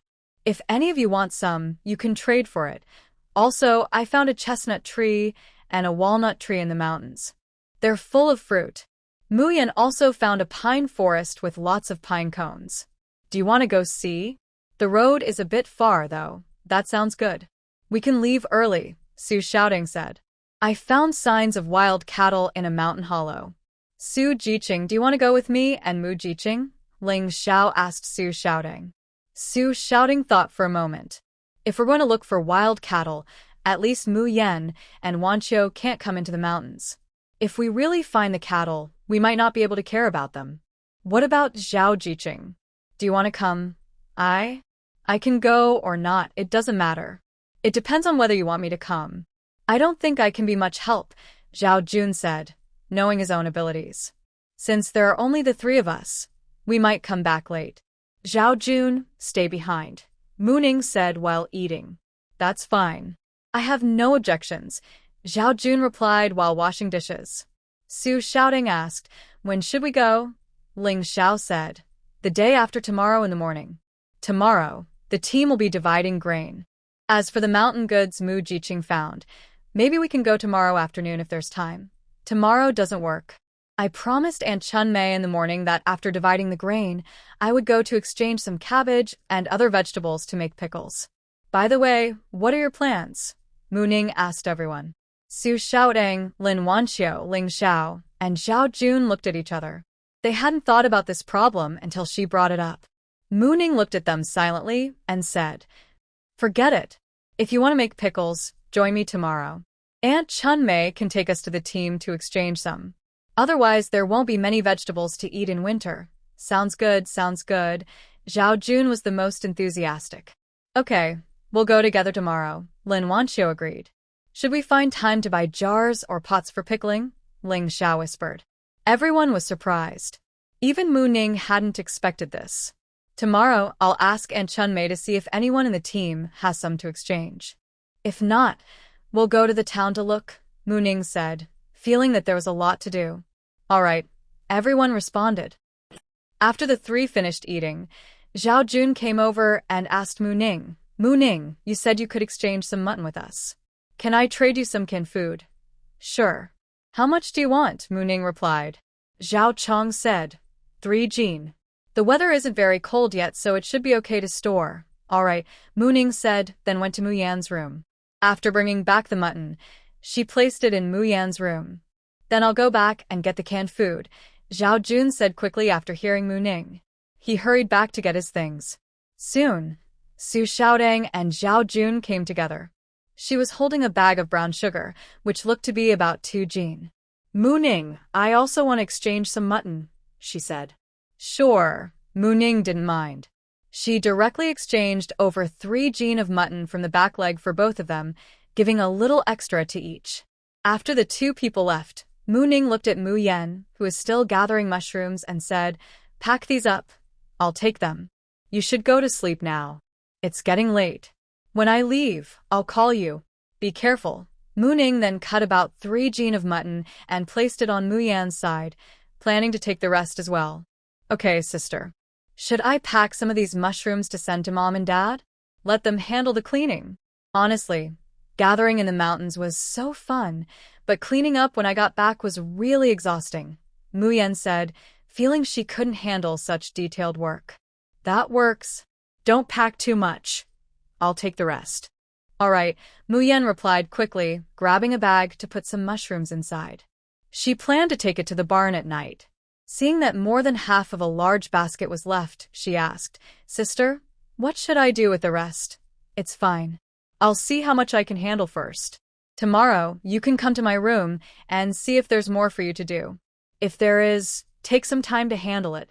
If not, I'll finish it. Now, go to sleep." "I'm leaving," Mu Ning said as she picked up the basket and went back to her room. After a quick tidy-up, she locked the door, turned off the light, and took the basket into her space. In the space, outside the small yard, a pile of dead trees cut down by Mu Ning was stacked. They looked quite branchy and old. Not far away, across the small creek, on the grassland, 2 female sheep, 1 male sheep, and 3 lambs were lying on the ground, bleeding. The sudden change in environment seemed to have frightened them, but Mu Ning didn't plan to interfere. Let them digest on their own for now. She wasn't planning to do anything with them at the moment. Inside the small yard, the bleeding sheep was lying in a corner. Muyen's collection of mushrooms from the day, 2 large baskets and 1 basket of yellow elm mushrooms, was neatly placed under the eaves on the east side of the house. Along with the basket she was holding, Muyen's harvest for the day was quite substantial. She put her basket down under the eaves and then took the bleeding sheep outside the yard. She drew her knife, playing with it skillfully. Soon, she skinned the sheep and started removing the internal organs. Having watched Ling Xiao do it, she had learned enough to handle it herself now. After tidying up the sheep, she carried them back to the yard, tied them with a rope, and hung them under the eaves. She then went to the stove to start a fire and heat water, preparing to handle 2 sets of sheep organs. Honestly, she quite liked eating sheep offal. Once, when she traveled in the northwest, she tried a stew of sheep offal in a small town, and it was very tasty. After washing the 2 sets of organs, she felt a bit tired. She thought for a moment and decided not to go outside, so she went straight into the house and lay down on the bed. Of course, she still washed up and changed her clothes. She didn't want to dirty such a nice bed. Nung. After a good sleep, she felt much more refreshed. She went to the yard, started a fire, and heated water. She planned to cook most of the sheep, especially boiling the large half of it. The best way to eat lamb is to stew it plainly. She cut the ribs to make clear broth ribs. Then she prepared the ribs for hand-pulled lamb, which was tender and slightly fatty, with some connective tissue, giving it a layered texture and a rich taste. She planned to keep the lamb spine for hot pot later. She gave 1 leg of lamb to Ling Xiao and exchanged some meat with Xiao Jun and Su Xiaodong. The remaining meat, she planned to shave off 1 leg to make spicy lamb and chop the rest into dumpling filling. With this plan, most of the sheep would be used up, leaving nothing behind. She boiled the ribs until blood foam rose to the surface, then removed it. She rinsed the ribs with hot water, blanched them, then added water and brought it to a boil. After that, she put the ribs back in, added seasonings, and let it simmer on low heat. For clear broth ribs, adding green radish and vermicelli is best, but she didn't have those now, so she could only stew the meat plain. Once everything was cooked, she could scoop out a portion to eat first, then add vegetables later. While the ribs were simmering, Mu Ning took a basket of mushrooms from under the eaves to the stove and started cleaning them. Mu Yan's collected mushrooms didn't need much cleaning, but sometimes they still had weeds, dirt, or small soil clumps attached. Some mushrooms also had leaves or grass stuck to them, which needed to be cleaned off. Because of different drying methods for mushrooms, she sorted them as she cleaned.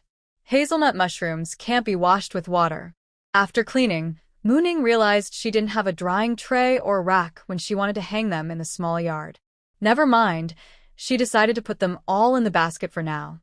She thought she should prepare more tools for drying in the future.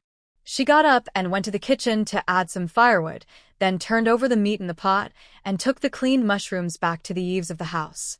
She didn't bring another basket to gather things but picked up an axe and started chopping the dead trees, making a lot of noise. Now she collected all the small branches, tied them into bundles, and set them aside. Then she began to cut the branches and trunks into pieces, chopping them into firewood and neatly stacking the bundles outside the yard wall. She also kept some suitable wood for making racks, planning to use them later for hanging meat. When all the dead trees turned into firewood, the meat in the pot was tender and soft. She came over several times to add more firewood, stir the meat, and occasionally check or taste the flavor, adding seasonings as needed.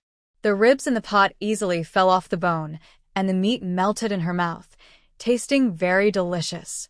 She didn't plan to finish everything at once. Since the things stored in the space stay still, she could do more whenever she had time. She put out the fire in the stove, used the porcelain basin from her last reward to scoop out the meat and broth, rinsed the pot, and then came out into the space. She had been busy for most of the day, but when she came out, it was still the same time. She was really tired and just wanted to sleep. At midnight, everyone was asleep, and the animals in the village had quieted down. The village was silent. Mooning slowly opened her eyes.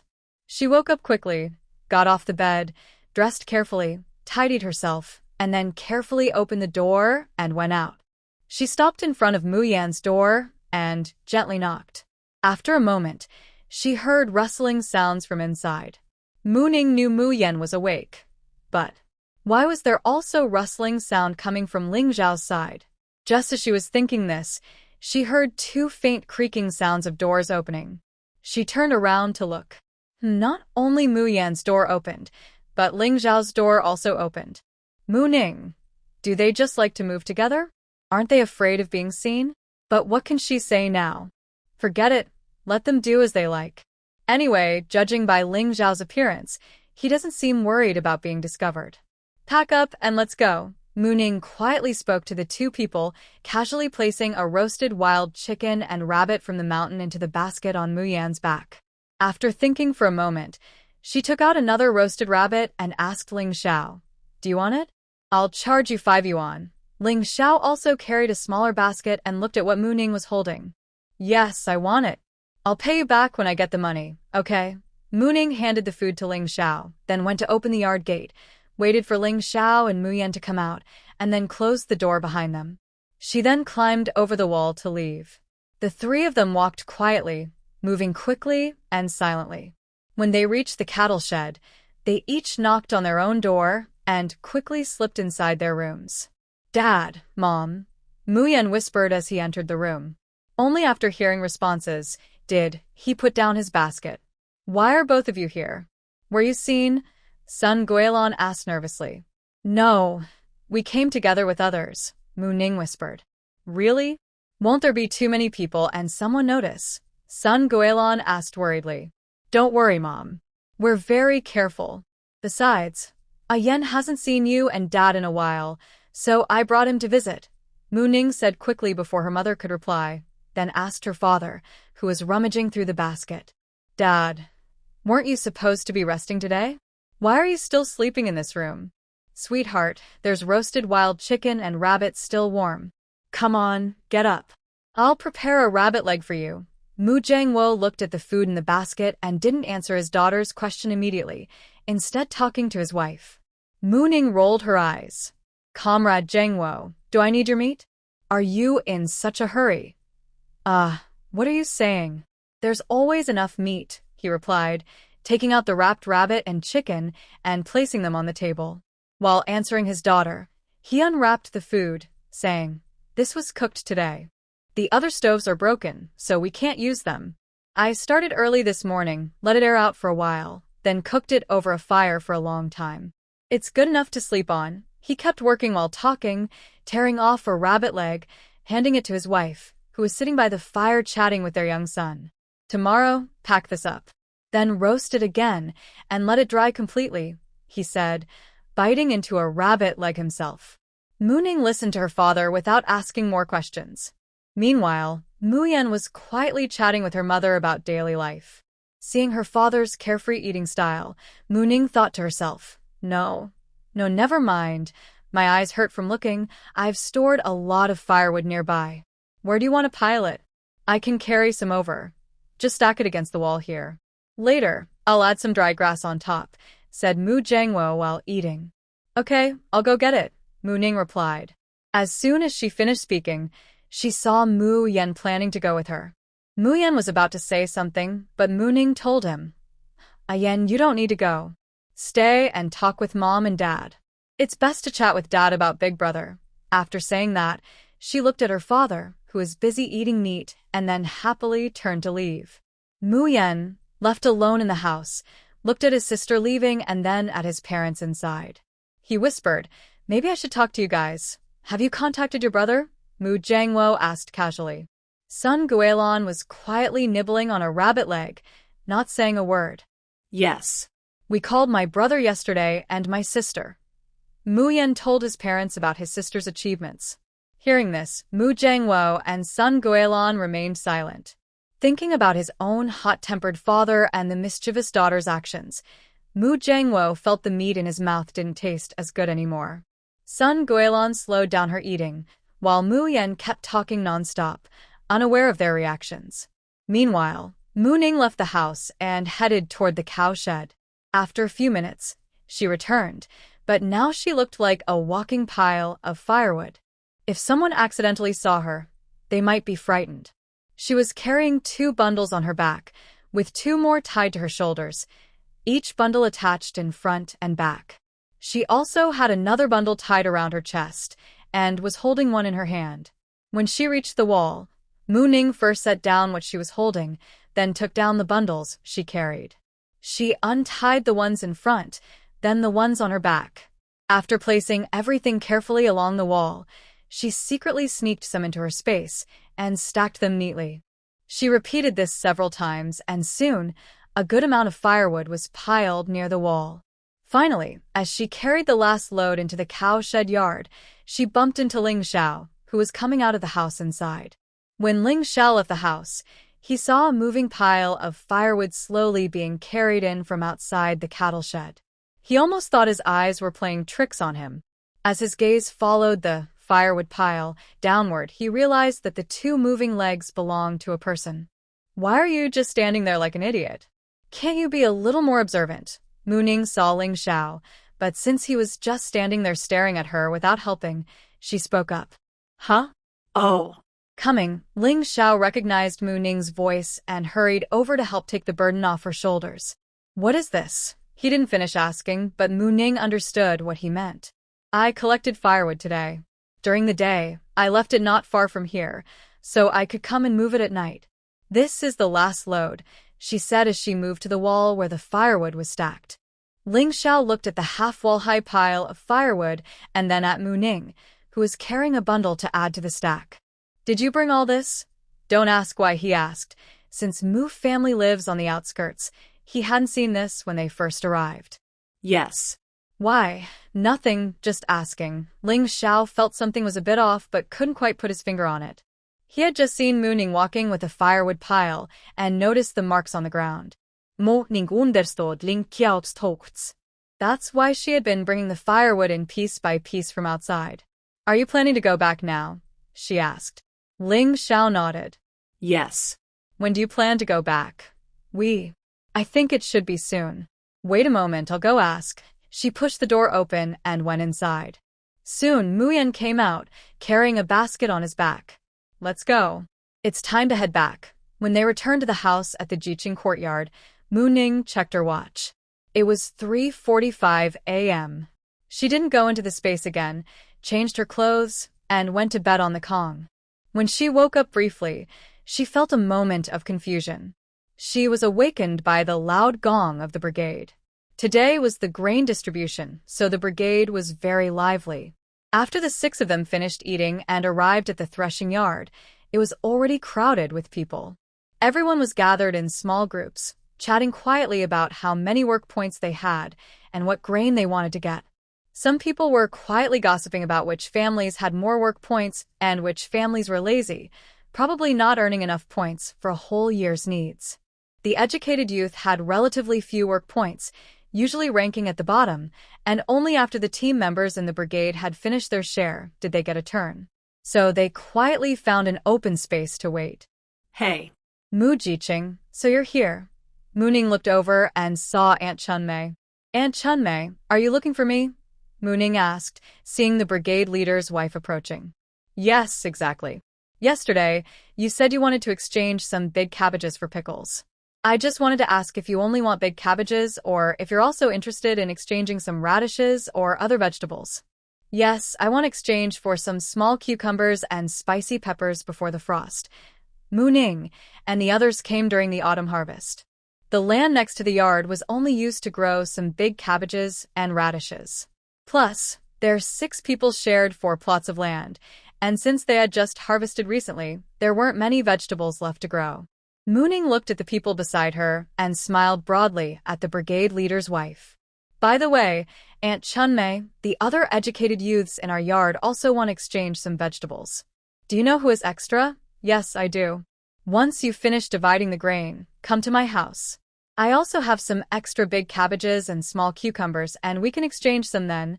Thank you, Aunt, Mu Ning said, taking a handful of roasted sunflower seeds from her pocket and handing them to the brigade leader's wife. Oh, no need to thank me. In a little while, every family will be making sticky bean buns. Do you want to make some too? You can roast them during the winter for a meal. I'd like to, but I don't know how, Mu Ning replied. I'll tell you when I make them, and I'll teach you then, the brigade leader's wife said casually. It's not just talk. Her sticky bean buns are famous for being delicious in the whole brigade. Thank you, Aunt, Mu Ning said. Then they quietly started gossiping about others. The people standing nearby really admired Mu Ning. She could get along with anyone. After a while, the brigade leader and the accountant came over. Before distributing the grain, the team leader first gave some encouraging words, then officially started the distribution. Li Dazhuang, is Li Dazhuang here? Yes, yes, I am. A man squeezed out of the crowd, grinning widely and answering loudly. This year's work points for your family are blah blah blah. After confirming their points were correct, he asked, how much grain do you need? You all know the amount for fine grain, so think about your plan. Yes, we've already decided. We want XXX gene of coarse grain, XX gene of fine grain, and the rest in money. Li Dazhuang's family has many strong workers, so they have a lot of points. After getting the grain, they can also get a little money. Watching this family finish, seeing everyone come over with hand carts to push the grain back, the people on the threshing ground looked on with envy. Next, the accountant called people over to check their work points, and the team leader distributed the grain.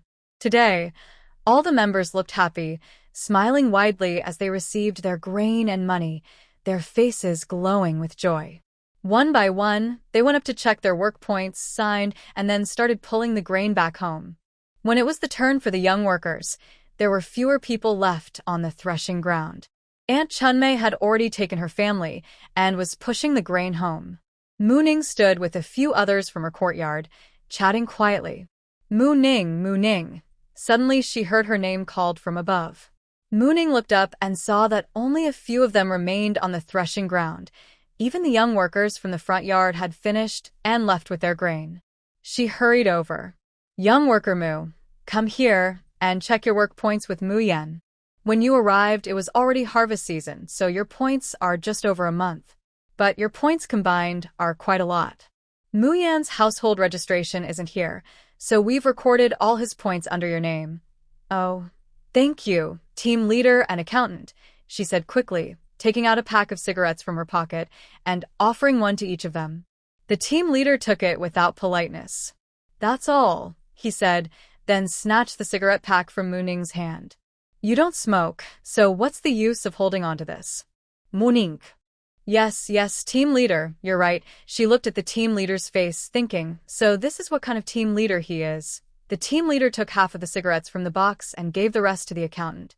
The accountant quickly put it into his pocket after accepting it. Mu Ning. The accountant looked at Mu Ning and said, cough. Mu Jiqing, check if there are any problems. If not, sign to receive the grain. Okay. Mu Ning looked away and checked the record book used by the team to keep track of work points. Out of the few people left, Mu Ning saw that none of them had enough food to survive the winter. There is a handcart over there. You can take it and use it. Just return it after you're done. The team leader pointed to a handcart and told Mu Ning and the others. Got it. Mu Ning nodded and then said to the people behind, Mu Yan and I will first take our stuff back, then come to help you. Liang Xiao and I will help you carry it back. Let Su Xiaodang and Lin Wanqiu finish their work first and wait here, Zhao Jun said. Morning digna treshulse. The four of them packed a cart, with some items still to be loaded. Later, Mu Ning and Mu Yan pushed their grain back. When the others returned, they first loaded the remaining grain onto the cart. Seeing there was space, they also loaded Lin Wanqiu's grain, filling one cart. You only have this much? Mu Ning asked, still not satisfied. Yes, after deducting what I borrowed earlier. That's all, Lin Wanqiu said, feeling a bit embarrassed. Forget it, let's push it back first, they said, and the three of them pushed the cart away. After Liang Xiao and Zhao Jun finished dividing their grain, the three returned. By then, there were few people left here. Mu Ning went over and asked the team leader and accountant, Uncle Team Leader, do we still have some extra grain that we can buy? Yes, what do you want to buy and how much? He asked. If possible, we want to buy as much as we can. We arrived late, so our work points are really low, Mu Ning whispered. Tell me what you need. Here's the corrected and simplified version of your text. Well, I'll say this. I want 500 jin of wheat, 500 jin of rice, 150 jin of millet, 300 jin of potatoes, 300 jin of sweet potatoes, and 300 jin of corn. I also want 50 jin of soybeans. As for sorghum, just 30 jin is enough. After hearing Mu Ning's words, the team leader and the accountant both fell silent and stopped smoking. Suddenly, the team leader bent down and took off one of his shoes. Seeing this, Mu Ning realized something was wrong and ran away quickly. The team leader chased after her, holding his shoe, shouting, I said 500 jin. I said 500 or even 300 jin. You little rascal. You really dare to ask for so much. As Mu Ning ran, she shouted back, You told me to ask for it. I have a big appetite, so what? Our team isn't short of grain. Hearing this, the team leader threw his shoe at her. Mu Ning quickly bent down to dodge, then kept running. He picked up his shoe and continued chasing her, saying, How big is your stomach? Even if the team has grain, you shouldn't waste it like this. Little rascal, stop running. Why should I stop? Am I stupid? I don't care. I want these things. If you don't sell them to me, I'll come to your house every day to watch you eat. Let's see if you can eat it all. Now you're talking back? Stop right there. The others just watched in shock. The accountant's cigarette had fallen to the ground. He said he hadn't seen the team leader chase someone like this in a very long time. The last time the team leader chased someone was his own younger brother, who had joined the army. Finally, Mu Ning saw that the team leader couldn't run anymore and stopped. She also stopped. Little rascal. You can really run, the team leader said, panting, leaning on his knees. Of course I can, Mu Ning replied. Then she added, You haven't caught me, so that's how it is. I think you're just talking nonsense. I'll give you at most 200 jin of wheat and 200 jin of rice. Not one more. That's not fair. It's just me and my brother. We're still growing, so we need good food. Besides, I have money and you have grain. Why are you so stingy? Listening to Mu Ning speak, the captain immediately straightened up. The shoes in his hand shot towards Mu Ning with a whoosh. I won't bother with your nonsense. If I didn't search thoroughly, everyone in the team would be starving. Dear readers, fans of this story, please kindly help the author by giving your reviews and encouraging updates. Much appreciated. Then you can search somewhere else, but I really can't do without these things. I will starve without them, Mu Ning said firmly, showing no intention of giving in. Do you really eat that much? The captain asked uncertainly. Yes, Mu Ning quickly nodded. Otherwise, how could I have so much strength? She also raised her arm to show off her muscles. The captain, the accountant, and the nearby friends looked at her in surprise. But the captain still didn't quite believe her. He looked at Ling Xiao and others nearby with a questioning look. Seeing the captain's gaze, they understood that they couldn't let Mu Ning down now, so they all hurriedly nodded in agreement. The captain. Bring me the shoes. Mu Yan, hearing this, quickly ran over, picked up the shoes the captain had thrown down, and helped him put them on. That can't be too much. Since we stay here through the winter, we don't need much. So, you don't need to eat so much. He looked at Mu Ning with a slightly doubtful expression, then cleared his throat and continued, but I can't really let you starve, so 200 gene of sweet potatoes, 100 gene of sorghum, he listed. No, Captain. Mu Ning tried to speak. Don't interrupt. Let me finish first. The captain cut her off before she could finish. He then continued, 200 gene of potatoes, 100 gene of millet, 50 gene of soybeans, and at most 200 gene of corn. Wheat and rice are only 300 gene each. After speaking, he looked at Mu Ning. When she tried to say more, he interrupted her again, saying, That's all. If you want it, take it. If not, forget it. No negotiations. Looking at the captain's words, Mu Ning still argued logically, saying, No, it won't do. At least 600 gene of wheat and rice, 400 gene of corn, 300 gene each of potatoes and sweet potatoes, 100 gene of millet, 50 gene of soybeans, and I can do without sorghum. The two of them continued to argue back and forth on the threshing ground, while others quietly listened to their constant bargaining. The captain, considering that everyone could be fed, also had to think about saving some relief grain for emergencies. Finally, he said firmly, The maximum I can give you is 300 gene each of wheat and rice, 500 gene of potatoes and sweet potatoes, up to 80 gene of millet, 80 gene of soybeans for oil, and no sorghum. If someone wants to eat it, they can, but if not, there will be nothing. It's all or nothing, your choice. Yes, we want it. How can we not want it? Are we supposed to starve? These are the quantities. How do we calculate the price? Mu Ning still knew a bit about the current staple food situation.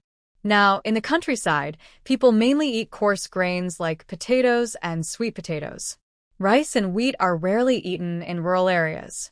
In some regions, rice is also rationed among members, about 50 gene per person each year. As for wheat, it's only distributed a few gene during the new year. The rest is used as public grain to ensure city residents have enough to eat. So many rural folks say that only city people can enjoy white flour and rice. Fortunately, in this area, besides the fixed quotas, people can also buy some with money. In some places, not even the members' quotas are enough. Mu Ning has been to the black market and knows how outrageous the grain prices there are. Rice is 2.5 mao per gene, wheat 2.7 mao, sweet potatoes and potatoes 4.5 fin per gene, corn 2 mao, soybeans 3.2 mao, millet 2.5 mao, the captain quoted. In the end, Mu Ning and her brother spent 306.6 yuan to buy these grains. The accountant, holding the over 300 yuan Mu Ning handed over, was trembling.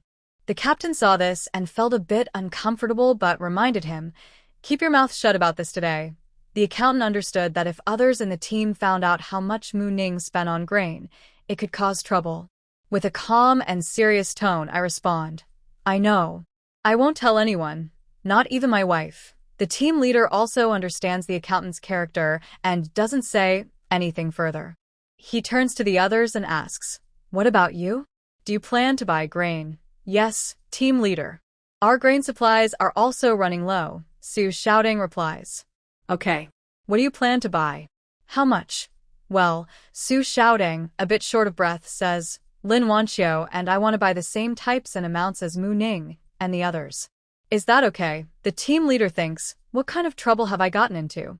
Why does everyone ask for so much? But he can't refuse. All right, he says, then looks at Ling Xiao and Zhao Jun. They don't keep him waiting long. Team leader, we want the same, they say. The team leader considers, and then says, Same what? Big men like you don't need so many fine grains. You can have more sweet potatoes and potatoes instead. Ling Xiao and Zhao Jun exchange glances, both silent. They both look at Mu Ning, who quickly looks up at the sky and says, Yen, today's weather is pretty good, huh? Yeah, it is. Su Xiaodang and Lin Wanqiu quickly look away to avoid their gaze. Seeing no one responds, they give up. All right, fine. We'll follow what the team leader said. Later, they each pay 280 yuan to buy rice, wheat, 200 gene each, 400 gene of corn, 1,000 gene of sweet potatoes and potatoes from the team leader, 50 gene of soybeans, and 50 gene of millet. They come one after another to help carry the grain back home. Afterward, they store the grain safely, lock the door, and then go to the team leader's house to find Aunt Chun-mei. They don't know that some of the young people in the front yard are very jealous and resentful when they see the others bringing back so much food. Lin Zhaodi and others, after entering the yard, move away from a corner of the front wall, watching the backyard with dark, jealous eyes. A few days earlier, she received a letter from her family. The letter didn't ask about her recent situation but repeatedly inquired when she would send back the grain she was allocated, emphasizing how hard life at home was.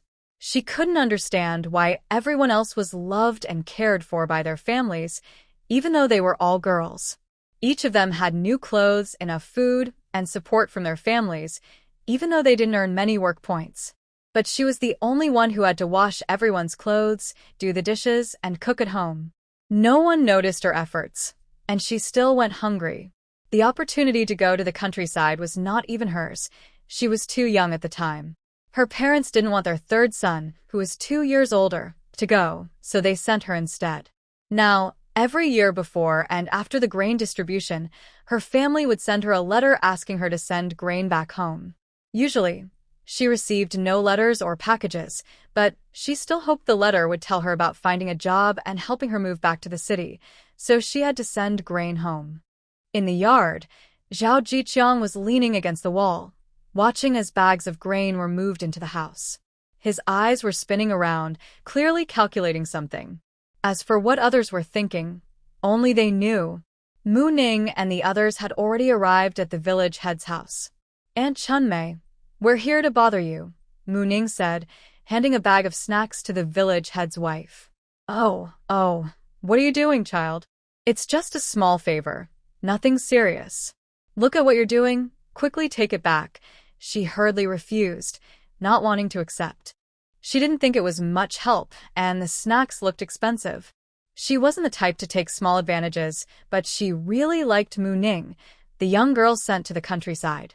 She also felt a bit more fond of and caring toward the other children who, though quiet, did their work well. Look, Auntie, what are you saying? This isn't just a small favor. Preserving these pickled vegetables is very important. When winter comes, we'll rely on them. So, Auntie, please keep them as a little token from us, Mu Ning said. Oh. You girls, these things are so precious. I really haven't helped much. Most families in the village have plenty of vegetables.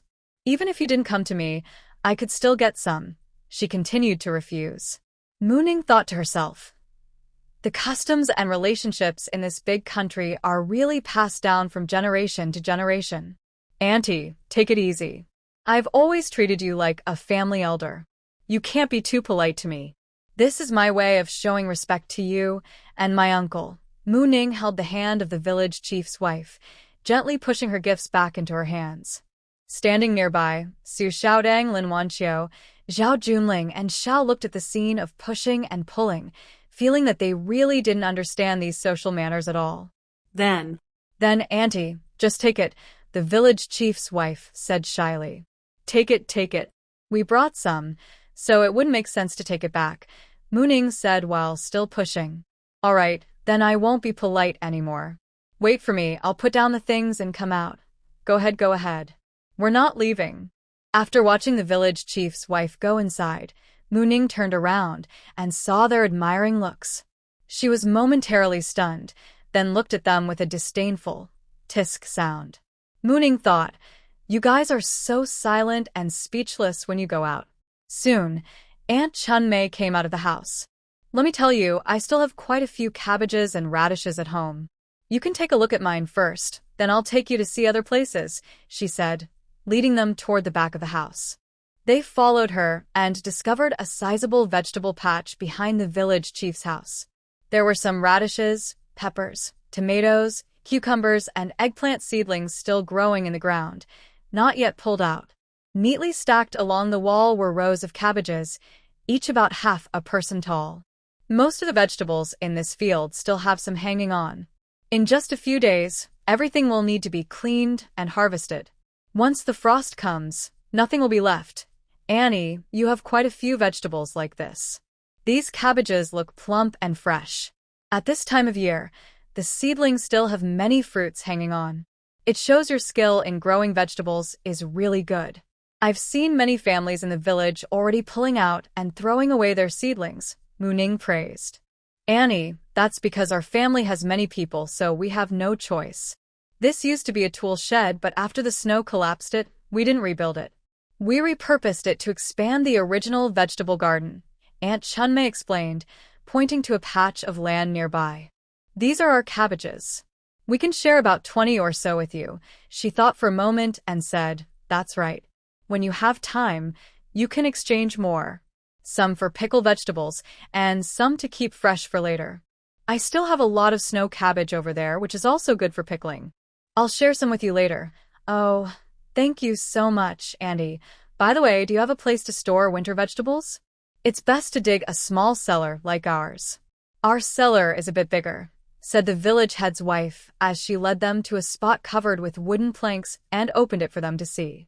Auntie, we didn't know about this before, but we don't know how to dig it. It probably isn't something you can just dig out easily, right? Mu Ning asked, looking at the dark hole. You're right. If you want to dig one, your uncle can help find someone in the village to do it. But you need to hurry because the ground will freeze soon, she replied. Okay, I'll talk to my uncle when I see him later, Mu Ning said. All right. So, who wants some of these vegetables? The village head's wife asked.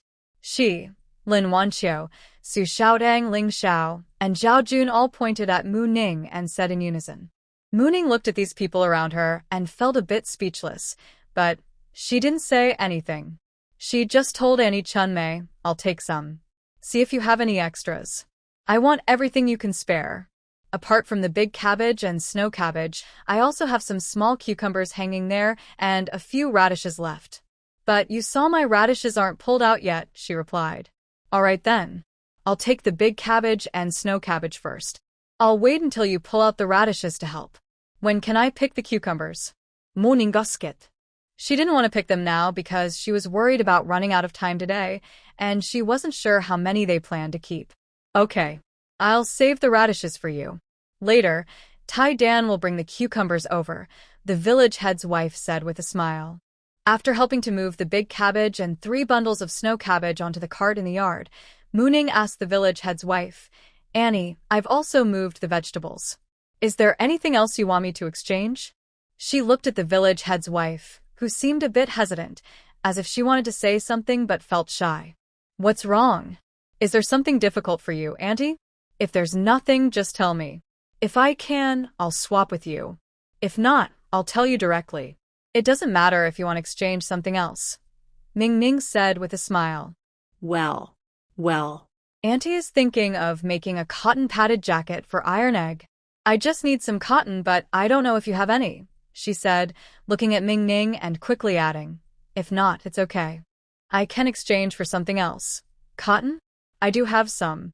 I was planning to ask Annie to help find a woman who is good with sewing. I want my younger brother to also have a warm coat. It's not as cold where we are, so we need to prepare clothes. I can share a little with you, but not much. It's okay, it's just a little. I still have some cotton here, but if I make this order, the coat might be a bit thin, the wife of the team leader quickly said. Ming Ning thought for a moment. How about this, Auntie? The vegetables on the cart, plus the radishes behind. I'll give you a pound of cotton.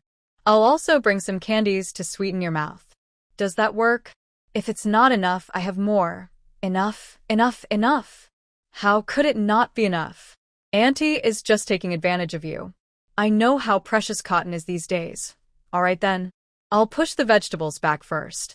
Later, I'll bring the cotton over and then we can visit another family. Okay. You all push them back first. I'll wait at home for you to come over. Seeing Ming Ning was not at all troubled, the team leader's wife also relaxed in her heart. Seeing Ming Ning want to go back, Ling Xiao and the others hurried to help push the cart. They really didn't know what to say to the team leader's wife if they stayed here. It would be too awkward. Ming Ning looked at the people pushing the carts and thought there was no more space for her to help. She sighed. Forget it, Yen. You and the others go back first, unload the vegetables and put them in your room. Then bring a jean of cotton from your cabinet. I won't go back. I have something to discuss with Auntie. Okay, sister. We'll go back first. The others had no objections. Watching them leave, Ning helplessly shrugged and said to the team leader's wife, "Don't mind them. They're all like a bunch of quarrelsome gourds." The team leader's wife, hearing Ning's words, now understood what the old man's meaningful words back then really meant. She now understood clearly that among the remaining young people, none of them liked to talk much. Only Ling Xiao and a few others didn't know what the village chief's wife was thinking. Otherwise, they might argue a little. They weren't avoiding talking, they just didn't know how to talk to unfamiliar people. "Andy, like I just said, do you know someone suitable to introduce? My brother has grown quite a bit and I plan to make him a warm cotton coat. Sure, you can trust me. Just give me the fabric and I'll make it for you. My sewing skills are pretty good," Aunt Chunmei said. "Then I won't be polite." "Thank you, Auntie. I'll bring the fabric and cotton over later," Mu Ning said happily, watching Aunt Chunmei. Although she bought a new outfit in town yesterday, who would mind having more clothes? Besides, one outfit isn't enough for a whole winter. Later, she also wanted to look for thick quilts elsewhere and make a winter coat for her parents. When she thought about it, she felt her cotton supply might not be enough. After a while, Muyen came back pushing a cart with his half-brother and sister, who were both mute. He handed the cotton to his sister and stood beside her. Mu Ning took the cotton and said, "Annie Chunmei, this is all I have. Take a look." She then handed the cotton to the village chief's wife. The village chief's wife took it, looked at the snowy white, fluffy cotton and said softly, "This cotton is really good. It looks much better than what I bought before. So white. So soft. Since cotton isn't weighed, a pound of cotton looks like quite a lot in a bag. Wait a moment, I'll put this back inside, then we can go exchange dishes," she said, without waiting for everyone's response, and quickly went back inside with the cotton. When she returned, she was smiling brightly. "Let's go. I'll take you to this nearby house," she said, leading the others to push the cart toward the house on her right. Li Wei's house, Li Wei's house. "Is he home?" At the gate, Aunt Chunmei called out twice. Yes, just a moment. I'll be right there," a young woman's voice replied from inside, and just then, the door to the yard opened. She then opened the door a little more and saw Mu Ning and her group behind the team leader's wife. "Mom." "This is?" the woman asked, a bit stunned. "Oh, these are the young people from the back of the educated youth courtyard. I mentioned earlier that they wanted to exchange some vegetables. You said you had plenty of vegetables, so I brought them here." After speaking, she looked at Mu Ning and the others and introduced, "This is Li Wei's wife. They just got married over a year ago. You can call her Sister Ju Xiang." "Hello, Sister Ju Xiang," Mu Ning said with a smile, looking at the woman who seemed to be around 20. There's no helping it. She's the only one among this group with a loud voice. Okay. Everyone, come in quickly," the woman said, opening the big door on the side. Aunt Chunmei led a few people pushing carts into the yard. "Li Wei's family, do you have any vegetables besides cabbage?" Yes. "Besides cabbage, we also have some radishes, snow cabbage, celery, and some old chives," she replied, closing the door again. "I'll take you to see them. They're all piled up in the backyard." "All right, take us to see them. Let them look and decide what they want," Aunt Chunmei said, taking over the conversation. The group followed the young wife to her backyard. When they arrived, they found that the backyard was also a vegetable garden. There were peppers, cucumbers and bean sprouts, snow cabbage and celery growing in the ground. There were also freshly harvested large cabbages and half-pulled radishes. The radishes looked like 2 or 3 different kinds, round and cute red radishes and white radishes with green tops. They all looked fresh and lively. Mu Ning looked at the garden, which was quite large, but she wasn't sure how much she wanted to exchange. She went over and asked, "Sister-in-law, how much do you plan to exchange?" The young wife replied, "It's just my husband and me. We can't eat that much. You see how much you want. I also grow some vegetables in my own garden, which should be enough for us to get through the winter." Hearing this, Mu Ning understood. She turned around and asked the others behind her, "How much do you want? Do you want to divide these from the garden?" "Okay." Afterward, a few people discussed together. They decided that about 50 heads of cabbage from the field would be taken by Su Xiaodong and Lin Wanqiu. Shuangli Hong and her companion also wanted half, and the remaining half was taken by Zhao Jun. There seemed to be quite a few radishes. Su Xiaodong and Lin Wanqiu took about 1/3 of them. Zhao Jun also took some, and Ling Xiao took quite a few as well. Only a small amount was left, mostly red radishes. Mu Ning looked at the remaining radishes and asked Mu Yan to pick a few nice-looking ones. "Are you guys waiting to harvest, or?" Mu Ning asked them. "Wanqiu and I will first take the cabbage back. Then we'll help finish harvesting the rest," Su Xiaodong said. "That works," they agreed. Then Ling Xiao, Zhao Jun, and Mu Yan went to help pack the cabbage. Mu Ning looked again at the cucumbers, peppers, and bean vines still growing in the field. She asked, "Sister-in-law, can I exchange some of your cucumbers, peppers, and beans?" "Of course. How many do you want?" "I can pick some for you now," she replied. "I see you still have quite a few cucumbers hanging. I want some that aren't too big." "I can pick some myself," Mu Ning said. "All right, wait a moment. I'll go get a basket for you," her sister-in-law said, turning to go back to the front yard. The wife of the team leader asked, "Are you planning to make pickled cucumbers and peppers?" Mu Ning nodded. "Yes, I want to see if I can exchange more. Later, I'll send some to my older brother's place." The wife of the team leader said, "Pickled cucumbers are quite tasty." Mu Ning asked, "Do you know which family still have some?" "Can you help me ask?" She replied, "Yes, I actually know a few families that do. I'll take you there to ask later." While they were talking, her sister-in-law carried over 3 baskets. "Take a look at how much you want. I've already picked quite a bit and dried some. There's not much left here. If you want, you can pick everything."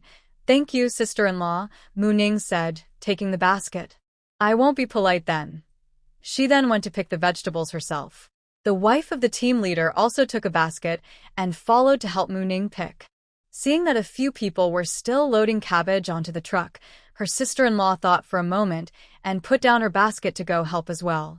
"I told you, Li Wei's family is a simple, hard-working household. Only he lives there now. They've been married for over a year and don't have children yet, so life is easier. Both are honest people, and his young wife is good at farming." But, listening to the village head's wife quietly introduce her family, she spoke softly. They were picking cucumbers and chatting quietly.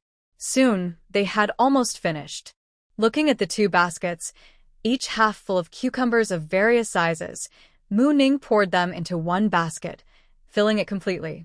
She watched as the others went to pick peppers, carrying baskets. Over there, some people had already packed up the cabbages to take back first. Mu Ning didn't say anything and continued picking peppers with the village head's wife. The young wife was helping to gather radishes. She noticed some celery nearby. It seemed she hadn't heard them ask for celery. Maybe she would exchange some later? Thinking this, she kept working without stopping. There were still many peppers to pick. When they finished, the others returning from the field would help. She looked at the beans on the vine. Not many, but she picked each one carefully. Their vegetable plot didn't grow beans, though they had space in the yard. Still, they didn't usually harvest from there, so it wasn't easy to take out and use. After picking the beans, there weren't many, just about half a basket. There are quite a few beans now, but some families have already pulled the vines. "If you think it's not enough, I can give you some dried ones later," said the village head's wife. Mu Ning wasn't polite and replied, "Then I won't be polite. Honestly, I don't have enough winter storage grains. I might need your help to find someone to trade some for me later." Seeing Mu Ning act playful, the village head's wife smiled and agreed. Okay. When Mu Ning and the village head's wife went over, everyone was busy harvesting snow cabbage. Looking at the celery growing nearby, Mu Ning asked the young wife, "Sister-in-law, can I exchange some of the celery with you?" "Sure, but I don't have time right now." "You'll have to pick it yourself," she replied. "No problem. I can do it myself," Mu Ning said, then headed toward the celery with the village head's wife. "Do any of you want this?" she asked the others. Can this be used to make pickles?" Su Xiaodong asked. They didn't know much about celery, and they hadn't seen dishes made with celery in their area. "That's enough. You can cut it into small cubes to make pickled vegetables, or cut it into small pieces to be pickled with cabbage and lettuce," Mu Ning explained to them. Lin Wanqiu said uncertainly, "Oh, maybe we can each try a bit? When you start pickling, we can learn from you." Sure, Mu Ning had no intention of refusing. To her, these things are very simple. In her previous life, she enjoyed watching food streamers. When she was interested, she would try to make some of the dishes herself, so she has some skill in pickling vegetables. Talking about cabbage, she looked at the team leader's wife and asked, "Annie, do people here grow cabbage? I haven't seen anyone eating it. Cabbage is grown here too, but not many people plant it. If you want, I can take you later to ask if anyone has extra to share. That would be great." "Thank you, Annie. It's nothing." After everyone collected the vegetables they wanted, they asked the young wife for some other things, then took the vegetables back to get what they needed. This time, Mu Ning went back with the others, leaving the team leader's wife at the young wife's house to chat. Mu Ning carried a full basket of cucumbers, a basket of chili peppers, half a basket of green beans, and 2 bunches of celery. She paid 5 cents to the other person, which counted as an exchange. When everyone finished gathering their things and were about to leave, they each carried a large basket on their back. On the way, Mu Ning saw the team leader and asked them to go ahead. Then she went to find the team leader herself. "Team leader, what are you busy with?" Mu Ning asked. "Huh? Mujiking. Nothing much, just getting ready to go back." "Do you have something?" The team leader stopped and turned around when he heard her voice, recognizing Mu Ning. "Hee, I do have something. Annie just told me that we can dig a small cellar in our yard, but we don't know how, so I came to ask you." "A cellar? Oh, right, I forgot about that," the team leader said when Mu Ning mentioned it. "Where do you plan to dig? How big?" "I'm not sure about that. Maybe you can advise us?" "All right, I'll find someone soon. The wages will be the same as before, and they'll dig it tomorrow." "Thank you, Uncle Team Leader. This candy is for Taidan to enjoy." While speaking, Mu Ning quickly grabbed a handful of candies from her pocket and put them into the side pocket of the captain's jacket. The captain watched Mu Ning quickly put the candies in his pocket but didn't take them out. He said, "Okay, I know you care about Iron Egg. I won't be polite with you. Then I'll go ahead and get busy." "Sorry to trouble Uncle Captain with digging the cellar," Mu Ning said, then ran off quickly. She wanted to find her friends soon, or else she wouldn't know who Spring May Annie took them to visit. The captain watched Mu Ning run away, then turned around to find someone to help dig the cellar. When Mu Ning arrived at Li Wei's house, the captain's wife and a few others were waiting at the door. "Are you waiting for me?" "Yes. We're worried you might come from the front and not find us," said the captain's wife. "All right, let's go now," Mu Ning said with a smile. "I just saw Uncle Captain and told him about digging the cellar." "Yes, we should have said earlier." "It's a bit late now." Mu Ning chatted with the captain's wife as she led her around the village. She couldn't help it. If she didn't talk, the group would be very quiet, which felt a little awkward. All afternoon, everyone was going from house to house in the village, exchanging different vegetables. After swapping what they needed, they returned to the youth cottage around 4:30 p.m. And started to do their own things. Today's dinner was made by Mu Yan. Su Xiaodang and Lin Wanqiu prepared dinner, while Ling Xiao and Zhao Jun cooked. The 3 of them sat in the yard, sorting through the mountain goods they had brought back from the forest. "Tomorrow, we need to get up early and try to be back before dark," Ling Xiao said, handling the mushrooms they picked yesterday. "Okay, I'm fine with anything," Mu Ning said, also working on the mushrooms she hadn't finished processing. "Me too." Su Xiaodang threw a handful of mushrooms into a basket. "The drying trays I have for the mushrooms aren't enough. I need to go to the village carpenter to get a few more. Do you two want to go too?"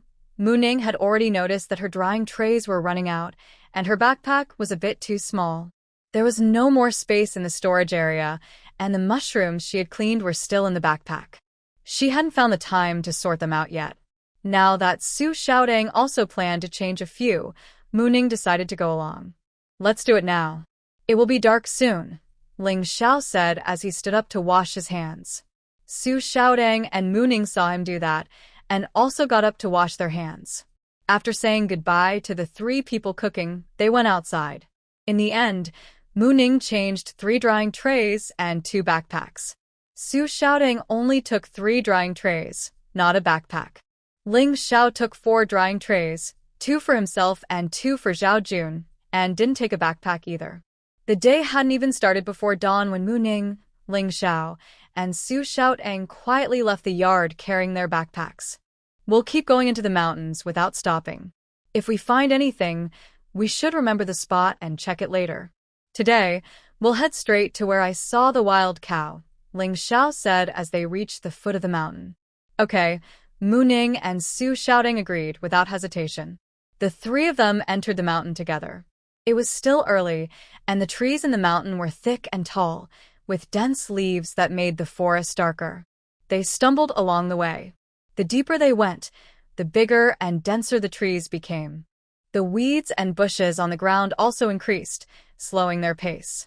By the time it was bright outside, they had only covered about a third of the distance. Let's take a break first and eat some breakfast to regain our energy, Ling Xiao suggested. After some time together, the silent companions had started to communicate and chat normally. That's fine. Mu Ning looked at Su Xiaotang, who was starting to breathe heavily, and agreed to Ling Xiao's plan. She didn't feel much tired herself. Ling Xiao also seemed to be tired, but not as much as Su Xiaotang. Ling Xiao noticed Mu Ning's condition and said, "You're pretty strong. I can tell you're much better than me." Hearing this, Su Xiaotang looked at Mu Ning. Although Mu Ning was sweating, her breathing was steady, which surprised her. "You're doing well. I'm already starting to feel a bit out of breath," Su Xiaotang said, giving Mu Ning a thumbs up. "It's a small thing. I have good stamina, mainly because I have some strength," Mu Ning said without any hint of humility. The two of them were used to Mu Ning's attitude and didn't think it was a problem. She really did have that kind of ability. The three of them exchanged a few words and then found a spot to sit down. They put down their baskets and took out their prepared breakfast to start eating. "We need to go in this direction. It will take about 40 minutes to reach that mountain valley," Ling Xiao said as he led the way after breakfast. "That's okay," Mu Ning said casually, plucking some berries from nearby and putting them in her mouth. "Are you sure these are edible?" Su Xiaotang asked, noticing Mu Ning's unusual tone. She turned around and saw Mu Ning stuffing a handful of berries into her mouth. "Yes, they taste pretty good. You can try some too," Mu Ning mumbled. Seeing Mu Ning say that, Su Xiaotang also picked a few berries and threw them into her mouth, chewing. They are quite tasty, juicy, with a sweet and sour flavor. "Ling Xiao, you should try some too." Ling Xiao looked at the two of them suspiciously. Seeing that they were enjoying the berries, he reached out and picked a few himself. Mu Ning and Su Xiaotang secretly watched Ling Xiao as he chewed the berries. Suddenly, Ling Xiao's face changed. His eyes and eyebrows furrowed. "Pa," he spat out the berries. Seeing Ling Xiao's reaction, Su Xiaotang also frowned and followed suit, spitting out her berries. Mu Ning watched their reactions with a happy smile, as if amused by their expressions. Her smile grew wider until she burst into laughter. "Ha." Ling Xiao spat out the berries and took out his water bottle to rinse his mouth. He looked at Mu Ning, who was laughing uncontrollably, and Su Xiaotang, who was drinking water with a mischievous look in her eyes. Ling Xiao was speechless. "What kind of bad fun is this? It's because you're so serious that we wanted to see a different side of you," Mu Ning said with a slight cough. Ling Xiao sighed. "I give up on you. Let's go," he said, walking ahead without looking back at the two pranksters. Mu Ning and Su Xiaotang exchanged a glance, both smiling mischievously, as if caught after doing something naughty. They followed Ling Xiao deeper into the forest. They walked and stopped along the way until they reached the place where Ling Xiao spotted a herd of wild cattle. Ling Xiao told them to rest for a while he went to check on the herd. Mu Ning and Su Xiaotang quietly looked for a place to sit and eat a little. After about 20 minutes, Ling Xiao returned. "I saw a herd of wild cattle just on the other side of the mountain valley. There is a small pond where they are drinking water," Ling Xiao said as he sat down nearby and poured himself some water from his bottle. "Here, you should eat something first," Mu Ning said, taking out a few meat buns from her backpack and giving 2 to Ling Xiao and 2 to Su Xiaotang. She had just eaten what Su Xiaotang had taken out of her backpack. Ling Xiao and Su Xiaotang didn't refuse. They happily ate the meat buns. They couldn't help it.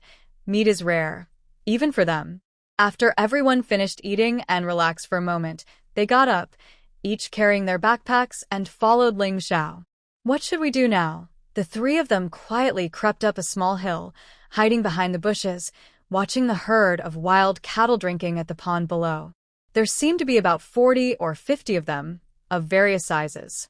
There are only 3 of us. Getting one would be a good result, Ling Xiao said. That's not certain. Mu Ning smiled as she looked at Ling Xiao. Ling Xiao. Su shouting so. How strong is Mu Ning really? Later, you and Su Xiaodang can do this and that, Mu Ning whispered, sharing her plan with them.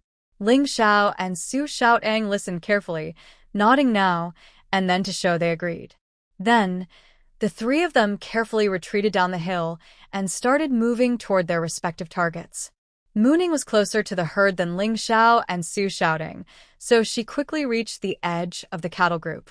Seeing that Ling Xiao and Su Xiaodang hadn't arrived yet, she moved a little closer to the herd.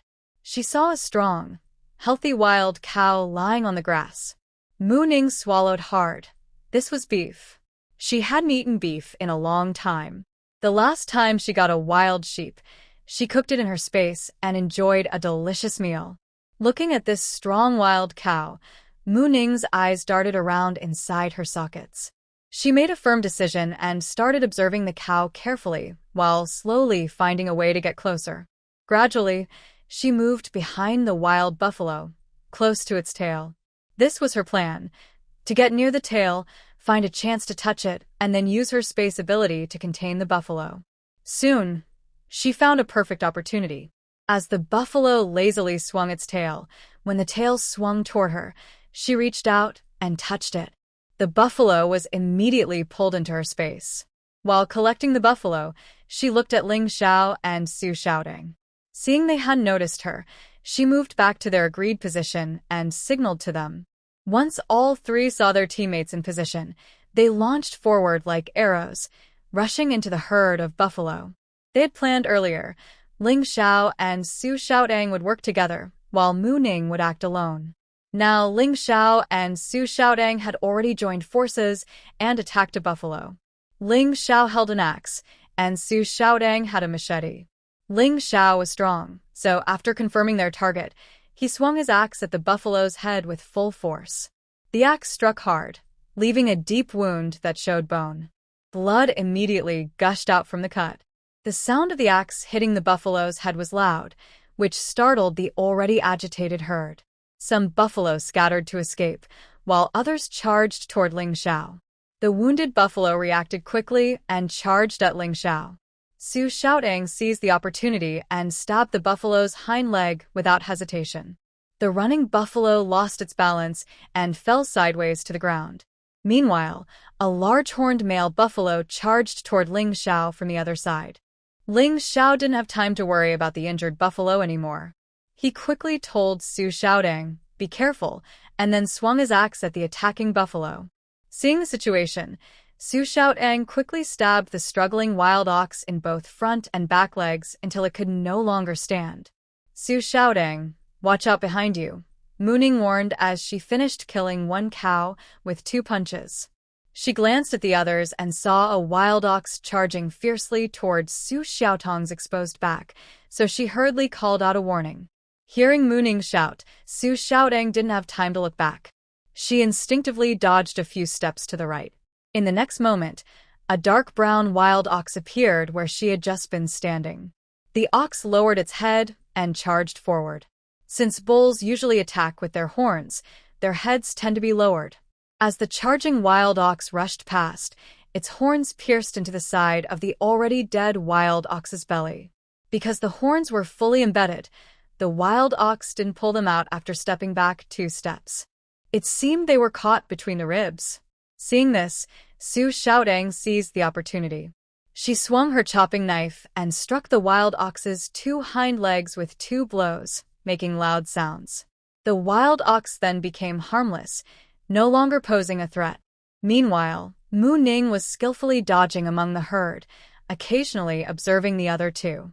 When they weren't paying attention, she quietly caught a few smaller calves. By now, she had caught 2 full-sized calves and 2 half-grown ones, aside from the first calf she initially caught. She had already killed 2 cows and didn't plan to kill any more. She was just looking around the herd for chances to catch a few more. On the other side, Ling Xiao was dealing with what seemed to be the herd's leader, a large, heavy cow that looked like a small mountain. Ling Xiao was feeling quite restricted and a bit uncomfortable, unable to move freely. Seeing this, Mu Ning hurried over to help. She also had an axe in her hand. As she rushed forward, Ling Xiao turned his body to avoid the attack, facing away from the wild ox. The wild ox unexpectedly turned swiftly and charged back at him. Ling Xiao's movement slowed, and just as the horns were about to pierce his lower back, Mu Ning quickly raised her axe and swung it at the horns.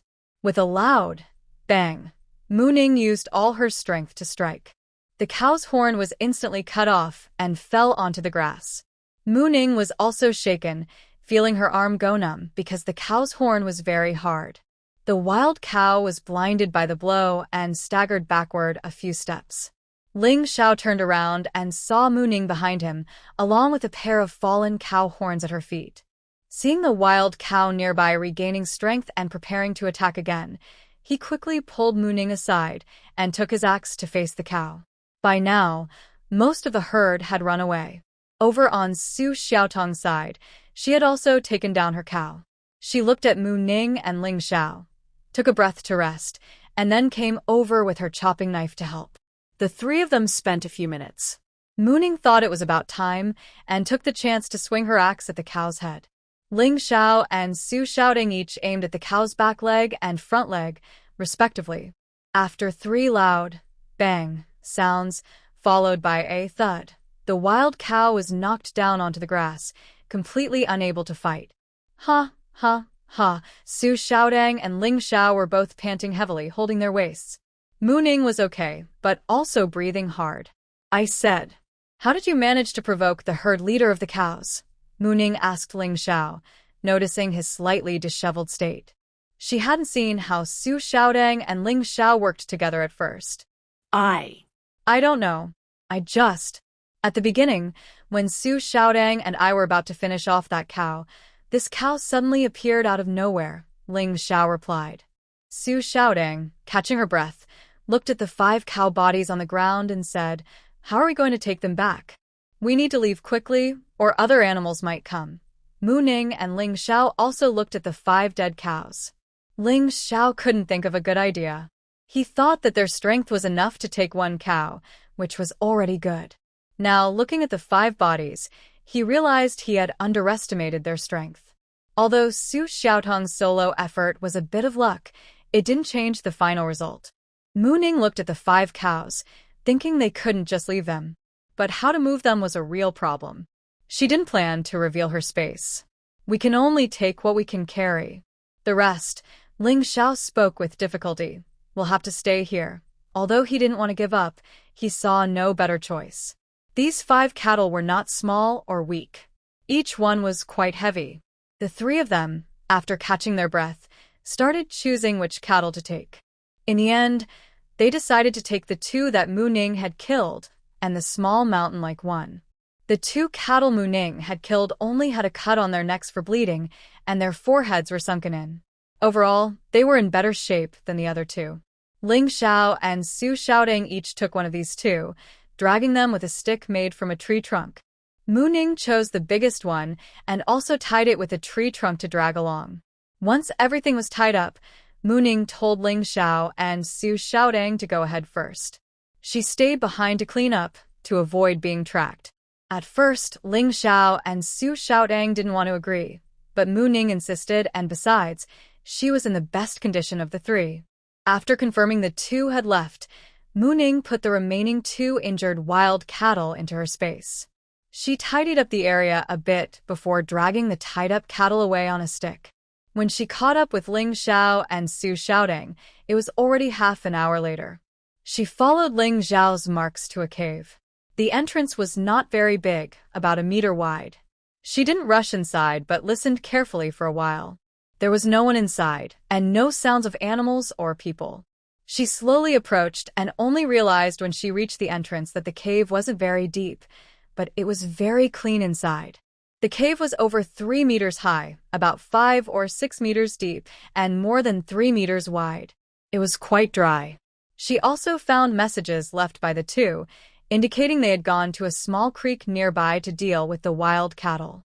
She paused briefly inside the cave before dragging the cattle to find them. Ling Xiao was holding a small knife and peeling a cowhide. "You're pretty quick. It's still early, so we have time to deal with all 3 cows. But with this weather, have you thought about how to store all this meat?" In response to Ling Xiao's question, Mu Ning thought to herself, "Not just these, even more. I have places to store them." But she only kept this thought in her mind. "Since you asked, you must have a way. Why not share it?" Su Xiaoting nodded along with Mu Ning's words. She really didn't have any good ideas, mainly because the 3 cows were quite big, not to mention the one Mu Ning brought back. "The weather right now isn't suitable for storing so much meat. My idea is to keep some for ourselves, and the rest can be processed and sold to the black market here. We can split the profits. What do you think?" Ling Xiao asked. "Do you have a plan?" Mu Ning looked at Ling Xiao and asked. Ling Xiao didn't plan to hide anything. "Yes. After processing, do we still need to move out?" Su Xiaoting asked. "This cave here was discovered by me a few days ago by chance. But if we leave the meat here, it might be too far. So we still need to move it out, just to the foot of the mountain. Someone will come to pick it up then. That works. Just process the meat. As for the internal organs and such, I want them later. You can help me clean up." Mu Ning had no intention of being polite with them. "Sure. That's not difficult. Are you planning to make braised dishes? The last time you made braised large intestines, it was really delicious," Su Xiaoting said, reminiscing about Mu Ning's previous dish. "Yes, I do have that plan. But I can't do it inside the Youth Academy anymore. These days, I'll go out and look for a suitable cave near the mountain's edge. We'll set up a safe place there." "That's a good idea. When we go into the mountain, we'll keep an eye out for one." Ling Xiao and Su Xiaoting both thought Mu Ning's plan was very feasible. "When it gets colder, we'll go hunting again. We can turn the extra meat into smoked ham in the cave. If stored properly, it can last for years." "Yes, that's good. Then next year, we won't lack meat so much." "Exactly. In the next few days, when we go into the mountain, we'll look out for large animals like wild boars. We can give the meat directly to the team, which will save us a lot of trouble," Mu Ning said to both of them. Ling Xiao and Su Xiaoting both agreed with Mu Ning's opinion. Although they didn't often interact with the villagers in the team, they knew Mu Ning's words were true. While they were handling the wild oxen, they discussed their plans for the future. Time passed quickly, and it got darker in the mountains earlier than outside. By the time they finished dealing with the 3 wild oxen, it was already getting dark. They didn't rest. They carefully wrapped the meat in cowhide, putting what could fit into the baskets and placing the rest on top of the baskets. They also took back the leftover ox heads and hooves, hanging them inside the cave, planning to deal with them tomorrow if they had time. Before leaving, Mu Ning blocked the cave entrance with a large stone to prevent other animals from smelling and coming in. When the 3 of them reached the foot of the mountain, it was already very dark. Many families had finished dinner by then. Today, the team leader had arranged for someone to dig a cellar. Mu Ning had told Mu Yan not to come pick them up today, and that it was normal for them to return late, so they shouldn't worry. He also told the 3 that after dark, they should keep their lights on inside their rooms, just like usual, to prevent the local villagers from spying. They hurried along the path. When they reached the foot of the mountain, Su Xiaoting was almost exhausted. When they reached the small trail, she heard Ling Xiao say, "Just stop here," and she immediately took off her backpack and sat down heavily on the ground, gasping for breath and wiping sweat from her face with her sleeve. Ling Xiao, though not as exaggerated as Su Xiaoting, also placed his hands on his hips and took deep breaths. "You guys rest for a bit. I think the people are nearby," he said, then cupped his hand to his mouth and whistled sharply. Soon, 3 calls of wild doves came from nearby. Mu Ning heard footsteps approaching, and then saw a few figures pushing carts running along the trail. "Brother Xiao," they called. The 3 men looked young, around 18 to 20 years old. The man who called out was probably the leader of the group, about 20 years old. "Yes, these are the wild oxen we caught today. They are all processed. We have more than 2 to give you. Can your 3 take them? Ling Xiao didn't introduce the men to Mu Ning and Su Xiaodong, but simply asked the visitors. Brother Xiao, don't worry. We can take the meat away.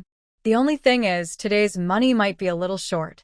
Look, the man didn't expect that Ling Xiao and his group would catch so much beef today. It's okay. We can deliver more tomorrow if needed, Ling Xiao said casually. He's not afraid of being tricked. When he came over, his little uncle already sent people here, and now most of the black market dealings are handled by his little uncle's people. All right, Brother Xiao, shall we take these meats back first? As for the weight, don't worry. We definitely won't cheat you, the man said flatteringly, looking at Ling Xiao. Ling Xiao nodded and then said to Mu Ning and Su Xiaodong, you two think about how much you want to keep. Keep what you need first, and the rest I'll have them take away. Okay. Mu Ning and Su Xiaodong started packing the parts they wanted to keep. Mu Ning kept some beef shank, beef brisket, a beef tail, and 5 ribs. Su Xiaodong kept about 3 gene of beef brisket, then thought for a moment and kept a tendon meat and 3 ribs. Ling Xiao also kept some meat for himself and Zhao Jun. The rest was left for the 3 of them to take away. Before leaving, the 3 of them handed over the money and tickets to Ling Xiao and agreed to deliver the rest tomorrow when they had time. After watching the 3 leave, Ling Xiao called Mu Ning and Su Xiaodong to carry their baskets back to the Youth Education Institute.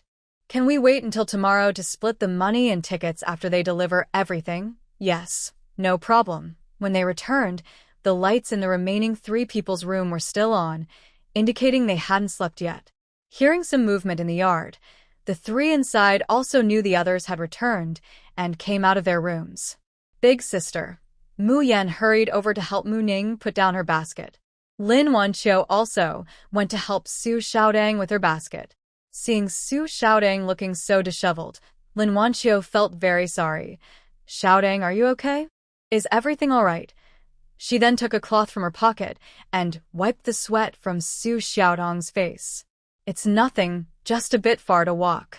I was in a hurry on the way back, but it'll be fine after resting, Su Xiaodong said calmly, not avoiding Lin Wanqiu's help, as if she was used to it. Meanwhile, Zhao Jun also came over to Ling Xiao's side to help set the baskets aside. Have you all eaten? Mu Ning asked the 3. After eating, I left some food for you. Please wash up first, and we will go heat the food for you. Hearing Mu Ning, Lin Wanqiu suddenly remembered and quickly told her, then hurried towards the kitchen shed. Big sister, I'll go heat the food for you first, Mu Yan said, also rushing to follow Lin Wanqiu. Zhao Jun also followed the 2. Su Xiaodong and Mu Ning, who were left behind, went to wash up first. Ling Xiao looked at the meat in the basket, then at Zhao Jun, who was leaving. After thinking for a moment, he decided to wash up as well. His relationship with Zhao Jun was different from that of Mu Ning and Su Xiaodong, or Lin Wanqiu. He had been considering whether to set aside some of the beef for Zhao Jun, but after thinking it over, he decided to wait until after the meal to ask him. After eating, everyone went back to their rooms to sleep. Ling Xiao knocked on Zhao Jun's door. When the door opened, he explained his reason for visiting. Zhao Jun thought for a moment and asked, will you go into the mountains to hunt again later? I have a small wish to send some things back to my family. You know, I feel a bit different from you. If you go hunting later, can I join you, or buy some things from you? Sure, Ling Xiao replied. Then let's keep these for now. My appetite is about the same as yours, so we can split it in half. Wait a moment, I'll go get some money for you, Zhao Jun said, planning to go in and get the money. Ling Xiao hadn't planned to take any, but after thinking for a moment, he only asked for 2 coins when Zhao Jun came back with the money. Zhao Jun looked at Ling Xiao in surprise. Ling Xiao explained, we're from the same place. You may not be able to hunt in the mountains with us, but you've helped us a lot. Ling Xiao didn't say much, took the money, and turned back to his room. Zhao Yun understood Ling Xiao's meaning. He had been worried about not being able to hunt with them and feeling excluded, but now it seemed he didn't need to worry anymore. He closed the door and left. Today we're going into the mountains together. It's not hunting, but the journey isn't short. Bring everything you need. Don't carry too much food, Mu Ning said as they finished washing up just after 5 a.m. She packed a large basket, a cloth bag, various seasonings, a small iron pot, and some spoons. She plans to go and clean the cow heads, cow hooves, and cow internal organs from yesterday's mountain cave, and she also intends to cook everything today. Okay, I understand. The cellar from yesterday has already been dug. The team leader said we should find some mugwort to smoke inside, then let it dry for 2 more days before putting things in, Zhao Jun said. Yes, today we'll go up the mountain to look around. If we find anything, we'll bring some down, Mu Ning replied. Then she looked at Ling Xiao. Do you have a way to get some quicklime? We can sprinkle it around the edges of the cellar later. I'll go to the town in a few days to see if I can get some and bring it back, Ling Xiao responded after rinsing his mouth. Once everyone finished packing, they carried baskets and water bottles. Each basket was filled with small bags, and each person held 1 or 2 baskets. While there were still few people outside, they locked the yard door and headed into the mountain. They didn't wander around the outskirts, but headed straight into the deep mountains. This time, they went to the places Mu Yan and Mu Ning had previously discovered. During the walk, Mu Ning and Ling Xiao checked the terrain and features of the mountains to find suitable caves for their future base. Soon, near a pine forest, they found a very suitable cave. The cave was about 11 or 12 meters deep, dry inside, and showed no signs of animal activity. This was because the entrance was very hidden. The cave was inside a mountain rock, with a small mountain peak in front of it. The entire peak looked like it had been cut open, with the front of the mountain peak resembling a peeled layer, standing straight in front of the cave. There were only 2 narrow openings, each about 1 meter wide, on either side, allowing entry into the cave. This is a good spot. We just need to cover one side of the entrance a little. After all, we'll store meat here, so we need to keep wild animals out, Mu Ning said. Yes, no one dares to come here. I'll find some stones to block one side and make a wooden door. That should be enough, Ling Xiao added. Since we've found the cave, let's go and gather mountain supplies first, Mu Ning said, leading the way out. They all left together. After finding the cave, the next step was to collect pine cones, walnuts, and chestnuts. They first went to the pine forest, and seeing the pine cones on the trees made everyone very excited. Mu Ning, this pine forest is really nice.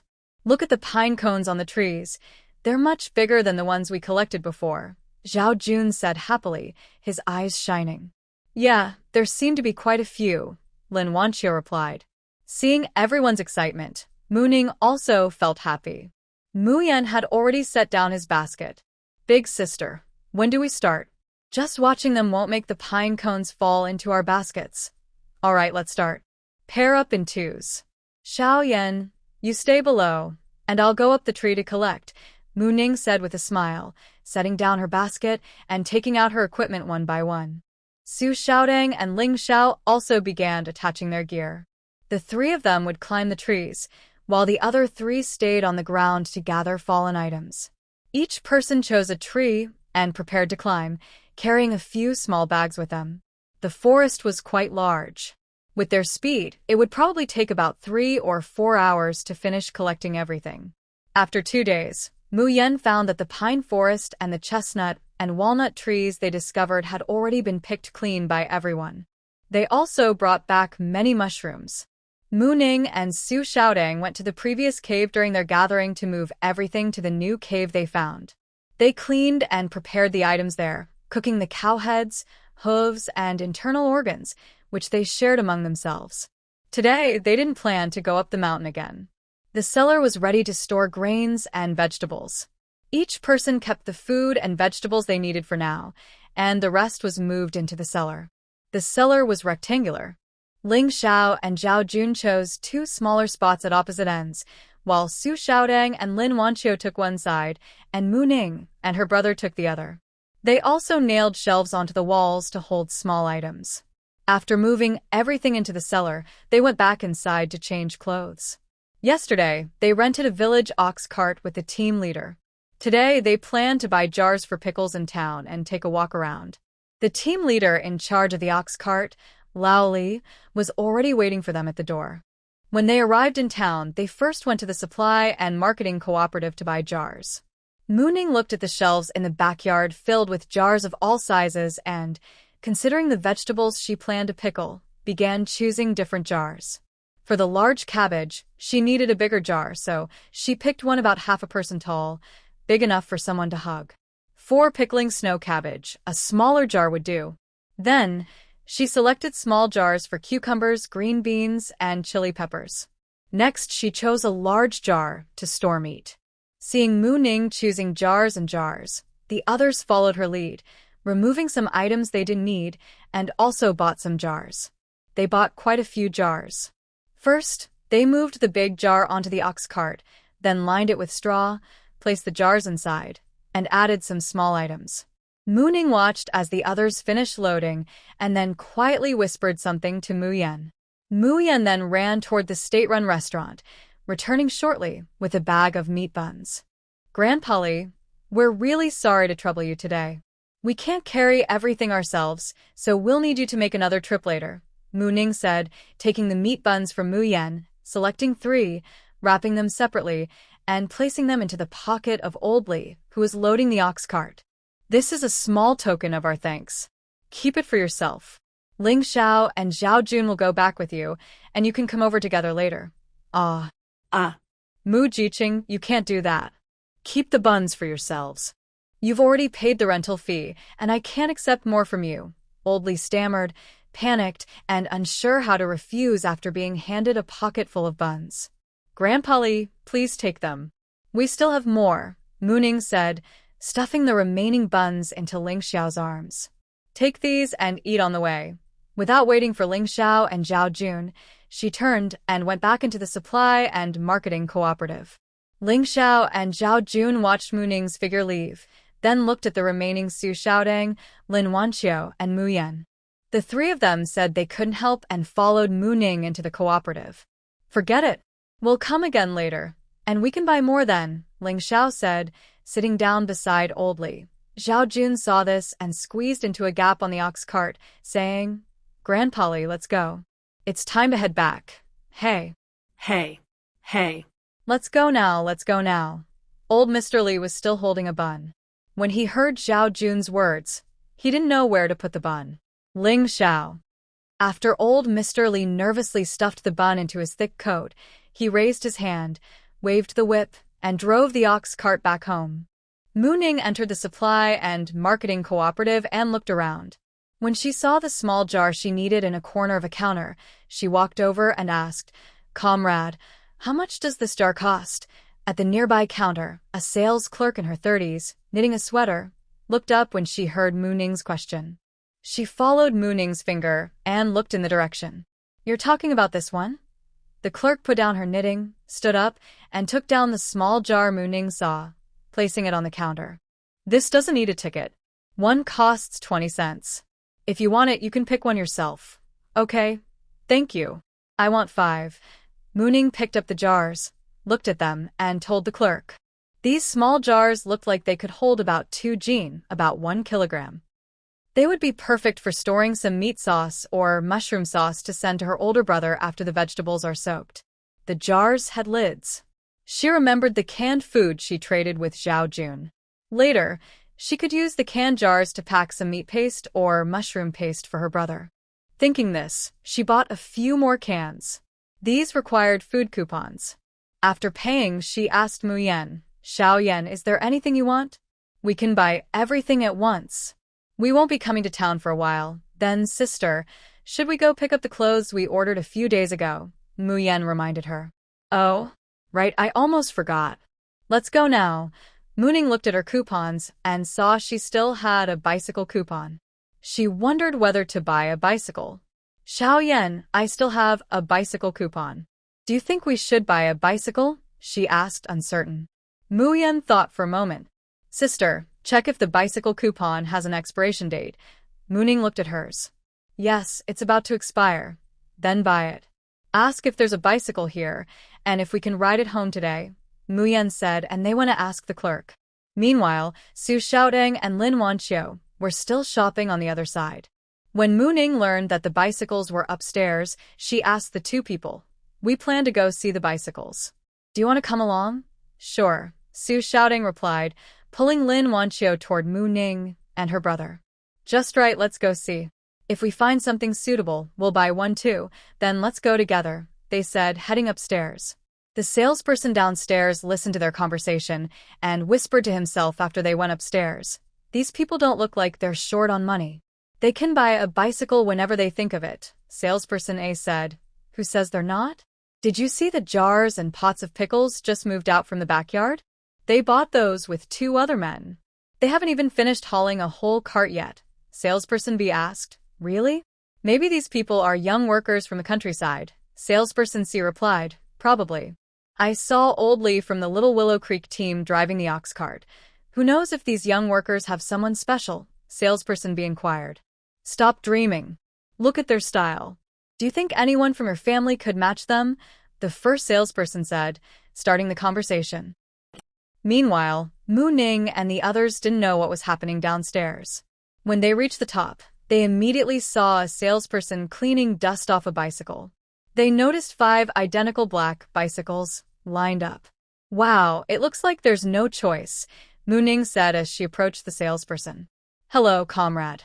The salesperson quickly stood up and turned around. Hello, comrades. Are you here to buy bicycles? Yes. Are there any other styles available? Mu Ning asked, still hoping for more options. No. We only have these few 2-wheelers. Would you like one? How much do they cost? 180 yuan plus a bicycle ticket per bike. Mu Ning looked at Mu Yan and asked with her eyes, What do you think? Okay, Mu Yan replied. Mu Ning then looked at Su Xiaodong. Do you want to buy one? Yes, they're sturdy, Su Xiaodong said. After buying the bikes, they split into 2 groups and went shopping separately. Mo Ning rode her bike with Mu Yan to pick up some clothes first. When they arrived at the tailor shop, Mu Yan took out the receipt he had before. The tailor looked at it, then brought out the clothes for both of them. After trying them on and finding no problems, they paid the remaining money and left, changing back into their own clothes. Xiao Yan, is there anywhere else you'd like to go? Mo Ning asked her younger brother sitting behind her. Big sister, do you think brother Ling Xiao and brother Zhao Jun are coming soon? Mu Yan didn't answer her question directly, but asked instead. Mo Ning looked at her watch and thought about how long it would take for them to arrive. It will be a little while yet. Oh, then we can wait for them and go eat together. I don't have anywhere else I want to go, Mu Yan said. Then we can just wander around casually? Sure, they agreed. The 2 of them rode their bikes slowly around the town. Mo Ning was actually looking for another tailor shop in town. She needed to take out the quilts she brought from home and make them thicker to give to her parents. There were 2 quilts at home that her mother had made in just a year. They were a bit thin for winter here. She hadn't found what she was looking for yet, so Mo Ning decided to take Mu Yan back. Just as they were about to leave, Mo Ning suddenly spotted a place. She stopped her bike across the street and looked at the shop front. This shop wasn't as big as the one they visited before. It looked a bit old, and inside was an elderly man with white hair who had some difficulty walking. But in just a moment, she saw someone go inside. It looked like an old neighbor. The person went in, greeted them, laid down a cloth, and then left. Mu Yan watched his sister looking at the tailor shop across the street. Big sister, do I need to do anything else? Yes, wait here for me. I'll be right back, Mo Ning said, handing her bike to Mu Yan and turning to leave. She found a spot, took a basket from her space, and put the 2 quilts from home inside. She didn't care much now. Both quilts were single-sized, and she stuffed them in tightly, leaving a bit of one outside. She also took about 6 or 7 jeans of cotton and then went back to meet Mu Yan. When Mu Yan saw the basket on his sister's back and the familiar quilts, his eyes suddenly narrowed. His shock was beyond words. He was truly frightened. He noticed that the 2 quilts in the back basket were the ones recently made at home, but he still knew what they had brought when they went to the countryside. It definitely wasn't these items. Mu Ning saw his expression but didn't intend to explain. She simply shoved the bag of cotton into Mu Yan's arms and said, Let's go. Add some more padding to the quilt. Oh. Mu Yan placed the bag on the back of the bicycle before pushing the bike and following his sister toward the tailor shop across the street. Hello, comrade. Mu Ning greeted the busy elderly person as she lifted the curtain inside. The old man turned around and looked toward the door when he heard the voice. Hello, do you need something? Can you help us modify this quilt? We're young people from the countryside, and the quilt we brought from home is a bit thin. We want to add some cotton padding, she explained, taking the backpack off her back to show him. The old man looked at it and said, "Sure, but it will take a few days." "Can you wait?" "How many days?" Mu Ning asked. "About 5 or 6 days. That's fine." "All right then. Take everything out first. I'll open the quilt and check it, then write a note for you." The old man turned around and tidied up the work table behind him, then asked Mu Ning to bring the quilt over. After inspecting the quilt and weighing the new cotton padding, he agreed on how to add it. Once he handed her the note, they left the tailor's shop and rode their bikes to the supply and marketing cooperative to meet the others. When they arrived, Su Xiaodong and Lin Wanqiu were already waiting at the shop entrance. Ling Xiao and the others didn't make them wait long before arriving as well. Seeing Mu Ning and Su Xiaodong pushing their bikes, Ling Xiao asked, "Did you buy bikes? Isn't that obvious? Do you want to buy one too?" "There are 3 more inside," Mu Ning replied. "All right, I'll go take a look," Ling Xiao said, then turned to Zhao Jun. "Are you going?" "Yes." They exchanged a few words with Mu Ning and Su Xiaodong, telling them to go ahead and load the car with Grandpa Li. The two of them went to look at the bikes. When they came out again, both of them were pushing a bike. After loading everything, they asked Grandpa Li to head back first, as they needed to get the bikes registered. While Grandpa Li was returning, Mu Ning slipped him another steamed bun, since it was already noon. They first went to a state-run restaurant for lunch. After work hours, they went to register their bicycles. When they returned to the team, many people saw the 6 of them riding back on 4 bicycles.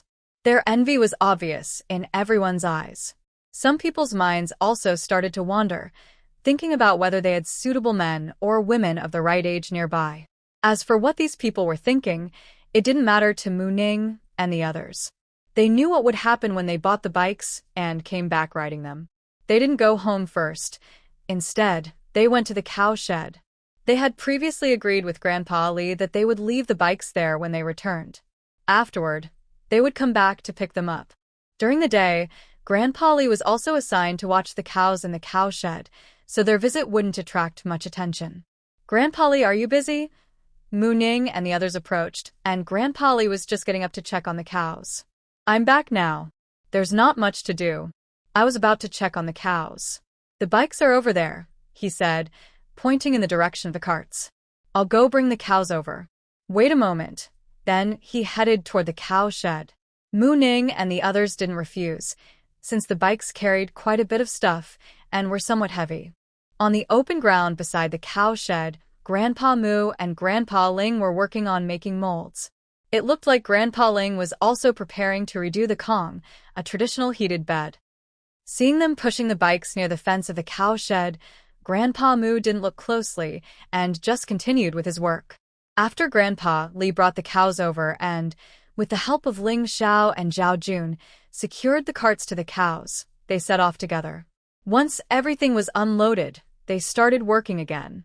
They needed to wash all the jars, pots, and containers they bought today thoroughly, then sterilize them with hot water. After drying, they could use them for pickling vegetables. Today, Ling Xiao didn't have time to find someone to get lime powder, so they burned some mugwort and other herbs in the yard. Later, they sprinkled the collected ash into every corner of the cellar. Tomorrow, they planned to start pickling vegetables and temporarily stop going up the mountain. However, the task of giving the team a wild boar, which was agreed upon earlier, was not yet completed.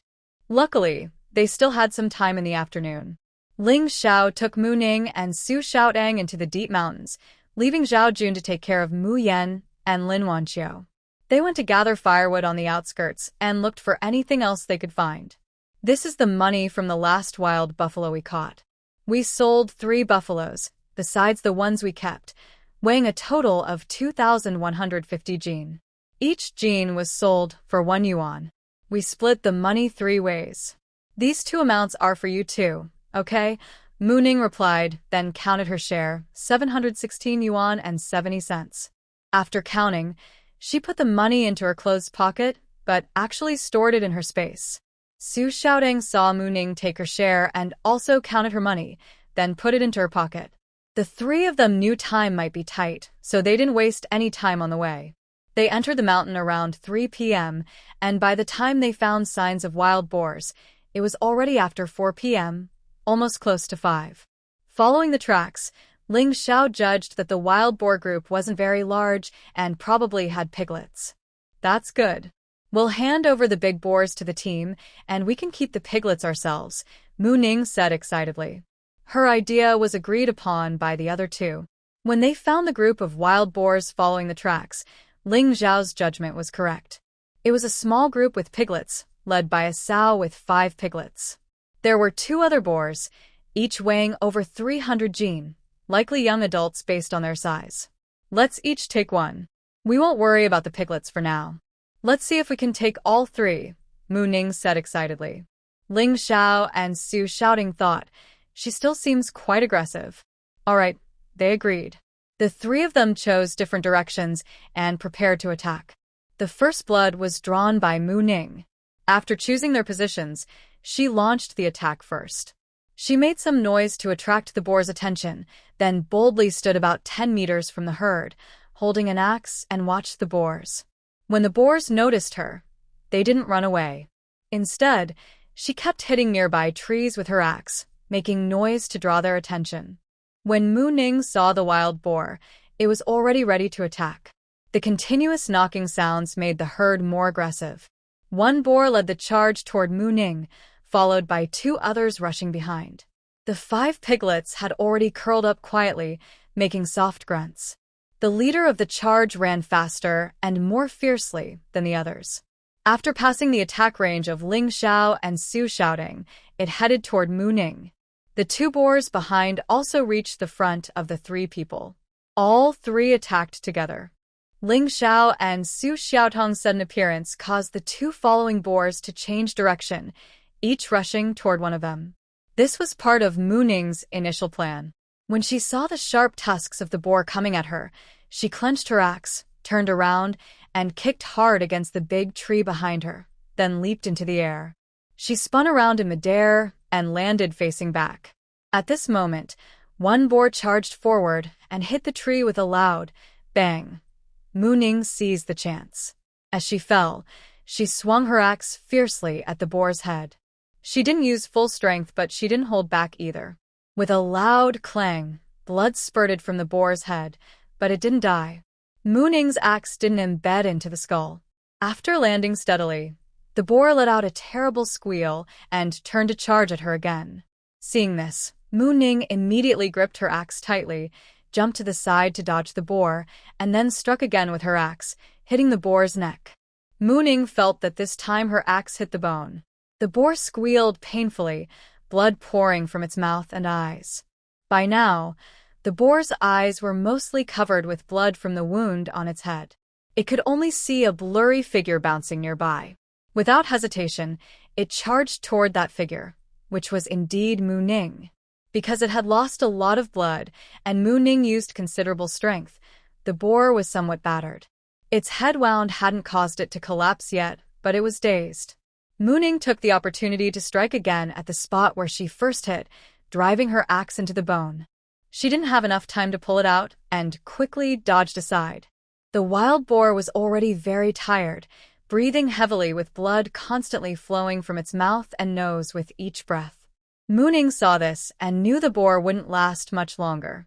She was no longer in a hurry and didn't plan to make another move. She quietly watched as the boar gradually lost strength and fell to the ground, gasping for air, its breathing getting weaker.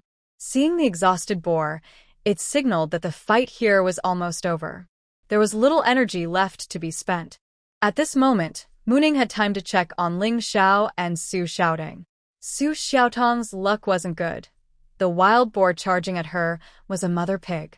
Everyone knew that most animals with babies are tough to deal with, and wild boars are no exception. This mother boar was very fierce in attack. Su Xiaoting found it a bit difficult to handle, and Ling Zhao's situation was not as easy as Mu Ning's, but he was still able to manage. Seeing this, Mu Ning moved her feet. A gust of wind blew past, and the axe on the wild boar's head disappeared. Blood suddenly spurted out, splashing onto the ground and the boar, which then finally died. Mu Ning joined the attack against the boar. When the boar charged at Su Xiaodong, Mooning rushed from behind and struck its hind leg with an axe. She used about half her strength, aiming clearly to cut off one leg and stop its movement. When the boar paused, Su Xiaodong seized the chance and slashed at its neck with her knife, which sank into the flesh. The boar let out a loud squeal and charged at Su Xiaodong again. She quickly stepped back, and her knife left the boar's neck as she retreated. Since Mooning had already cut off one hind leg, the boar's attack was no longer as fierce. Mooning decided not to join the fight anymore, knowing Su Xiaodong needed to improve through real combat. Ling Zhao's fight was also nearing the end. The wild boar had many wounds, but Mooning didn't care. After all, it wasn't her problem to clean up. Thinking this, she took out the basket she had hidden earlier to catch the piglets. This didn't require much skill, as the piglets were still very small and hadn't been weaned yet. After she put the little wild boar into the basket, the fight on Ling Zhao's side was also over, and Su Xiaotong's side was nearing the end. Neither of them planned to help Su Xiaodong anymore. They found a quiet spot nearby where they wouldn't disturb her, sat down to rest, and watched Su Xiaodong struggle with the wild boar. Enough, you two. Su Xiaodong swung her last sword to finish off the boar, then turned to look at the two of them. She saw them sitting casually, each holding a pine nut and eating leisurely. Looking at herself, she was truly covered in mess. Her clothes were stained with a lot of pig blood, and sweat was running down her cheeks. Although she had short hair, it was now messy and disheveled. Looking at the two sitting there, Mooning hardly looked different, and her breathing was steady. Ling Xiao, though not as calm as Mooning, also appeared relaxed. "We saw you could handle it yourself," Mooning said, standing up and brushing off the dirt from her hands, with a look that said, "We're doing this for your own good," as she spoke to Su Xiaodong. Seeing Mooning's expression, Su Xiaodong suddenly realized Mooning had a bit of a mischievous side. Ling Xiao also slowly stood up. "You're good at fighting, but it looks like you lack practical experience. This is a good chance to learn." Okay, you're right. "I can't argue with you," Su Xiaodong said, looking at the two shameless people. She didn't have much to say. Of course, she knew they were right, and that they meant well. "Take your time, Ling Xiao, and I will pack up these boars quickly. We need to leave soon," Mooning said, starting to pack the wild boar with Ling Xiao. When Su Xiaodong had rested enough, the three of them carried the boars and headed out. It was already late, nearly 6 o'clock, and it was getting dark. When they reached the foot of the mountain, it was already night. The three didn't go back to the youth camp, but headed straight to the captain's house. It was a time when everyone had just finished dinner and was chatting in small groups. So many people saw the three carrying the boars into the village. "Uncle Captain, is the captain at home?" When they arrived at the captain's house, Mooning called out toward the door. "Who's there?" "Yes, he's here," the captain's wife responded, and soon the door opened. The captain's wife opened the door and saw not Mooning and the others, but 3 wild boars hanging bloody in the air. It was really shocking. "Spring May Auntie, it's us," Mooning quickly called out to get her attention after seeing she was startled. When the captain's wife heard Mooning, she looked again and saw the 3 people. "Oh my, that's really frightening. You kids are so brave." At that moment, the captain heard the exclamation and came over. Seeing Mooning and the others, he was also surprised. "What's going on?" the captain asked uncertainly. "Captain, we found these wild boars in the mountains today and brought them back. We want to add some meat to everyone's meals and help everyone recover," Mooning said happily. "Oh, you reckless kids. Did you go deep into the mountains? Are you allowed to go there? There are tigers and bears inside." "You really have a lot of courage," the captain said, looking at the wild boars on their backs and feeling a bit worried. "Put them down quickly." "Are you hurt anywhere?" he asked, rushing to help unload the baskets. In just a short time, many people had gathered at the captain's house. When they heard about the wild boars being given to the team, everyone looked excited. "It's fine, Uncle. Don't worry," Mooning said. The captain carefully examined each of them to make sure no one was hurt. After confirming they were safe, he said, "Good, no injuries." "That's good. Child's mother, take them inside quickly." Pour some hot water for them to drink first, and prepare some food to help settle their stomachs, the captain hurriedly told them. No, uncle. We still want to go home first and tidy up. Do you think we should move these wild boars somewhere? Mooning quickly refused. No need. No need. There are so many of you.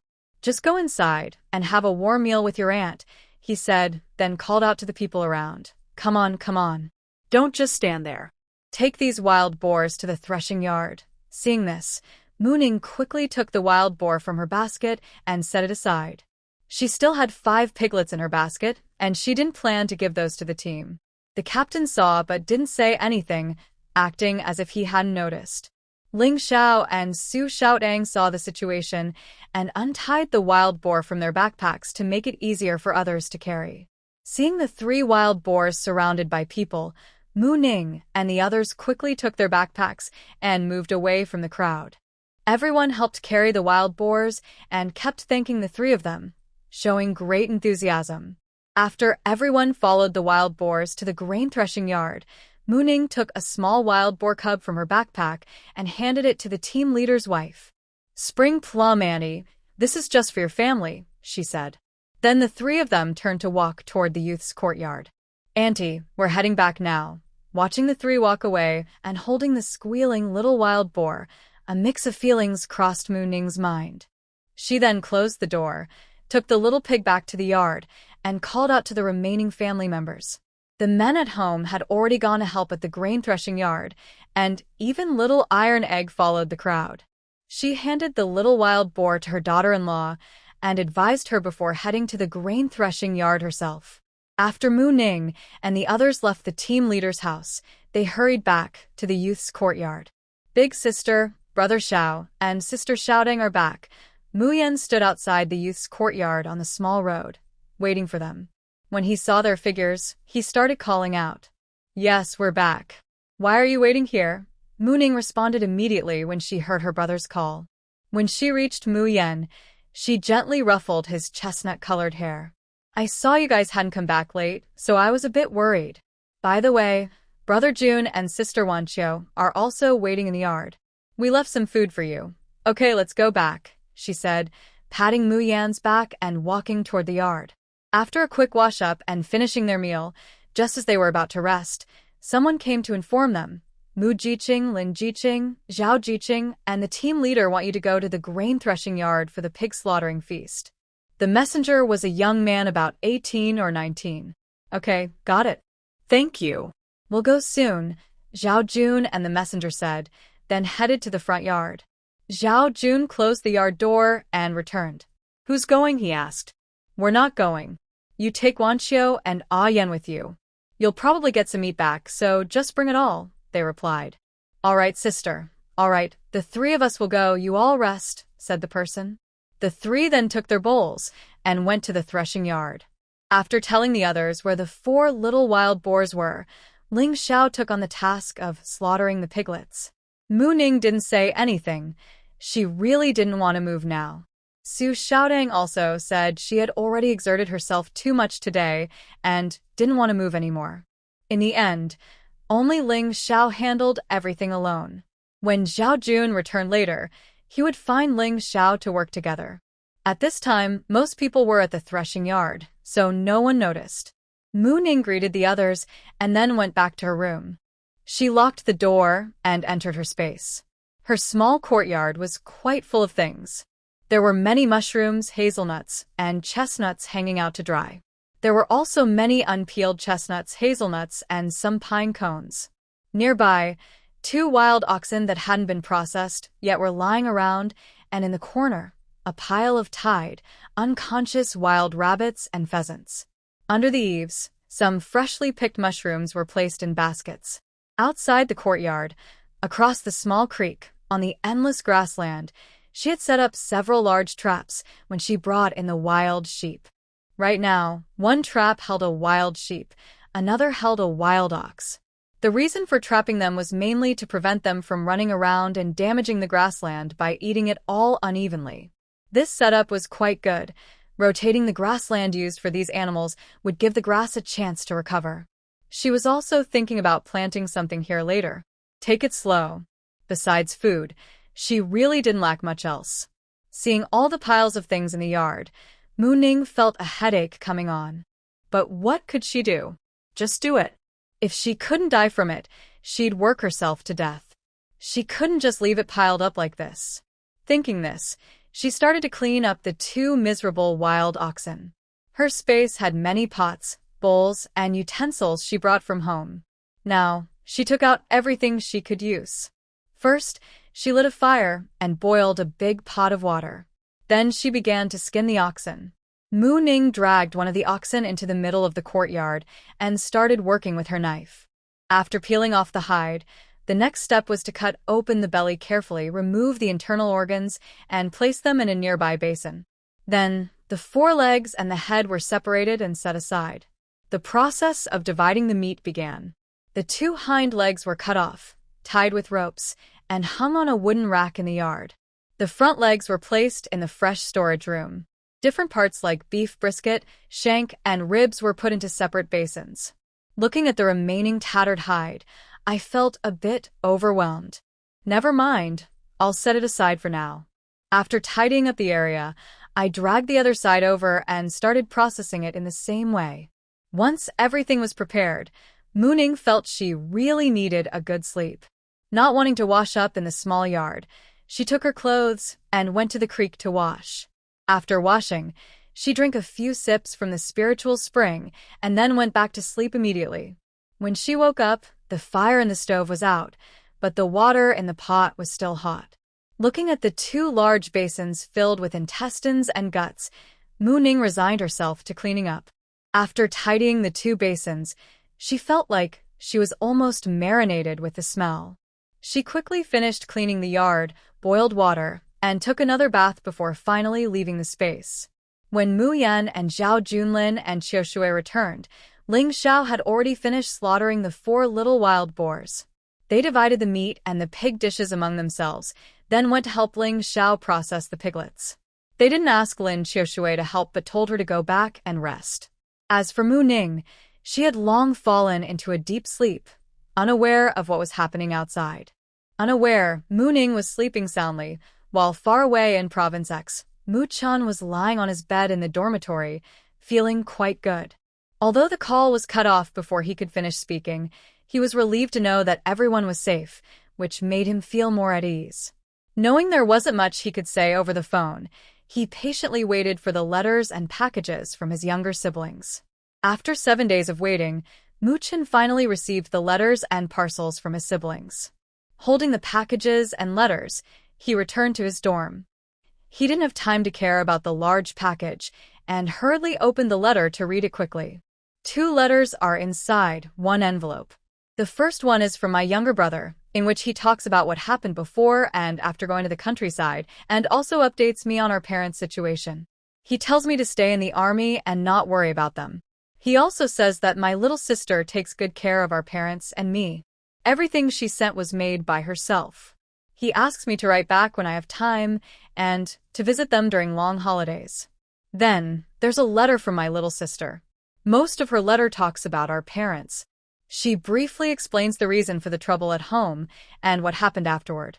Seeing my brother, I feel very sad about what my sister mentioned in her letter. I know my sister very well. She is lazy and just wants to enjoy life without worries. But after the trouble at home, all the responsibilities fell on her shoulders. She carried this heavy burden with her fragile shoulders. As the eldest son, I couldn't help much, which makes me feel guilty about my family. Just as I was feeling guilty about my family and sister, the door of my dormitory opened. It was my teammate and squad leader, Yuan Etienne. What's wrong? I heard someone say you came back with a big package, Yuan Etienne said. He didn't notice anything unusual about the person sitting with his back to the door. Mu Chun snapped out of his guilt and quickly hid the letters. Yes, my brother and sister sent them. I haven't opened them yet, so I don't know what's inside. Yuan Etienne knew about my family situation. The squad leader even asked him to check on me. Now, hearing this, he asked quickly, Your brother and sister sent them? Did you get in touch? Is everything okay at home? Do they need anything? Yes, I got in touch, Mu Chun said, but he sounded a bit bitter. Yuan Etian didn't know that I had already received 2 calls from them before. That's good.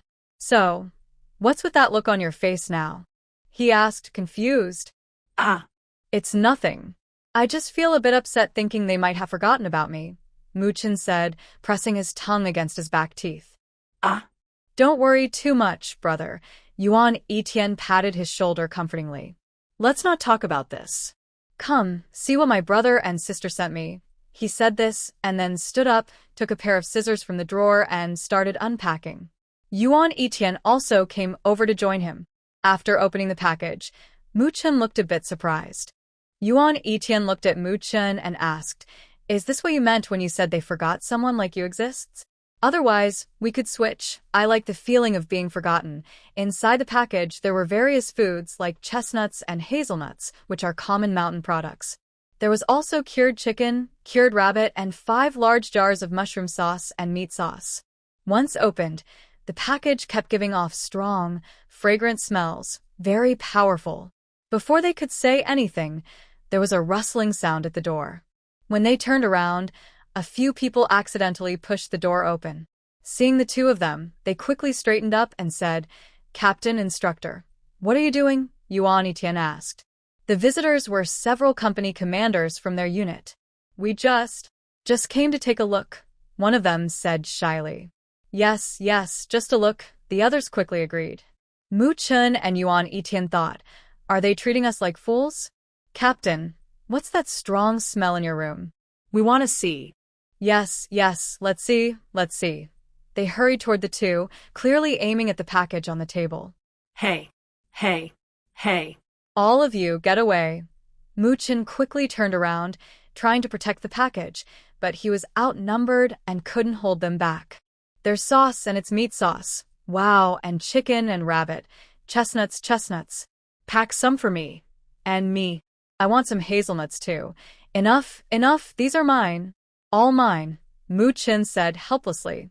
The others pushed and shoved, grabbing things and thanking the captain as they ran off. Muchin looked at the mess on the table.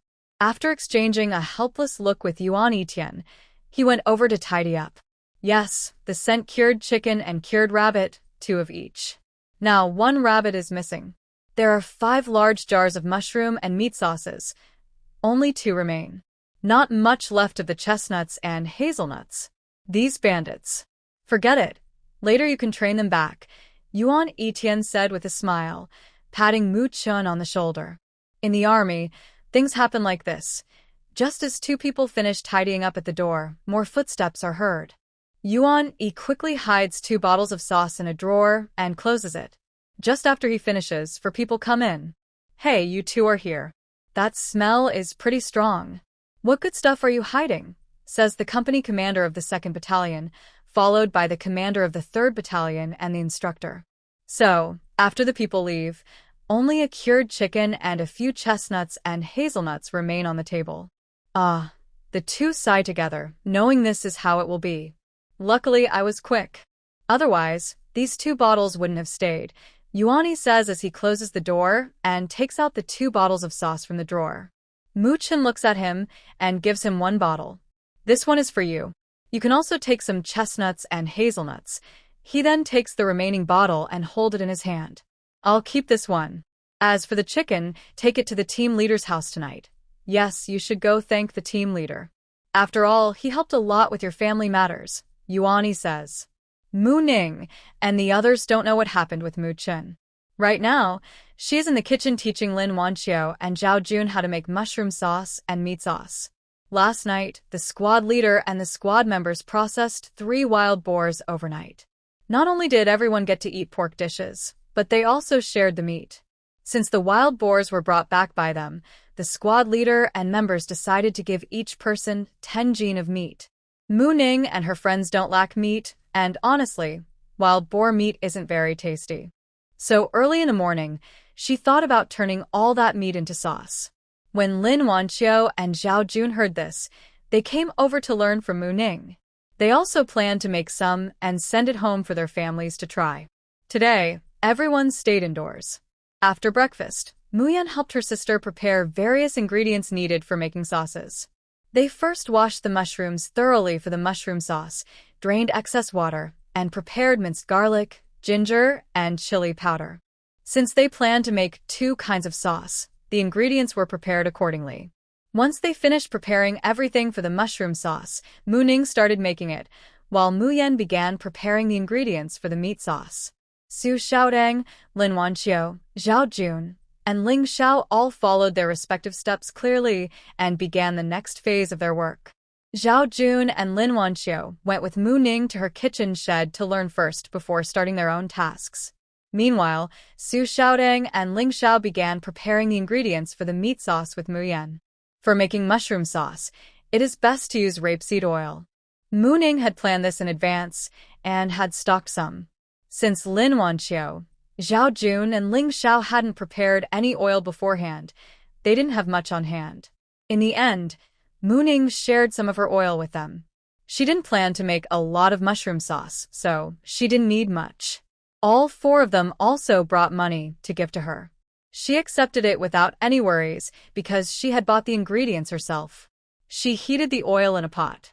Use a little more oil and cook the minced garlic and ginger over medium-low heat until slightly yellow.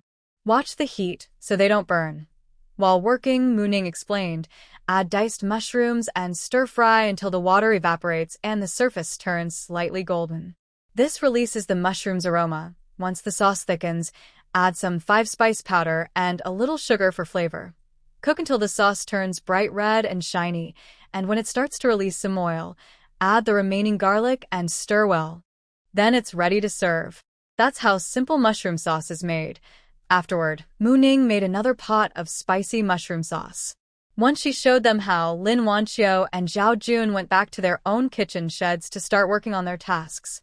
When Mu Ning was almost finished, Mu Yan's side had also prepared all the ingredients needed for the meat sauce. This time, Mu Ning used pork fat, adding a small amount of rapeseed oil before cooking to heat the pan. First, she cooked the fatty pork until it released excess oil, then set it aside. She left some oil in the pan, heated it until about half hot, then added minced pork and stir-fried until it turned white before removing it. Next, she added more oil, fried some Sichuan peppercorns until fragrant, then removed the peppercorns.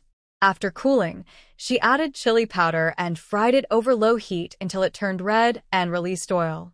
She then added minced garlic and ginger to cook until fragrant, followed by chopped red and green chili peppers, stir-fried evenly. She poured in a little white wine and simmered over low heat, stirring constantly to prevent sticking. Once the oil turned red, she added the cooked pork and simmered for about 5 minutes. She then added walnuts and white sesame seeds to the oil, letting the flavors develop without stirring immediately. Seasoning and sauce reduction. Add an appropriate amount of 5-spice powder, chili powder, pepper, sugar, and ginger powder for flavor. Stir-fry over low heat until fragrant, then pour in a little cooking wine. Finally, add a small amount of water and simmer on low heat for 20 minutes. After finishing these steps, Mu Ning stops. As for the beef sauce and dried meat she still wants to make, she plans to do that later in her own space, so as not to attract too much attention. Meanwhile, the delicious aroma from their courtyard has been spreading non-stop for half the morning, attracting many people's attention. Things are better in the village. Although some villagers smell the aroma, the Qingjin courtyard is a bit far from the village, so the smell doesn't spread everywhere. Only a few households near the Qingjin courtyard are affected. Yesterday, they saw 3 people carrying a wild boar back, so no one dares to cause trouble now. However, the people in the front yard Qingjin are different. They can often smell the meat cooking from the backyard, and today the smell is even more tempting than ever before. Although they shared some meat last night, each person only got about half a jin, about 0.5 kilograms. Plus, they have many people but not many seasonings. Their limited seasonings are just basic salt, oil, chili, soy sauce, and some green onions, ginger, and garlic they grew themselves. Even with meat, the flavor isn't as good as what Mu Ning and her group made. Because they shared meat and pig's head stew last night, they didn't go to the mountains early today. They had already planned last night to cook some mixed grains and reheat the pig stew for a good meal this morning. Now, as they eat, They look at the pig stew on the table but can't seem to taste its aroma anymore. Hey, what do you think the people in the backyard are doing? That smell is really so good. The first to speak is Zhou Yumei from the Girl Qingxin group. She doesn't complain right away, but says this with a tone of envy, hiding her jealousy deep inside. Who knows? Their backyard has always eaten better than us, Lu Yuehua replies irritably, but her rice also feels tasteless. That's just a bunch of spoiled brats acting like capitalists. Not just us, even in the city no one eats like they do. That's what a capitalist style is, Lin Zhaodi says, with harsh words. Lin Jiqing, you're crossing the line. If you want to eat well, just buy it with your own money. No one will say anything. But your malicious guesses about others are a bit dishonest, Chen Meiling said calmly. I don't see how what I say concerns you. Are you saying you're just like them? Lin Zhaodi sharply slammed her bowl on the table and glared at Chen Meiling. I'm just kindly reminding you. Whether you listen or not is up to you, Chen Meiling replied quietly, eating her rice without paying much attention to Lin Zhaodi. I think Lin Jiqing has some points, Zhao Jiqiang said with a sneaky look. Look, since they arrived here, we can often smell meat from the backyard. It shows they eat very well. Isn't that proof they enjoy life too much? Also, since they went to the countryside, they haven't tried to unite with us old, educated youths. That also shows they are selfish. Zhao Jiqiang watched everyone around him, his eyes moving quickly. He was planning something, and no one here was naive. People earn their food with their own ability. Why are you so upset about it? Zheng Hongqi finished and got up, carrying his bowl. He had already finished his portion, so there was no need to stay with these people. Chen Meiling also finished her meal and got up to leave. Watching the two leave, Wang Weidong's expression darkened slightly. He didn't say anything but also didn't plan to go out. TSH. I don't know what right they think they have to look down on us. I haven't seen them better than us either. They're just squeezing in with us, Zhao Jiqiang muttered quietly as the two left. But he only dared to whisper. He wouldn't dare shout loudly for Zheng Hongqi to hear. They've always been like that. Just get used to it, Wang Weidong said casually, but he was secretly trying to influence them. Those two are just sick. Why bother about them? Lin Zhaodi said irritably. After saying that, she picked up her bowl and scooped some fatty meat to eat. Zhou Yumei glanced at Lin Zhaodi and quickly looked away. Exactly, let's not talk about them. We eat our own. The smell alone makes us want to eat more, she said softly, steering the conversation back to her own topic. No way. Why can they eat so well, while we can only have porridge and plain food? Lu Yuehua said as she loudly slammed her bowl on the table, then got up and left the kitchen, heading outside. It was obvious where she was going. Zhou Yumei was happy to see this. It was exactly what she wanted. At the same time, she secretly cursed Lu Yuehua for being foolish and deserved to be tricked. But she still acted like she didn't know anything and asked, "Oh, where do you think she's going?" "Probably to the backyard." Wang Weidong glanced at Zhou Yumei and then looked away. Honestly, he and Zhou Yumei were similar. He knew exactly what she was thinking. So when Zhou Yumei asked that question, he already knew what she was planning. His thoughts matched hers, so he decided to speak up first. Someone took the bait. Zhao Jiqiang also stood up and said, "Then let's go see what's happening." He looked at the others. "Yeah, I want to see too. I wonder what those people in the backyard are cooking." Lin Zhaodi also stood up. Seeing others agree, Zhao Jiqiang grinned widely, rubbed his hands, and headed outside. Lin Zhaodi followed behind. Zhou Yumei and Wang Weidong exchanged glances.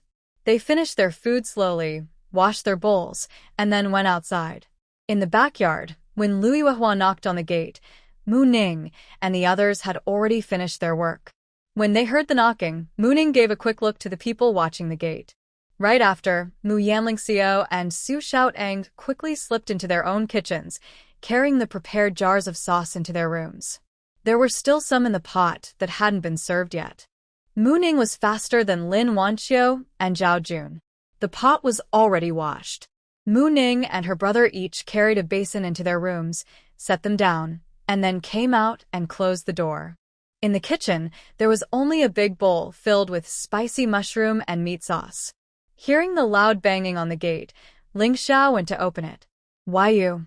As soon as the gate was opened, Lu Yuehua pushed hard, but she didn't push it open. Instead, she lost her balance and hit her head on the wooden door.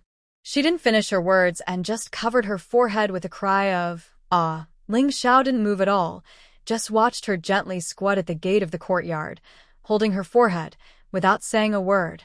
It was only after Lu Yuehua regained her composure that she stood up angrily.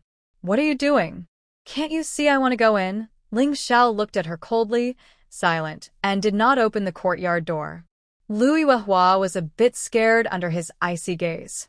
When Zhao Jiqiang and Lin Jiadi arrived, they saw this scene. "What's going on? Yuehua, what's wrong with your forehead?" Lin Jiadi asked Lu Yuehua. "It's because of him." Lu Yuehua felt more confident when she saw the visitors. Hearing Lin Jiadi's question, she pointed at Ling Xiao loudly, as if the louder she spoke, the more reasonable she was. Ling Jiqing. This. Lin Jiadi looked at Ling Xiao, still a little afraid. "Did you come here for something?" Ling Xiao asked coldly. We just wanted to come and see." Lin Jiadi stammered. "What did you say to him?" Lu Yuehua asked Lin Jiadi, then looked at Ling Xiao. "We just want to see what good things these young masters and misses of the capitalists are secretly eating. You can't hide this smell." Hearing Lu Yuehua's words, Ling Xiao's eyes grew colder. "Ling Xiao, step aside and let them in." Mu Ning, who was in the yard, also heard Lu Yuehua and spoke to Ling Xiao. She really couldn't understand. Wasn't what she said last time clear enough? What gave them the courage to come back and cause trouble again? Ling Xiao didn't reply, just turned and went back into the yard. Lu Yuehua heard Mu Ning and thought she was afraid, so she confidently stepped forward and entered the yard proudly. Zhao Jiqiang and Lin Jiadi followed Lu Yuehua into the yard. Once inside, the smell became even stronger. "Why are you three here again? Is there something you want?" Mu Ning looked at the three who entered, frowning. Humph. "Mu Ning, what are you so proud of? Look, I caught you. You all get to eat meat now and live better than city folks. It shows you're all pleasure seekers. You're not the young masters and misses of the capitalists. What are you?" she said as she walked into Mu Ning's kitchen. Afterward, she came out carrying a large bowl filled with minced meat and mushroom sauce. Look at this. Who dares to eat like this now?" As she spoke, her eyes seemed to be glued to the bowl, and she kept swallowing her saliva. Seeing her like this, Mu Ning also became a bit angry. She walked over and snatched the bowl, kicking it toward Lu Yuehua. "Put it on the table." After kicking, she handed the bowl to Mu Yen beside her and spoke. Then she looked at Zhao Jun. "Go and invite the squad leader." Zhao Jun responded and immediately left the yard. Zhao Jiqiang and Lin Jiadi were frightened by Mu Ning's action. Now they dared not move or make a sound. Lu Yuehua was knocked to the ground by Mu Ning's kick. When she heard Mu Ning ask someone to invite the squad leader, she felt a bit guilty, but remembered she had already caught evidence of these people's greed for pleasure, so she relaxed. She ignored her pain, turned over without looking at Mu Ning, and continued to the other two kitchen sheds. Inside, she saw the same kind of meat sauce as Mu Ning's side, along with eggs, which made her even more confident in her thoughts. After coming out, she looked at Mu Ning and the others with a provocative face. "We used to not argue with you because we saw everyone was educated youth, but if you insist on treating us differently, don't blame us." After she finished speaking, two more people entered through the yard gate, Wang Weidong and Zhou Yumei, who had arrived late. "What's going on? Weren't you here to learn skills from Mu Jiqing and the others? Why is it like this now?" As they appeared, Mu Ning carefully observed them and clearly saw a flash of jealousy in their eyes. Mu Ning thought this was normal. Last time, it was the same group, and now it's still the same. Can't they change their approach? "Oh, it's nothing. Lu Jiqing entered our kitchen shed without our permission, rummaged through our things, and accused us of being capitalists. That's why we're arguing," Mu Ning said seriously to Zhou Yumei. She really wanted to know what role Zhou Yumei and Wang Dongwei played among these people. She couldn't believe they weren't involved at all. This. Lu Jiqing probably misunderstood something. "Look at this," Zhou Yumei said to Mu Ning with an embarrassed look. Mu Ning did not listen to her words and simply interrupted, saying calmly, "Whether it's a misunderstanding or not, you'll find out when the team leader arrives." About Lin Jiqing. "There's no need to call the team leader. It's just a small matter. The main issue is that your side's atmosphere was too strong, which caused Lu Jiqing to misunderstand. A small mistake like this could be easily resolved if Lu Jiqing just apologized." Wang Weidong then acted as a peacemaker. Mu Ning listened, but didn't speak. She just looked at him steadily, making Wang Weidong feel uneasy. Actually, they just wanted to get some things from the young workers in the backyard. But no one expected Mu Ning and her group to be so fearless. People said they acted like capitalists and even found many pieces of evidence. Yet they just kept their own stance, saying, "You say your part and I'll watch what you say." Soon Zhao Jun arrived with the team leader. The team leader entered the yard and saw most of the young workers gathered, except Zheng Hongqi and Guimailing. He asked, "What's going on here?" "We're fine, team leader. Just a small misunderstanding." Wang Weidong started to explain. Before he finished, Mu Ning cut him off and said, "Team leader, let me explain." She continued, "Lu Jiqing just broke in and searched through our cooking shed.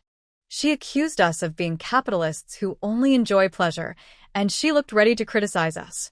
It was all because we made some minced meat and mushroom sauce with the meat we received yesterday to send home for our families." Mu Ning looked at Lu Yuehua as she spoke. The team leader also looked over. "That person really. I just want the team leader to help us be fair. We support the country's policies for rural development. When we signed up to go to the countryside, the government unit responsible for registering us already checked our identities. After confirming everything was fine, they approved our registration. Now Lu Jiqing keeps calling us rich kids, slandering us openly. This is a clear defamation. If this spreads, you can imagine what we will face. But it's not like that, team leader. You can't believe only her side," Lu Yuehua said, feeling anxious after hearing Mu Ning. She looked at the team leader and hurriedly explained, "It's not like that, sir. It's just that sometimes there's a smell of meat in this area. Even city folks might not eat like that now. They have issues." "Their issues?" "You saw it. The meat they have is from wild boars they caught yesterday. Some of it was given to them by the team. Why are you just eating from your bowl and then suddenly criticizing? Those 3 wild boars were brought back by them yesterday," the team leader said helplessly to Lu Yuehua. "It's not like that," Lu Yuehua quickly explained. "They only brought back wild boar yesterday. But before that, they also ate meat from time to time." Mu Ning explained to the team leader, "Some of the meat we had before was homemade cured meat, and some was bought from the town supply store. Also, the money we used to buy meat was from the vouchers our family had, and the store owners know this." She paused before continuing, "This isn't the first time they've come to complain. We didn't argue with them before, but this can't go on. You know how rumors spread soon. It's hard to tell what's true. If we're falsely accused, we'll suffer. What if someone reports us without knowing the truth? Then we'll be in real trouble," she added.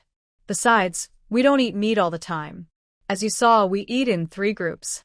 The meat today was from this household, and next time, it will be from another. We don't have many ration tickets, so we can't just cook and eat meat whenever we want.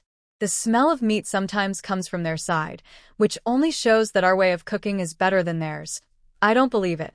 If you dare, search our rooms. You'll find plenty of good things," Lu Yuehua shouted.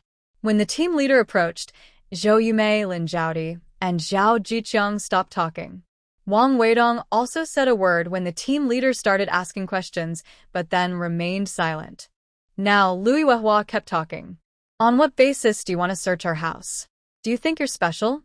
Mu Ning said sarcastically to Lu Yuehua. "Mu Zhaoqiang, Lu Jiqing makes sense. If you aren't greedy for pleasure, you should prove yourselves. If you can't find anything, Lu Jiqing should apologize to you." Li Zhaodi spoke. Ah. "You say she didn't mention you, right? Don't you know who has to provide evidence? When you suspect me, why don't you present proof? Why should I prove myself? Why don't you let us search and we'll find out?" Zhao Jiqiang jumped in. Ha, who are you? "Just because you say search, I have to cooperate? Do you know that searching someone else's belongings requires a search warrant issued by the relevant authorities with legal authority? Someone like you, and you still pretend to be educated." Mu Ning rolled her eyes at Zhao Jicheng. Captain, since they have no evidence, I want to exercise my rights.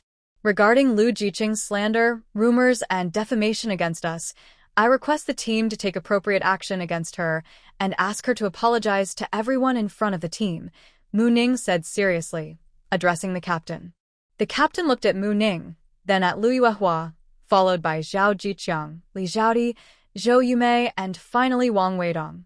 He said in a serious tone, regarding Lu Jicheng's demands, do you have anything to say? I am the team leader and I cooperate with national policies. As for you young workers, I won't say much. He pointed at Mu Ning and the others. He continued, you've all been here for several years. You should know my temper. If you continue to be unruly, don't blame me for being harsh. Then he looked at Lu Yuehua.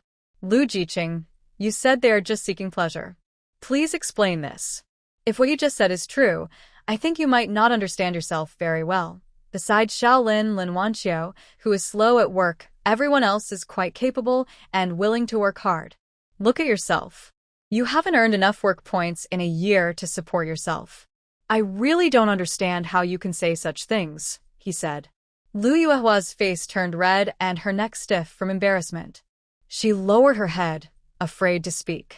At this moment, the young workers in the front yard, after the captain's reminder, remembered his methods. Maybe because he hadn't caused trouble in a while, they had forgotten that the captain disliked dealing with petty disputes in the workers' yard. Once it was discovered that someone among them was acting out of line on purpose, the consequence was clear. The team leader would mercilessly take them away in a cart and send them back to the youth office. He showed no mercy and used very strict methods. Since the policy of sending people to the countryside started, the team leader had already sent back 5 young workers. Seeing someone silent, the team leader spoke again. Since you won't speak, we'll follow what Mu Jicheng said. Starting tomorrow, you will go to clean the manure. During the noon work, you will apologize to Mu Jicheng and the others at the grain threshing yard. After that, he looked at the other 4 people in the front yard. You all better keep your little thoughts to yourselves. Since the young workers in the front yard and backyard usually don't interact, you should stay away from each other. Since you don't know what's good for you, from now on, any game caught by the backyard young workers and handed over to the team will not be available to the front yard young workers. Team leader. Hearing this, Wang Weidong and the others looked worried. Before they could speak, the team leader raised his hand to stop them. That's decided. If you disagree, you can report to the commune. Then he looked at Mu Ning and her group. This matter is settled. I will leave now. Be sure to arrive at the grain threshing yard early tomorrow noon. After speaking, he turned and left the yard before they could respond. Watching the team leader walk away, Mu Ning glanced at the people coming from the front yard. I'm someone who always respects others more than they respect me. I understand each of your little schemes a bit. She then looked at Zhou Yumei and Wang Weidong. So, stop playing tricks on me. If you really provoke me, it won't be as simple as it is now. Then she said to Mu Yan, Yan, you can see these people out. Mu Yan obediently politely asked them to leave and made sure to close the door properly. Sis, you're amazing. Yeah, I think so too. It ended before it even started. Boring. Come on, today the team leader was very firm, so it was resolved quickly. She stroked her chin. I really didn't expect the team leader to be so tough. After saying that, she looked up and met 4 pairs of eyes staring at her. Suddenly, her expression changed. Ha. You fake silent types. If you have the guts, just keep quiet all the time. What's the use of you? Then she turned and walked away. Mu Yan watched the 4 older siblings laugh happily and then followed her sister to run ahead, leaving the 4 of them looking at each other in surprise. Quickly tidy up. We need to start pickling vegetables this afternoon. You really are too carefree. Don't you see what time it is? Mu Ning's voice came from her room. Hearing this, the 4 hurried to get moving. Mu Ning and Mu Yan began to carry the pine cones they brought back yesterday out of the house to dry in the yard. When they were almost dry, they started to peel them. After removing the shells from the visible parts, they also moved out some chestnuts, many still covered in fur. The hazelnuts hadn't been finished yet. When picking them, it didn't seem like much, but when tidying up, they realized there were so many. There was still a basket of hazelnuts left unpeeled, which Mu Yan took care of. Before, Mu Ning and Lin Su Xiaodang had brought back chestnuts, plus the ones from yesterday, totaling over 3 baskets still with shells. There was no choice but to keep tidying up. After finishing, they put away what needed to be stored and hung out what needed to be dried. Meanwhile, Mu Ning and her brother sat in the yard sorting through mountain goods they brought back from the mountain, while the 4 others in the kitchen were finishing up. Su Xiaodang and Lin Wanqiu were doing fine, mostly working like Mu Ning and her brother, but Ling Xiao and Zhao Jun still needed to work separately. Once everyone finished, they also brought out the mountain goods from inside the house and sat on the bench to start sorting. "Do you have enough salt for pickling vegetables this afternoon?" Mu Ning asked the 4 silent people nearby. "I don't think we prepared any," they replied. "I'll go buy some," Ling Xiao said resignedly, standing up. "I'll go too." "You probably won't buy that much." Zhao Jun also stood up. "Then we won't go. It's okay, you don't need to go, but do you want us to buy anything?" "We can help bring it back," Zhao Jun offered. "I don't need to buy anything," Su Xiaodang said, then looked at Lin Wanqiu and Mu Ning's siblings and asked, "Do you want to buy anything?" "No." "Then see if there are any fruits for sale." "Help me buy some," Mu Ning said. "Okay." Luckily, they had bought a bicycle last time, so this time they didn't need to take a bullock cart. They planned to first visit the supply and marketing cooperative in the commune. If they found what they needed there, they wouldn't have to go to the town. Time passes quickly in busy days. Now outside, everything is covered in white. Since last night, snow has been falling, growing bigger until it turned into heavy, fluffy snow. Mu Ning rarely slept in today. She was just woken up by the cheerful sounds outside. Still sleepy, she listened to the noise outside and thought, "Looks like I can't sleep anymore." With that thought, she struggled to get out of her warm bed. She dressed carefully, folded the blanket, and went to wash up in her space. Only then did she have time to go outside and see what everyone was doing in the cold weather instead of staying inside. When she opened the door, she felt cold wind mixed with snowflakes blowing into the house. "Mu Ning, come play with us." People in the yard looked her way when they heard her. Mu Ning is actually quite afraid of the cold, but the white snow outside was very tempting. The snow had gotten smaller, so she pulled her clothes tighter and went out quickly, hurriedly closing the door behind her. "When did you wake up? Aren't you cold playing out here?" she asked the group having a snowball fight in the yard. "Big sister, come join us. It's almost noon, and you sleep so much." Mu Yan dodged a snowball thrown by Zhao Jun and ran toward Mu Ning, pulling her along to the yard. "It's so cold. Aren't you afraid of catching a cold?" She just finished speaking when a snowball hit her squarely. "Hey. "You little cowards. Watch this," she said, quickly forming 2 snowballs on the ground and throwing them at Liang Xiao and Su Xiaodang. The snowballs flew fast. Liang Xiao barely dodged, but Su Xiaodang didn't have time and was hit on her back. Big sister, help me." Mu Yan called for help. Mu Ning looked over and saw Mu Yan surrounded by Zhao Jun and Lin Wanqiu, with a few snow marks on her clothes. "Watch this," Mu Ning said, no longer afraid of the cold. She quickly bent down, formed a few snowballs, and started throwing them at Zhao Jun and Lin Wanqiu. Zhao Jun and Lin Wanqiu were still chasing Mu Yan, not paying attention to Mu Ning. After she threw 2 snowballs in a row, they hit them perfectly. The snowball thrown at Zhao Jun hit slightly below the back of his neck because of the angle. When it broke, some snow fell inside his clothes, making him shiver from the cold. The snowball thrown at Lin Wanqiu burst open near her waist, but she didn't bother to fight back. Instead, she watched Zhao Jun, who was shivering and pulling snow out of his clothes, and laughed loudly. Mu Ning controlled her strength when throwing snowballs. Zhao Jun and others didn't feel cold in their necks at first, so they started to fight back. But Zhao Jun's attacks were broad and uncontrolled. Both Ling Xiao and Su Xiaodang were hit several times. Mu Ning's snowball attacks became more random as time went on, and snow and ice chunks flew everywhere. After about 10 minutes of playing, Mu Ning called everyone to stop. She went back inside to warm up and change clothes. She was worried because in their hometown, they rarely saw snow, especially such heavy snow. She was afraid they might get sick if they kept playing. Seeing everyone go back to their own rooms, Mu Ning felt like She was acting like a mother. The idea suddenly popped into her head, but she quickly shook it off. She didn't want to think of herself as an old mother at 17. Scared by her own thoughts, Mooning went to change her clothes and checked the time on her watch. Then she called everyone out to start shoveling snow together. 2 people went onto the roof to clear the snow there. It was cold now, so they moved the cooking area inside. The brother and sister cooked in Muyan's room because the outdoor stove was no longer usable until spring. At noon, they made simple chicken stew with mushrooms and corn cakes, sitting by the small stove in the bed. This snow was the first big snow of the year. By evening, it had completely stopped. Mooning asked Muyan to call the others into his room. When everyone was gathered, Mooning asked, "Since the snow has fallen, it will be hard to go into the mountains later. Should we plan to go in a few days to hunt some game for the winter?" Hearing this, Ling Xiao nodded and said, "I was thinking about mentioning it to you this morning, but I forgot while we were playing. Yes, we need to go, but have we decided who will go with us?" Su Xiaodong also spoke. Hearing her words, everyone fell silent for a moment.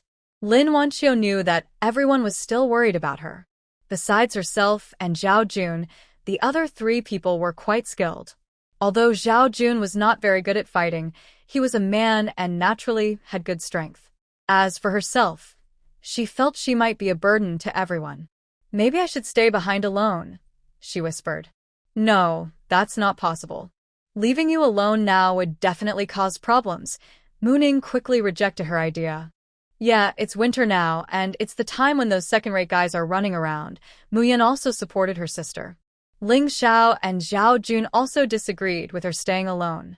They might not return from the mountain on the same day. In the end, Mooning made the decision. Muyan and Lin Wanqiu will stay behind to keep the fire going. The 4 of us will go into the mountain. If we don't come back tonight, be very careful. Stay alert while sleeping. Muyan actually wanted to go with his sister, but now that she said this, he decided to listen to her and stay with Wanqiu's sister instead. "When do you plan to go?" he asked. "Since the snow has stopped, if it doesn't snow tomorrow morning, we'll leave then. Remember to check the weather early and leave before dawn so no one sees us," Mooning said. Everyone understood who she was talking about. Although they had called the team leader last time and the penalties and apologies had been made, no one knew if those people might cause trouble again. It's better to be cautious. "All right, then we leave at 5 in the morning before dawn. If it doesn't snow, we'll go." Ling Xiao planned the schedule. Zhao Jun and Su Xiaotong also agreed. Everything was settled, and it was time to prepare dinner. Everyone got up and went back to cook. Mooning went to her room, then returned with a small basin to Muyan. "Big sister, what are we having for dinner tonight?" Mooning asked as she entered.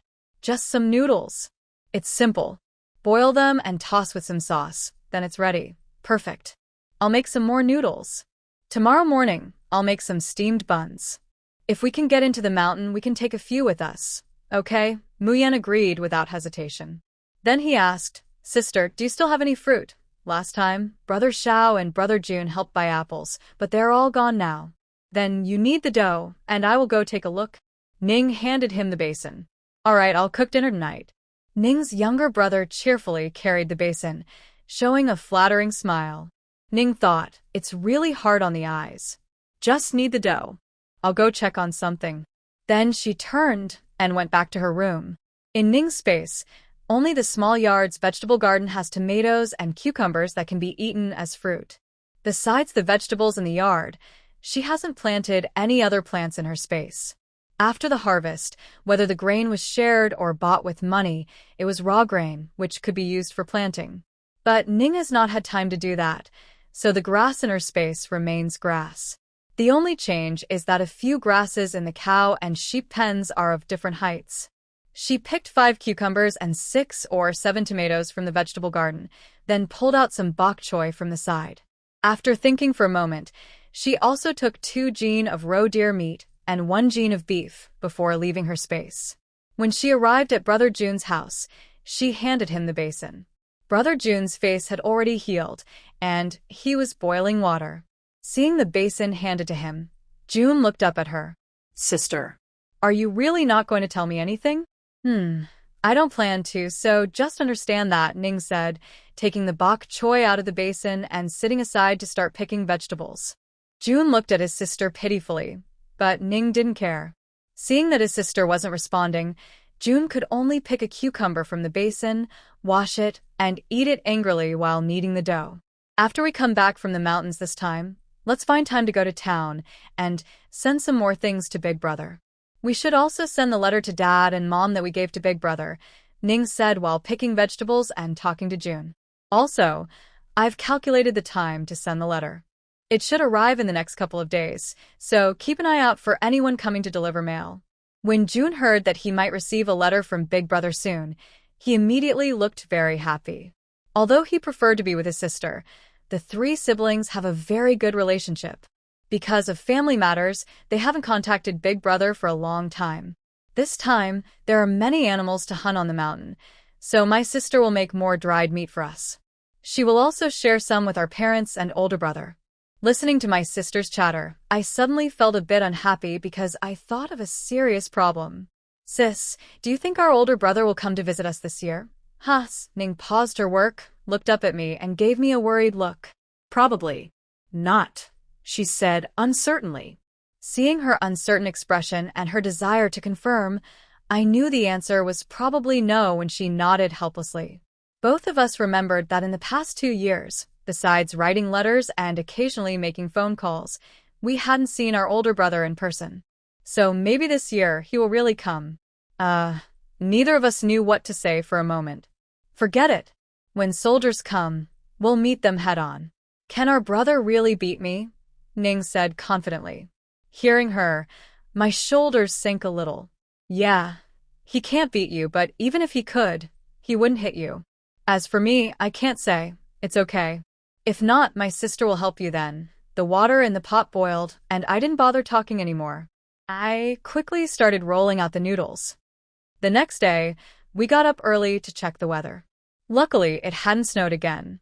Soon, smoke started rising from the rooftops of each empty house. After a quick meal, Ning, Su Xiaodang, Ling Xiao, and Zhao Jun prepared to set out. It was still early, and the sky was dark and cloudy. Because of the snow, the weather had gotten several degrees colder. The four of us tiptoed into the mountain. The trees blocked the view, so the snow wasn't as thick as outside. The deeper we went, the less snow we saw.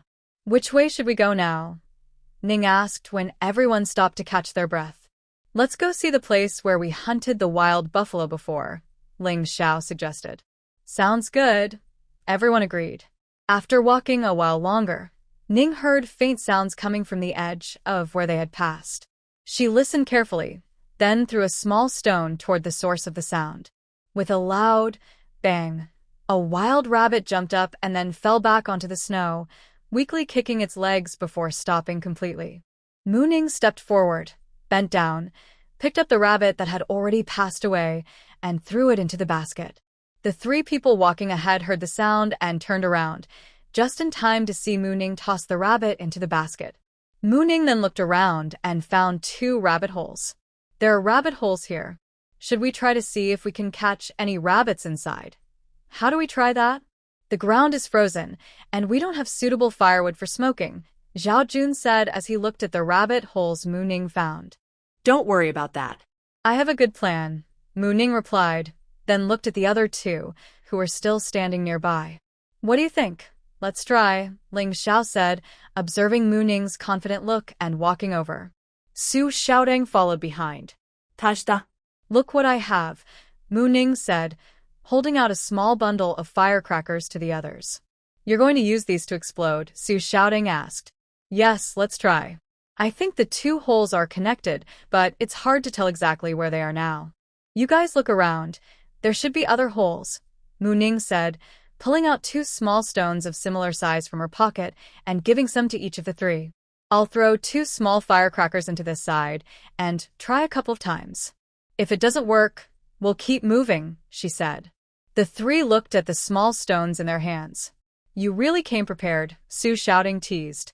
Yeah, I just brought them along as we walked, Mu Ning replied. After the others chose their spots, she struck a match and lit half a stick of incense. She used the incense to light 2 small firecrackers. As the fuse started smoking, Mu Ning threw the 2 firecrackers into the hole. There were 2 pop sounds from inside the hole. After waiting a moment with no reaction, Mu Ning lit 3 more and threw them in.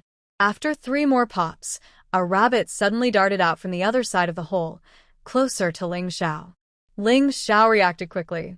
When the rabbit jumped out, he raised his hand and threw a stone. With a smack, the fleeing rabbit was hit and fell straight to the ground, motionless.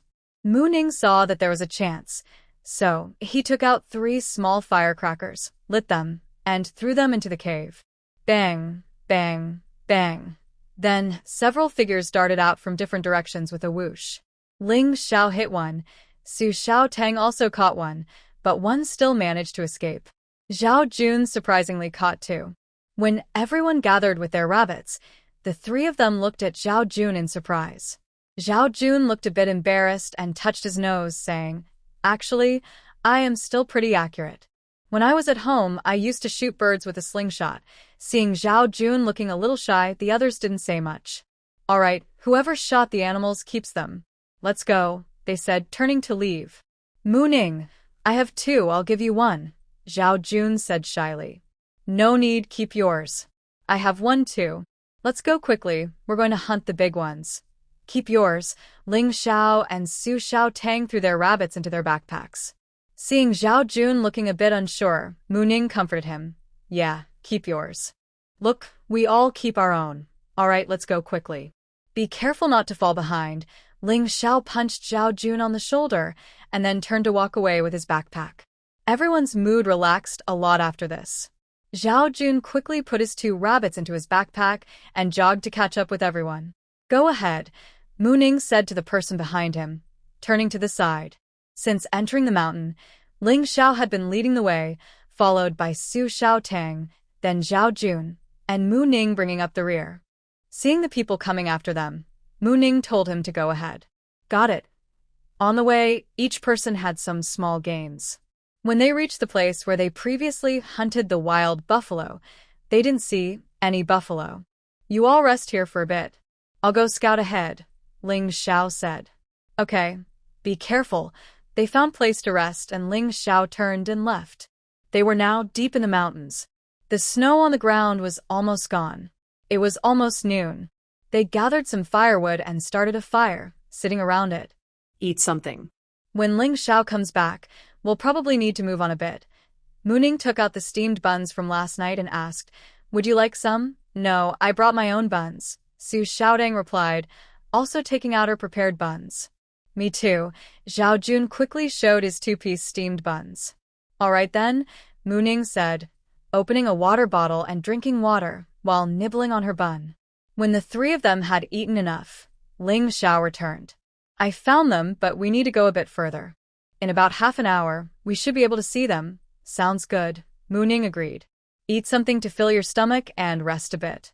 We can move out again later," Su Xiaotang told Ling Xiao. Zhao Jun handed Ling Xiao the water bottle. Ling Xiao took a few sips, then sat down, took a shoulder bag, and opened it to grab a bun like Zhao Jun's, eating it eagerly. Mu Ning held a small stick, idly poking at the fire, not intending to speak. Since Mu Ning didn't speak, no one else wanted to either. After Ling Xiao finished eating and rested a little, everyone covered the fire and packed up their baskets to leave again.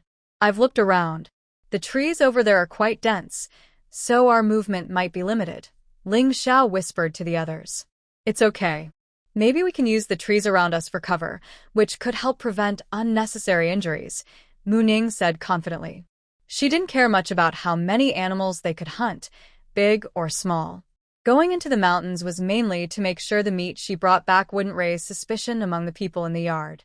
When they reached the spot with Ling Xiao, they understood what he meant by his earlier words. They stopped about 50 meters from the herd and quietly observed. Most of the cattle were resting now. From the surroundings, it was clear they had been there for a while. The tree trunks around had many smooth spots where they had been rubbed, some low branches were broken, and there was plenty of manure on the ground, with footprints everywhere. Looking at the environment, Mu Ning frowned slightly. This is clearly their camp, but the area is too heavily trampled. Besides the big trees, there aren't many good hiding spots. We can't go over there easily. I think the same, she said. Ling Xiao spoke. 2 of us can go around from the side and behind them. Even if we disturb them, we can drive the herd toward us. We can attack from both sides and hopefully leave 1 or 2 cows behind. What do you think? That's a good idea, but judging by the size of their territory, it might take some time to go around, Mu Ning said. Su Xiaodong and Zhao Jun listened quietly as the 2 discussed. They didn't have a better plan, so they just followed their instructions. Ling Xiao pointed in a direction and said, "Go around from this side. The other side is a bit closer, maybe 10 minutes to get there, but we need to move quickly." Mu Ning thought for a moment and looked in the direction Ling Xiao pointed. "All right, that works. Since there's no better way, I will go with Xiaodong. You 2 can try to get closer slowly and stay ready to attack." "Okay, be careful," Ling Xiao said. Mu Ning and Su Xiaodong turned and headed toward the place Ling Xiao indicated. About 15 minutes later, 3 cuckoo calls sounded from that side. Ling Xiao and Zhao Jun slowly approached from about 20 meters away. Soon after hearing the birds, they saw the herd start to get restless. The cows lying on the ground chewing cud quickly stood up, and the calves started running toward their mothers. Then they saw the herd begin to run toward them. There were about 20 adult cows and 6 or 7 calves. As they ran, the ground trembled under their hooves, and dust rose into the air. As the herd ran, Mu Ning suddenly felt her choice was wrong. She should have let Ling Xiao and Zhao Jun come first, while she and Su Xiaodong waited on the side. In no time, the herd reached Ling Xiao and Zhao Jun. The 4 of them met up. Mu Ning and Ling Xiao held axes, while Su Xiaodong had a small axe for chopping wood. Zhao Jun was holding a large sword, which was the first time they saw such a weapon. But at this moment, no one paid attention to the weapons. Because Ling Xiao and Zhao Jun's appearance caused the herd to panic for half a moment. They took advantage of this chaos to rush in. Their goal was clear. They were facing what looked like young, not very large cows. When the herd started to scatter, each person had already found their target. After confirming her target, Mu Ning tightly gripped her axe and charged toward the herd. With a loud bang, the cow that was looking for direction lost its way and stepped back due to the force. Before it could recover, Mu Ning struck it twice more with her axe. The cow was knocked down and fell to the ground. Taking the chance, Mu Ning aimed her axe at the cow's head and swung. This time, she didn't hold back. More than half of her axe embedded into the cow's skull. Struggling to pull out her axe, blood gushed from the wound. She then swung her axe again, hitting the cow's head, causing a dent. Seeing the cow weaken and teeter on the edge of life and death, Mu Ning chose not to strike again. She didn't want to cause more harm by splattering brain matter. She walked to a nearby big tree, dropped her axe, and leaned against it to rest, watching the remaining 3 fighters. Battlefield. Among them, the wild cow on Ling Xiao's side was the largest. Zhao Jun's target was a smaller, but still fully grown cow. On Su Xiaodong's side, her speed and moves had become much more precise and quick compared to before. The cow there could no longer escape, with wounds on its front and back legs. 2 of these wounds were on the joints, so the cow couldn't stand anymore. The rest of the outcome was obvious. Seeing this, Mu Ning stopped paying attention to Su Xiaodong. She was more curious about Zhao Jun. She looked at his messy, swinging greatsword. The cow had many wounds, but none of them hit vital spots. Zhao Jun looked quite disheveled himself. His thick coat had 2 spots where the cotton was showing, and his clothes were splattered with blood. But if you said he was useless, he had managed to leave a fully grown wild cow and fought it for so long. If you said he was capable, then his wild cow was still jumping around alive. You might want to go help him, but watching him, it seemed like he could handle it himself. Yet if you said he could really handle it, it didn't seem quite that simple. Mu Ning watched Zhao Jun calmly, curious to see what his limit was. Here, Ling Xiao and Su Xiaodong finished their battles one after another. They took a break and, like Mu Ning, just stood aside, watching Zhao Jun without any intention of helping. In the end, Zhao Jun casually glanced over and saw the 3 of them quietly watching him. He was so annoyed. Hey, can't you guys help a bit? Doesn't your conscience hurt to just watch, he said, dodging an attack from the wild ox with a quick move. Unfortunately, his clothes were torn again by the ox's horns. Seeing this, Mooning couldn't help but chuckle softly. But she still grabbed her axe and went to help.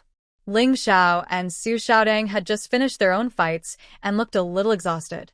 Seeing Mooning go over, Zhao Jun quickly stepped back to the side. Mooning pushed off her toes, leaped into the air, and appeared right above the wild ox's head. During her descent, she swung her axe fiercely at the ox's head. The wild ox was knocked down to the ground. Mooning didn't continue but turned to Zhao Jun and said, "Hurry up and attack. Why are you just standing there?" Okay. Zhao Jun responded quickly, rushing to finish the job. He swung his sword with all his strength, and the wild ox was defeated. Mooning looked at Zhao Jun with a faint smile and asked, "What's going on with you?" Zhao Jun, now kneeling with his hands on his knees, looked up at her confused and asked, "What do you mean?" "It's just, Mooning hesitated, trying to find the right words. "It's just, your ability. Sorry." She suddenly felt like she hadn't read enough. Seeing Mooning like this, Zhao Jun understood what she was asking. Well, about that. You saw my big sword, right? It's my dad's. He's really good with it, but I haven't learned how to use it. Back when I went to the countryside, he was a bit disappointed. But he still gave me the sword, hiding it in my quilt. Listening to Zhao Jun's hesitant words, the three of them roughly understood what was going on. They looked at him with a mix of disappointment and concern. "Sao Yun, what are you all looking at me like that for?" "I just don't like fighting and killing," he said. This left Mooning, Su Xiaodang, and Ling Xiao speechless. Xiaodang Su quietly asked him a question. "Zhao Jun, should I go back?" "Forget it. Let's take it slow and leave later," Mooning said while looking at the others. It was already around 3 in the afternoon. "First, let's go to that cave and leave these things there. We can see if we can find anything else. We'll head down the mountain early today and bring the 2 people up tomorrow. I also have a pot, so I'll bring that too." "That works." "Okay." The 3 of them had no complaints about Mooning's plan. After cleaning up the battlefield, where they had fought earlier, they took the 4 wild bulls to the cave they had found before. "Let's leave them here for now. This place is a bit far from the water source." "What are your plans?" Mooning asked when they arrived. "Let's tidy up near the water source first. Tomorrow I'll bring a water bucket, and we can clean everything more carefully then." "That's fine, but for now, let's eat first." "I'll go find some firewood," Mooning said, and turned to leave. Soon, he returned with a bundle of firewood. They lit a fire inside the cave. The 4 of them sat around the fire, took out their steamed buns, and skewered them on sticks to roast over the fire. They left early before dawn, and finally had time to rest properly. Everyone was too tired to talk much. When the buns were almost done, Mooning took a packet of salt and pepper from his coat pocket, broke the buns open, and sprinkled some inside. Seeing Mooning's actions, the others also tore their buns open and handed them over. "Mooning, you guys really," he sighed and sprinkled salt and pepper on each bun. "Eat quickly. After that, we still need to deal with those," he said, looking at the 4 wild bulls nearby. "Should we leave all of these?" Ling Xiao asked. "I don't plan to take mine to exchange. I want to make some beef jerky tomorrow to send to my family. The rest can be frozen for now." "The weather isn't bad," Mooning replied. "Then I'll leave mine too. My brother will visit her in a few days. I'll ask him to bring some back." "We have a big family," Su Xiaodang said. "What about mine?" "My family is just my parents and a younger brother. We can't keep so many," she added. Ling Xiao thought for a moment and said, "Just half of mine, then leave the rest of yours for me." "I want it all," Su Xiaodang said. Mooning, Zhao Jun, and Ling Xiao. "You want so much." "Yes, beef is hard to find. Since you have extra, leave it for me. Brother Qiushui should come by car later." "All right, that works." After eating, the 4 took the cattle to a water source. They needed to move quickly because it was getting late and they had to go back today.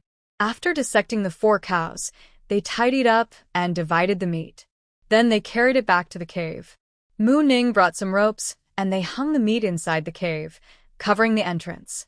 Only then did they hurriedly start heading back. The journey was smooth until they thought they could leave the mountain safely. But just as they reached the boundary between the outer and inner areas of the mountain, an unexpected incident occurred. Usually, Ling Xiao led the way, Su Xiaotang was second, Zhao Jun was third, and Mu Ning brought up the rear, maintaining their formation. They whispered quietly along the way. No one expected that just before leaving the inner area, a wild boar that had been resting nearby suddenly charged at them from behind. The boar was probably resting nearby and was awakened by the noise they made passing by. As they approached the edge of the inner area, their vigilance relaxed a bit, leading to this surprise. The boar was very large, estimated to weigh over 400 pounds. Mu Ning noticed it when it was already very close, just from the snorting sounds she heard. Turning around, she saw it. A huge wild boar suddenly burst out of the bushes beside them and charged forward. Mu Ning was startled, and while dodging, she shouted for everyone to get out of the way. Ling Xiao, Su Xiaodang, and Mu Ning had been in the mountains many times and knew how serious the situation was. Without looking back, they dodged to the side. But they forgot about Zhao Jun, the inexperienced one. When Mu Ning shouted, Zhao Jun stopped and turned around curiously to see what was happening. When he saw the large boar already close in front of him, he froze in shock and forgot to run. Mu Ning quickly dodged and then turned to see the person standing foolishly, waiting for the wild boar to hit him. She shouted, "Quick, get out of the way." That one call snapped Zhao Jun out of his daze. However, instead of moving aside, he jumped high in place, spread his legs in midair, and then Mu San and the others watched as the person, who was crawling on the wild boar's back, froze for a moment. It all happened so suddenly and dramatically. Mu Ning saw Zhao Jun, who was waiting for the wild boar to hit him, shouting to get out of the way. But this fool's mind seemed to be somewhere else at that moment. He jumped up on the spot, showing off a split in midair, but that didn't help him avoid the wild boar's attack. The problem was, he jumped too early. When the wild boar charged past him, Zhao Jun managed to sit on its back, riding it backward. The wild boar, startled, ignored the three of them and ran forward with Zhao Jun on its back. This completely stunned the three people who had been planning to attack the wild boar. They watched as Zhao Jun was carried away by the animal. Zhao Jun, realizing he was riding the wild boar, was overwhelmed and let out a loud, desperate cry. His cry woke the others, and they all chased after the wild boar. Hold on dikt, Mu Ning sotet. She was worried she might fall and get seriously hurt, or worse, be pushed over by the wild boar. Hearing Mu Ning, Ling Xiao and Su Xiaodang, who were still chasing, looked at her strangely. They wondered where Mu Ning wanted to catch the wild boar. But soon they understood. Although Zhao Jun was still screaming, he heard Mu Ning shout. At that moment, he abandoned everything else and instinctively grabbed whatever he could hold. And he tightly grabbed the wild boar's tail. When the boar, feeling pain, ran faster and bounced more wildly, he also grabbed the meat on the boar's rear with his other hand, pressing his upper body tightly against its back. Then, well. The wild boar moved and its big bottom jiggled with a duong sound, and Zhao Jun's face turned pale with fear. So, they all ran quickly, making a pia sound as they went. The three people chasing behind. Mu Ning couldn't hold back her laughter and snorted, but she quickly stopped because although she really wanted to laugh, saving people was more important. Amid Zhao Jun's screams, they chased the wild boar down the mountain. Now, everyone looked very messy. They had scratches from branches and bushes along the way, and their clothes were torn in different places. Ling Xiao also had 2 light red marks on his face. When the three of them reached the bottom of the mountain, the wild boar was running toward the village. Zhao Jun was still screaming loudly. Many villagers were already asleep, but they were awakened by Zhao Jun's screams. Some curious people came out, peeking over the wall to see what was happening. When they saw the wild boar rushing into the village, they were startled. When they saw the wild boar running past their house and carrying a person who was shouting for help on its back, they became even more scared. Luckily, They hadn't just gone outside to look when it happened. They hurried into the kitchen, grabbed a metal basin and a spatula, and went outside to bang on the door and shout, "A wild boar has entered the village." It's hurt someone. Hearing the noise, nearby families quickly got up, put on their clothes, and came out of their yards. Old Lee San, what's going on? Yeah, what happened? Who's shouting? It's a wild boar. It ran into the village, and there's someone on its back. The person called Old Lee San hurriedly explained to the newcomers. At this moment, Mu Ning and the others also caught up. Seeing the group gathered together, they asked, "Uncle, did you see which way the wild boar ran?" "Oh, Mu Jiqing. The wild boar. It went that way." Old Lee San saw that Mu Ning was a new arrival and quickly answered, "Thanks, uncle." After saying that, the three of them pointed in the direction Old Lee San indicated and ran after it. The village roads were complicated, and although they could hear Zhao Jun's screams, they didn't wait to see exactly which way it went. As Mu Ning and the others left, the people gathered with their tools also started chasing after them. Soon, the village became noisy. When Mu Ning and the two others arrived at the captain's house, the captain was already leading the militia team to surround the wild boar with 2 hunting rifles. Some experienced hunters in the team also joined in, carrying large bows. However, when everyone saw the person on the wild boar's back crying out loudly, they hesitated.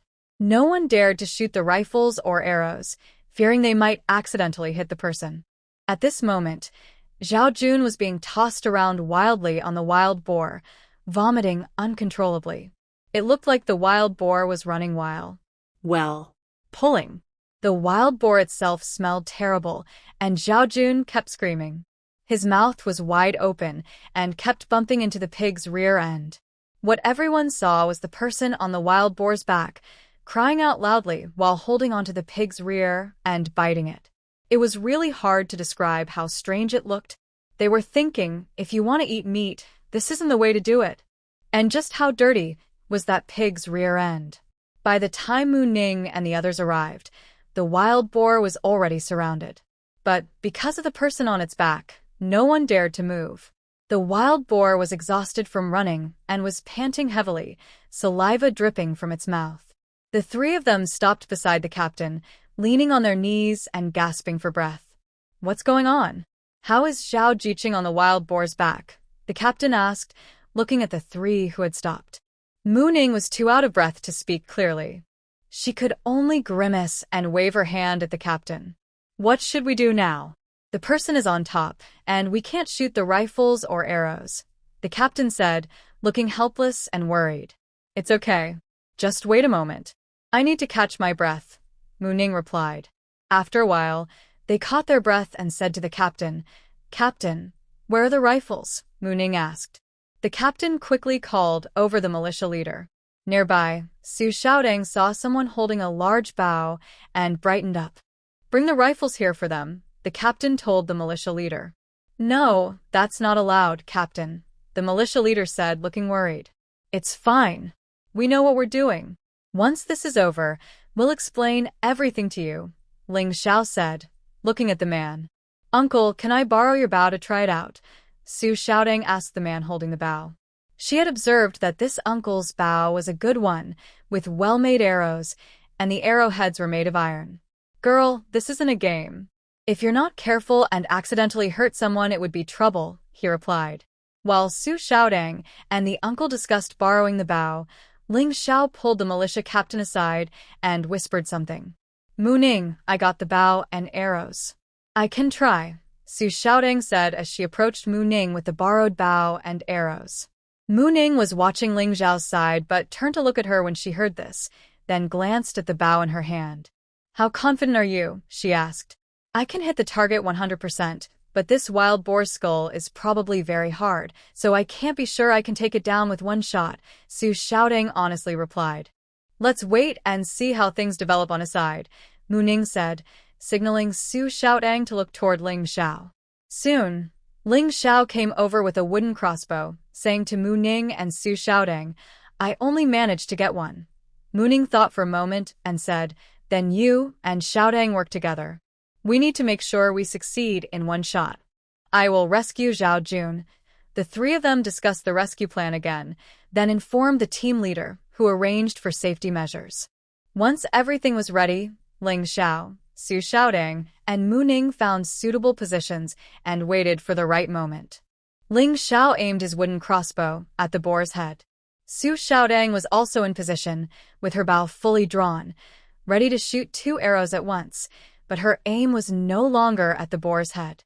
She was standing to the side of the boar, aiming at its 2 front legs. Mu Ning stood directly behind the boar, alert and ready. Seeing the 3 of them prepared, the others around quieted down. The boar started to become restless, trying to break through the crowd. Just as it seemed it might charge out, there was a loud bang.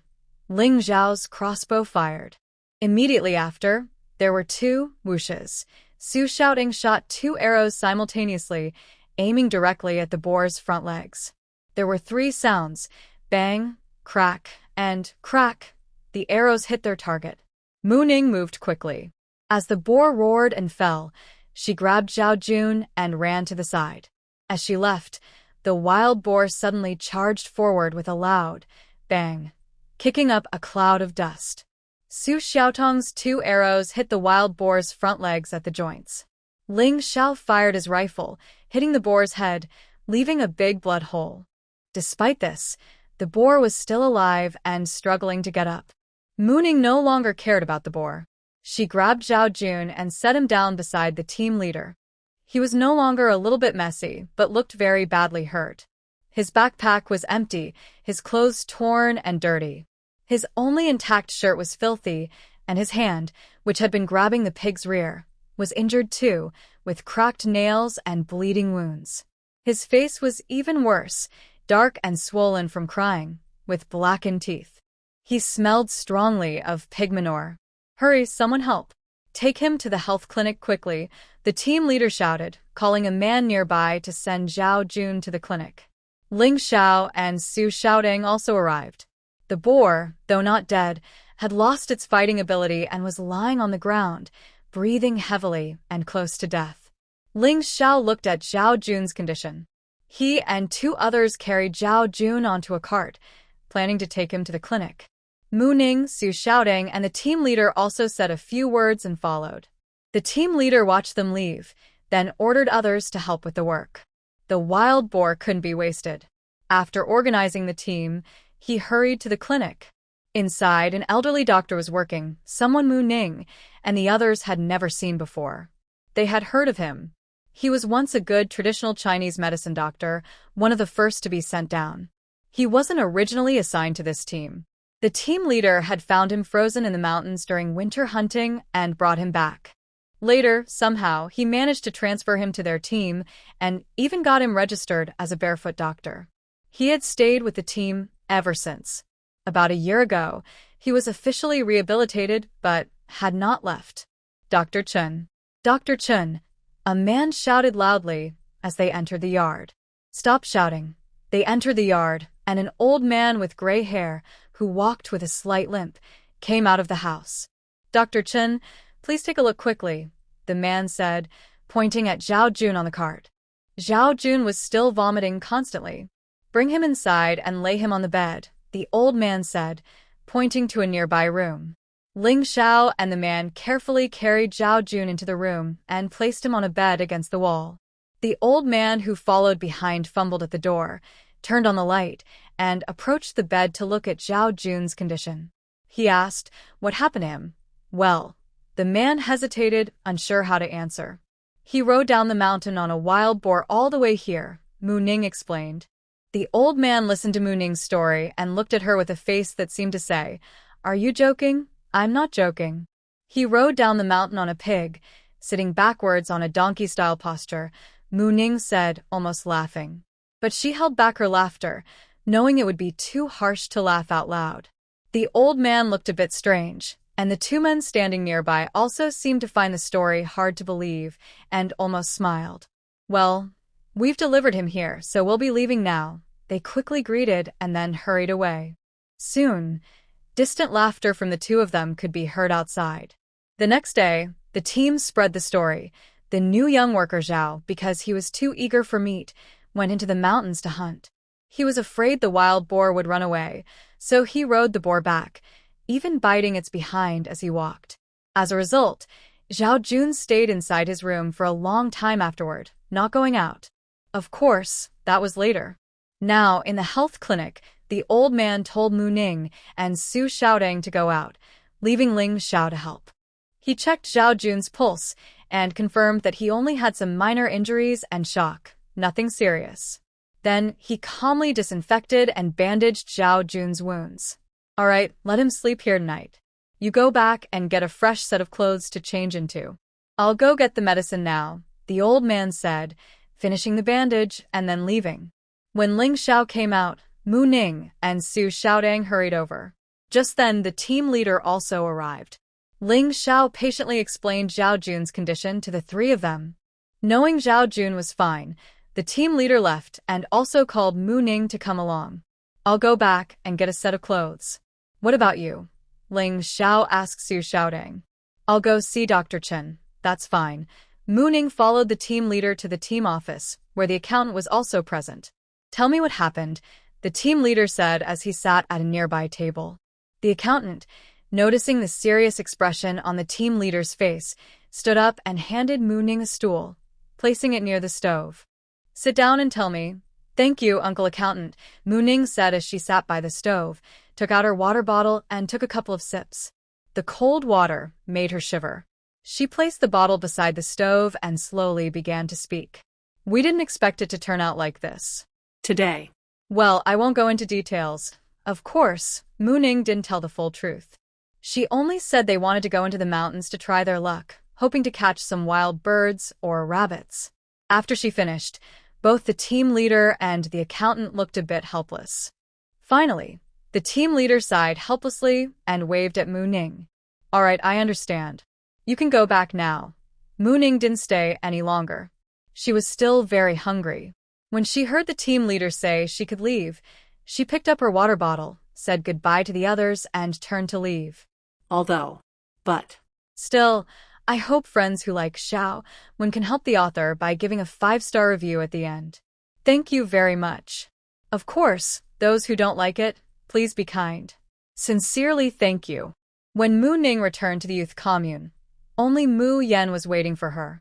Seeing Mu Ning enter the yard, Mu Yan hurried out of the house. Sister, you're back. Are you hurt? Don't worry, I'm fine. You can relax. Why are you alone? Mu Ning asked. Oh, Brother Xiao came back to get clothes for Brother Jun. That's how we found out you had an accident. Sister Xiao Tang didn't come back with us. Sister Xiao Qiu went to see her.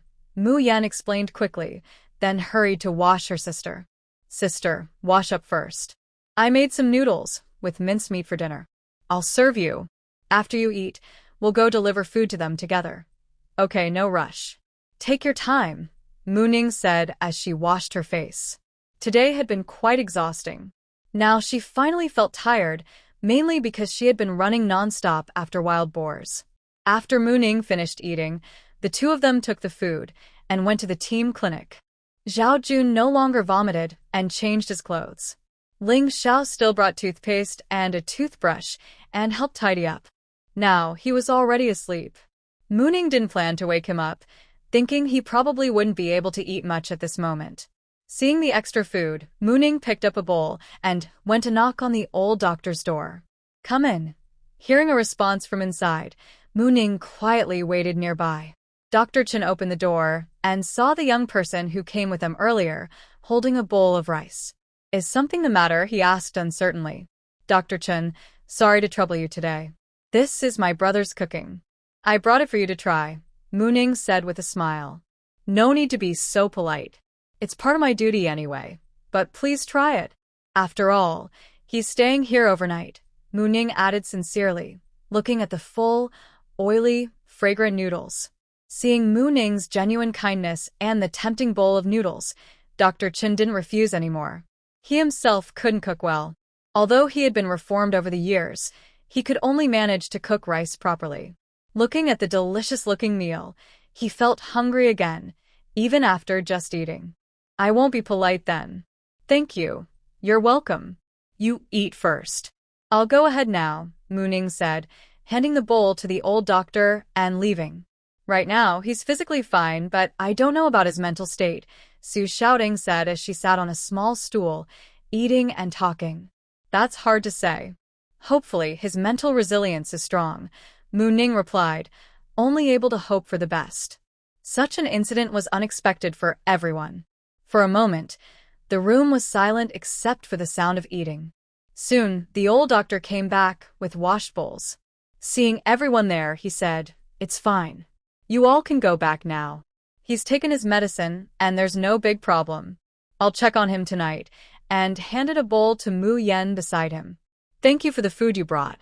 It tastes very good. You're welcome. Are you sure you don't need us to stay and watch over him?" Mu Ning asked. "No need. He has no internal injuries, just some superficial wounds. The only serious ones are on his left hand and inner thigh, but they'll heal with some rest. Regarding the mental aspect, I added calming herbs to the medicine, so there shouldn't be any big problems. Rest assured." Hearing the doctor say this, everyone felt more at ease. Just then, Ling Xiao and Su Xiaoting finished their meals. Seeing this, Mu Ning stood up to say goodbye. "Thank you, Dr. Chen. Since there's no need to stay here, we'll head back now." "Yes, go ahead. You've had a busy day, so get some rest early tonight." "Thank you. We're leaving now. All right, let's go." Watching them leave the yard, the old doctor slowly closed the door. It was really late now, and today had been a long day for him, with his rest constantly postponed. "That's enough. Everyone is pretty tired today. Go home and get some sleep," Mu Ning said without looking back as she entered the youth commune. She had never been this exhausted before. Her legs felt heavy, as if filled with lead. She needed to relax and stretch properly. The remaining 4 people saw Mu Ning had gone inside, and naturally went to their own rooms to sleep. Especially Su Xiaodang and Ling Xiao, who were also very tired today. Normally, with their strength, coming down the mountain wouldn't be so exhausting, but today was different. They had been running quickly down the mountain chasing a wild boar. Soon, the small courtyard was plunged into darkness. The quiet here contrasted sharply with the bright lights at the threshing ground. At the threshing ground, everyone had prepared hot water, ready to wash the wild boar. Several torches were set up nearby, making everything clearly visible. Facing a large wild boar weighing 300 or 400 jin, no one thought about waiting until the next day to deal with it.